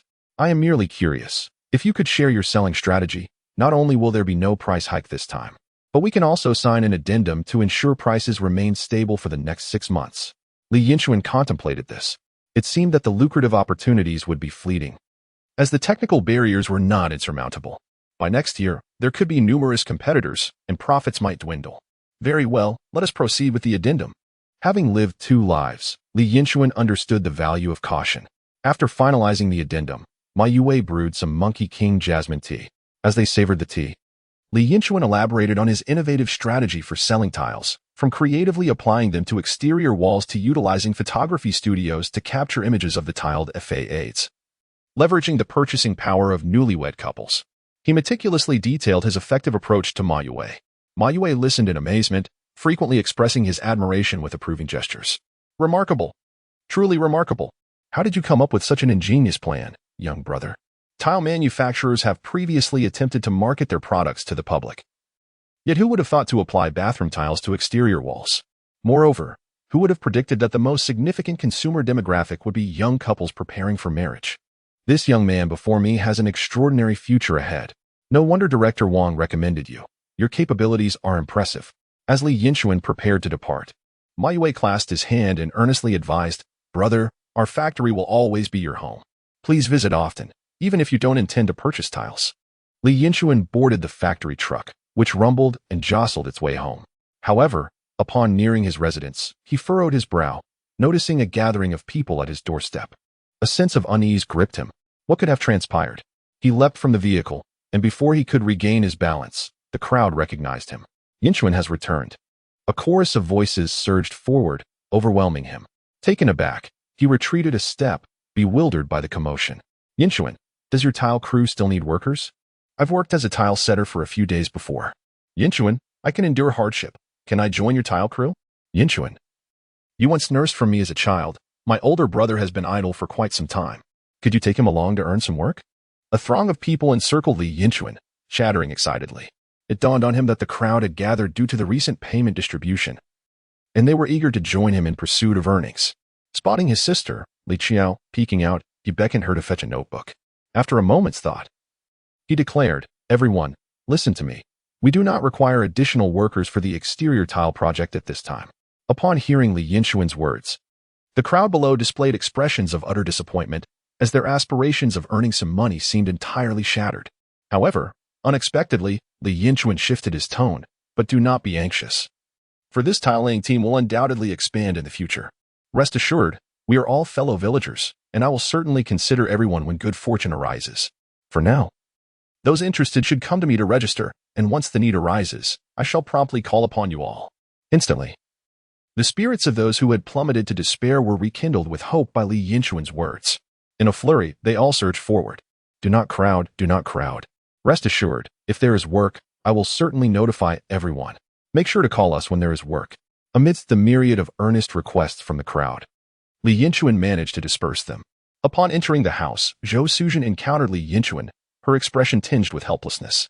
Chuaner, from dawn till dusk. There have been people wanting to bring gifts to our family, yet I steadfastly refused. Had I accepted, I reckon our chicken coop would be overflowing. It is only natural. Such is human nature. From that day forth, Li Yinchuan's popularity soared within the village like a blossoming sesame seed. Those who previously enjoyed teasing them had vanished. And wherever Zhou Suzhen went, she was met with smiles and warmth. At times, Zhou Suzhen even found herself questioning whether she had given birth to the son of a county magistrate, for why else would everyone greet her with such joy? Chapter 62. Encountering an old foe. As Li Yinchuan and his brothers traversed daily between the county town and Bayan village, Li Yinchuan increasingly felt the strain of carting back and forth was exhausting. With financial stability no longer a concern, he resolved to purchase a cow, an animal that could assist in hauling the cart and, during the busy farming season, could be used for plowing the fields. Without hesitation, Li Yinchuan inquired about where to procure a cow and learned that the livestock trading market was situated 5 miles from the county in Nyojia village. The market was established there not only because Nyojia village boasted the finest cattle in the county, but also due to its ample grazing land adjacent to the village, making it the preferred destination for anyone wishing to buy cattle. Early one morning, Li Yinchuan, accompanied by Dahu and Erbao, leisurely made their way to Nyojia village. In his 2 lifetimes, this was Li Yinchuan's first visit to Nyojia village. However, Erbao had accompanied his father on a couple of occasions, thus leading the way. After traversing a rugged valley adorned with peculiar rocks and navigating through a perilous gorge flanked by two mountains, their vision suddenly opened to a vast expanse of lush green pasture, accompanied by a small river nearby. Erbao pointed towards the riverbank in the distance, exclaiming, "That's it." Before they could approach, the unmistakable scent of livestock wafted towards them, and upon closer inspection, they beheld hundreds of animals and a bustling crowd, creating a lively atmosphere. Although this place is called Nyojia Village, it sells not only cattle but also mules and donkeys, and occasionally horses. This trading market is essentially an area designated by the county for transactions, where disputes may arise. Naturally, those in the meat trade often frequent this locale, purchasing livestock that can no longer work or sell. Li Yinchuan nodded in acknowledgement. Since they were there, it was prudent to take a stroll and observe the surroundings. Not far into their walk, they were approached by a salesman. "Brother, would you be interested in a donkey?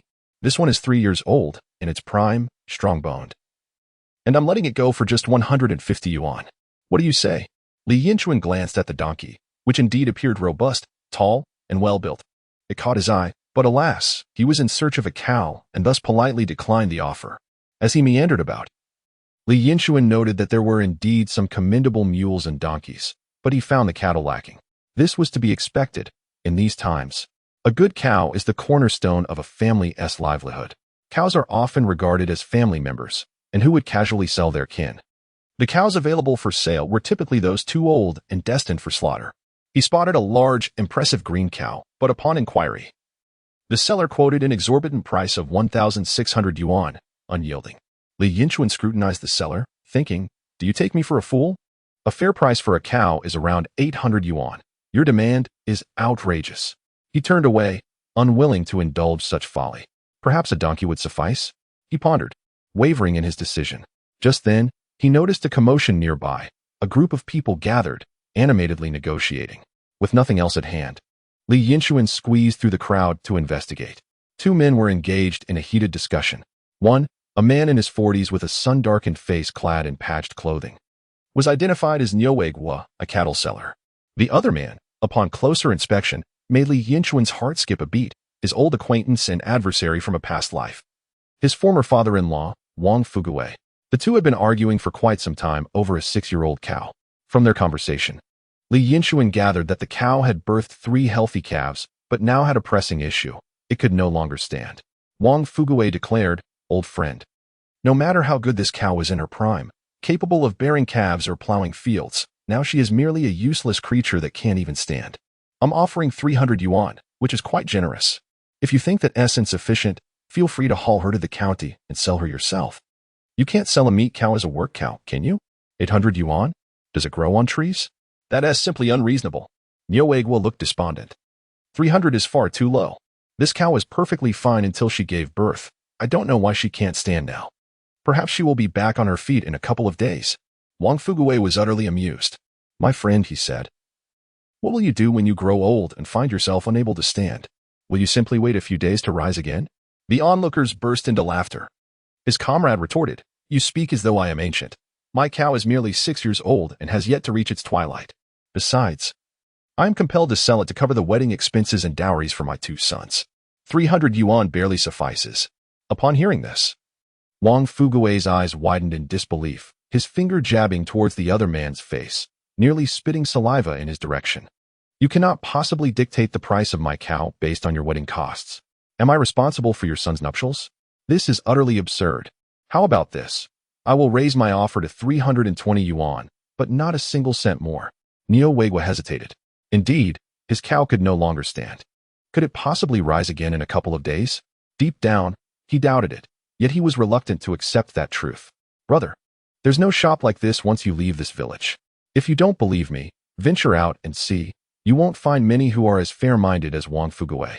If I were you, I would have sold it already." Wang Fugui continued persuading him, asserting that in these times, there were hardly any who raised cattle purely for meat. The demand for beef was ever growing, and considering the cow's relatively young age, its meat would surely be exquisite. Should he acquire it, he could profit at least 100 yuan. Thus, he was fervently pushing for the deal, sensing that success was within reach. Nyojia would tenderly caress the horns of his cow, feeling a pang of reluctance. He had raised this animal since it was a calf, and over the years, a bond had formed. Was he truly prepared to send it off to be slaughtered for his son's weddings? Yet, it was no longer of use to him if it could not stand. Perhaps selling it for 320 yuan could help him gather enough for the weddings. Just as Niu Weiguo was about to agree, Wang Fugui's heart swelled with anticipation, ready to finalize the transaction. At that moment, Li Yinchuan approached, examining the cow closely, even squatting down to feel its physique. A good cow should possess strength, endurance, agility, and keen reflexes. In the cattle trade, there is a saying, examine the hide from above, the hooves and limbs from below, the chest from the front, and the rear from the back. The cow's skin was thin yet resilient, indicating its agility. Its hooves were well-formed and its limbs robust, suggesting speed and power. A broad chest signified ample lung capacity, indicating endurance for labor. A well-formed rear suggested strong hindquarters, indicating significant strength. The more Li Yinchuan observed, the more he appreciated the animal, exclaiming, "Brother, this cow is quite remarkable." Chapter 63. Wang Fugui's attempt to seize a bargain? Not a chance. Upon recognizing Li Yinchuan, Wang Fugui's irritation flared. Niu Weiguo was already on the verge of agreeing to the sale, and now this fellow had appeared from nowhere. The last time he had dealt with him, he had not yet avenged himself, although Li Yinchuan had ultimately become the son-in-law of the family. The bitterness in Wang Fugui's heart remained unquenched. Today, with the intent to purchase a cow, he had brought along for companions. Perhaps he should consider settling the score right here. However, upon closer inspection, De Hu and Erbao stood nearby, causing his heart to sink. With these two youngsters present, he knew he stood no chance. They had previously bested him despite having a greater number of people on their side. Of course, this was merely a fleeting thought. There was no justification for him to confront Li Yinchuan, just as Li Yinchuan had no reason to provoke him. Yet, what was the purpose of this young man's visit today? Was he intent on disrupting his business? Wang Fugui scratched his head, pondering that he had not crossed paths with him recently. Niu Weiguo cast a glance at Li Yinchuan and sighed deeply. "Brother, this bull is truly remarkable. If it weren't for my son's wedding expenses, I would never consider selling it." Li Yinchuan crouched and gently touched the bull's horns, scrutinizing it further before suggesting, "Why not sell it to me?" Wang Fugui, overhearing this, was immediately displeased. "Hey, Yinchuan, I haven't wronged you recently, have I?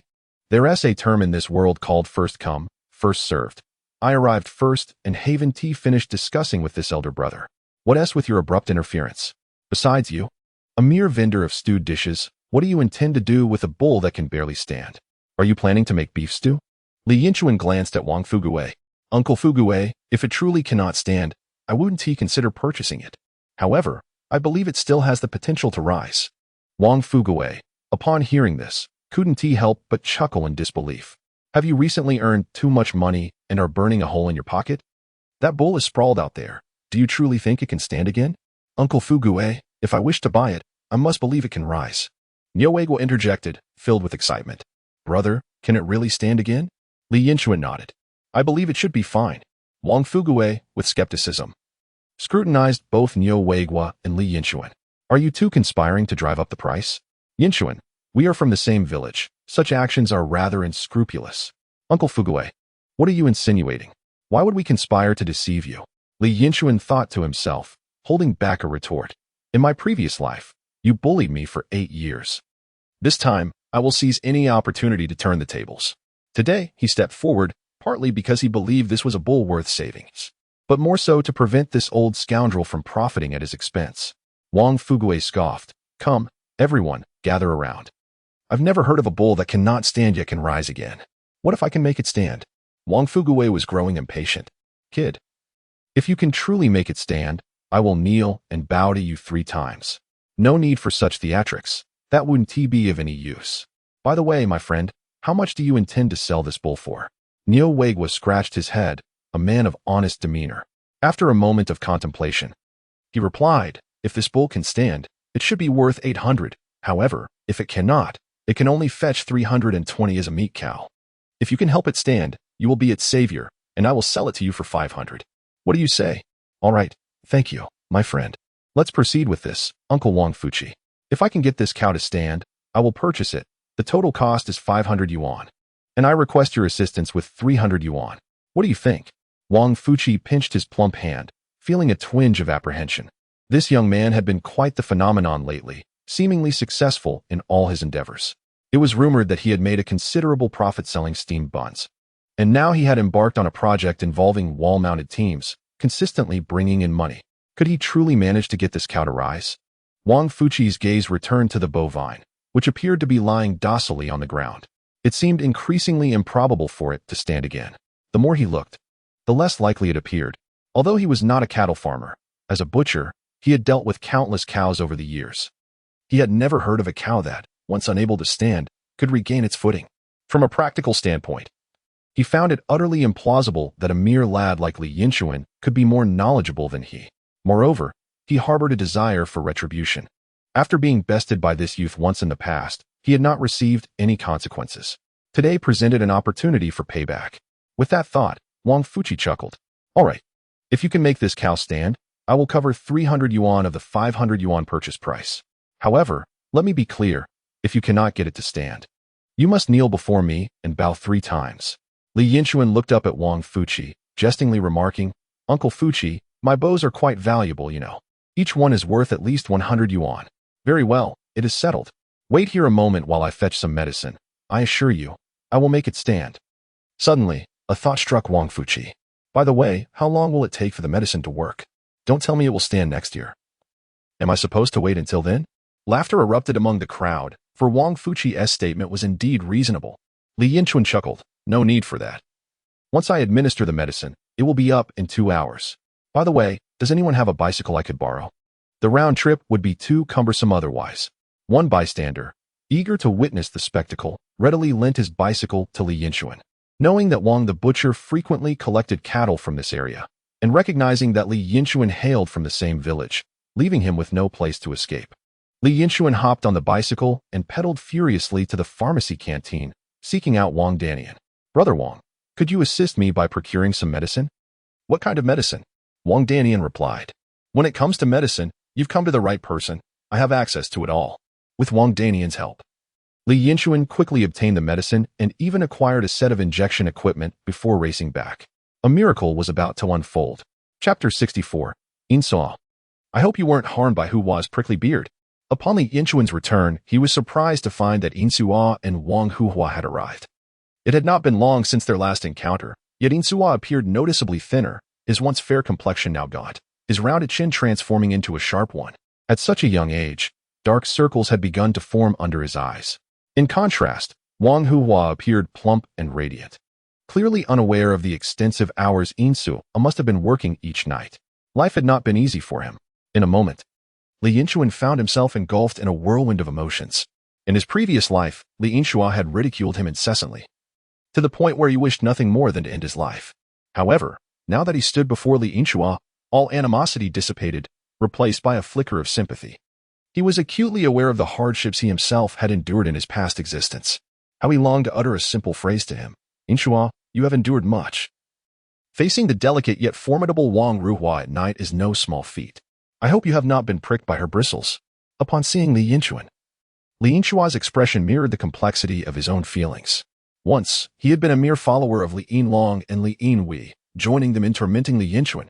Back then, he perceived Li Yinchuan as utterly inept, believing that aligning himself with Li Yinlong and Li Yinhui was a far superior choice. He had felt himself to be vastly superior in comparison to Li Yinchuan. Yet, who could have anticipated the dramatic upheaval that would transpire in just a few short months? The once dominant Li Yinlong had been soundly defeated by Li Yinchuan, using the hand of Wang the butcher, while the academically successful Li Yinhui had been humiliated by Li Yinchuan's command of foreign languages. Those who once seemed unattainable to Li Yinchuan had now become mere vanquished foes. Moreover, it was rumored that Li Yinchuan had recently amassed considerable wealth through his ventures in selling braised dishes and constructing facades. In the village, whenever Li Yinchuan's name was mentioned, it was invariably accompanied by enthusiastic thumbs up and praises, for who could deny that he was indeed a remarkable young man?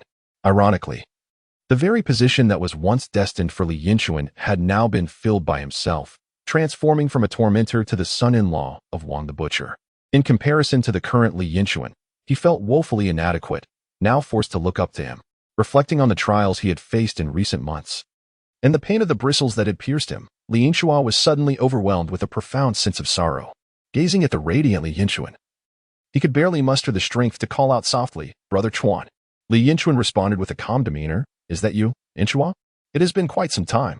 Nearby, Wang Ruhua observed the warmth of Li Yinchuan's greeting and, interpreting it as an invitation for kindness, smiled sweetly. Ah, Brother Chuan, it has indeed been a while. However, the mere sight of Wang Ruhua elicited a visceral reaction from Li Yinchuan, an involuntary retching. Reflecting on his past life, he found it remarkable that he had endured such nausea daily without succumbing to esophageal cancer. Wang Ruhua's warm welcome was met with repulsion, and her expression soured. Wang Fuguei, noticing Li Yinchuan's return, grinned and said, Li Yinchuan, you have finally returned. Enough of the delays. Hurry up. We are eagerly awaiting your expertise on the cattle. If you cannot remedy them, just let me know. Perhaps Uncle Fuguei may even spare you from bowing in apology. Fear not. If I cannot heal the cattle, I shall simply bow thrice to Uncle Fuguei. After all, you are my elder and also Yinchuan's father-in-law. We are indeed family. Wang Fuguei found discomfort in Li Yinchuan's words, feeling as though he were at a disadvantage. The prospect of having to bow thrice without gaining much advantage gnawed at him, especially since he would still be responsible for the 300 yuan should the cattle be cured. Very well, I shall commence the treatment. Li Yinchuan retrieved a large syringe from his pocket, affixing a needle as thick as a child's arm, before loading it with medication. Regardless of its therapeutic efficacy, the sight was undeniably intimidating. He then aimed at the cow's hindquarters and plunged it in resolutely. The cow let out a low moo, likely startled by the unexpected pain inflicted by Li Yinchuan's forceful approach. With a fleeting glance at the creature, he thought to himself that it would have to endure. After all, this was his inaugural attempt. Rising to his feet, he stowed away the sizable syringe and dusted off his hands, proclaiming, All right, start the countdown. Within 2 hours, this cow should be able to rise. All eyes were now fixated on the fallen animal. Could Li Yinchuan truly perform a miracle and restore the incapacitated cow to its feet? Observing Li Yinchuan's confident demeanor, Wang Fuguei felt an unsettling doubt creeping into his heart. As time ticked by, Wang Fuguei supported his chin with his hand, gazing intently at the cow, which remained obediently sprawled on the ground. He pondered anxiously whether the cow would indeed stand again. If it were anyone else making such claims, he would be certain it could not rise. Yet, the peculiar nature of Li Yinchuan made him wonder if it were possible. The hours dragged on, the passage of time feeling particularly slow that day. After 1 hour and 50 minutes, there was still no sign of change. A weight lifted from Wang Fuguei's chest as he realized that 10 minutes remained. Could a miracle truly occur in that brief span? Why did he find it so hard to believe? It was often said that a petty person, once granted success, became arrogant. Recently, Li Yinchuan had experienced nothing but smooth sailing, achieving success at every turn. It was clear he was becoming overconfident. Today, he seemed destined to face a significant setback. Yinchuan, Wang Fuguei called out, the time is nearly up, and the cow is yet to stand. Perhaps it is time for you to fulfill your promise? Li Yinchuan glanced at him and smiled. Uncle Fuguei, do you really covet my 3 cow-cows that much? Wang Fuguei grinned menacingly, licking his lips as he replied, Indeed. I do. I have no other hobbies. I simply relish the sight of the younger generation bowing before me. Calm and composed, Li Yinchuan responded, Uncle Fuguei, we agreed on 2 hours, and the time has not yet elapsed. Rest assured, if the 2 hours pass and the cow remains down, I shall certainly bow to you. Nearby, Wang Ruohua and Li Yinsuo began to murmur quietly as they watched the cow. Yinsuo, do you think this cow can stand again? How could it? When have you ever seen a fallen beast rise again? I believe it will. And why is that? Because Brother Chuan has said it will, and if he says so, it must be true. Fortunately, Li Yinchuan did not overhear Wang Ruohua's words. Otherwise, he would have been compelled to retch at the thought of having such an infatuated admirer. Wang Ruohua was indeed a peculiar woman. In a past life, she had bullied Li Yinchuan and saw no merit in him. But now, having not won his affection in this life, she found him admirable in every regard. As the seconds dwindled towards the 2-hour mark, it was now 1 hour and 59 minutes. The gathered crowd largely resigned themselves to the outcome, pondering whether a miracle could possibly unfold in this final minute. Wang Fuguei gazed at Li Yinchuan with a smile that was neither fully a smile nor entirely devoid of one. Li Yinchuan reciprocated with a similar expression before turning his attention to the cow. Upon closer inspection, he noticed the animal's leg shifting. There was hope. Li Yinchuan approached and dramatically declared, Rise, striking a pose as if to lift it. In an instant, a miracle unfolded. The cow, which had been lying on the ground, let out a resounding moo and, with great effort, began to lift itself. It was evident that the effort to stand was arduous. It stumbled slightly yet resolutely continued its endeavor. The onlookers erupted in excitement. Look, the cow is truly standing. This lad possesses remarkable skills. Incredible, the cow has indeed risen. Wang Fugui's eyes widened in disbelief, his mouth agape as if a fist could fit inside. He was astonished by the spectacle before him. This defied all logic. How is this even possible? Nothing is impossible. Li Yinchuan replied nonchalantly, hands clasped behind his back. Yet, unbeknownst to others, his palms were slick with sweat. Today's FAAD had not been as seamless as intended, and he had nearly buried himself in the process. Li Yinchuan had not meant to pretend. He was compelled to put on an act due to Wang Fugui's unexpected challenge. Interestingly, in a previous life, Li Yinchuan had encountered a similar scenario with a cow that could not rise, exhibiting identical symptoms. This condition was known as bovine recumbency syndrome, primarily caused by calcium deficiency. The remedy was straightforward, a calcium supplement. He had witnessed someone administer a 400 milliliter injection of 10 calcium gluconate solution to a fallen cow, which stood up 2 hours later. In his current wager with Wang Fugui, Li Yinchuan decided to double the dosage, administering a full 800 milliliters to the cow, believing it would surely rise within an hour. Yet, surprisingly, it too took 2 hours to stand, nearly causing Li Yinchuan to lose the bet. In those final tense minutes, it was disingenuous for Li Yinchuan to claim he was unfazed. He was on the verge of rushing over to hoist the cow to its feet. Although he spoke of being indifferent to bowing to Wang the butcher, in his heart, he could not help but care. This was a nemesis from his past life. And to bow to him again would be utterly humiliating. Li Yinchuan vowed to be more cautious in future wagers, steering clear of such precarious situations. Now victorious, it was time for Li Yinchuan to reap the rewards of his triumph. With a mischievous grin, he extended his hand. Uncle Fugui, I believe this 300 yuan is now due to you. Wang Fugui's expression faltered momentarily, instinctively attempting to retort, Yinchuan, Uncle Fugui was merely jesting. It couldn't be that serious. Li Yinchuan smirked. Uncle Fugui, as a man, you must stand by your word. Don't let the younger folks look down on you. Wang Fugui took a deep breath. 300 yuan was no trifling sum. In these times, it could nearly purchase 2 bicycles. His heart bled at the thought. Yet glancing around, he noticed everyone's eager eyes fixed upon him. If he were to go back on his word, how could he ever show his face here again? Sighing in resignation, Wang Fugui reluctantly reached into his pocket, painstakingly pulling out 30 bills, his teeth gritting audibly, veins on his hands bulging with effort. Li Yinchuan snatched the money from him. Uncle Fugui, it's getting late. Let us settle this and head home. Ignoring Wang Fugui's grim expression, he handed the money to Niu Weigua and then pulled out another 20 bills to offer. Brother, be serious now. If I leave and you find yourself short, I want to take responsibility. Niu Weigua counted the bills thrice to ensure their authenticity, gratefully accepting the money. Had it not been for Li Yinchuan today, he would have sold his cow for a mere 320 yuan instead of the 500 yuan he ultimately received. Brother, you truly are magnanimous. Watching Niu Weigua lavish praise on Li Yinchuan after having forked out 300 yuan himself, Wang Fugui felt a surge of resentment. He had parted with 300 yuan and gained nothing in return. Li Yinchuan further provoked him with a grin, saying, Thank you for your generous support, Uncle Fugui. I wouldn't have been able to afford such an expensive cow otherwise.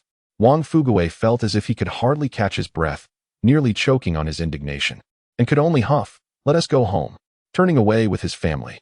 Unexpectedly, Li Yinchuan, lacking any sense of propriety, greeted Li Yinchuan as they departed. This lad was a born sycophant. Throughout his life, he had always sought to curry favor with those better off, while looking down upon those less fortunate. Unfortunately, Wang Fugui witnessed this scene, nearly grinding his teeth in fury. Once they rounded a corner, Wang Fugui seized his opportunity, kicking Li Yinchuan from behind and launching into a furious beating, shouting, I told you not to greet him. The unfortunate Li Yinchuan received a thorough thrashing. Unaware that Li Yinchuan would have merely spectated with a bucket of popcorn had he known. Defending Li Yinchuan? Absolutely not. In both of his lives, Li Yinchuan had harbored a deep disdain for the term saintly. A true man must distinguish between kindness and enmity. How could one repay virtue with virtue? Leading the cow home, Li Yinchuan was greeted by Zhou Suzhen's beaming smile upon his arrival. Those who have never farmed could never comprehend the profound affection a farmer holds for his ox. Just look at this splendid creature. Its coat gleaming, limbs sturdy, chest broad, and rear well-formed. How on earth did you acquire such a fine beast? Luck, pure luck. After listening to Li Yinchuan's account, Zhou Suzhen could hardly contain her delight. astonished that the butcher had suffered such a significant loss.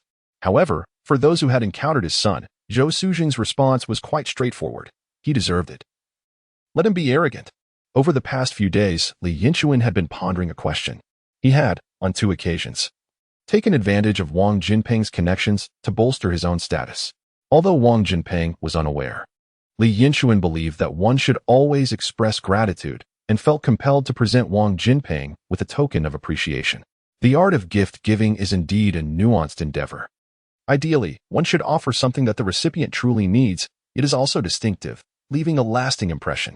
As a bureau chief, Wang Jinping was not lacking in fine cigarettes or premium liquor. His household was well-stocked, making the selection of an appropriate gift a conundrum.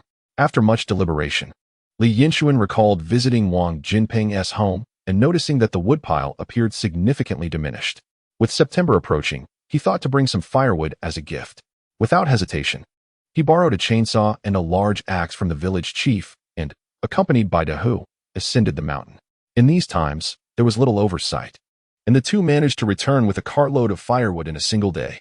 This firewood was of the typical household variety, about the width of a bowl and over a foot long, easily split in half. However, knowing he was presenting a gift, Li Yinchuan was determined to make it special. Surely, a prominent bureau chief would not be in want of firewood, as he could easily summon as much as he desired with a mere phone call.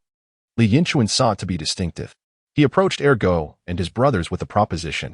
I need you to prepare this firewood in a certain manner. I can offer 5 yuan per person for a day's work, and within 3 days, I need the cartload ready.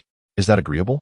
Upon hearing the wage, Ergo and his brother's eyes sparkled with enthusiasm, and they confidently assured him, absolutely, Brother Chuan. Rest assured, we will have it ready for you in 3 days. 3 days later, Li Yinchuan drove his newly acquired cart, laden with firewood, to Wang Jinping's home. Unfortunately, fate was not on his side. For Wang Jinping was away conducting research in the countryside, leaving only his wife, Li Kaiwa, at home. Initially unimpressed by the arrival of a cartload of firewood, she thought it was an ordinary offering. After all, even she could easily have a cart of firewood delivered with a simple phone call. Moreover, the family of a leader was discerning about the gifts they accepted. Had she not known of Wang Jinping's high regard for Li Yinchuan, she would have deemed the firewood unworthy of entry into her home. With an indifferent tone, Li Kaiwa instructed, Yinchuan, just unload it by the woodpile. However, as Li Yinchuan began to unload the firewood, Li Kaiwa suddenly sensed something amiss. Curiosity piqued, she approached for a closer look, and a smile of undeniable delight spread across her face. Indeed, while Li Yinchuan had gifted firewood, it was not merely any firewood. The wood had been meticulously cut into 15-centimeter long, thumb-width strips, neatly bundled with string into a manageable size for single use. It was evident that this bundle was designed for immediate consumption. In the frigid winters of northeast China, the necessity of burning firewood becomes apparent. Typically, it is the men who undertake the task of chopping wood during this season. However, the household of old Wang is an exception. Due to the overwhelming demands on Wang Jinping, the bureau chief, it falls upon Li Kaiwa to wield the axe in the biting cold of winter. Imagine, if you will, a woman braving temperatures plummeting to 30 degrees below zero, struggling with an axe and firewood in such harsh conditions. This is hardly a task befitting her. It is no exaggeration to assert that chopping firewood is the one activity Li Kaiwa abhors most in her life, without exception. The mere thought of it sends waves of anxiety through her, leading to countless arguments with Wang Jinping. Yet, she understands the reality of his commitments. There is no one to rely upon, and once the wood is chopped, it is always Li Kaiwa who must resume this arduous task. Today, however, the delivery of firewood by Li Yinchuan has splendidly resolved this predicament. All she needs to do now is effortlessly place a bundle into the stove and embrace her role as a serene and graceful lady. Li Kaiwa cast a deep glance at Li Yinchuan, fully aware of her husband's lofty standards and the scarce few he deems worthy. The special regard her husband has for Li Yinchuan initially struck her as mere coincidence, but today she has come to realize that this young man possesses remarkable qualities. Such thoughtfulness is indeed rare among the common populace. Yinchuan, thank you, dear brother-in-law. You have no idea how exhaustingly busy Wang is every day. Chopping firewood has always been my burden, and your delivery has truly alleviated my troubles. Sister-in-law, I'm glad you appreciate it. Should you ever find yourself short on firewood, do not hesitate to let me know. I will bring more. All right, I must express my gratitude, Yinchuan. Come inside for a cup of tea. No. My brother isn't home, so I shall return another day. Do come in for tea. Really, sister-in-law, it's getting late, and I must hurry home. I promised to return for tea brewed by you. Very well, just a moment, please. Seeing that Li Yinchuan was determined to leave, Li Kaiwa quickly went to the storeroom and emerged with a cloth bag. Yinchuan, we have little else. Take these few bottles of liquor back with you. Your brother drinks excessively when he is out, so let us hope he indulges less at home. Sister-in-law, it's unnecessary. We have our own liquor. Are we strangers? If you take this firewood, I shall refuse to accept it. Please, sister-in-law, I can't possibly return empty-handed. Very well, I won't insist any longer. The day is drawing to a close. You should head back. As Li Yinchuan stepped outside and opened the bag, he was astonished to find it contained 4 bottles of national liquor. Although touted as national liquor at a price of 10 yuan per bottle, acquiring it necessitates a coupon, which costs around 100 yuan each. Therefore, these 4 bottles equate to over 400 yuan, while the firewood he delivered was worth but a pittance. What a generous gift, indeed. In the days that followed, Ma Yue found himself waking with laughter in his dreams. For the influx of funds into the tile factory had surged dramatically, thanks to Li Yinchuan. Ma Yue also received commendations from Wang Jinping, the director of the commercial bureau. Old Ma, well done. His father-in-law, who usually held him in little regard, clapped him on the shoulder, remarking that this son-in-law was quite commendable and that if he continued this way, a promotion would be inevitable. Old Ma, could you share the recent measures you've implemented to significantly reduce inventory and reclaim funds? Director, it is entirely thanks to you. Thanks to me? Wang Jinping felt a hint of displeasure. While everyone enjoys flattery, this was a bit too overt. He could surmise that Ma Yue would soon attribute the success to his wise leadership. Nevertheless, Wang Jinping sought genuine accomplishments, and Ma's approach seemed inappropriate. To his surprise, Ma's subsequent comments astonished him. Director, it truly is thanks to you. It was your introduction of Shaoli that led to our tile factory successfully eliminating a substantial amount of inventory. Shaoli? Which Shaoli? Noticing Wang Jinping's astonishment, Ma Yue sensed something was amiss. That would be Li Yinchuan, the one you recommended, right? Oh, Yinchuan, what has he done? Ma Yue exhaled in relief. Realizing they indeed knew each other, Li Yinchuan is truly remarkable. He has successfully advertised himself through a photography studio, cleverly utilized the competitive psychology of his soon-to-be wife to promote wall coverings, and organized a work crew to earn money while simultaneously aiding the tile factory in reducing inventory. As he narrated the series of events, Wang Jinping's heart surged with excitement. He hadn't anticipated that in such a short time, Li Yinchuan would achieve so much. This young man was indeed a talent. Reflecting on how Li Yinchuan had delivered firewood to his home just days prior, and how his wife had been praising him incessantly, Wang Jinping felt an urge to cultivate a friendship with Li Yinchuan. Clearly, it was essential to share a few drinks with him to strengthen their bond. The following day, the phone at the Baiyun village team office rang, and upon answering, they were seeking Li Yinchuan. When Li Yinchuan arrived, he discovered it was Wang Jinping inviting him for drinks over the weekend. This was splendid news. For Li Yinchuan's delivery of firewood was not only a gesture of gratitude, but also a means to grow closer to Wang Jinping. Thus, the two parties, eager to establish camaraderie, enjoyed drinks together over the weekend. The meal was simple, consisting of a single dish, yet it was far from ordinary: potatoes stewed with frogs. This delicacy was exceptionally delicious, albeit rather costly. The frogs, known locally as hashima, are referred to as male dogs for the males and female for the females. The females carry 2 large ovate masses, renowned as the fabled frog oil, which is highly nutritious. Today, Wang Jinping had treated Li Yinchuan to a sumptuous serving of potatoes stewed with frogs, each female being the size of a palm, impossible to find in the market. With each bite, the flavors enveloped Li Yinchuan's palate, truly satisfying his cravings. As they dined, Wang Jinping broached a matter. Brother, I wish to ask you for a favor. Brother, feel free to speak. What do we need to ask of each other? Yinchuan, I've noticed your English is quite good, and I would like you to tutor Kibya. With college entrance exams approaching, her English has always been lacking, and I am genuinely anxious about it. Despite Wang Jinping's esteemed position, when it comes to his daughter's education, he is no different from an ordinary father. This very reason serves to bring him and Li Yinchuan even closer. Chiyoya? Li Yinchuan recalled the girl he had not seen in a long time, with her cool hands, ponytail, and bright, kind eyes. Brother Wang, it's not that I am unwilling to assist you. My English is self-taught, and I am hardly a teacher. What does it matter how it was learned? A good cat, whether black or white, is one that catches mice. All I know is that you can converse fluently with Thomas, and there is no one else in the county who can match that. Wang Jinping's gaze was earnest. It was the first time he had ever asked Li Yinchuan for help in their lengthy acquaintance, considering their relationship and the memory of that cool little hand. Li Yinchuan readily agreed. Very well, I shall do my best. Upon returning home, Li Yinchuan pondered for a while. Being a teacher requires imparting knowledge, otherwise he would become a laughingstock. Fortunately, in his previous life, he had frequent exposure to various lectures on a popular platform, and he had acquired numerous learning tips. This minor task would pose no challenge for him. On the agreed Saturday morning, Li Yinchuan rose early. After inspecting his reflection and noticing his somewhat greasy hair, he quickly boiled some water, washed his hair, dressed in a shirt paired with a Zhongshan suit, and stood before the mirror. Boyle, a remarkably handsome young man, had emerged. Everything was in order. He was ready to set off. For Wang Qiuya to gain admission to university, it was his duty to assist. Yinchuan is here?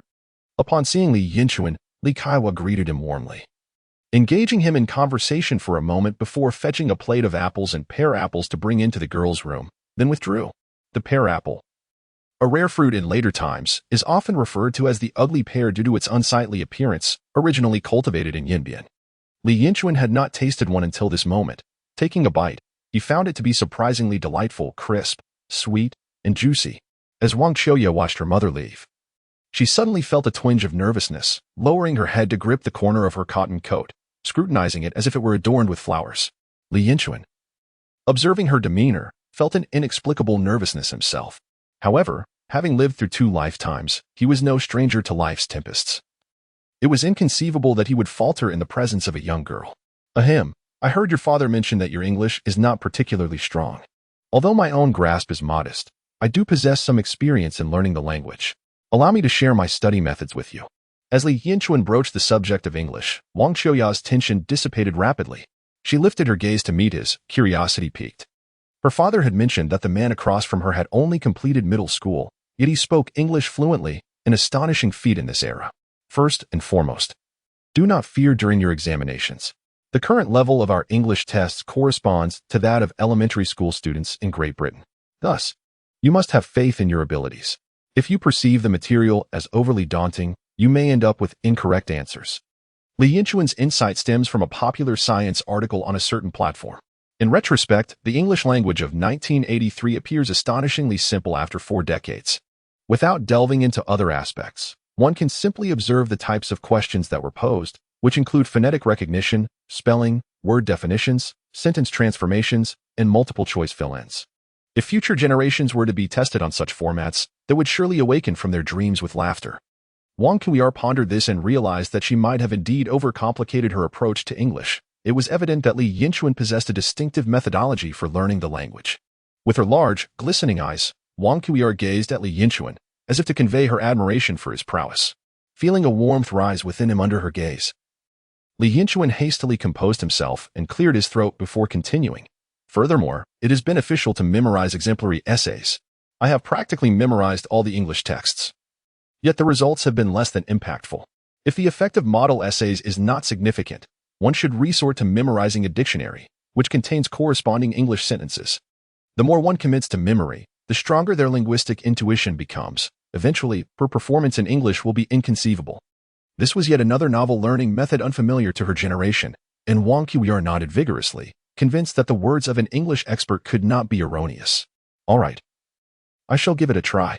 Lastly, one could prepare a notebook, specifically a collection of erroneous answers. This term was entirely new to Wang Qiuya, and she inquired with uncertainty, what exactly is a collection of erroneous answers? It entails transcribing all the questions you answered incorrectly and periodically reviewing your mistakes. This way, when you encounter similar problems again, you will not err a second time. Is that truly possible? Wang Qiuya rose and paced the room, as Li Yinchuan's words seemed to unlock a new realm of understanding for her. Not only English, but also Chinese, mathematics, politics, and history could benefit from such a method. How had she never considered this approach before? Her gaze towards Li Yinchuan transformed. What once resembled a youthful infatuation now held an aura of mystery and wisdom. How could a man, merely a middle school graduate, possess such knowledge of things she had yet to learn? In the admiration of Wang Qiuya's eyes, Li Yinchuan felt a sense of comfort. Impressive, isn't it? I have gleaned this knowledge from daily exploration on that platform, making it difficult for someone from the ADS like you not to be impressed. After sharing 3 significant secrets, Li Yinchuan attempted to engage Wang Kuyar in conversation in English, albeit with simpler topics. Once again, his formidable spoken English captivated her. Now, as Wang Kuyar glanced at Li Yinchuan, he appeared exceptionally handsome, and upon further inspection, undeniably impressive. How could this man be so remarkable? Her father mentioned that he was currently thriving in business and earning substantial profits. Truly, the epitome of perfection. August 24th, an unremarkable day. Held no particular significance in terms of business. However, for Dehu, today was extraordinary. It was his birthday. In his childhood, Dehu eagerly anticipated his birthday. For on that day, his mother would lovingly prepare a bowl of noodles, topped with a fried egg and a few drops of sesame oil. This, to him, was the pinnacle of culinary delight. It constituted his fondest childhood memory. After the passing of his parents, every birthday he celebrated alongside Li Yinchuan and Bai Erbao. Typically, on this day, Li Yinchuan and the others would venture to the river to catch some fish or ascend the mountains to hunt small game, ensuring that Dehu felt a touch of warmth from his brothers on this special occasion. This year marked Dehu's first birthday celebrated in the county, and to honor him, Li Yinchuan and the others closed their stalls early. They intended to head straight to a restaurant, but upon turning the corner, Li Yinchuan unexpectedly discovered a newly opened cake shop, the first of its kind in Heishui County, established earlier this year. Recognizing the significance of the occasion, they decided to procure a birthday cake for Dehu. From a perspective 40 years hence, the cake appeared quite ordinary, round and white, adorned with simple decorations and inscribed with Happy Birthday in red frosting.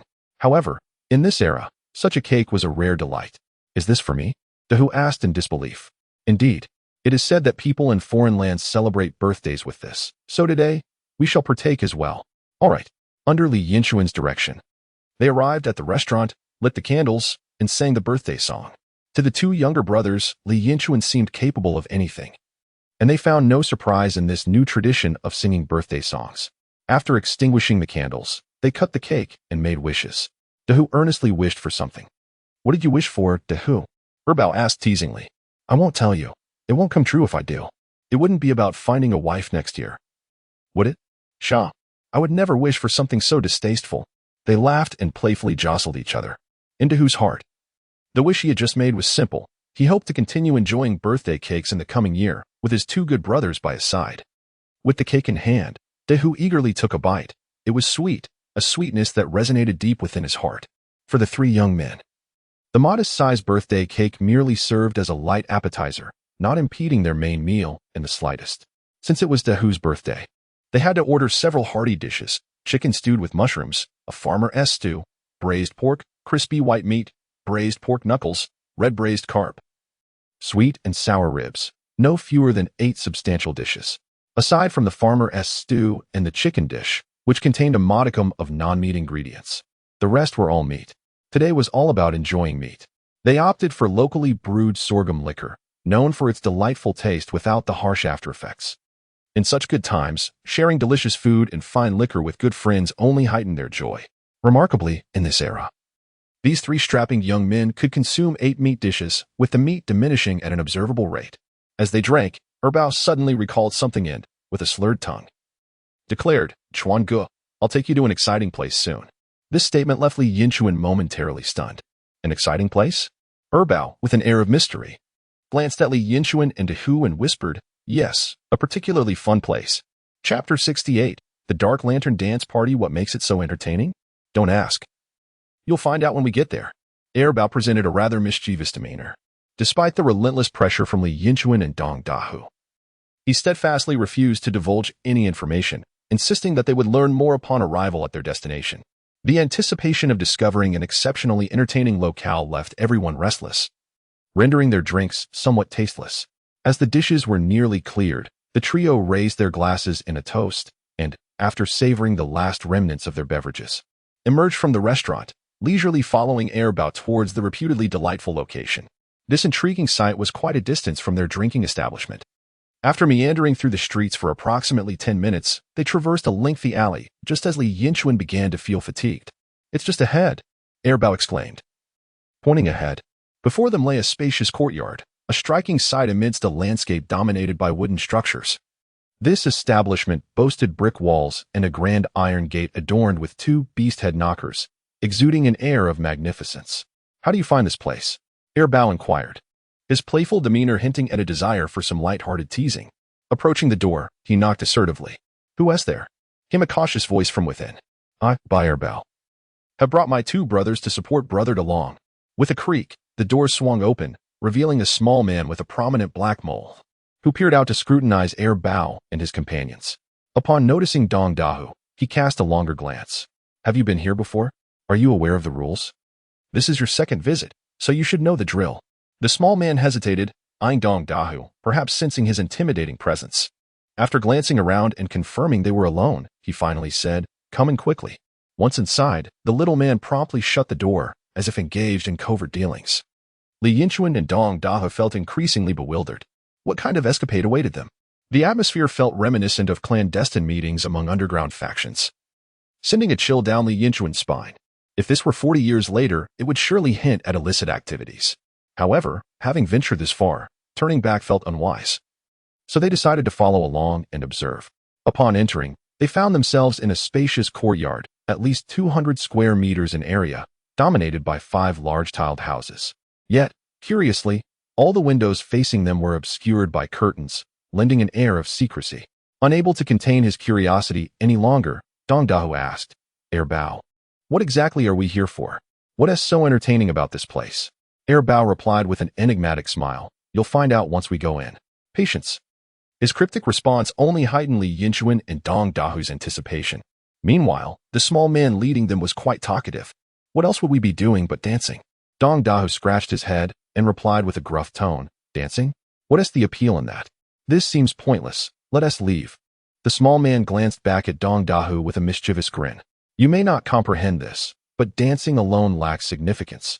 However, if one were to draw the curtains, extinguish the lights, and embrace a beautiful maiden while dancing, that would indeed be captivating." Upon uttering this, he licked his lips, his eyes shimmering with longing. "A blacklight dance party?" Li Yinchuan involuntarily blurted out the phrase. The boy with a birthmark cast a surprised glance at Li Yinchuan. "Brother, impressive. You seem to be quite knowledgeable. That is what they call it in the big cities."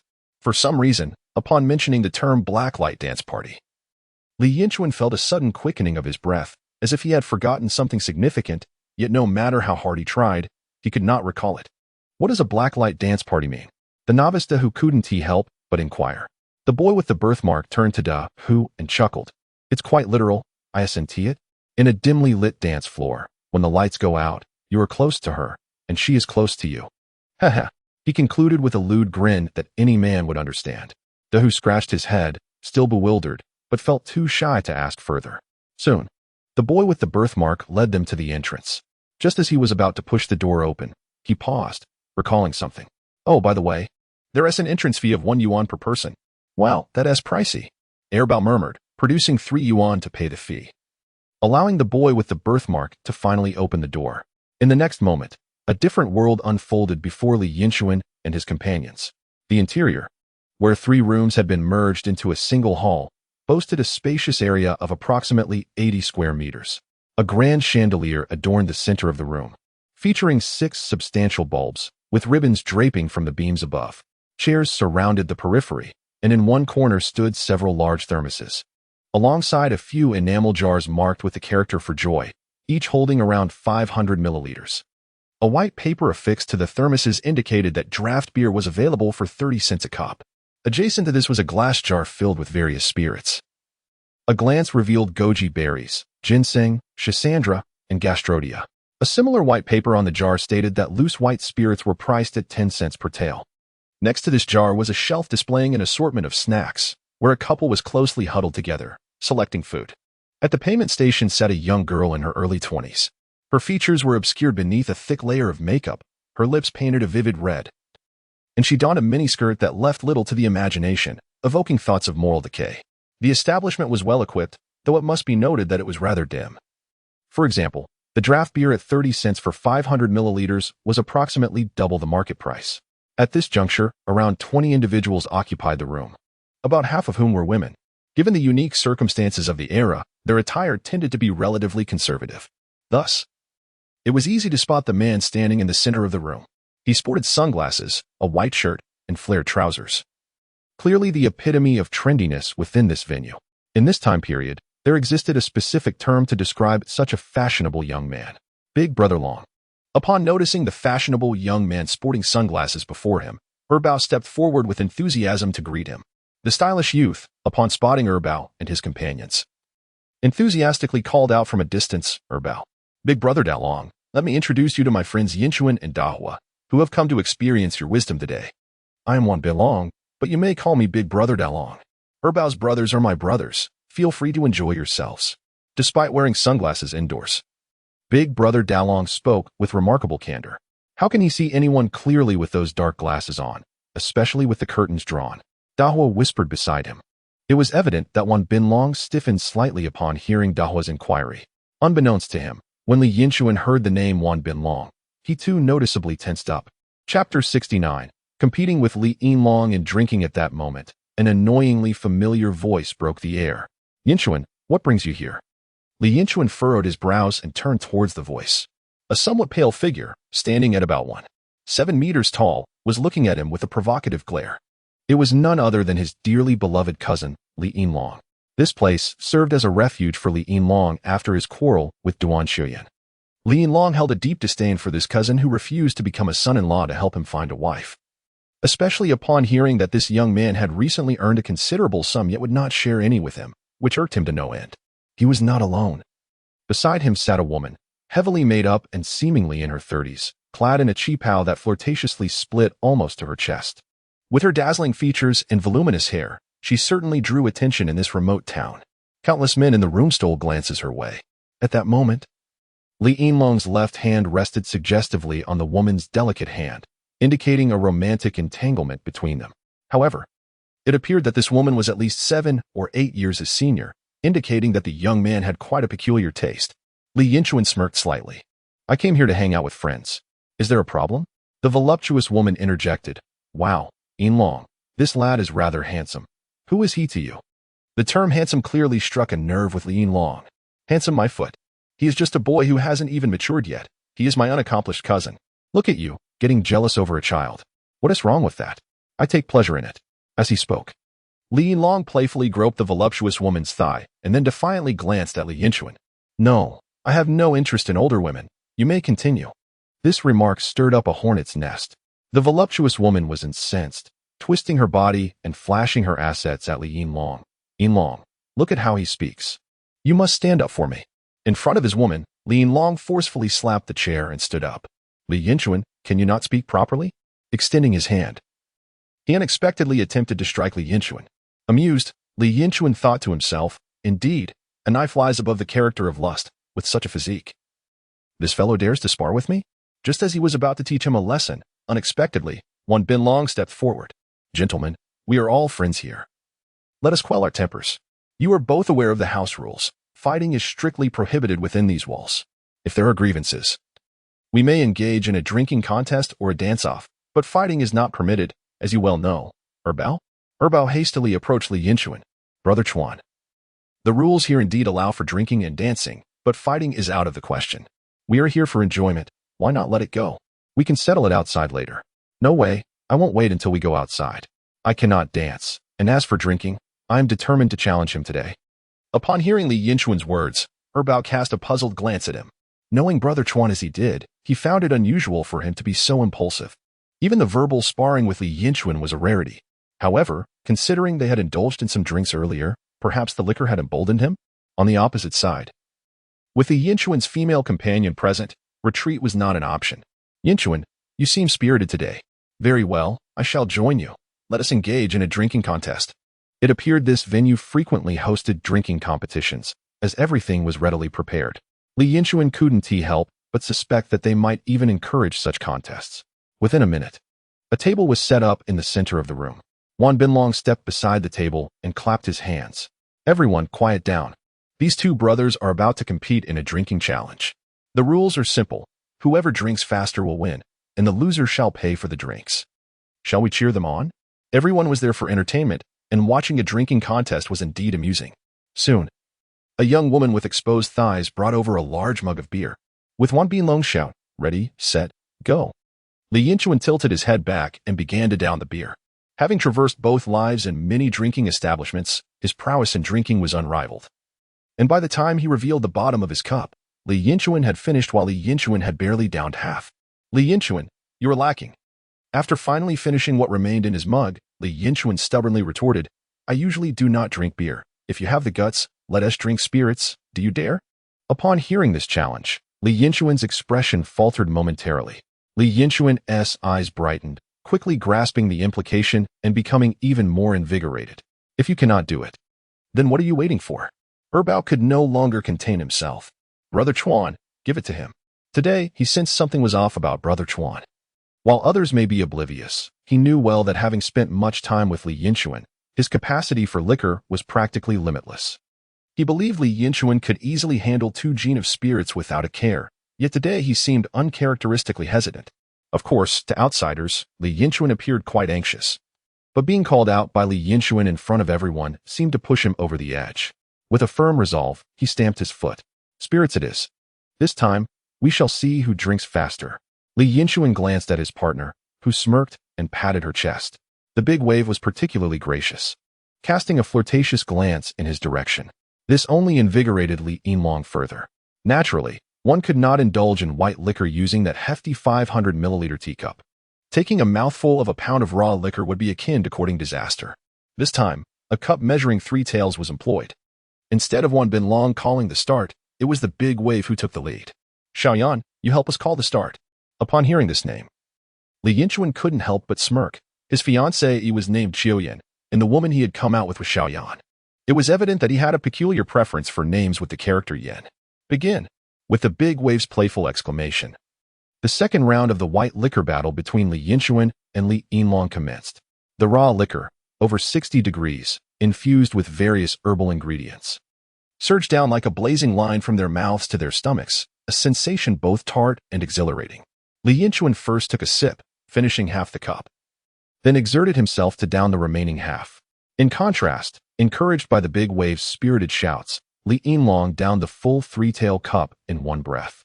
However, since Li Yinchuan had consumed his half cup more rapidly, their final speeds were not too dissimilar. Yinlong, have another cup. The big wave called out with a playful tone. Li Yinlong, fueled by excitement, echoed her challenge. Dare you to come for another? If you don't, you're a coward. Amidst the cheers of the crowd, both men seized a cup of white liquor to drink again. Yinlong, go for it. You're the best. Yinlong, I love you. With the big waves nearly roof-shattering cheers, Li Yinlong once again polished off a full cup of white liquor. Meanwhile, Li Yinchuan's performance faltered. After taking a large sip of half a cup, he struggled to finish the rest, ultimately losing control and splattering the liquor onto the ground with a loud puff. Laughter erupted throughout the venue. It was evident that Li Yinchuan had been thoroughly defeated. Beside them, Bao and Dahu exchanged awkward glances. Brother Chuan, did you perhaps drink too much before we arrived, making this little bit of liquor too much to handle? Bao attempted to offer an explanation. Li Yinlong scoffed derisively. If you can't handle it, then don't make excuses for him. Clearly, Li Yinchuan was provoked by this remark, his face reddening as he retorted, Let us go. We're not playing here anymore. Don't. Brother, our guests are here. Let us enjoy a bit longer. Wan Binlong clearly did not wish for them to leave, as their presence meant potential consumption. Unexpectedly, Li Yinchuan, flustered, declared, What are we playing for? Brothers, come with me. The drinking money is on me. With that, he tossed 5 yuan onto the table, his demeanor stubborn and morose as he headed for the exit. Bao and Dahu exchanged puzzled looks, both wearing expressions of confusion. Given Brother Chuan's usual capacity for liquor, today was unexpected. However, seeing his current state, they could only follow Li Yinchuan out. Chapter 70. Li Yinchuan and his companions are off to see a show. Li Yinchuan, you truly cannot handle defeat, haha. Li Yinlong was mocking Li Yinchuan when a wave of excitement suddenly surged forth, delivering a swift kiss that drew forth a chorus of whistles from the room. In that moment, Li Yinlong felt an unparalleled joy, nearly overwhelmed by emotion. The 3 of them exited the courtyard. Bao glanced at Li Yinchuan and, with a hint of exasperation, inquired, Brother Chuan, where shall we go now? Unexpectedly, at that moment, Li Yinchuan shook his head, a glimmer of drunkenness still lingering in his expression. Nowhere, just follow me. We're going to watch a show. A show? Both Bao and who looked bewildered. What was Brother Chuan plotting today? They walked approximately 50 meters to a private little restaurant. where Li Yinchuan beckoned them to sit down, ordered several dishes, and opened a bottle of beer for them to enjoy as they ate. Brother Chuan, what kind of show is this? A grand performance. Where's the show? Li Yinchuan smiled mysteriously. What's the rush? It will unfold soon enough. Time flew by, and an hour passed in a heartbeat. Bao and Da Hu, now thoroughly perplexed, accompanied Li Yinchuan, eating and drinking, increasingly baffled by the day's events. Brother Chuan, when does the show start? Soon, soon. Despite Bao's repeated inquiries, Li Yinchuan responded with the same enigmatic smile. He too felt somewhat helpless, not expecting such a lengthy wait for the anticipated performance. During that hour, many people entered the courtyard they had just vacated, and Li Yinchuan estimated that at least 30 individuals were now inside. Meanwhile, Li Yinlong reveled in his triumph over Li Yinchuan. Xiao Chui, who usually only allowed him to hold her hand, was particularly exuberant that evening, their hands exploring each other in the dance hall. Every contour of her figure, from the rolling hills of her curves to her soft, plump lips, captivated Li Yinlong, especially during the final slow dance. In that dimly lit room, he relied on touch alone, discovering an ecstasy he had never experienced before. Yin Zi was equally proactive, providing him with unparalleled service that made him feel as if he were floating on air.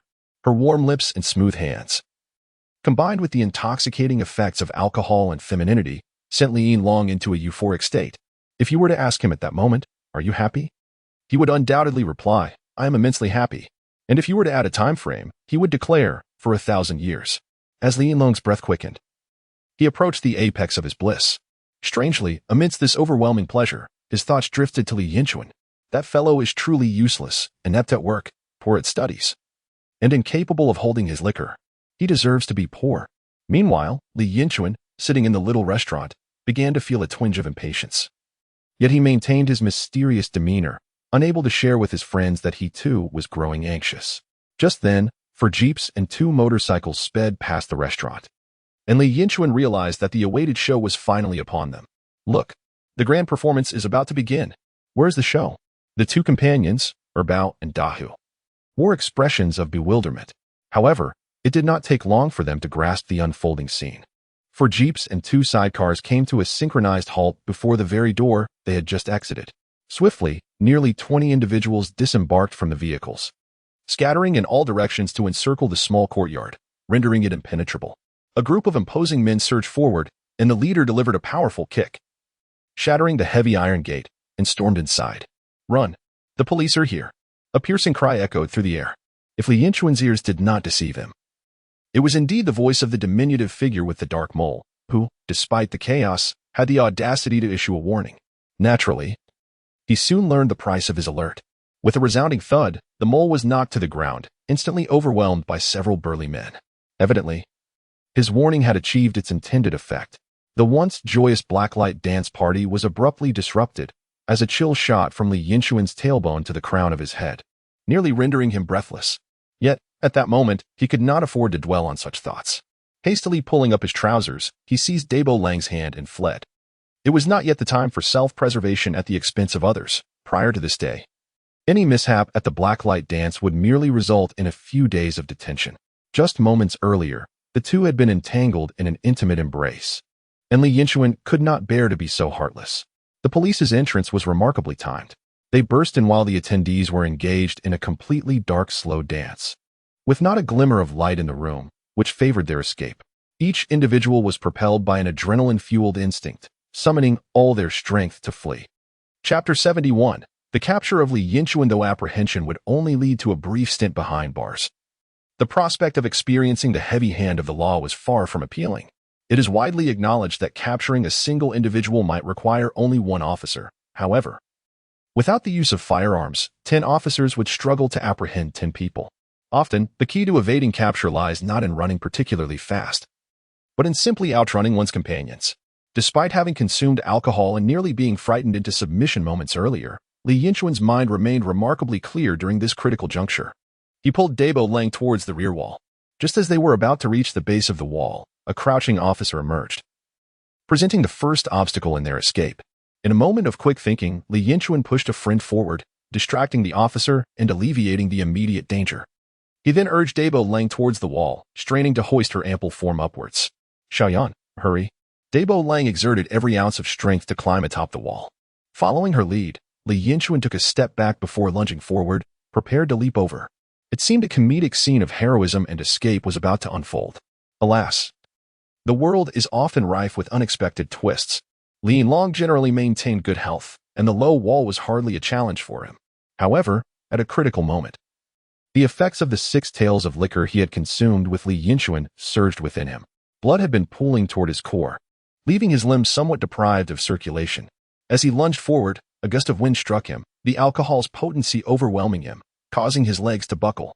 Alas, he fell just short of scaling the wall, crashing against it instead and landing painfully on his backside. What was meant to be a comedic escape turned tragic. A mere half-step away from freedom. In the blink of an eye, a police officer had already sprinted to his side. "Don't move," the officer shouted, extending his hand toward Li Yinlong. Just as he managed to rise, Li Yinlong turned to see the officer and felt a surge of panic. He attempted to flee, but as he stood, a sudden gust of wind hit him, an overwhelming nausea rising within.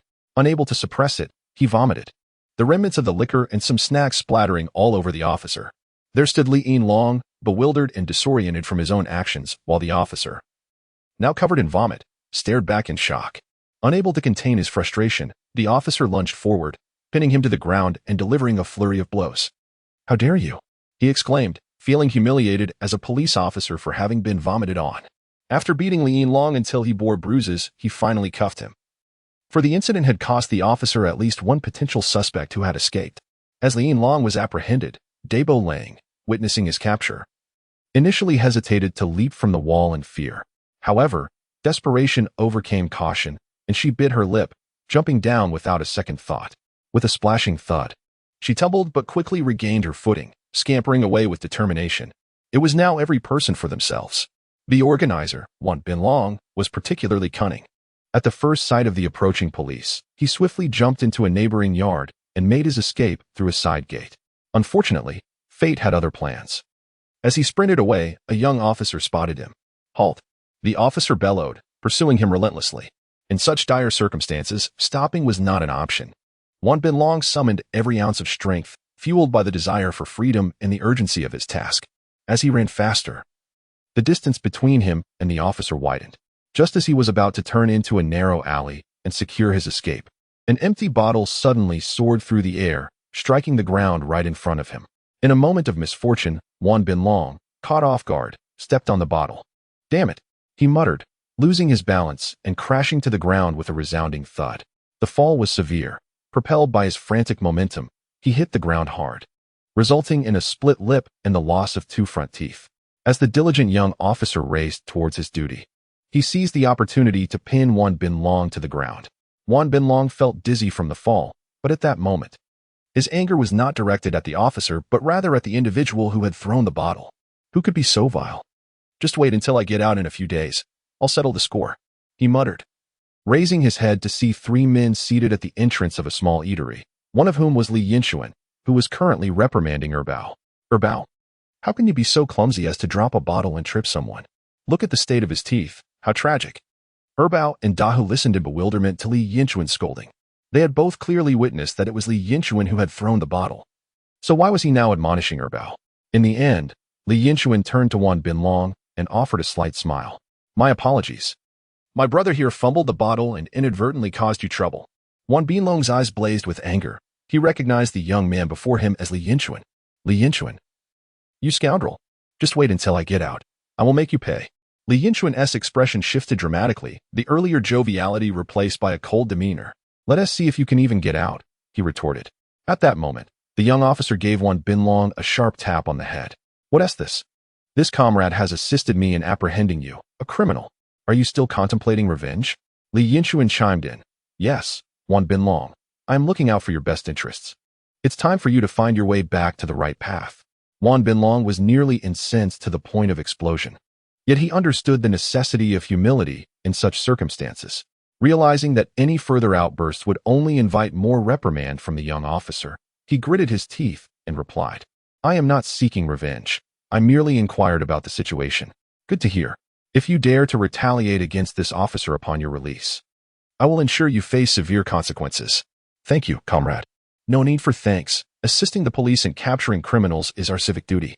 The exchange between Li Yinchuan and the young officer radiated positivity. Wan Binlong was led away in handcuffs, and though he verbally expressed compliance, the hatred in his eyes suggested that he would undoubtedly seek vengeance against Li Yinchuan upon his release. Meanwhile, Erbao and Dahu were left utterly perplexed. What on earth had transpired today? Chapter 72. Selling a granddaughter for money? As Wan Binlong was taken away, Li Yinchuan wore a triumphant smile. His mind was clear. He did not engage in petty schemes without reason.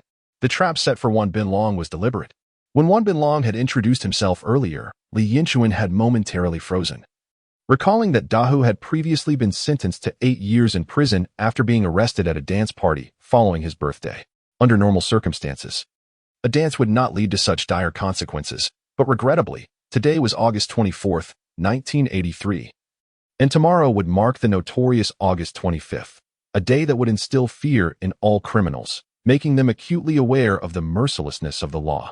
In ordinary circumstances, those who are detained may find themselves laboring at a sewing machine for several years, and those who have spent years at such machines may ultimately lose their lives. In his previous life, Dahu found himself ensnared in a fortuitous yet unfortunate situation. Li Yinchuan recalls visiting Dahu after his release. At that time, Dahu spoke through gritted teeth about the scoundrel Wan Binlong, who, after being apprehended at a dance, falsely accused Dahu of being the organizer of the event. Thanks to his connections, resulting in Dahu receiving the harshest sentence. Erbao was also present back then, but he managed to escape swiftly to another city, thus evading any repercussions. By that point in his previous life, Li Yinchuan had already become a son-in-law and had no intention of experiencing such a life. Little did he anticipate that in this rebirth, by a twist of fate, he would once again find himself at this clandestine dance. At that moment, a chill gripped Li Yinchuan. The thought of being reincarnated only to be imprisoned for attending a dance seemed like a colossal joke. However, he could not simply shout that the police were coming and drag Dahu and Erbao away in a mad dash, for that would undoubtedly lead others to think him deranged. Moreover, after all, Wan Binlong had previously betrayed Dahu. How could he be allowed to escape unscathed? Li Yinchuan felt a sense of injustice brewing within him. Just then, his cousin Li Yinlong stepped forward, brimming with bravado. Seizing the opportunity, Li Yinchuan cleverly leveraged their drinking contest to mask their escape, driven by a mix of embarrassment and fury. If it were a contest of drinking, Li Yinlong would suffer an inevitable defeat. Before his rebirth, Li Yinchuan had traversed countless drinking establishments, especially during his business dealings with Russians, where he consumed vodka to the point that even the Russians bowed to him in admiration. His tolerance for strong liquor was renowned, managing to withstand 6 gin of high-proof liquor without faltering, and he could casually drink 38-degree spirits. Thus, dealing with Li Yinlong was merely child's play. Of course, it was not Li Yinchuan's intent for Li Yinlong to be captured after drinking excessively. After all, how could one falter after just 6 liang of baijiu? Had it been Li Yinchuan, he could have downed 2 jin and still moved with agility. Therefore, Li Yinlong's capture bore no relation to Li Yinchuan. How could he possibly orchestrate Li Yinlong's downfall? As for Li Yinlong's inability to marry after being imprisoned, that could not be blamed on Li Yinchuan either. He had merely lost a drinking contest. When the elderly matriarch, Bai Lanhua, learned of her eldest grandson Li Yinlong's arrest, she received the news slightly later than Li Yinchuan. Upon hearing this shocking revelation, a surge of blood rushed to her head, and she fainted with a cry. Her dutiful grandchildren quickly attended to her, patting her chest and rubbing her back until, after a while, she regained consciousness. "Oh, my dear grandson, who is the wretch that has wronged you? How could such a good child be apprehended by the police? If I find out who it is, I shall surely avenge you." The elderly lady scolded vehemently for a long while. "Mother, we must find a way to rescue Yinlong." Her eldest daughter-in-law, Wang Yuzhen, urged anxiously. "It is quite unfortunate, as the university commences on September 1st, yet the journey proves to be exceedingly inconvenient." Thus, yesterday, the elderly woman's eldest son, Li Changfu, escorted Li Yinhui to university, leaving only the 2 women at home to deliberate their predicament. "Eldest daughter-in-law, do you possess any solutions?" The second cousin, who works at the county police station, could potentially assist, but it may require some financial compensation. "How much?" "From what I've gathered, it could be around 300 yuan. 300 yuan? Why doesn't he just resort to robbery? The extortionists these days are becoming increasingly audacious." "Mother, that's simply the reality of the situation. It's impossible to seek help without incurring costs. The 300 yuan is likely due to my cousin's involvement. Otherwise, it would not be enough. The elderly matriarch, by Lanhua, lamented. Money? Where would I procure such funds? Li Yinlong has taken all the household money for his university expenses, leaving me with nothing. She was truly generous towards her grandsons. She had sold her grandson for a total of 400 yuan, spent 170 on her eldest grandson's bride price. And the remaining 230 was allocated for the second grandson's university tuition. Mother, do you have any other money in your house? The eldest daughter-in-law clearly expressed her disbelief. Bai Lanhua's expression twitched.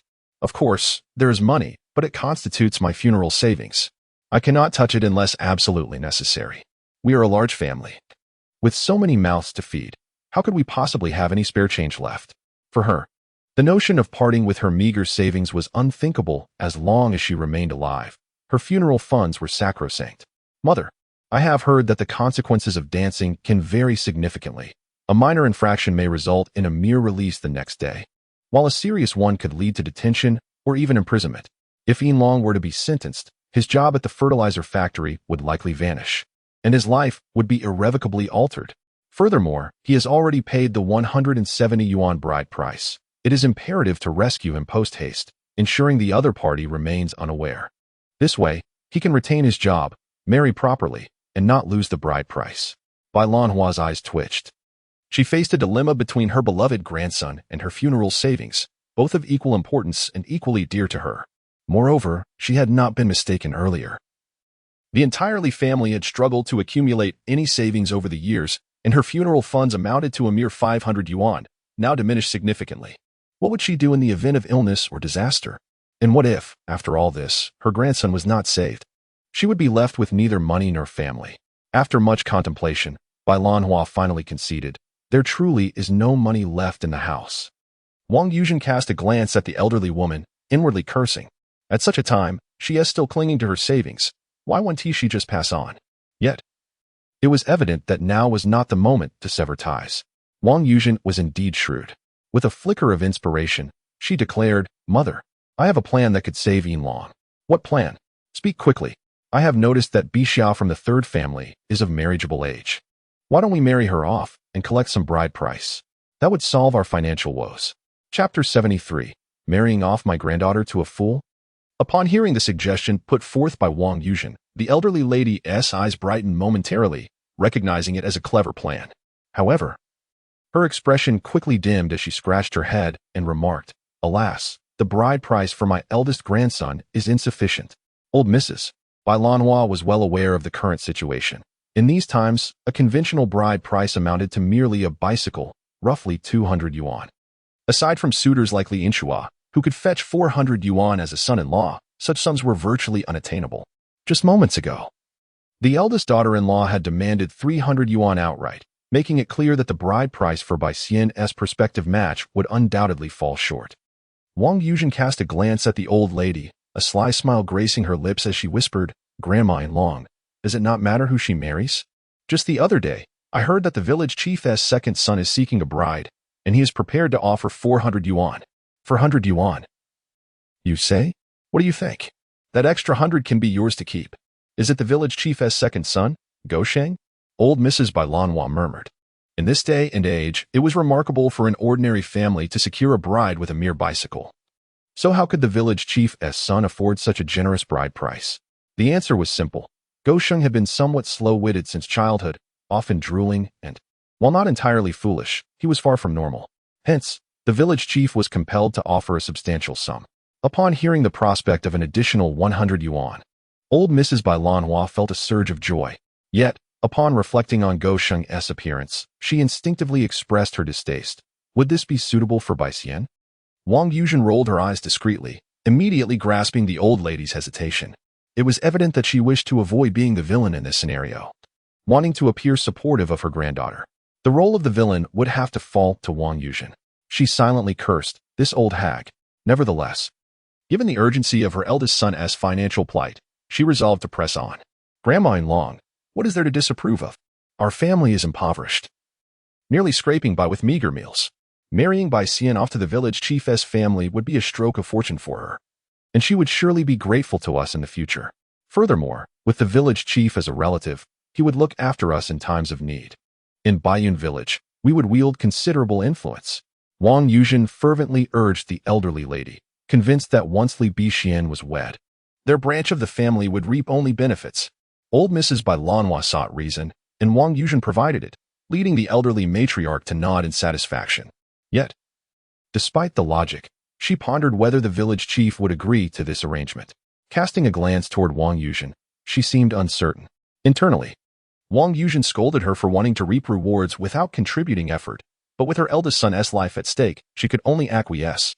Rest assured, Grandma Yinlong, I have a close relationship with the village chief's eldest daughter-in-law, Milin. I am confident that a few words from me will ensure a favorable outcome. Only then did old Mrs. Bai Lanhua's expression lighten. All right, let us settle this matter. You will go and speak to Milin shortly, and we shall arrange for Bixia to marry Daoxing, urging his family to hasten the payment of the bride price. Inform them that this opportunity will not linger. If Yinlong is free from troubles, I would be loath to give my precious granddaughter Bixia to their son Daoxing. Upon hearing old Mrs. Bai refer to Li Bixia as her precious granddaughter, Wang Yuzhen nearly retched, but had no choice but to suppress her disgust and reply, All right, mother. I shall approach the village chief, but could you discuss this with the family of Lao San? This was Wang Yuzhen's true intention. Without the pressure of old lady Bai Lanhua, she sought to wed Lao San's daughter to the village chief, knowing that Ma Guilian would fiercely resist. Old lady Bai Lanhua had confidence in managing Lao San's household. The eldest family will not encounter issues from Lao San's side. Just watch me. With that, she set off, having received old Mrs. Bai's approval. After a moment of contemplation, old lady Bai Lanhua, with hands clasped behind her back, made her way to her third son's home. In her mind, she was the matriarch of this household, her word law. Once she made a decision, it was to be executed, particularly regarding her eldest son, Li Changshou, who was relatively obedient. She was certain he would subdue his wife and offer their daughter Bixia for marriage. Then, with Bixia wed to the village chief, they would secure the 400 yuan bride price, saving Yinlong while also pocketing an additional 100, an unexpected windfall from calamity. Upon entering Lao San's home, old lady Bai Lanhua conveyed her decision to her third son's family. To her astonishment, the announcement ignited an uproar. What? Marry her to that foolish Daoxing from the village chief's family? Upon imagining marrying the drooling simpleton, Li Bixia felt as though her entire world had crumbled. Tears streamed down her face. She was an 18-year-old flower of youth. How could she be wed to that fool? Mother, I refuse to marry. I will not marry Daoxing. Ma Guilian, upon hearing of the proposal for her beloved daughter to wed Daoxing, turned pale with fury. Instinctively, she glanced at her husband, Li Changshou. Her heart sank as she saw him merely cast a timid glance at his mother, followed by a long, resigned sigh as he squatted down, beginning to smoke. It was clear he could not prevent this. If matters continued in this direction, their daughter would surely be led into the fire pit. An inferno of anger ignited within Ma Guilian. Years of being oppressed in this household surged forth. She had previously overlooked old lady Bai Lanhua bullying the family of Lao Heir, often fanning the flames, but now that the old matriarch was targeting her, the pain was palpable, and she could no longer endure it. In that moment, she recalled the words spoken by Li Yinchuan during the division of the family. Humph. Little aunt, you should remember what you say today. If this family can no longer accommodate you in the future, do not speak of separation. Now, she truly comprehended the necessity of separation, disregarding her vows. Ma Guilian sprang up with a cry, pointing an accusatory finger at old lady Bai, unrelentingly rebuking her. Old hag. Have you lost your mind? You biased old crone. I have been married into your family for 20 years, yet I have never encountered such blatant favoritism. The eldest son of the family wishes to marry and attend university, and my eldest son is expected to become a live-in son-in-law. The eldest son gallivants around and gets caught, and now my second daughter is to marry a fool. If further calamities arise, am I to have my youngest son serve as another live-in son-in-law? I am not yet 50. Should I remarry and secure funds to buy you a coffin? Have we incurred debts to you? Do you presume us to be ignorant and easily bullied? Who has indulged your caprices? I shall no longer remain in this household. Whoever wishes to stay may do so. Let us separate now. Li Changshou, you scoundrel, if you do not agree to this separation, you may as well go live with that old hag. Ma Guilian's furious tirade left old lady Bai Lanhua's eyes wide with disbelief. She had always regarded this woman as somewhat cultured, yet today she had transformed into a tempestuous creature. However, old lady Bai Lanhua was no pushover. In her lifetime, she had never feared anyone. She flung herself onto the ground, wailing, "This household is unbearable. Li Changshu, you wretched scoundrel, forsaking your mother for your wife. Look how this woman bullies your mother. You just stand there, and if I had known I would bear such a scoundrel, I would have suffocated you in your infancy to spare myself this torment. Everything I have done has been for this family. Li Changshu, you just watch as outsiders mistreat your mother." Chapter 74. Daring to marry you to a fool. I shall fight to the death. Old lady Bai Lanhua lay on the ground, throwing a tantrum, while Ma Guolian stood in a frenzy. Only Li Changshu remained, dumbfounded and uncertain of how to proceed. He had thought everything was settled, yet today, his typically soft-spoken wife had unleashed a ferocious roar. As he observed his wife bouncing and cursing, and his mother rolling on the ground in a fit, Li Changshu mustered the courage to utter a single phrase. "Why, you two? Please stop arguing." To his surprise, this statement successfully diverted the ire of the two formidable women. "Silence, you infilial wretch. Be quiet, you useless one." Both women chastised him in unison. Li Changshu glanced at his mother and then at his wife, realizing he could not contend with either. With a resigned sigh, he squatted down to smoke a cigarette. "After all, I am but a useless man. You may handle this as you see fit." Old lady Bai Lanhua continued her tantrum. Under normal circumstances, she would have prevailed. However, she underestimated Ma Guolian's determination today. Her plan to marry Ma Guolian's precious daughter to a fool had undoubtedly struck a nerve. And Ma Guolian was resolute. Nothing could deter her. She was no meek character herself. After a moment of cursing and frustration, she charged into the kitchen, seizing a gleaming kitchen knife and emerging with it in hand. "Madam Old Bai, today I shall contest you fiercely." Wielding a kitchen knife, I am determined to strike Bai Lanhua. But is Bai Lanhua easily intimidated? Upon witnessing Ma Guolian's fearless approach with the knife, she defiantly thrust her head forward, nearly colliding with the blade, and bellows, "Go on, strike. Aim for the center of my head. Oh heavens, oh earth." A daughter-in-law striking her mother-in-law ought to be struck by lightning. I shall not live through this day. Let us see if you can slay me and whether the heavens will claim you. The two engage in a fierce struggle, one intent on striking while the other dares her to do so, as the gleaming kitchen knife sways perilously near Madame Old Bai's head. This chaotic scene sends Li Changshu into a state of terror, compelling him to tightly embrace his wife. "Darling, do not act impulsively. Refrain from this madness. That is my mother." Ma Guolian, gritting her teeth in defiance, retorts, "What of your mother? If she touches my daughter, I shall strike her down. If it comes to it, I shall give my life for hers. Today, she will witness blood and know that I am not to be trifled with. Please, please. If you must strike, let it be me. Do not harm my mother." The humble man makes a final desperate plea. "Do you truly believe I would hesitate to strike you? If you continue to impede me, I shall turn my blade upon you." The three become engulfed in a cacophony of shouts, the knife oscillating dangerously between them, now hovering near Madame Old Bai's head, now brushing against Li Changshu's face. In a moment of chaos, Ma Guolian's foot slips, causing her to lose her grip on the knife, which inadvertently plunges into Li Changshu's shoulder. "Oh no!" He cries in agony, blood gushing from his wound. Gazing at his blood-soaked side, Li Changshu, pale-faced, manages to utter, "Stop, please, do not fight," before collapsing to the ground. For the villagers of Baiyun village, this day is unlike any other. The usually tranquil hamlet is filled with tumultuous cries. Even the pigeons, typically cooing on the eaves, dare not descend, as if a malevolent aura envelopes Baiyun village.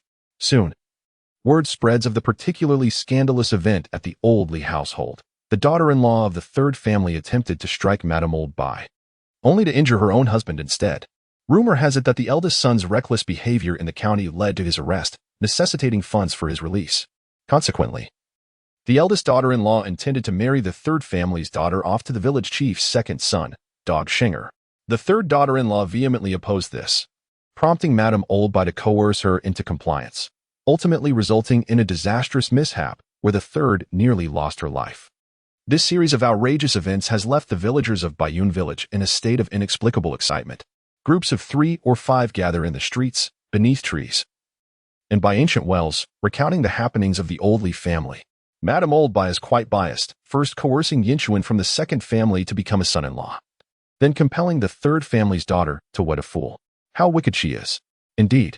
And poor Yinchuan from the third family was forced to become Wang Fugui's son-in-law. Madame Old Bai's heart must be filled with darkness. Absolutely. I have heard that Yinchuan's life as a son-in-law has been dreadful, living next to Wang the butcher. Unable to find rest as Wang Ruhua keeps him from sleeping. Preventing sleep? For what purpose? engaging in such matters. One can often hear Wang Ruhua's cries echoing through the night. Even through the walls, one can perceive the tremors of her bed. In just a few days, Yinchuan has noticeably lost weight, his darkened eyes betraying his exhaustion. Wang Ruhua truly demonstrates a lack of appreciation for her man. After years of effort, she has finally secured a partner, and yet she fails to cherish him. One cannot help but wonder how long Yinchuan can endure this. Can he truly satisfy Wang Ruhua's desires? He is still young, and in his past, he could withstand much. Perhaps he can hold out for a while longer. However, I suspect it won't be for long, considering that Wang Ruhua's vigorous nature can be rather abrasive. A group of women erupted in laughter, their minds swirling with thoughts of the intimate encounters between Wang Ruhua and Yinchuan. Mrs. Bai, who has always held the motto of unity and high regard for the Li family, remains blissfully unaware that her household has become the subject of ridicule throughout the village. She perceives herself as a competent matriarch, yet others candidly label her as biased and venomous. Should Mrs. Bai learn of this, she would likely be overwhelmed with indignation. Naturally, discussions about the peculiar events at Mrs. Bai's home have reached the Li Yinchuans. "Mom, if we hadn't separated, would I have been the one to be married off?" Li Qiao remarked with immense relief. She was well aware of the nature of the village head's son, Goshing, who always had a runny nose in the bitter cold and appeared rather foolish. Who would believe he was anything but a simpleton? Surely not. You are too young. Even if he were ruthless, he wouldn't force you to marry Goshing, Zhou Suzhen reassured her. Though she herself harbored doubts about the possibility of marrying her daughter off to such a character. Youthful age?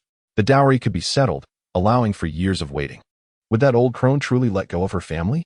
Reflecting on the matriarch's prior attitude before their separation, Zhou Suzhen felt skeptical. Back then, the eldest son's family received preferential treatment, while the third branch was treated ordinarily and her own second branch was consistently discriminated against. The reasons for this bias remained obscure. Perhaps it was due to the favoritism shown to the eldest grandson and son, or perhaps it stemmed from resentment towards her own lineage due to a male relative's imprisonment. Another possibility suggested that the matriarch had consulted a local fortune teller, who proclaimed that the second branch's fate clashed with hers, leading to her family's misfortunes. Though this theory remains unverified, Zhou Suzhen has always suspected its truth. Imagining her beloved daughter being sent to the village head's home to be with Goshing sent a chill down Zhou Suzhen's spine, prompting her to dismiss such frightening thoughts. No wonder the third branch's wife was fiercely protective. If it were her, she would fight tooth and nail. Receiving no definitive answer from her mother, Li Qiao turned to her brother, Li Yinchuan, who had just returned, washing himself with a basin of water. "Brother, do you think if we hadn't separated, Grandma would have married me off to that fool, Goshing?" Li Yinchuan paused upon hearing his sister's question, contemplating before responding. Perhaps she would, perhaps she wouldn't. However, believe this, regardless of whether we remain united or not, anyone who dares to marry you off to a fool will have to contend with me. Brother, you are so wonderful. Li Qiao received the answer she had long desired, her smile radiating sweetness. Ever since her father was imprisoned, their family branch had always felt neglected by their uncle and unloved by their grandmother. Each day, they lived with an unsettling sense of insecurity. However, inexplicably, since the day of the division, as long as the eldest brother was present, they felt a profound sense of stability, convinced that no one would dare to harm them, enveloped in a comforting sense of safety. "Mother, shall we visit grandmother's house and see how things are now?" A glance exchanged among the siblings revealed that they were all quite intrigued by the suggestion. The melons from Mrs. Bai's home always tasted exceptionally sweet. Zhou Suzhen hesitated for a moment, initially reluctant to partake in the commotion. Yet, seeing the eager expressions on her children's faces, coupled with her own curiosity, she finally said, "Let us go and take a look. Long live our mother." Under her guidance, Li Yinchuan and the others headed towards Mrs. Bai's home. Upon arrival, they were taken aback. The scene outside Mrs. Bai's house resembled a bustling temple fair, with layers of people encircling it. It was impossible to count how many had gathered. It seemed that none from Baiyun village were asleep that night. All had flocked to this gathering. Those who lived nearby or held higher status stood at the front, while others, less fortunate in rank, resorted to various means to get a glimpse inside. Some craned their necks to peer in, others stood on bricks to catch a view, and the younger ones even climbed trees for a better vantage point. Regardless of their methods, their singular aim was to witness firsthand the unfolding events at Mrs. Bai's home, eager to savor the juiciest gossip in Baiyun village. Inside the courtyard, Village Chief Li Baoguo was currently mediating the situation at Mrs. Bai's house. He was quite distressed. Li Changshuo's injury was not severe. Although the wound looked alarming, staining his vest crimson, it was merely a superficial cut from a slipped kitchen knife, which would soon heal with a bit of antiseptic. What troubled him were the women in the household, whose voices were raised to a level that could lift the roof. Ma Gui Lian, I curse your ancestors, shouted the elderly Bai Lanhua. Old hag, I curse your entire family, retorted Ma Gui Lian. Wang Yuzhen interjected, Old third, how can you speak to your mother like that? Ma Gui Lian turned her ire towards Wang Yuzhen. Wang Yuzhen, what are you pretending to be a good person for? It was you who incited the sale of my family as Silverlock, and now you want to persuade me to sell my daughter to save your son. What are you really up to? Do you think we are blind? Get lost. Old third, how can you speak like that? Isn't this all for the sake of the family? Wang Yuzhen, you should leave. This isn't for the family. It's for yours. We were all raised by a stepmother, and you want to marry my daughter off to that foolish boy? Dream on. Let us split the family. The village chief is here. Today we shall divide. Village Chief Li Baoguo's face turned crimson. Old third, how can you speak like that? My second son is just a bit slow in his reactions. How has he become a foolish boy in your words? Ma Gui Lian, now at odds with everyone, turned to scold the village chief, but, realizing he was there to mediate, thought better of it for the moment. Humph. Although nothing was explicitly stated. The disdain in Ma Gui Lian's tone was evident to all, particularly regarding the village chief's simple-minded son. Village Chief Li Baoguo felt a pang of distress. It was fortunate that this marriage proposal had fallen through, for otherwise, it would have been an ongoing embarrassment. This woman was nothing short of a shrew. Outside, the villagers were thoroughly entertained, glad they had stayed awake that night, as the spectacle far surpassed any theatrical performance, and it cost them nothing. It was a pity that the village chief was present. Otherwise, the women could have turned it into a full-blown brawl, which would have been even more amusing. Nonetheless, the current scene was sufficient to fuel gossip for months, truly an eye-opener. The tumultuous argument inside led to a flurry of discussions outside. Ma Gui Lian, who usually spoke in a gentle demeanor, was surprisingly fierce today. This indicated her desperation. She seemed intent on selling off her son before resorting to selling her daughter. Old Madame Bai was clearly overstepping her bounds. If Ma Gui Lian did not fight back, she would soon find herself sold out. Indeed, old Madame Bai was no virtuous character. In my view, Wang Yuzhen was equally unsavory. You are aware of one side of the story but not the other. Ma Gui Lian is no pushover either. You are unaware that when the second branch of the family had not yet separated, she and those two women tormented Zhou Sujing from the second household terribly. This was merely karma. They had driven Zhou's family to split, and now old Madame Bai had her sights set on them. When it was someone else's family, she was quick to incite trouble, but now that it was her turn, she was frantic. Initially, she had supported sending such a fine boy from Yinchuan to become a son-in-law. Yes, Zhou Sujing from the second household had indeed suffered. She was overburdened with endless chores and bullied by these women. Now, Zhou had moved on, and they were at odds with one another, truly despicable. Yes, none of them were good people. It was a case of dogs fighting each other. I say, let them beat each other until one is left standing. These women are the disgrace of Baiyun village, and it would be better if they were all eliminated. The villagers outside were buzzing with various opinions. Yet they all knew the nature of the women from old Madame Bai's household. There were indeed no virtuous individuals among them.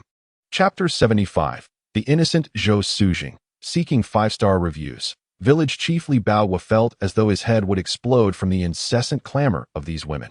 Seeing that they showed no signs of calming down, they began to roll up their sleeves, preparing for another round of chaos. Wang Yuzhen assumed a stance ready to scratch, her long nails glinting ominously. Ma Gui Lian began to look around frantically, as if searching for a kitchen knife. Old Madame Bai bared her sharp teeth, perhaps intending to bite. Finally, Li Baoguo could no longer tolerate the uproar and shouted, Enough! Can you cease this noise? While everyone is present, let's divide the households and return home to sleep. Is it truly fitting to create such a spectacle before the entire village? Have you no sense of propriety? Why are you shouting so loudly, Chief? Do you think I wish to argue?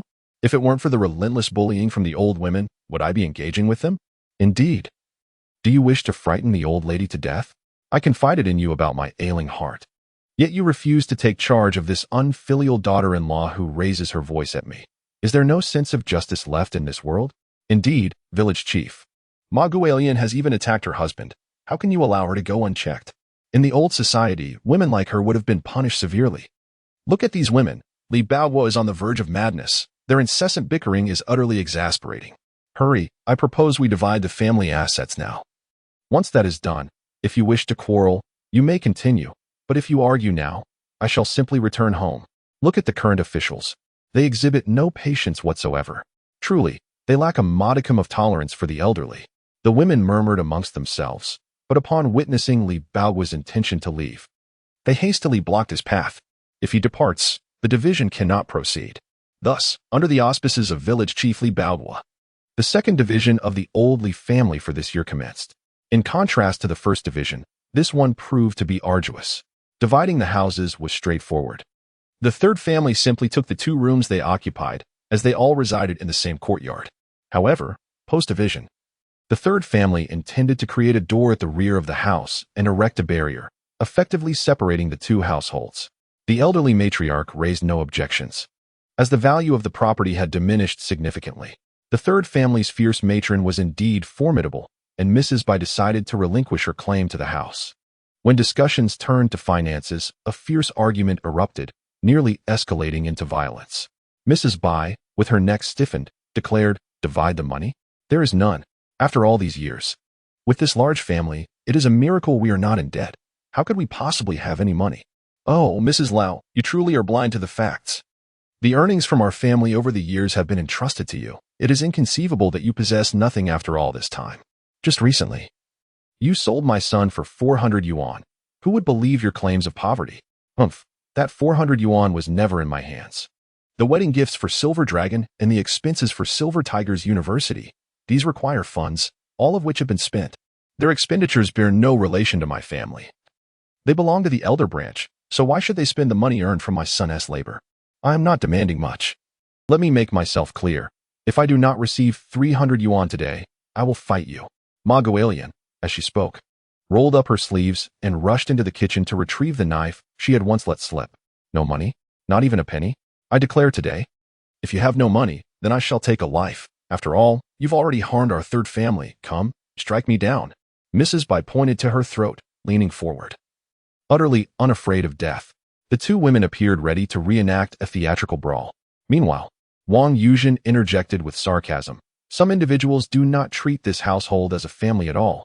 Look, Silver Dragon's grandmother is ready to wield a knife against you, and she fears not the wrath of heaven. Ah, you, Wang Yuzhen, once again flaunting your arrogance. Today, I shall strike you down first, then deal with that old hag. I shall not live to see another day. Enough. This is quite enough." Village Chief Li Baoguo was genuinely enraged. None of the women in this household were easy to manage. In the household of old Mrs. Bai, the women were notoriously unpopular within the village. Observing them wielding kitchen knives, the villagers merely looked on, offering no assistance. The village head, Li Baoguo, along with several local officials, had to exert considerable effort to separate the feuding parties. After a lengthy and earnest discussion, both sides reluctantly agreed to retreat. Old Mrs. Bai Lanhua handed over 200 yuan to Ma Guolian, thus bringing the matter to a close. However, neither party was particularly satisfied with the outcome.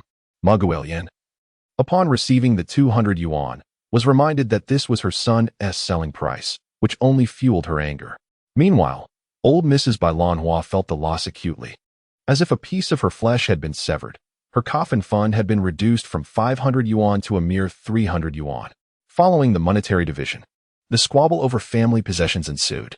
The Bai family had no pigs, but originally possessed 4 large geese, of which 2 were taken by Li Yinchuan during the division of property, and Ma Guolian managed to reclaim 1. Out of 10 chickens, Ma Guolian took 3 back, representing the entirety of their poultry. Yet, the disputes did not cease there. The 2 women argued incessantly, quarreling over even the smallest details. The confrontation dragging on for nearly 2 hours before it finally concluded. As the division reached its end, village head Li Baoguo let out a sigh of relief. The ordeal was finally over, and his back was drenched in sweat. Dividing property for others was one thing, but doing so for one's own family was excruciating. While moving the divided belongings from the communal storage to her home, Ma Guolian spotted Zhou Suzhen and hurried over, wiping away her tears as she grasped Zhou Suzhen's hand. "Sister, I used to be timid, watching you suffer under that old hag's tyranny without daring to speak up. Now, she has bullied you and turned her malice against me. She truly lacks humanity. Let us strengthen our bond henceforth. Zhou Suzhen, with her honest disposition, was deeply touched by Ma Guilian's words. Yes, dear sister, you have endured much. Let us indeed see more of each other.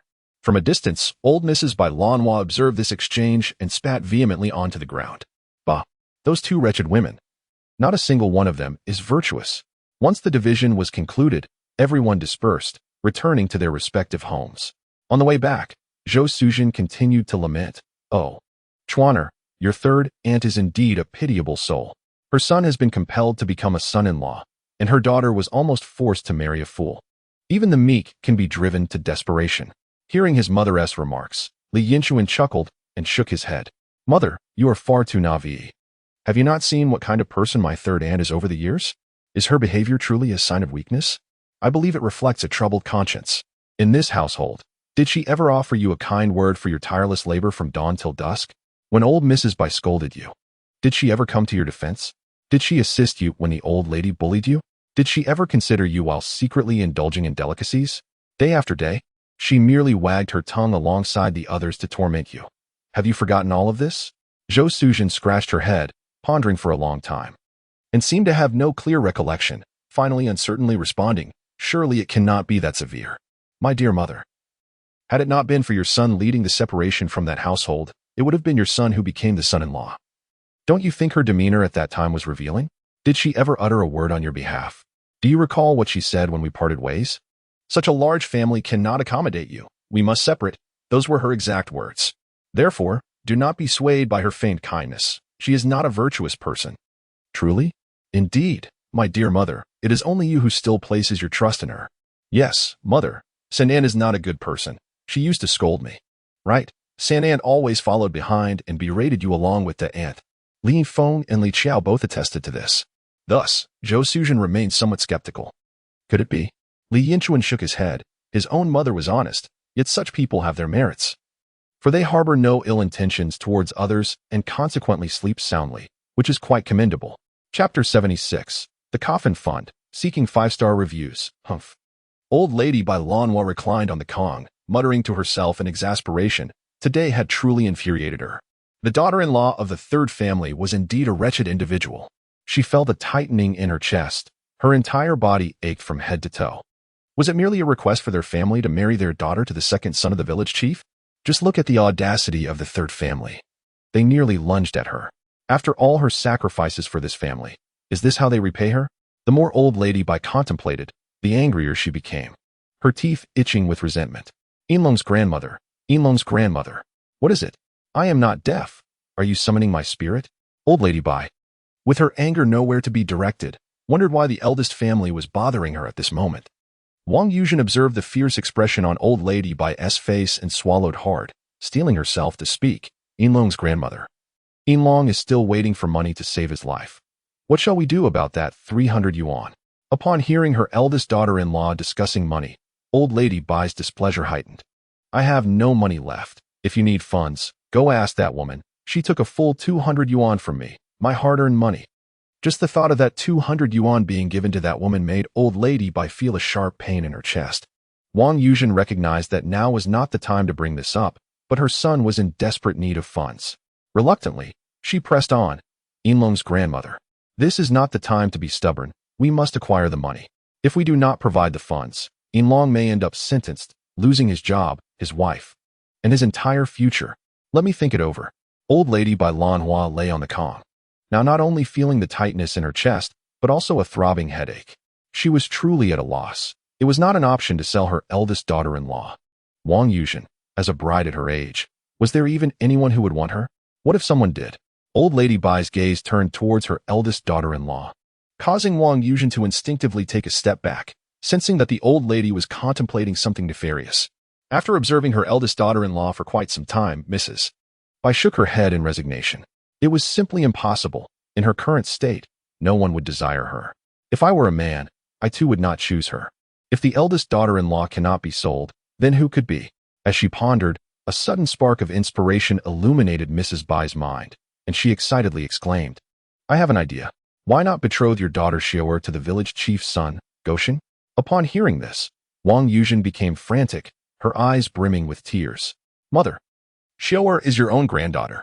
We cannot sacrifice her for the sake of saving Yinlong, can we? Mrs. Bai Lanhua retorted, but the youngest daughter is also my granddaughter. Did you not encourage me to marry her off to Gosheng?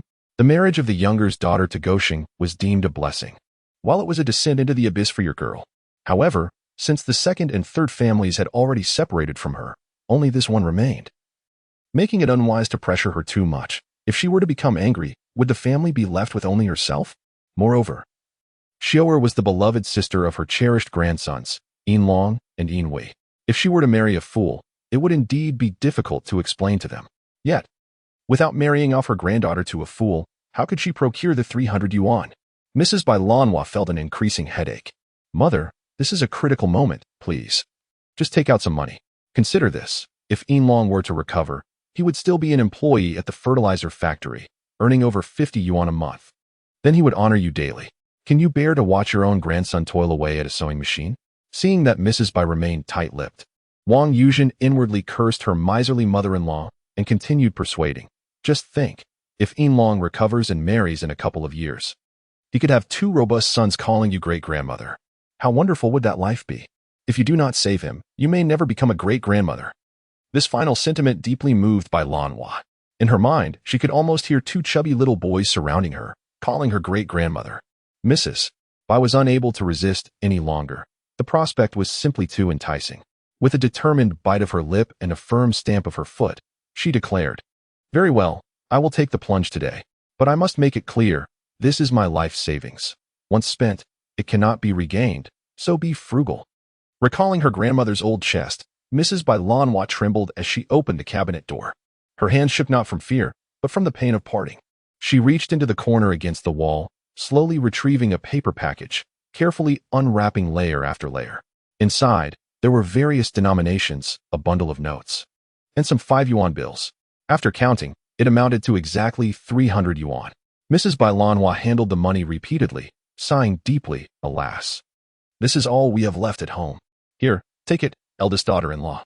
With great reluctance, she handed it over to Wang Yuzhen. When Wang Yuzhen tugged at it, Mrs. Bai did not let go. Again, as Wang Yuzhen pulled, Mrs. Bai instinctively held on tighter. Yinlong's grandmother. The elderly lady gritted her teeth and finally released her grip. Feeling an immense reluctance, Wang Yuzhen clutched the money tightly, as if holding on to her son's life, repeatedly expressing her gratitude. "Thank you, Mom. Thank you, Mom." It was already midnight, and any plans would have to wait until the morrow. Wang Yuzhen hardly slept that night. Every time she closed her eyes, the image of her son, bruised and battered, haunted her. At the crack of dawn, as the sky began to lighten, she rose, oblivious to her hunger, and took a few sips of water before making her way to the county town with 300 yuan in hand. She sought out her cousin, Mahua, and handed him the money. "Cousin, you are the only hope for Yinlong. Being his uncle, you must help rescue him." Mahua patted his chest confidently, assuring her, "Don't worry, cousin. Yinlong is like a son to me. I will take care of this matter thoroughly. You just wait at home for your son's return." "Thank you so much, cousin. I truly appreciate your help. Once Yinlong is out, I will make sure he visits you every holiday." With heartfelt gratitude, Wang Yuzhen departed. Little did she know that today marked the beginning of the storm of 83. Following a high-level meeting, the tide would turn, and her son would not be returning anytime soon. While the Li family was in motion, Duan Qiuyan learned that her future husband, Li Yinlong, had been arrested. A wave of darkness washed over her. Realizing that calamity had struck unexpectedly, after sipping her tea to compose herself, she hastily grabbed her bag and rushed out of the library. He was the man she had chosen, and despite their recent quarrels and her lack of affection for him, she could not stand idly by while he was in peril. It was time for her father to step in. She immediately went to the prosecutor's office to find her father, Duan Donghong, and urgently exclaimed, "Dad, I heard that Yinlong has been arrested. You must save him. I cannot live without him." Duan Donghong frowned, his face clouded with anger. "Li Yinlong has been arrested? Who dares to apprehend my future son-in-law in Heishui County? Daughter, do not worry. I will look into this matter." After making a series of phone calls, he returned, visibly enraged. Duan Qiuyan quickly stood up, asking, "Dad, what is the matter? Why was Yinlong arrested? Don't they know he is your future son-in-law?" Duan Donghong's expression darkened as he sat heavily in his chair, glancing at his daughter with a tone of resentment. "Do not mention this person to me again. Fortunately, you are not yet married. From this day forth, we shall no longer associate with the Li family." "Dad, what is going on? He is still my man." and we are set to marry. How can you turn your back on him in his time of need? Humph. Your man? I doubt he thinks of himself that way. I regret making those calls. I feel embarrassed for him. That little scoundrel was caught at a dark dance party, and frankly, he deserves what he got. A dark dance party? What is that? It's one of those events where the lights go out, and people embrace one another in the dark. A chaotic affair where not a single respectable individual attends. It cannot be, for Yinlong is not that kind of person. Is he not? When the police officer apprehended him, he witnessed him escaping while embracing a woman, ultimately lifting her to facilitate her escape. If it weren't for that woman, Li Yinlong would not have been captured. What purpose does such a man serve? The Duan family cannot afford to lose face over this individual. Let this matter be laid to rest. Upon hearing this, Duan Shuyan sank onto the sofa, left in a daze. Thus, the rescue effort from the distinguished Duan family came to an inconclusive end. Chapter 77, The Adventures of Li Yinlong, seeking 5-star reviews, on August 24, 1983. A seemingly ordinary day, yet for Li Yinlong, it would become a profoundly unforgettable one. In the morning, he was the prospective son-in-law of the chief prosecutor of Heishui County, comfortably employed at the fertilizer plant, and the charming prince of the nightlife scene. By evening, he had transformed into a prisoner. The case was astonishingly straightforward. Apart from the principal offender, Wan Binlong, the others had merely gone out dancing. Once everyone identified Wan Binlong as the main culprit, brief statements were taken, and while Wan Binlong was subjected to further scrutiny, the others were temporarily left at ease. Awaiting resolution. Due to having spat on the police officer, Zhao Qianjin, who had arrested him, Li Yinlong was treated differently. While Wan Binlong and his associates could at least sit on chairs, he found himself handcuffed to a radiator, unable to stand or sit, forced merely to crouch. After an hour of this torment, Li Yinlong felt utterly exhausted. In his moment of desperation, a thought struck him, and he called out, "Leader, leader? Who permitted you to speak?" Zhao Qianjin rushed over and kicked him. It was indeed an unfortunate day.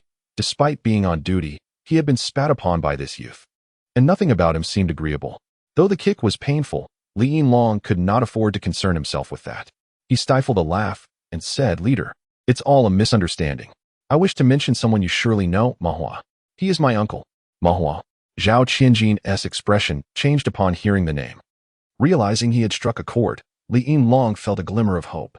However, to his astonishment, Zhao Qianjin lunged at him again, delivering another fierce kick. "Mahua is right here, and I will ensure you receive a thorough lesson." With that, he kicked Li Yinlong twice more. Li Yinlong was bewildered. He never anticipated that mentioning Mahua would result in further punishment. Had Mahua been present, he would have explained that last year, Zhao Qianjin's cousin had fallen into his hands, and he had not shown Zhao Qianjin the courtesy he expected. This grudge was now being exacted upon Li Yinlong. While others were offered a morsel to eat that night, Li Yinlong went hungry, deprived even of water. After enduring an entire night in such conditions, by dawn, he was in excruciating pain, longing to escape his predicament.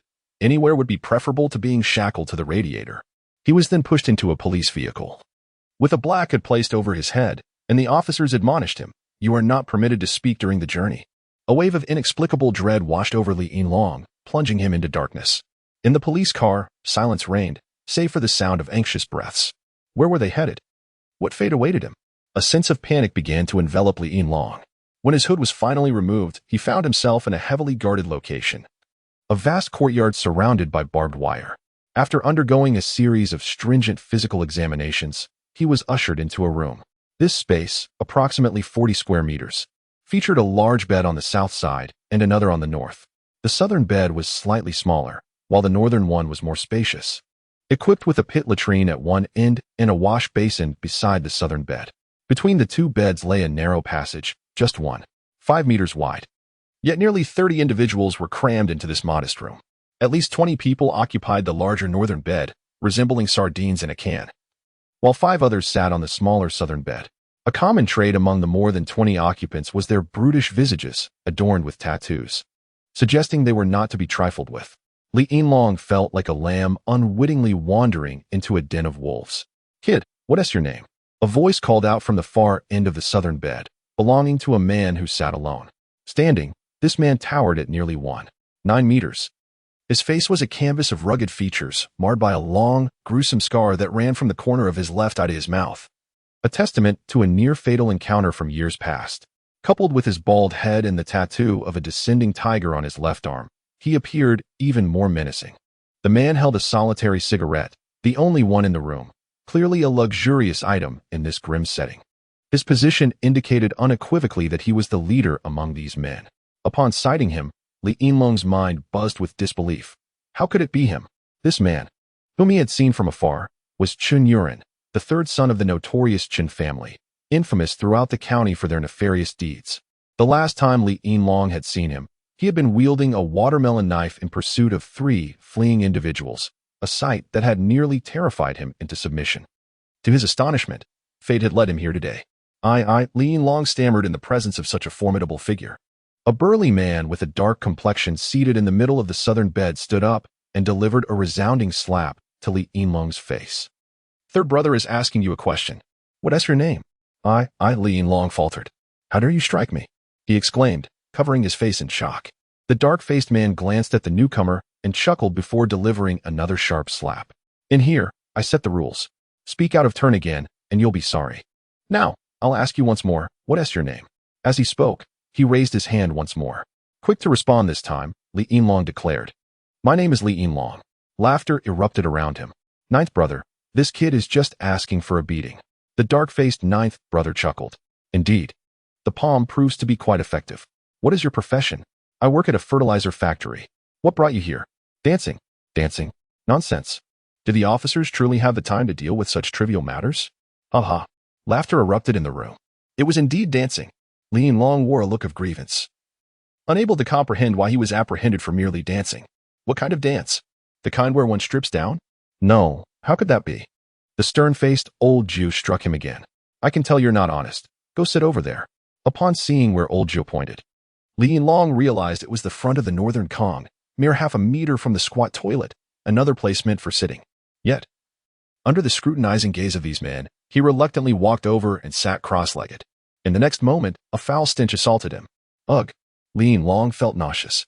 The conditions here were abysmal, and it was evident that the people around him were not of good character. Would he be bullied? What he did not anticipate was how swiftly he would face bullying upon sitting down. Move forward, you're crowding me. A burly youth nicknamed Wintermelon said to Li Yinlong. Turning to look, Li Yinlong saw that Wintermelon was at least half a foot away. How was he encroaching on him? However, the situation was overwhelming, and seeing the malice in Wintermelon's eyes, Li Yinlong begrudgingly inched forward. Now mere 10 centimeters from the squat toilet. Laughter erupted again. This kid clearly seems soft. He is just like a woman. This is sure to be entertaining. Malicious voices echoed around him, and Li Yinlong's back instinctively stiffened, sweat trickling down. How would he survive here? Old Gio, arms crossed, glanced over with a smile. This is how it goes here. Bullying newcomers, the law of the jungle. This kid is both weak and new. Who else would they bully if not him? After enduring for over 2 hours, it was finally time for lunch, and Li Yinlong experienced the culinary offerings here for the first time. What kind of meal was this? Each person received 2 cornbreads, which looked as if they could kill if thrown, accompanied by a bit of pickled vegetables, and a bowl of broth so clear one could see the bottom. It was utterly unappetizing. Li Yinlong's initial reaction was to refuse. Even dogs would not consume such food. Yet, his growling stomach reminded him he had tea eaten since last night. I'll endure it. I must eat. With this thought, Li Yinlong reached for the cornbread. Suddenly, someone struck him hard on the head from behind. What are you doing? Li Yinlong clutched his head, surprised and furious, turning to see none other than Wintermelon, the one who had bullied him before. What do you want? That pickled vegetable is not for you. Give it to me. How can I eat the cornbread without it? Li Yinlong argued reasonably. That is not my concern. Do you want to get beaten? As Wintermelon raised his hand, Li Yinlong could only grit his teeth and, with tears in his eyes, relinquish the scant pickled vegetables he had. Give me that bowl of broth. The fellow known as Potato, standing beside the Wintermelon, spoke with a mischievous grin on his face. He had no desire for the bowl of soup, rather. He relished the thought of watching Li Yinlong struggle to eat his cornbread without it. Li Yinlong gritted his teeth and relinquished the bowl of soup to Potato, leaving him with only 2 cornbreads as hard as iron. The cornbread was so tough that swallowing it felt like a struggle, especially without any soup to accompany it. Each bite filled Li Yinlong with the sensation of constipation, and tears of frustration welled up in his eyes. Thus, he endured an entire day in this manner. As dinner approached, a supervisor entered, knocking on the door. Chinyoli? Yes, leader, I am here. Qin Yoli hurriedly jumped down from the bed. Usually fierce as a lion with the others in the room, he now smiled like a lapdog in front of the supervisor. Come out. Yes, leader. The supervisor opened the door, placed handcuffs on Qin Yoli, and led him away. Less than 10 minutes later, Qin Yoli returned. Upon entering, he heard Wintermelon's voice. You're crowding me, move away. Hey. Li Yinlong was forced a few inches closer to the latrine, and if someone were to squat there now, they would be uncomfortably close. Having been bullied all day, Li Yinlong hung his head, listless and lost in thought. Behind him, Wintermelon quietly lifted his foot, plotting to kick him into the latrine for what would be the day's greatest amusement. Potato beside him was eager to lend a hand. The others in the room remained silent, their eyes fixed intently on Li Yinlong, unwilling to miss this spectacle. Upon seeing his brother enter, Wintermelon winked at Qin Yoli, signaling him to witness the impending drama. Typically, Qin Laosan adored such entertainment, but upon his return, he was taken aback by the scene. What the hell? He shouted. Wintermelon, how dare you bully my brother? Before he could finish, he charged forward, seizing Wintermelon in a fierce grip. The sound of the slap echoed loudly, and Wintermelon's face began to swell at a visible rate, but the pain paled in comparison to his shock. Me brother, when did I ever bully your brother? Qin Yoli glared at him, saying, Li Yinlong is my brother. Whoever bullies him is bullying me. The room fell silent in astonishment, including Li Yinlong. What is happening? But the others, seasoned in their rough lives, quickly grasped the situation. Qin Yoli had gone out, and upon his return, he had changed. It was clear that he had sought help from Li Yinlong's family.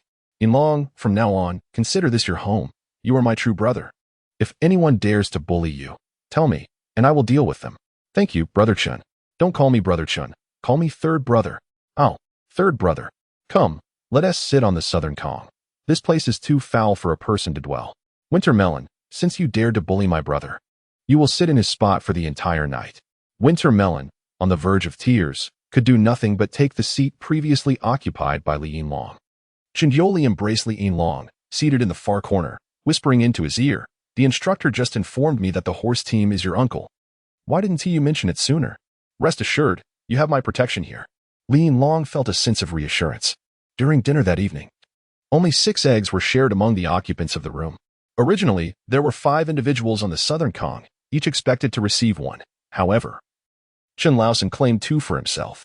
Yet, on this occasion, he consumed only 1, allowing Li Yinlong to partake as well. From that day forth, Li Yinlong's worries began to dissipate. With an uncle in the mix, it seemed that his confinement would only last a few days. Although uncomfortable, life was bearable. Little did he know that such good fortune would soon come to an end. Chapter 78.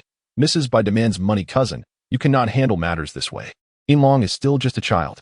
If he is incarcerated, his future, his marriage, his entire life will be ruined. In a modest dwelling within the county, Wang Yuzhen wept sorrowfully. 3 individuals occupied the room. On the sofa sat a man of modest height, yet imposing demeanor, Ma Hua. Wang Yuzhen's cousin who served in the county police force. His countenance was grim. What more could I have done? I did everything within my power to assist you. Nearly to the point of kneeling before them. What can I say? Your Yinlong is just unfortunate. What options do I have? Beside him, his wife, Zhang Yinhua, attempted to console Wang Yuzhen. Yuzhen, I have been observing. Your cousin has exerted tremendous effort to save Yinlong. Initially, those in authority accepted the bribes and assured us there would be no issues, just as we were on the verge of his release. The higher-ups issued a directive. All criminals must be dealt with severely and swiftly. What can your cousin do? We cannot contend with their power. We must accept this fate. Upon hearing Zhang Yinhua's words, Wang Yuzhen's wails grew even more sorrowful. As a rural woman, she struggled to comprehend how her son's simple misstep could escalate to such severe consequences. Was this truly a matter of significant gravity? Did the higher authorities truly consider his actions deserving of such harsh treatment? It seemed evident that her cousin would be unable to assist in this situation, and the blame rested squarely on those in power. However, a critical question lingered. After regaining her composure, Wang Yuzhen inquired, Sister-in-law, since this matter has not been resolved, why has the 300 yuan I provided turned into only 200? What does this signify? Yuzhen, you are not familiar with these affairs, so you may not understand. In order to aid Yinlong, your cousin leveraged countless connections, extending numerous favors, and distributing a plethora of gifts and money. They did assist in the process. Under normal circumstances, he would have been released. However, with the sudden directive from above, proceedings were halted. While some funds may be refunded, what are the gifts? Future relations demand preservation. Your cousin cannot simply demand cash back. A loss is a loss. At least you have recovered 200 yuan. Recovering only 200 yuan? I have lost not only my son, but also 100 yuan. How am I to survive this? How do I explain this at home? There is little that can be done, and what can be said?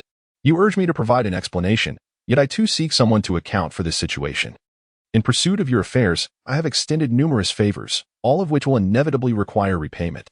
Ma Hua felt increasingly frustrated. The handling of this matter was utterly humiliating.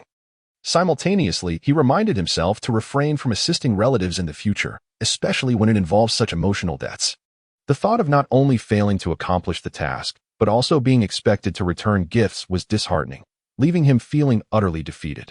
How many years will Li Yinlong ultimately be sentenced to? It remains uncertain. The higher authorities insist on handling matters on-site.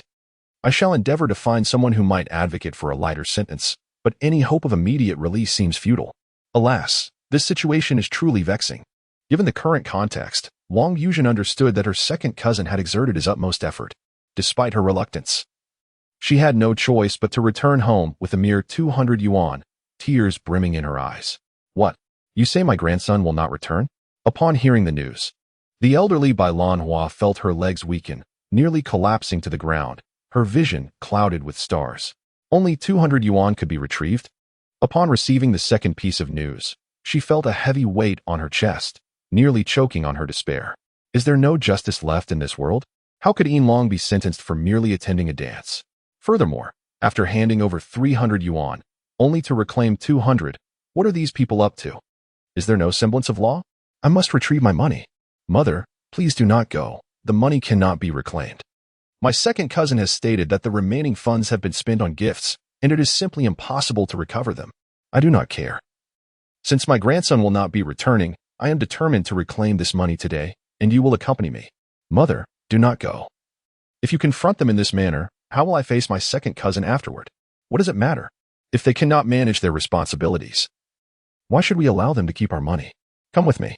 The elderly Lady Bai was furious, her eyes wide with indignation. Wang Yuzhen, compelled by her grandmother's insistence, reluctantly accompanied her from Baiyun village to the county. In late August, the heat was oppressive, and Lady Bai was drenched in sweat, panting heavily. Yet, her focus remained unwavering. She was determined to retrieve her 100 yuan funeral fund. Wang Yuzhen was utterly exhausted.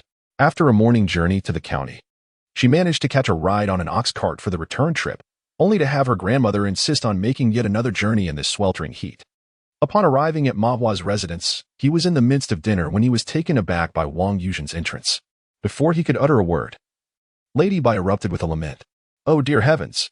The elderly do not wish to live any longer. Even my funeral fund is being coveted. Is there no justice in this world? 300 yuan was given, and nothing was accomplished, yet only 200 yuan is returned. The elderly have no will to live. With that, Lady Bai collapsed onto the ground, throwing a tantrum. Ma Hua quickly stepped forward, extending his hands to assist her. Auntie, please rise. This is no way to behave. What will the neighbors think if they hear you? Beside him resided numerous colleagues, and should his voice be heard, his career would be in jeopardy. No, unless you provide me with 100 yuan, I refuse to rise. After all, my grandson is not returning, and I have no desire to live any longer. I shall perish in your household. The elderly lady had resorted to sheer obstinacy. Please, get up. Must you wail? Can we not discuss this amicably?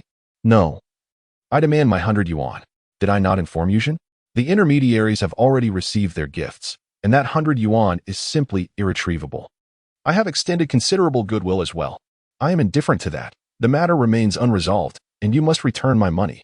If I do not receive my 100 yuan today, I shall create a scene in your home, and if by tomorrow I am still without my funds, I will raise a ruckus at your workplace. Upon hearing the elderly matron Bai Lanhua's words, Ma Hua nearly spat blood in frustration. This was truly an instance of being cornered. His wife, Yinhua, interjected, Madam, this is rather unreasonable. My husband has tirelessly assisted your family due to his genuine kinship with Yuzhen. The failure of this matter is not his fault.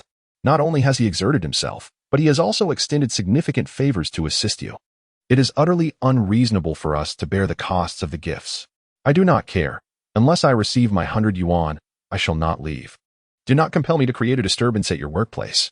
No matter the pleas or reasoning, the elderly lady by Lanhua was resolute in her demand for repayment, threatening to escalate the situation until the entire county was aware.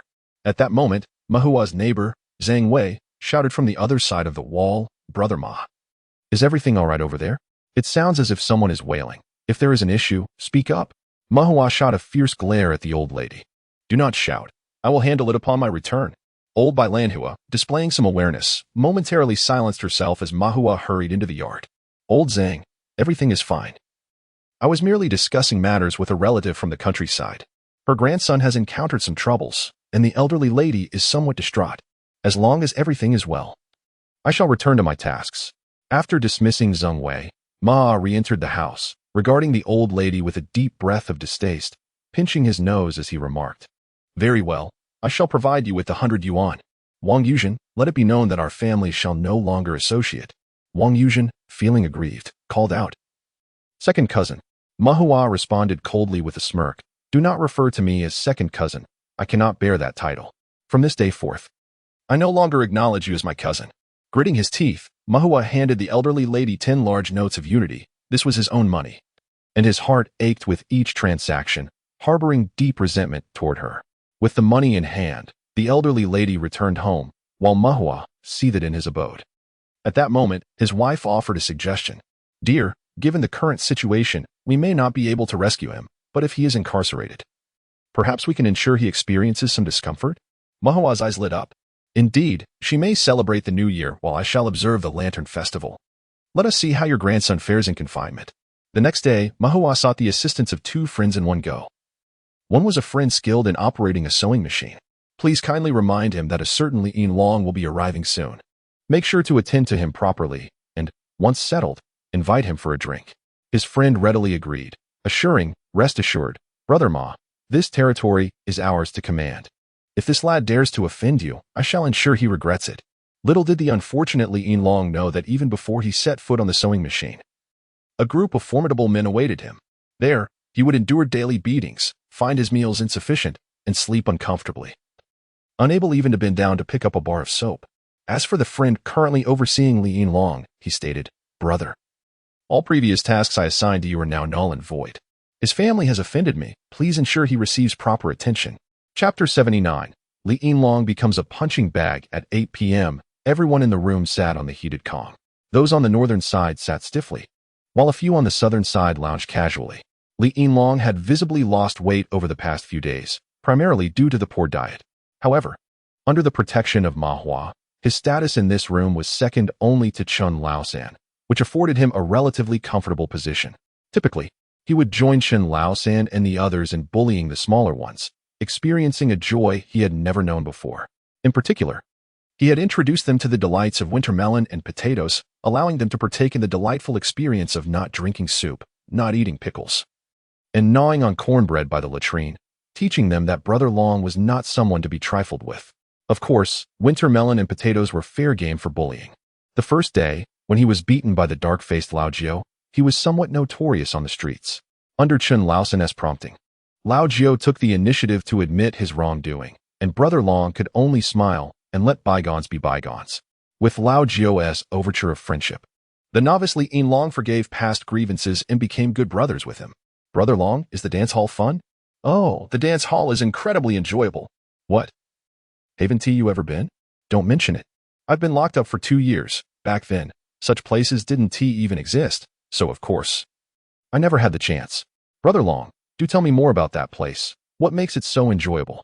Li Yinlong chuckled, for this question scratched an itch within him, and he began to elaborate. "Just imagine going there with a beautiful lady. When the lights go out, nothing is visible, and you can hold her, touching wherever you please. That sensation of exploring in the dark is simply exhilarating." A collective sound of saliva being swallowed echoed through the room. Dark-faced Lao Jiao wore an expression of envy. At that moment, Li Yinlong felt discomfort in his shoulders from sitting too long and spotted Wintermelon. He called out, "Wintermelon, come over here." Having been reprimanded by him several times over the past few days, Wintermelon approached cautiously upon hearing Brother Long's summons. He was genuinely afraid of Li Yinlong. Although he appeared ineffectual, he had formidable backing. "Brother Long, is there something you need?" Li Yinlong sneered. "Do you think I called you over for no reason?" "Of course not. What do you need?" Come here and give me a shoulder massage. My arm is feeling a bit uncomfortable. Hurry up. All right, Brother Long. I'll get right on it. The winter melon scampered over to give Li Yinlong a shoulder massage. To be honest, this winter melon truly has a knack for massage. It was quite pleasant. Not bad. Keep it up. He failed to notice the flicker of disdain in Chen Laosan's eyes. Relying on others for favors would inevitably invite scorn, especially coming from someone as inept as Li Yinlong. Without the support of Ma Hua, he would amount to nothing. However, there was no choice. Ma Hua's influence was invaluable here, so one must cater to it. Nearby, Pei Li and Lao Jiao also looked down on Li Yinlong's behavior. Yet being in the same circle, he understood the necessity of appeasing him for now. With a grin, Pei Li and Lao Jiao leaned closer to Li Yinlong and inquired, "By the way, Dragon Brother, tell us about that girl Xiaoyan you met in the dance hall. She is my woman. What is there to discuss? Just share some details." "What details?" Pei Li and Lao Jiao blinked. "Is Xiaoyan well endowed?" "Remarkably so. One cannot contain her." "Are her hands delicate?" "Soft and smooth." As the conversation reached its climax, everyone in the room salivated at the imagery. At that moment, a guard approached and knocked on the door. "Chen Yoli?" "Leader." "I'm here." Chen Yoli quickly descended from the calm. "Step outside." "Understood, leader." The guard opened the door, adorned Chen Yoli with a silver bracelet, and let him out. Once they reached a secluded area, the guard produced a pack of cigarettes and handed one to Chen Yoli, who promptly accepted it with utmost respect. Had it not been for the inconvenience of the silver bracelet, he would have lit it for the leader first. They began to smoke. Chen Yoli made a salute. "Leader, as per your instructions, Li Yinlong has been doing quite well in my quarters. Just earlier, he was already commanding the younger ones to massage him." The guard frowned. "He has people massage him? I haven't even reached that level yet, and this kid knows how to indulge himself. By the way, Lao San, what I wanted to discuss today is precisely about Li Yinlong." "What is it? Should I take better care of him? If I do that, I might as well massage him myself." The guard chuckled. "It's not about taking care of him. It's about making him feel the pressure." "What?" Chen Yoli's eyes widened, and after a moment of contemplation, he cautiously asked, "Leader, are you joking? Didn't you say he is related to the Ma team?" The guard scratched his head, equally perplexed. "Don't delve too deeply into the specifics. Just know that the instructions to handle him come from the Ma team." For a moment, Chen Yoli's mind struggled to comprehend. One moment he was to protect him under the auspices of the Ma team, and the next, he was to intimidate him. What was the meaning of this contradiction? Yet, under the circumstances, one must bow to the prevailing winds. He was here and must adhere to the directives from above. After finishing his cigarette in silence, Chen Yoli resolutely thumped his chest and vowed, "Leader, rest assured. I will accomplish the task. From today onward, Li Yinlong will find it impossible to enjoy a peaceful night." Upon returning to the room, he saw Li Yinlong seated in his designated spot, boasting to He Li and Lao Jiao, "Allow me to recount an incident that transpired one fateful day. As I was pursued by the constables, I seized Xiaoyan's hand, urging her to flee with me. Upon reaching the base of a wall, Xiaoyan found herself unable to scale it. With a swift motion, I lifted her and hoisted her over, fearing that the officers might catch up. I chose to remain behind, confronting 8 constables and managing to overthrow 4 of them, thus ensuring Xiaoyan's escape from capture. Dragon Brother is indeed a man of valor." The room erupted with sycophantic praise. Yet, beneath the surface, derision flickered in the eyes of the onlookers. Could they not see the feeble physique of the lad?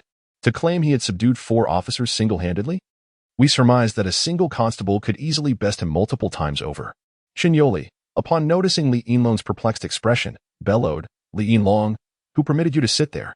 Taken aback, Li Yinlong recalled how Chun had regarded him with familiarity akin to that of a long-lost father in recent days. What had changed? He struggled to comprehend the sudden shift. "Third brother, what do you mean? Am I not to sit here?" Chen Yoli sneered. "What do you mean? Is that spot yours?" He stormed over, seizing Li Yinlong and delivering a harsh reprimand, gesturing towards the spot occupied by Tado. "Get up. Move over there." The seasoned veterans in the room exchanged knowing glances, having witnessed a similar transformation in Chen Yoli's demeanor towards Li Yinlong after a previous outing.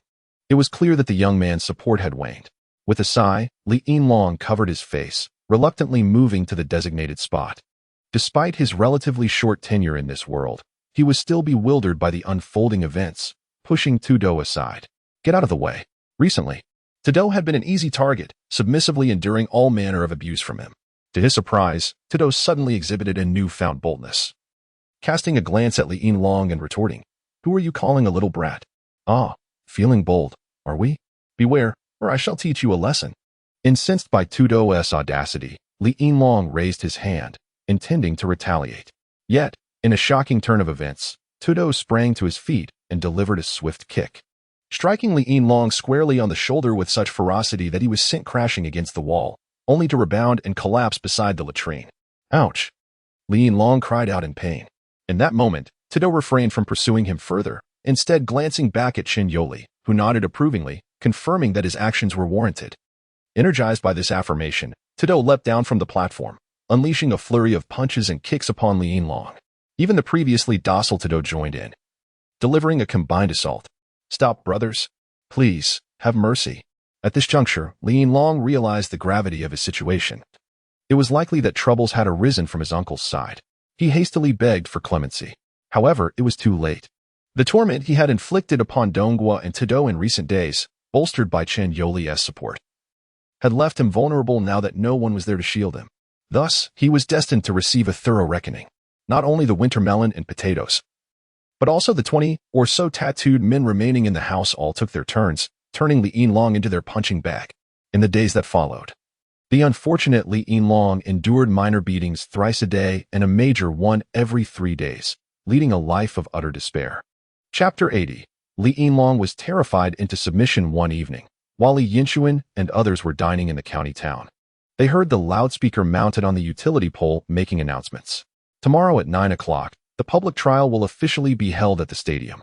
All units are requested to organize personnel to attend. The announcement was repeated incessantly. Brother, what is a public trial? A public trial? Li Yinchuan fell into reminiscence, as he hadn't encountered that term in years. A public trial is when the court openly hears cases in public, allowing any citizen to participate. We had a grand time playing cards during our childhood, utilizing this very concept. The scenes were quite spectacular. It sounds interesting. Let us go take a look tomorrow. Sure. Let's go see it. It will at least be entertaining. That evening, upon returning to the village, Li Yinchuan heard an explosive piece of news from his mother. At the public trial tomorrow, Li Yinlong was to be sentenced on the spot. This news had already reached the old Li family in Baiyun village by the afternoon, and it was said that Mrs. Bai had fainted on the spot, and his aunt had collapsed onto the ground, causing chaos throughout the household. Li Yinchuan scratched his head, feeling somewhat embarrassed. After all, he had merely shared a few drinks with Li Yinlong, yet he had ended up sentenced. What a poignant turn of events. However, if given another chance, he would certainly do it again. Li Yinchuan firmly believed in the adage, repay kindness with kindness, and repay resentment with justice. As long as there was an opportunity, he would ensure the old Li family, including the first and third households and Mrs. Bai, experienced joy. Of course, engaging in direct confrontation was out of the question. After all, they were civilized individuals.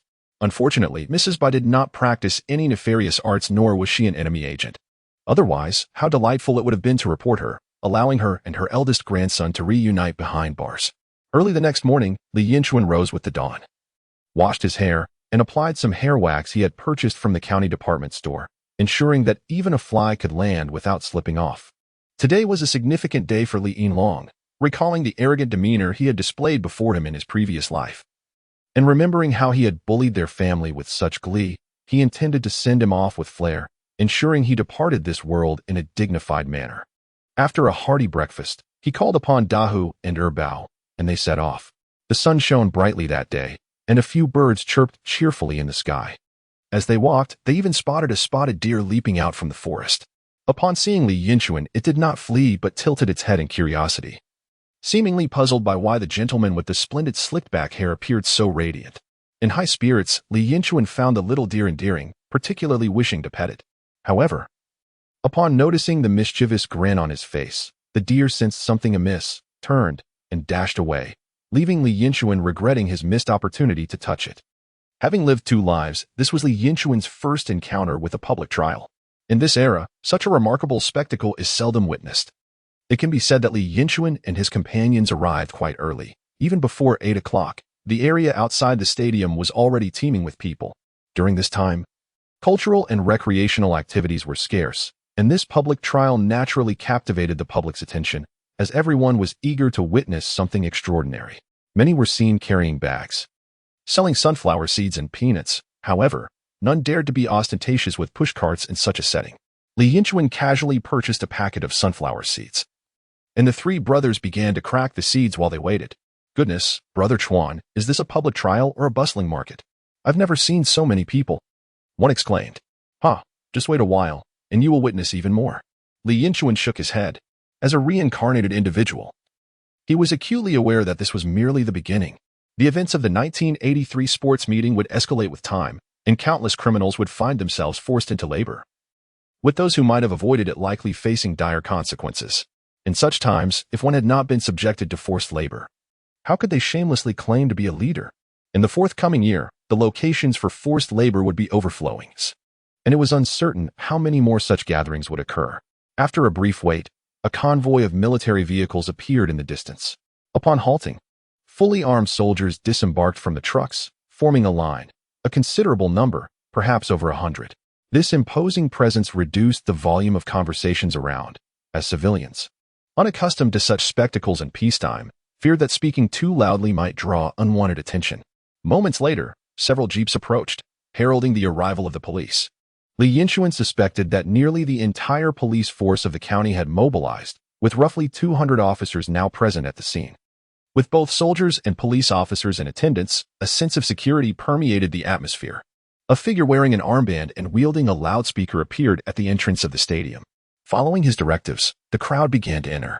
Typically, the movement of over 10,000 individuals would create a cacophony, but due to the presence of soldiers and police, the atmosphere was markedly subdued, while not entirely silent. The overall volume was significantly lowered. Before long, the vast stands and field of the stadium were filled to capacity, with more and more individuals streaming in as time progressed. At the western side of the platform, a banner announcing the public trial of Heishui County stood out prominently. Along the inner edge of the track, police officers were stationed every 5 meters, while soldiers lined the outer edge at the same intervals. Additionally, small mobile units, each consisting of around 5 members accompanied by a police dog, patrolled the area, ensuring that the stadium was fortified and impenetrable. Li Yinchuan and his brothers were fortunate to have a vantage point with an excellent view, enabling them to see the defendants clearly. After waiting for about half an hour, vehicles escorting the prisoners entered through the southern gate of the stadium. The first 3 vehicles, each carrying 1 death row inmate accompanied by 4 police officers, were unmistakably transporting the condemned. Following them were vehicles that contained multiple prisoners each. Behold, Wan Binlong and Li Yinlong have arrived. Standing at the left front of the 7th vehicle, the keen-eyed Bai Erbao immediately spotted Wan Binlong, with Li Yinlong beside him. After a prolonged absence, Li Yinlong appeared gaunter and darker, almost unrecognizable to those unfamiliar with him. Gazing at his countenance, Li Yinchuan reminisced about how, in his former life, Li Yinlong always exuded an air of arrogance. He felt a pang of nostalgia, pondering how he would look upon his eventual release in a few years, likely even darker and thinner than today. The convoy majestically traversed the expanse of the venue, ultimately halting before the podium. With everything set, the trial officially commenced. The county magistrate took to the stage, earnestly conveying the directives from the higher authorities, while the gathered populace, whether comprehending or not, feigned seriousness. Following this, the judges from the county court sequentially declared the charges. As the judges read aloud, murmurs rippled through the crowd. Goodness, this is outrageous. All for a mere 5 yuan, they left the couple disabled. Who else deserves execution if not such a fiend? Another voice chimed in. This is equally heinous. In broad daylight, he dragged a girl into the cornfield to violate her. Such arrogance warrants the death penalty. These perpetrators, ferocious in their misdeeds, displayed abject cowardice when confronted with their own impending sentences. The youth who had crippled the couple in pursuit of 5 yuan, upon hearing of his death sentence, collapsed in terror, a puddle forming beneath him. One could not help but remark on his cowardice. Meanwhile, the other miscreant, who had assaulted the girl, attempted to shout upon hearing his sentence, but was silenced by a swift tug on the rope by his comrades. It was unfortunate for him. Under normal circumstances, such cases would elicit a sentence of 7 or 8 years, yet he found himself ensnared in the tumultuous year of 1983. After a while, the reading reached Wan Binlong, and when it was announced that Li Yinlong was sentenced to 8 years for his crimes, Li Yinchuan observed Wan Binlong stagger slightly, clearly taken aback by this unexpected outcome. Who could have anticipated that a mere dance in the dark would result in an 8-year sentence? Nevertheless, this young man was resolute. Raising his head and surveying his surroundings, upon spotting Li Yinchuan, A predatory glint sparkled in his eyes. Before Li could utter a threatening remark, his comrades swiftly curtailed his words. Yet, he defiantly lifted his chin, although he refrained from speaking. His gaze conveyed a message to Li Yinchuan. This matter was far from over. Li Yinchuan responded with a subtle smile. From this day forward, each moment would bring Wan Binlong closer to him, but as time passed, their disparities would only widen. Should Wan Binlong emerge after 8 years, still consumed by vengeful fervor, Li Yinchuan would not hesitate to remind him of the reason behind the bloom of the flowers. In this lifetime, while he had not betrayed to who, the memory of past transgression sufficed. Li Yinchuan was determined to avenge his brother. Meanwhile, upon hearing his own 6-year sentence, Li Yinlong succumbed to tears, his sorrow evident as he wept. In an instant, he lost his youth, his career, and his wife. He could no longer look down upon Li Yinchuan with the same arrogance as in his previous life. Moreover, Li Yinchuan firmly believed that with the aura of rebirth, he would inevitably distance himself further from him. Yet, Li Yinlong's immediate concern was how to endure the 6 arduous years of working on a sewing machine. It was said that one would endure daily beatings, struggle to find enough food, and be unable to bend down to pick up a fallen soap. For someone like Li Yinlong, who had never faced hardship, the experience would be overwhelming. Had he known that his grandmother had offended Ma Hua, who had already made arrangements to ensure he was treated well inside, he would have despaired. Yinlong, a voice called out. Following the sound, Li Yinchuan saw the elderly matriarch, Bai Lanhua, crying out in despair not far away. Beside her, his uncle Li Changfu, Aunt Wang Yuzhen, and Li Xiu were also in tears. They were genuinely heartbroken, as the one being taken away was their true kin, Li Yinlong. The elderly matriarch, Bai Lanhua, wept while desperately trying to rush forward. She was determined to share a few comforting words with her eldest grandson before he was taken to work on the sewing machines. However, a soldier brandishing a rifle blocked her path, barking an order. "Old lady, what are you doing?" It became evident that the normally boisterous matriarch, upon encountering the rifle, was struck with fear. Her cries ceased abruptly, and she recoiled, falling silent. The others, Li Changfu, Wang Yuzhen, and Li Xiu, huddled together, trembling like a group of pitiful quails. Li Yinchuan shook his head at the sight. When the time came for action, they truly faltered. After the sentencing, the ordeal was far from over. Next came the public parade. Whether facing execution or forced labor, all prisoners were reloaded onto vehicles, which then slowly traversed the streets and alleys of the county. The purpose was clear, to show the public that those who commit crimes face dire consequences, instilling a sense of deterrence against unlawful actions. The vehicles moved at a leisurely pace, allowing pedestrians to keep up. After completing the circuit of the town, the parade concluded. Typically, those sentenced to death would be taken directly to their execution, while those sentenced to labor would be escorted to serve their time.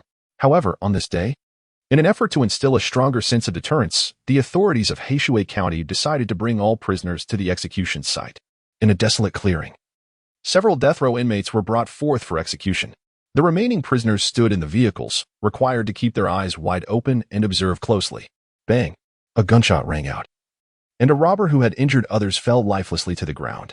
As the body crumpled, Li Yinchuan and the others were filled with reflection. The movement of 83 had indeed imparted a formidable deterrent to criminals. Those who witnessed the public trial would surely tread more carefully in future encounters, for the threat of execution was all too real. However, they merely expressed their sentiments, while Li Yinlong, standing on the vehicle, felt his legs weaken at the sound of the gunshot. Had it not been for the police officer behind him holding him up, he would have collapsed onto the ground.